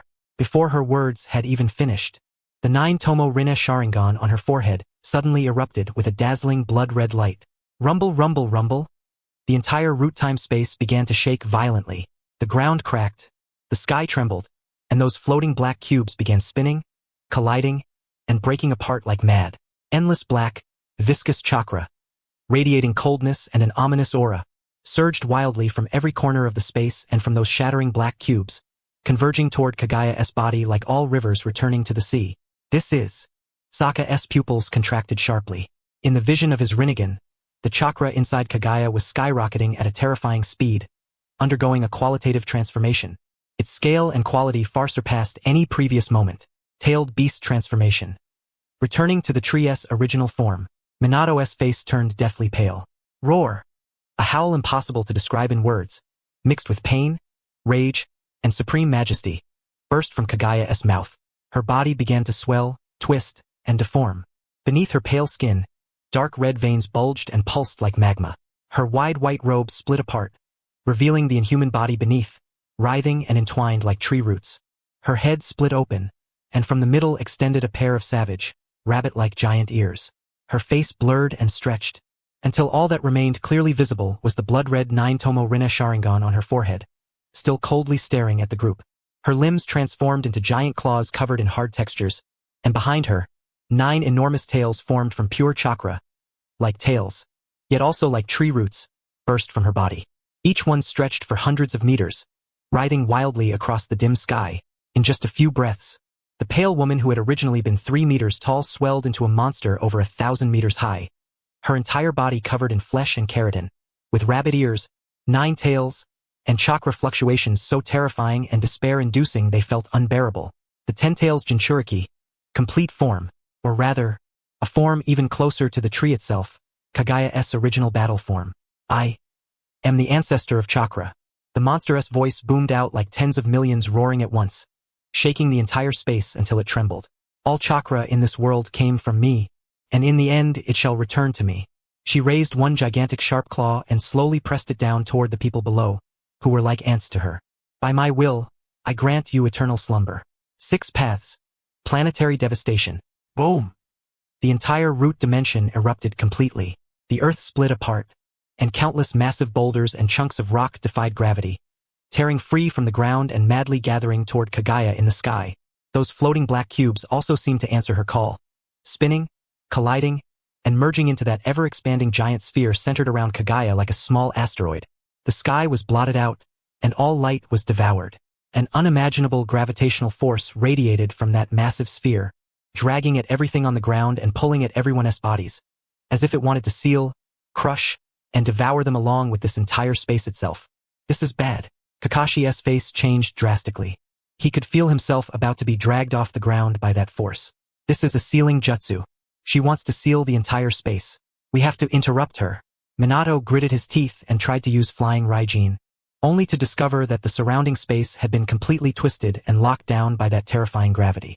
His flying Raijin markers were entirely useless. Interrupt her? Sakumo gave a bitter laugh as he looked at the horrifying sphere in the sky, already expanded to several thousand meters in diameter and still growing, and at the blood-red Rinne Sharingan at its core, coldly staring down below. With what? Is this really the end?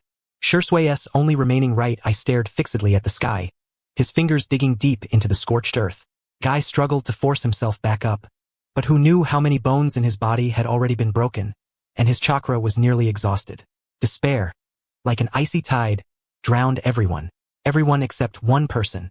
Chiban Zai. He slowly straightened his body. The faint golden lightning around his body went out. But the aura around him began to rise at an unbelievable speed. Fall back. His voice was very calm. So calm that it was terrifying. Zai? Minato suddenly turned to look at him. I said, fall back. Zai repeated, his tone leaving no room for doubt. Get behind me. The farther, the better. What are you trying to do? A bad feeling surged in Kakashi's heart. Zai did not answer. He only raised his head, and in those purple Rinnegan, for the first time, a nearly crazed light ignited. Kagaya, do you really think you're the only one who possesses the power of the six paths? He muttered in a low voice, then slowly spread his arms. BZZZT. The golden lightning no longer merely wrapped around him. It erupted wildly from inside his body, from every single cell. Thunder power, a fusion of the purest, most violent, most primal natural energy and chakra. Rumble rumble fruit. Full release. Lightning descent. Boom. A pillar of golden lightning shot into the sky, tearing through the dim heavens of the root dimension and even briefly dispersing the gravitational field given off by that giant sphere. Every strand of Zai's hair stood on end, turning into pure golden lightning. His eyes, mouth, nose, ears, even every pore on his body, were spewing blazing arcs of electricity. His body expanded and rose within the lightning, muscles bulging, ancient thunder patterns surfacing across his skin. Behind him, a pair of gigantic thunder wings made entirely of golden lightning spread wide, covering the sky and blocking out the sun. But this was only the beginning. The Rinnegan on his forehead. Its purple ripples spun wildly at an unprecedented speed, as if they were about to break free from the eye socket itself. Deep purple chakra, containing the very essence of yin-yang release, surged out like a tidal wave and intertwined with the golden lightning on his body, fusing into a strange violet gold energy that was both sacred and violent. Rinnegan. Full power. Open. Crack. It sounded as if some kind of shackle had been broken. In Zai's Rinnegan, the original 6 ripple rings began spreading outward and multiplying. 1 ring, 2 rings, until in the end, they became 9 interlocked purple ripple rings slowly rotating. And at the very center of those ripples, a trace of dark gold slowly emerged, forming a pattern like a sun wheel. Still not enough. Zai let out a low roar, his voice like countless bolts of thunder rolling together. The bloodline within him was boiling. His sage body, the power of the rumble fruit, the Rinnegan, and even all the various source powers granted by the check-in system. In this moment, under the pressure of a life-and-death dead end, they began merging, colliding, and sublimating without restraint. Sage art. Natural energy. Full absorption. BZZZT. Within the root dimension, all that chakra which Kagaya had not yet absorbed, wandering, cold, and deathly still, seemed to be pulled by an invisible hand, transforming into torrents of gray that madly poured into Zai's body.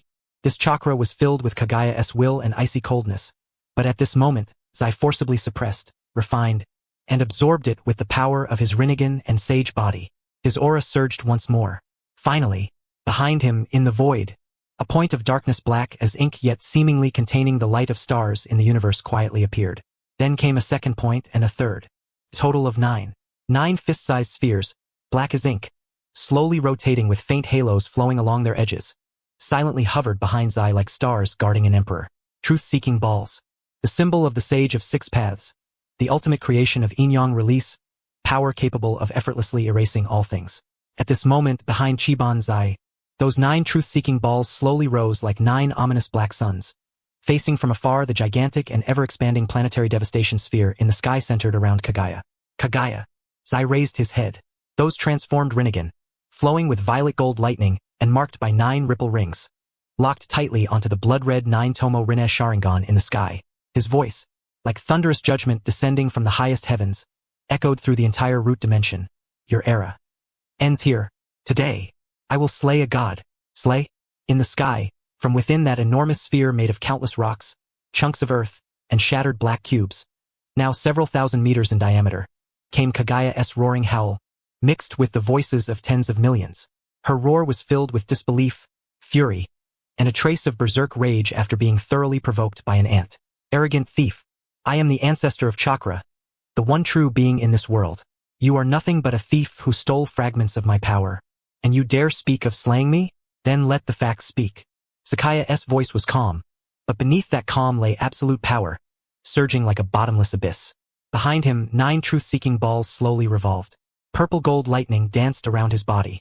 And within those mutated 9 Tomo Rinnegan with 9 ripples, reflected the gigantic sphere in the sky that blotted out everything, as well as the blood-red 9 Tomo Rinnegan at the sphere's core. He did not move. He merely raised his right hand, extended his index finger, and lightly pointed at that massive 6 paths. Chibaku Tensei in the sky. Inyang release. BZZZ. Behind him, one of the 9 truth-seeking balls flew out at once. There was no earth-shaking display. It moved soundlessly, like a drop of ink falling into water, merging into the surface of that enormous sphere radiating terrifying gravitational force. And then, crack, crack, crack, crack, centered on the point where that truth-seeking ball had fused in. Countless fine black cracks instantly spread out like a spiderweb, covering the entire surface of the gigantic sphere. No light shone through the cracks. There was only an even deeper darkness, as if it could devour everything. No, impossible. Kagaya's shocked roar came from inside the sphere. Why does your Inyang release surpass mine? This is impossible. There's nothing impossible about it. Sakaya said flatly, and tapped his finger again. The second and third truth-seeking balls flew out one after another and merged into the giant sphere already covered in cracks. Rumble, rumble, rumble. This time, it truly began to collapse. The massive matter forming the 6 paths, Chibaku Tensei, rocks, earth, and cube fragments, began to peel away, crumble, and disintegrate piece by piece, as if they had lost their binding agent. The terrifying gravitational force holding them together vanished instantly.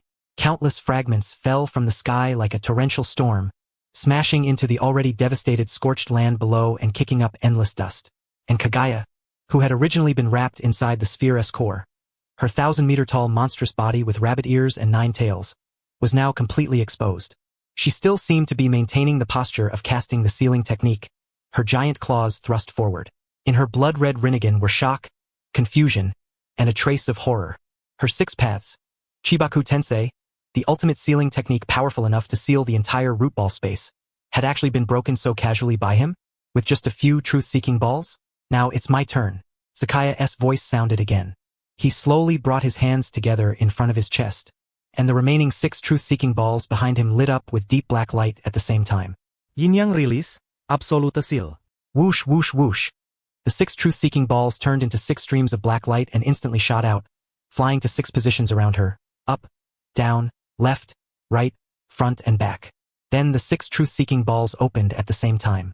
Black yin-yang release chakra, as dark as thick ink, poured wildly out from the 6 truth-seeking balls, instantly weaving together and connecting, constructing a perfect black cubic barrier around Kagaya with sides 1,000 meters long. Across the barrier's surface, countless complex, ancient runes containing the principles of all things flowed and rotated as if alive. The space inside the barrier was completely locked down, frozen solid.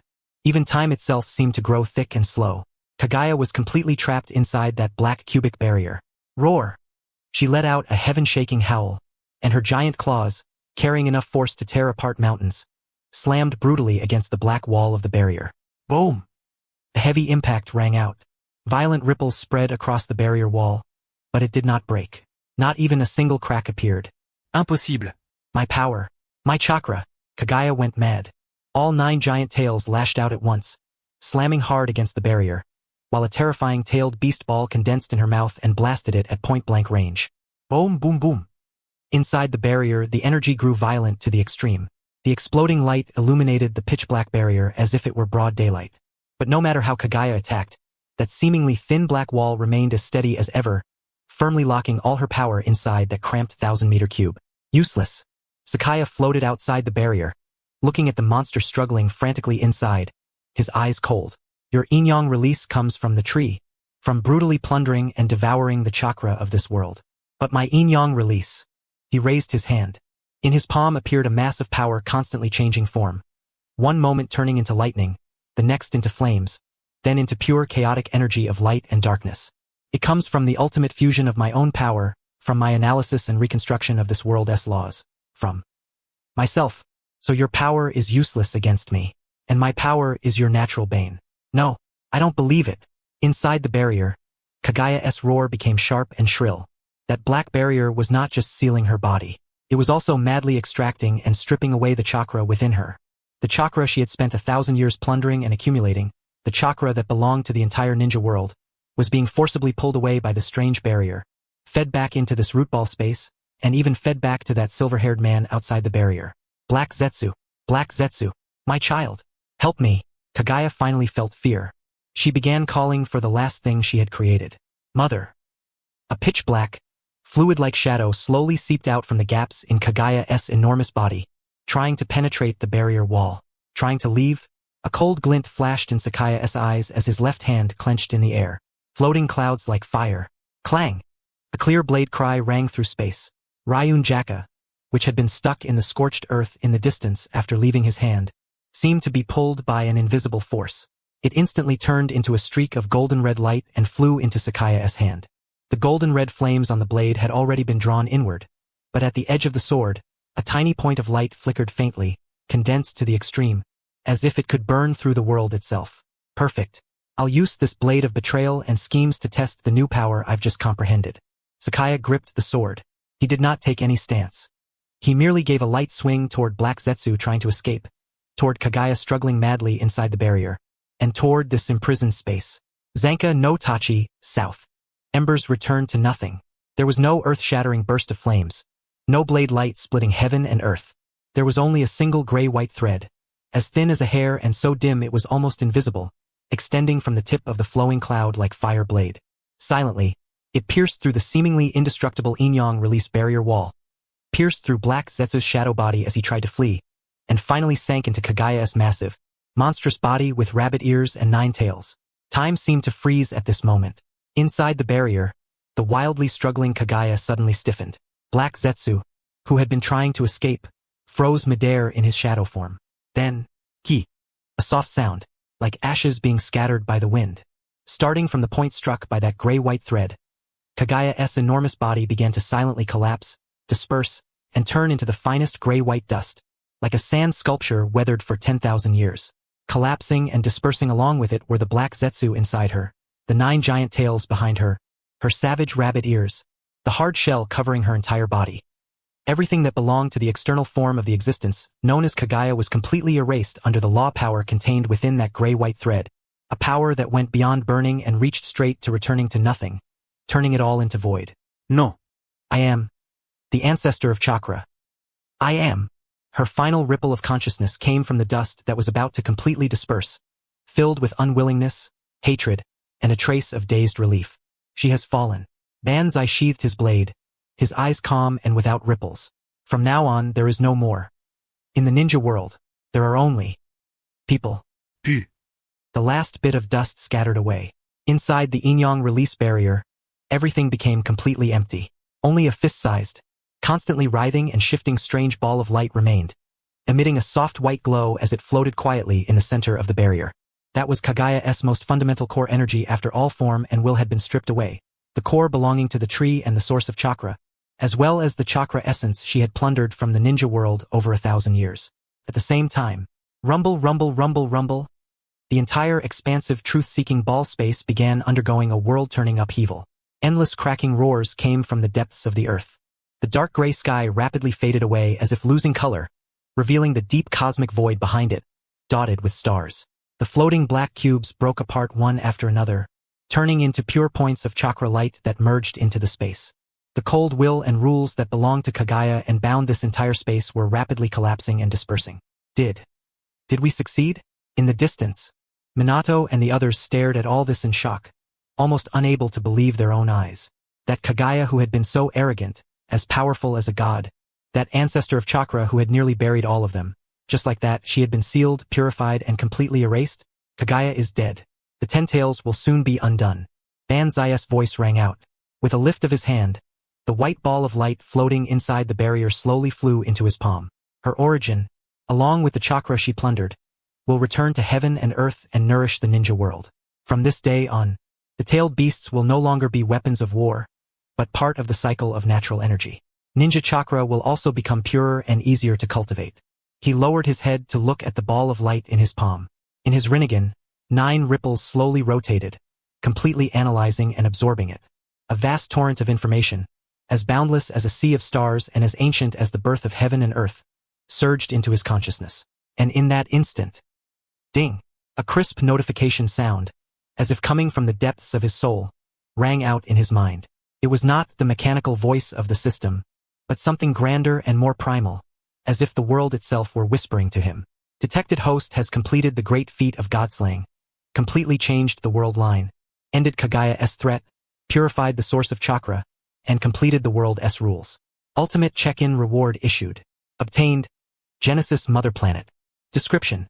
This is the core origin of a newborn universe, containing the most primitive world laws and life evolution data.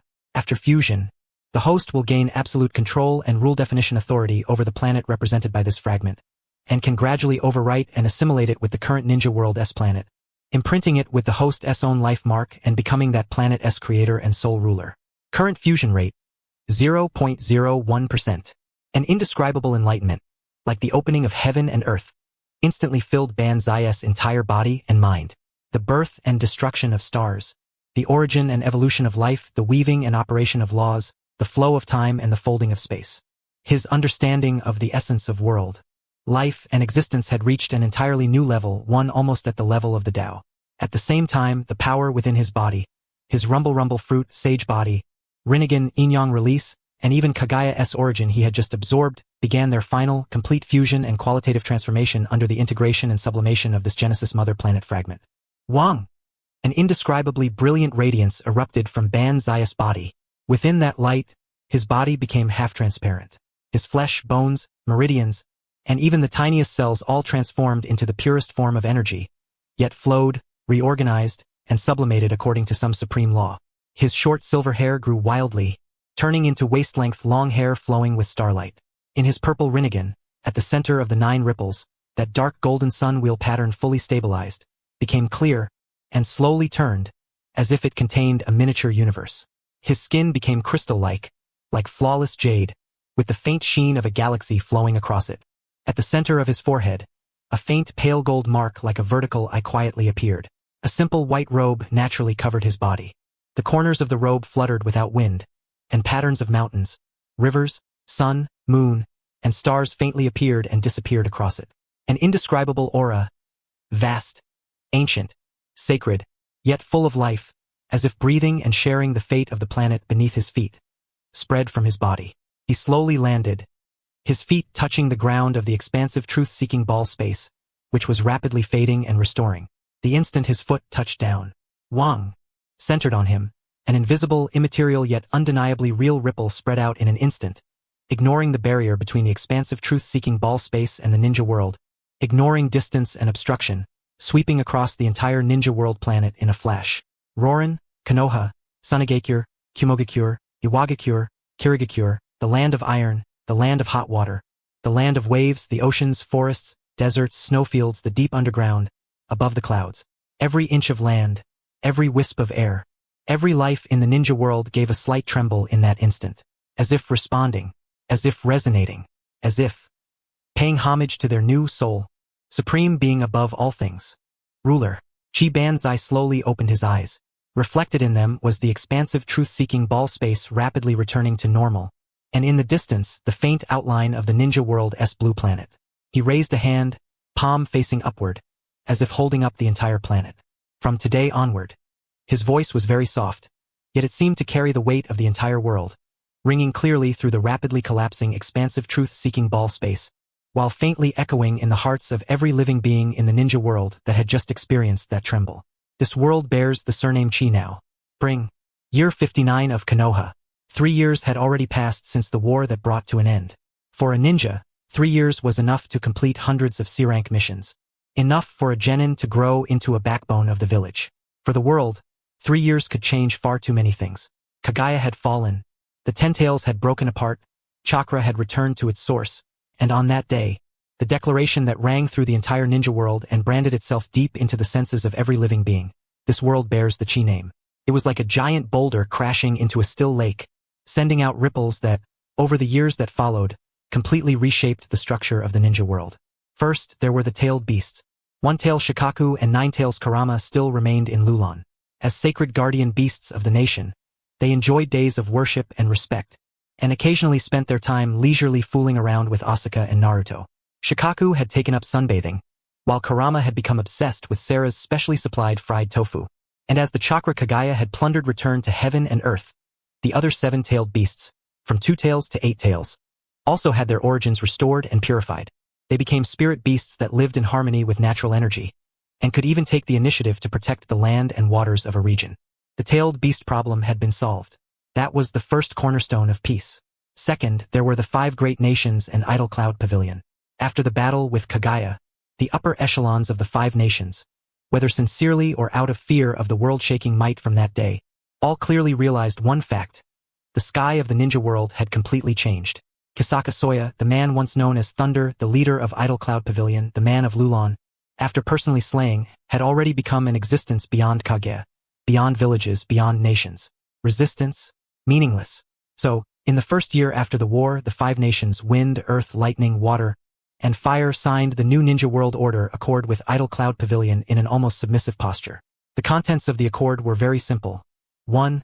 The 5 nations would retain autonomy, but military affairs, diplomacy, and major economic policies had to be coordinated with Idle Cloud Pavilion. 2. Idle Cloud Pavilion would be reorganized into the Ninja World United Council, with headquarters established in Lulan. Kisaka Soya would serve as lifetime chairman, while the core members of the former Idle Cloud Pavilion and the Kage of each nation would serve as standing council members. 3.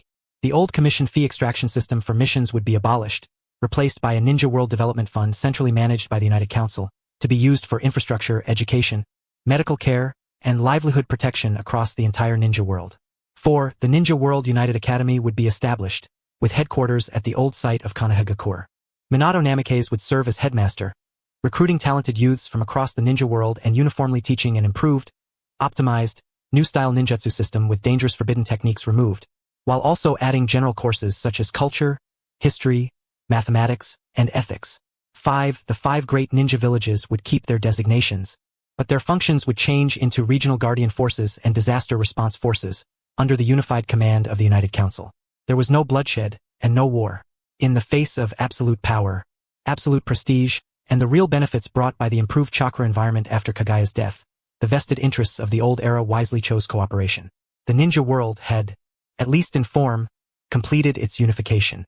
April 5th, year 59 of Konoha. Lulan, top floor of the newly completed Tower of Truth. This was a silver-white tower 300 meters tall, built entirely from special alloys and chakra-conducting materials.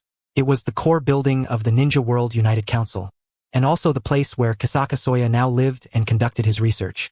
At the top of the tower was a giant circular domed quiet chamber. The walls and dome were made of special one-way transparent material. From the inside, one could overlook all of Lulan and even the distant desert. From the outside, all one could see was a deep starry sky. In the center of the chamber, Soya sat cross-legged, his eyes slightly closed. He was still wearing that simple white robe. His waist-length, starlight-colored hair spread out behind him. The faint golden vertical mark on his forehead, and the 9 slowly rotating ripples in his rinnegan, made him give off an inhuman authority, something almost like the Tao, even while he simply sat there in silence. But at this moment, the thing floating before him made his appearance seem even stranger. It was a door about 3 meters tall and 2 meters wide, formed entirely from flowing energy that radiated a soft white light. The frame of the door was made of countless tiny runes, so dense they had reached the extreme, constantly appearing and vanishing. The surface of the door was a deep chaotic curtain of light, as if it could reflect the stars of the universe. Door of Truth. This was a reward he had obtained in an annual check-in the year after he slayed. It was a supreme treasure for assisting research, deduction, and learning. It could carry out deep analysis, deduction, and simulation on any field of knowledge Soya knew or had come into contact with, whether it was the principles of ninjutsu, the mysteries of bloodlines, the essence of yin-yang release, the development of the rumble fruit, hockey training, bankai of a Zanpakudo, or even energy systems from other worlds, and then present the results in the most intuitive and easiest to understand way for Soya to study and optimize. More importantly, within the range covered by the Door of Truth, Soya's own learning, thinking, and deduction speed would be accelerated to a terrifying degree. A second outside the door could mean 100 days of thought had already passed within. Over the past 2 years, Soya had spent much of his time in this quiet chamber, with the Door of Truth as his companion. He was creating an entirely new, safe, and efficient power system that could truly benefit every living being in the entire ninja world. Ninjutsu was powerful, but its threshold was high. It was dangerous, demanded harsh levels of chakra control and mental energy, and many techniques were centered on killing and destruction. Taijutsu was the foundation, but growth was slow. The demands on physical ability were extremely high, and it lacked methods to deal with supernatural powers. Genjutsu was strange and unpredictable, but difficult to cultivate, heavily dependent on talent, and easily countered.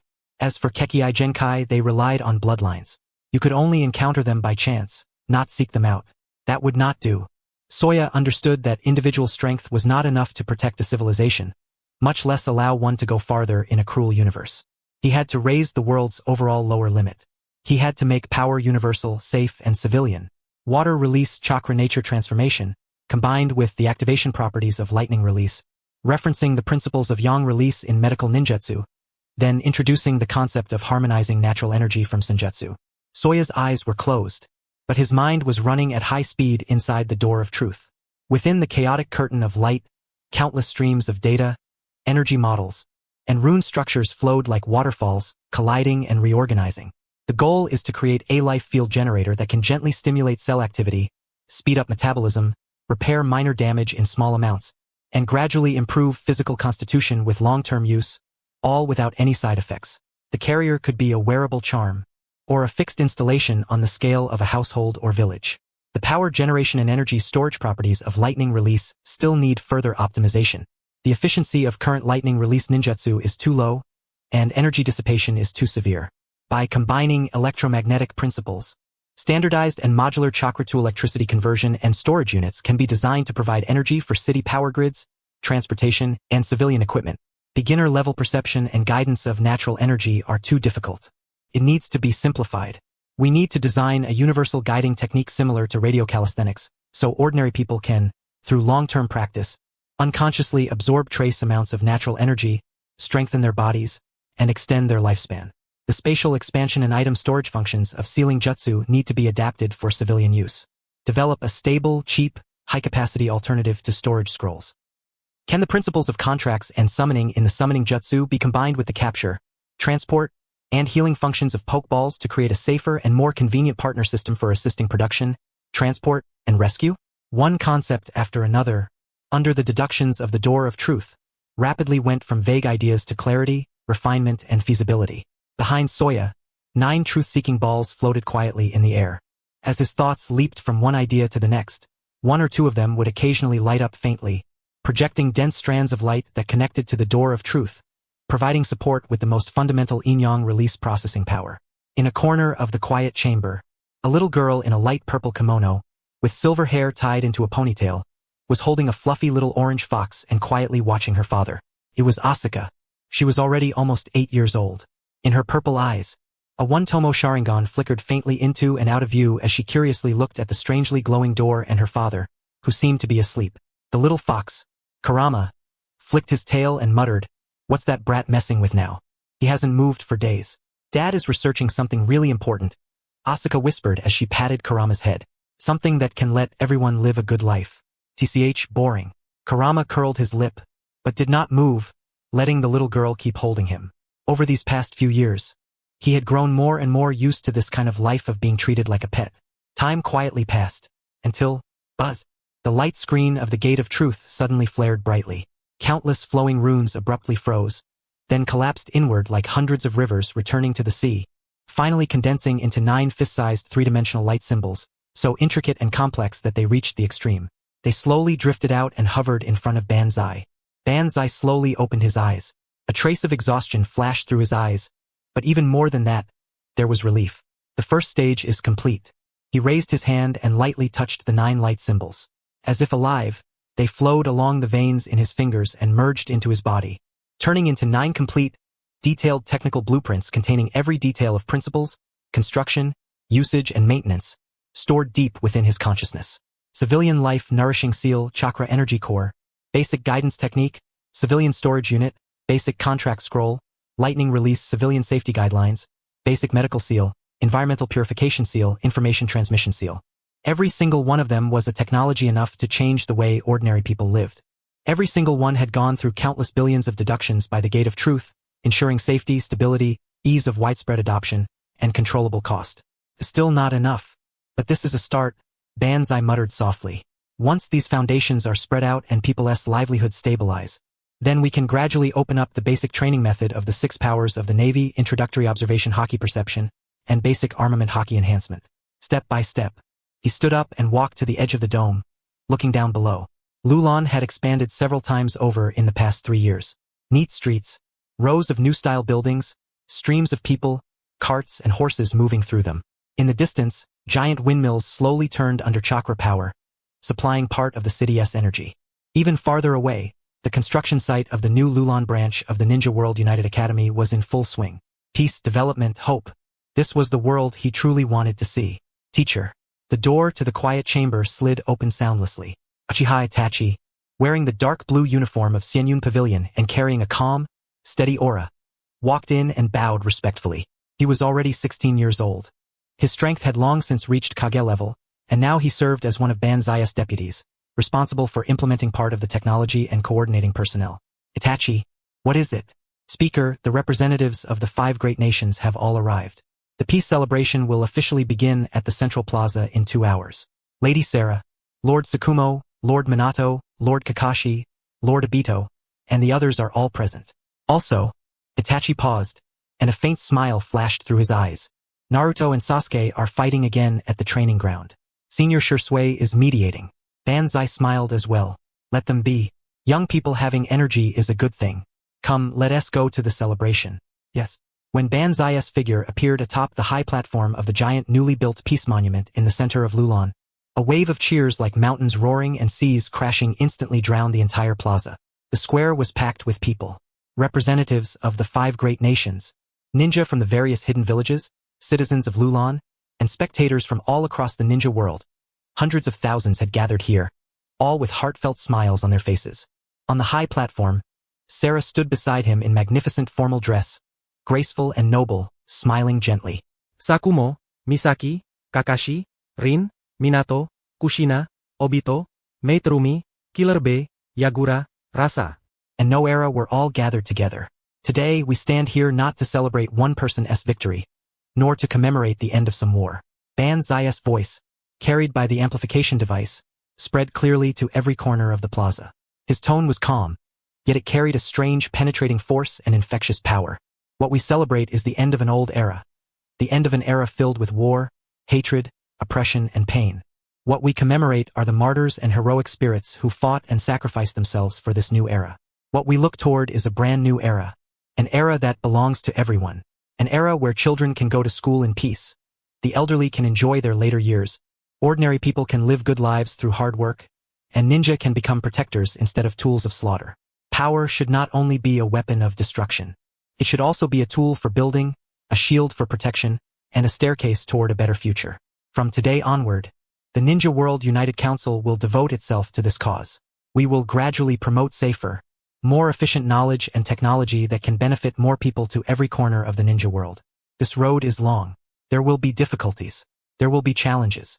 But I believe that as long as we work together, this new world that belongs to all of us will surely be filled with light and hope. And now, I declare that the peace era of the ninja world has officially begun. Wah! Applause, cheers, cries, and shouts merged into a torrent of emotion that shot straight into the sky. And at that exact moment, ding! Detected host has completed substantial unification of the ninja world and opened the peace era, triggering a special event node. Special check-in reward issued. Obtained, World S blessing. Description. This is the recognition and gift of the current ninja world planet S will toward you, its ruler and guide. Within the scope of this planet, you will receive a certain degree of luck enhancement.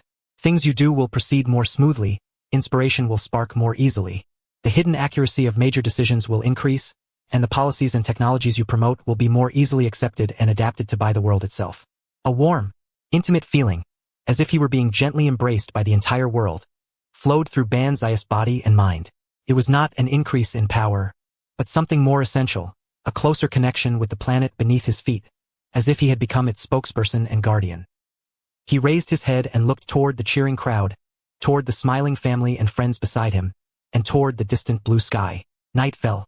The celebration ended, and the noise gradually faded. Alone, Banzai returned to the top of the Tower of Truth. He did not open the gate of truth. He simply stood quietly beneath the dome, gazing up at the starry sky. The vast universe. Endless stars. How many secrets were hidden out there? How many dangers? How many existences like that clan? Kaguya was only an exiled failure. As for the true root, those who harvested planets, where were they?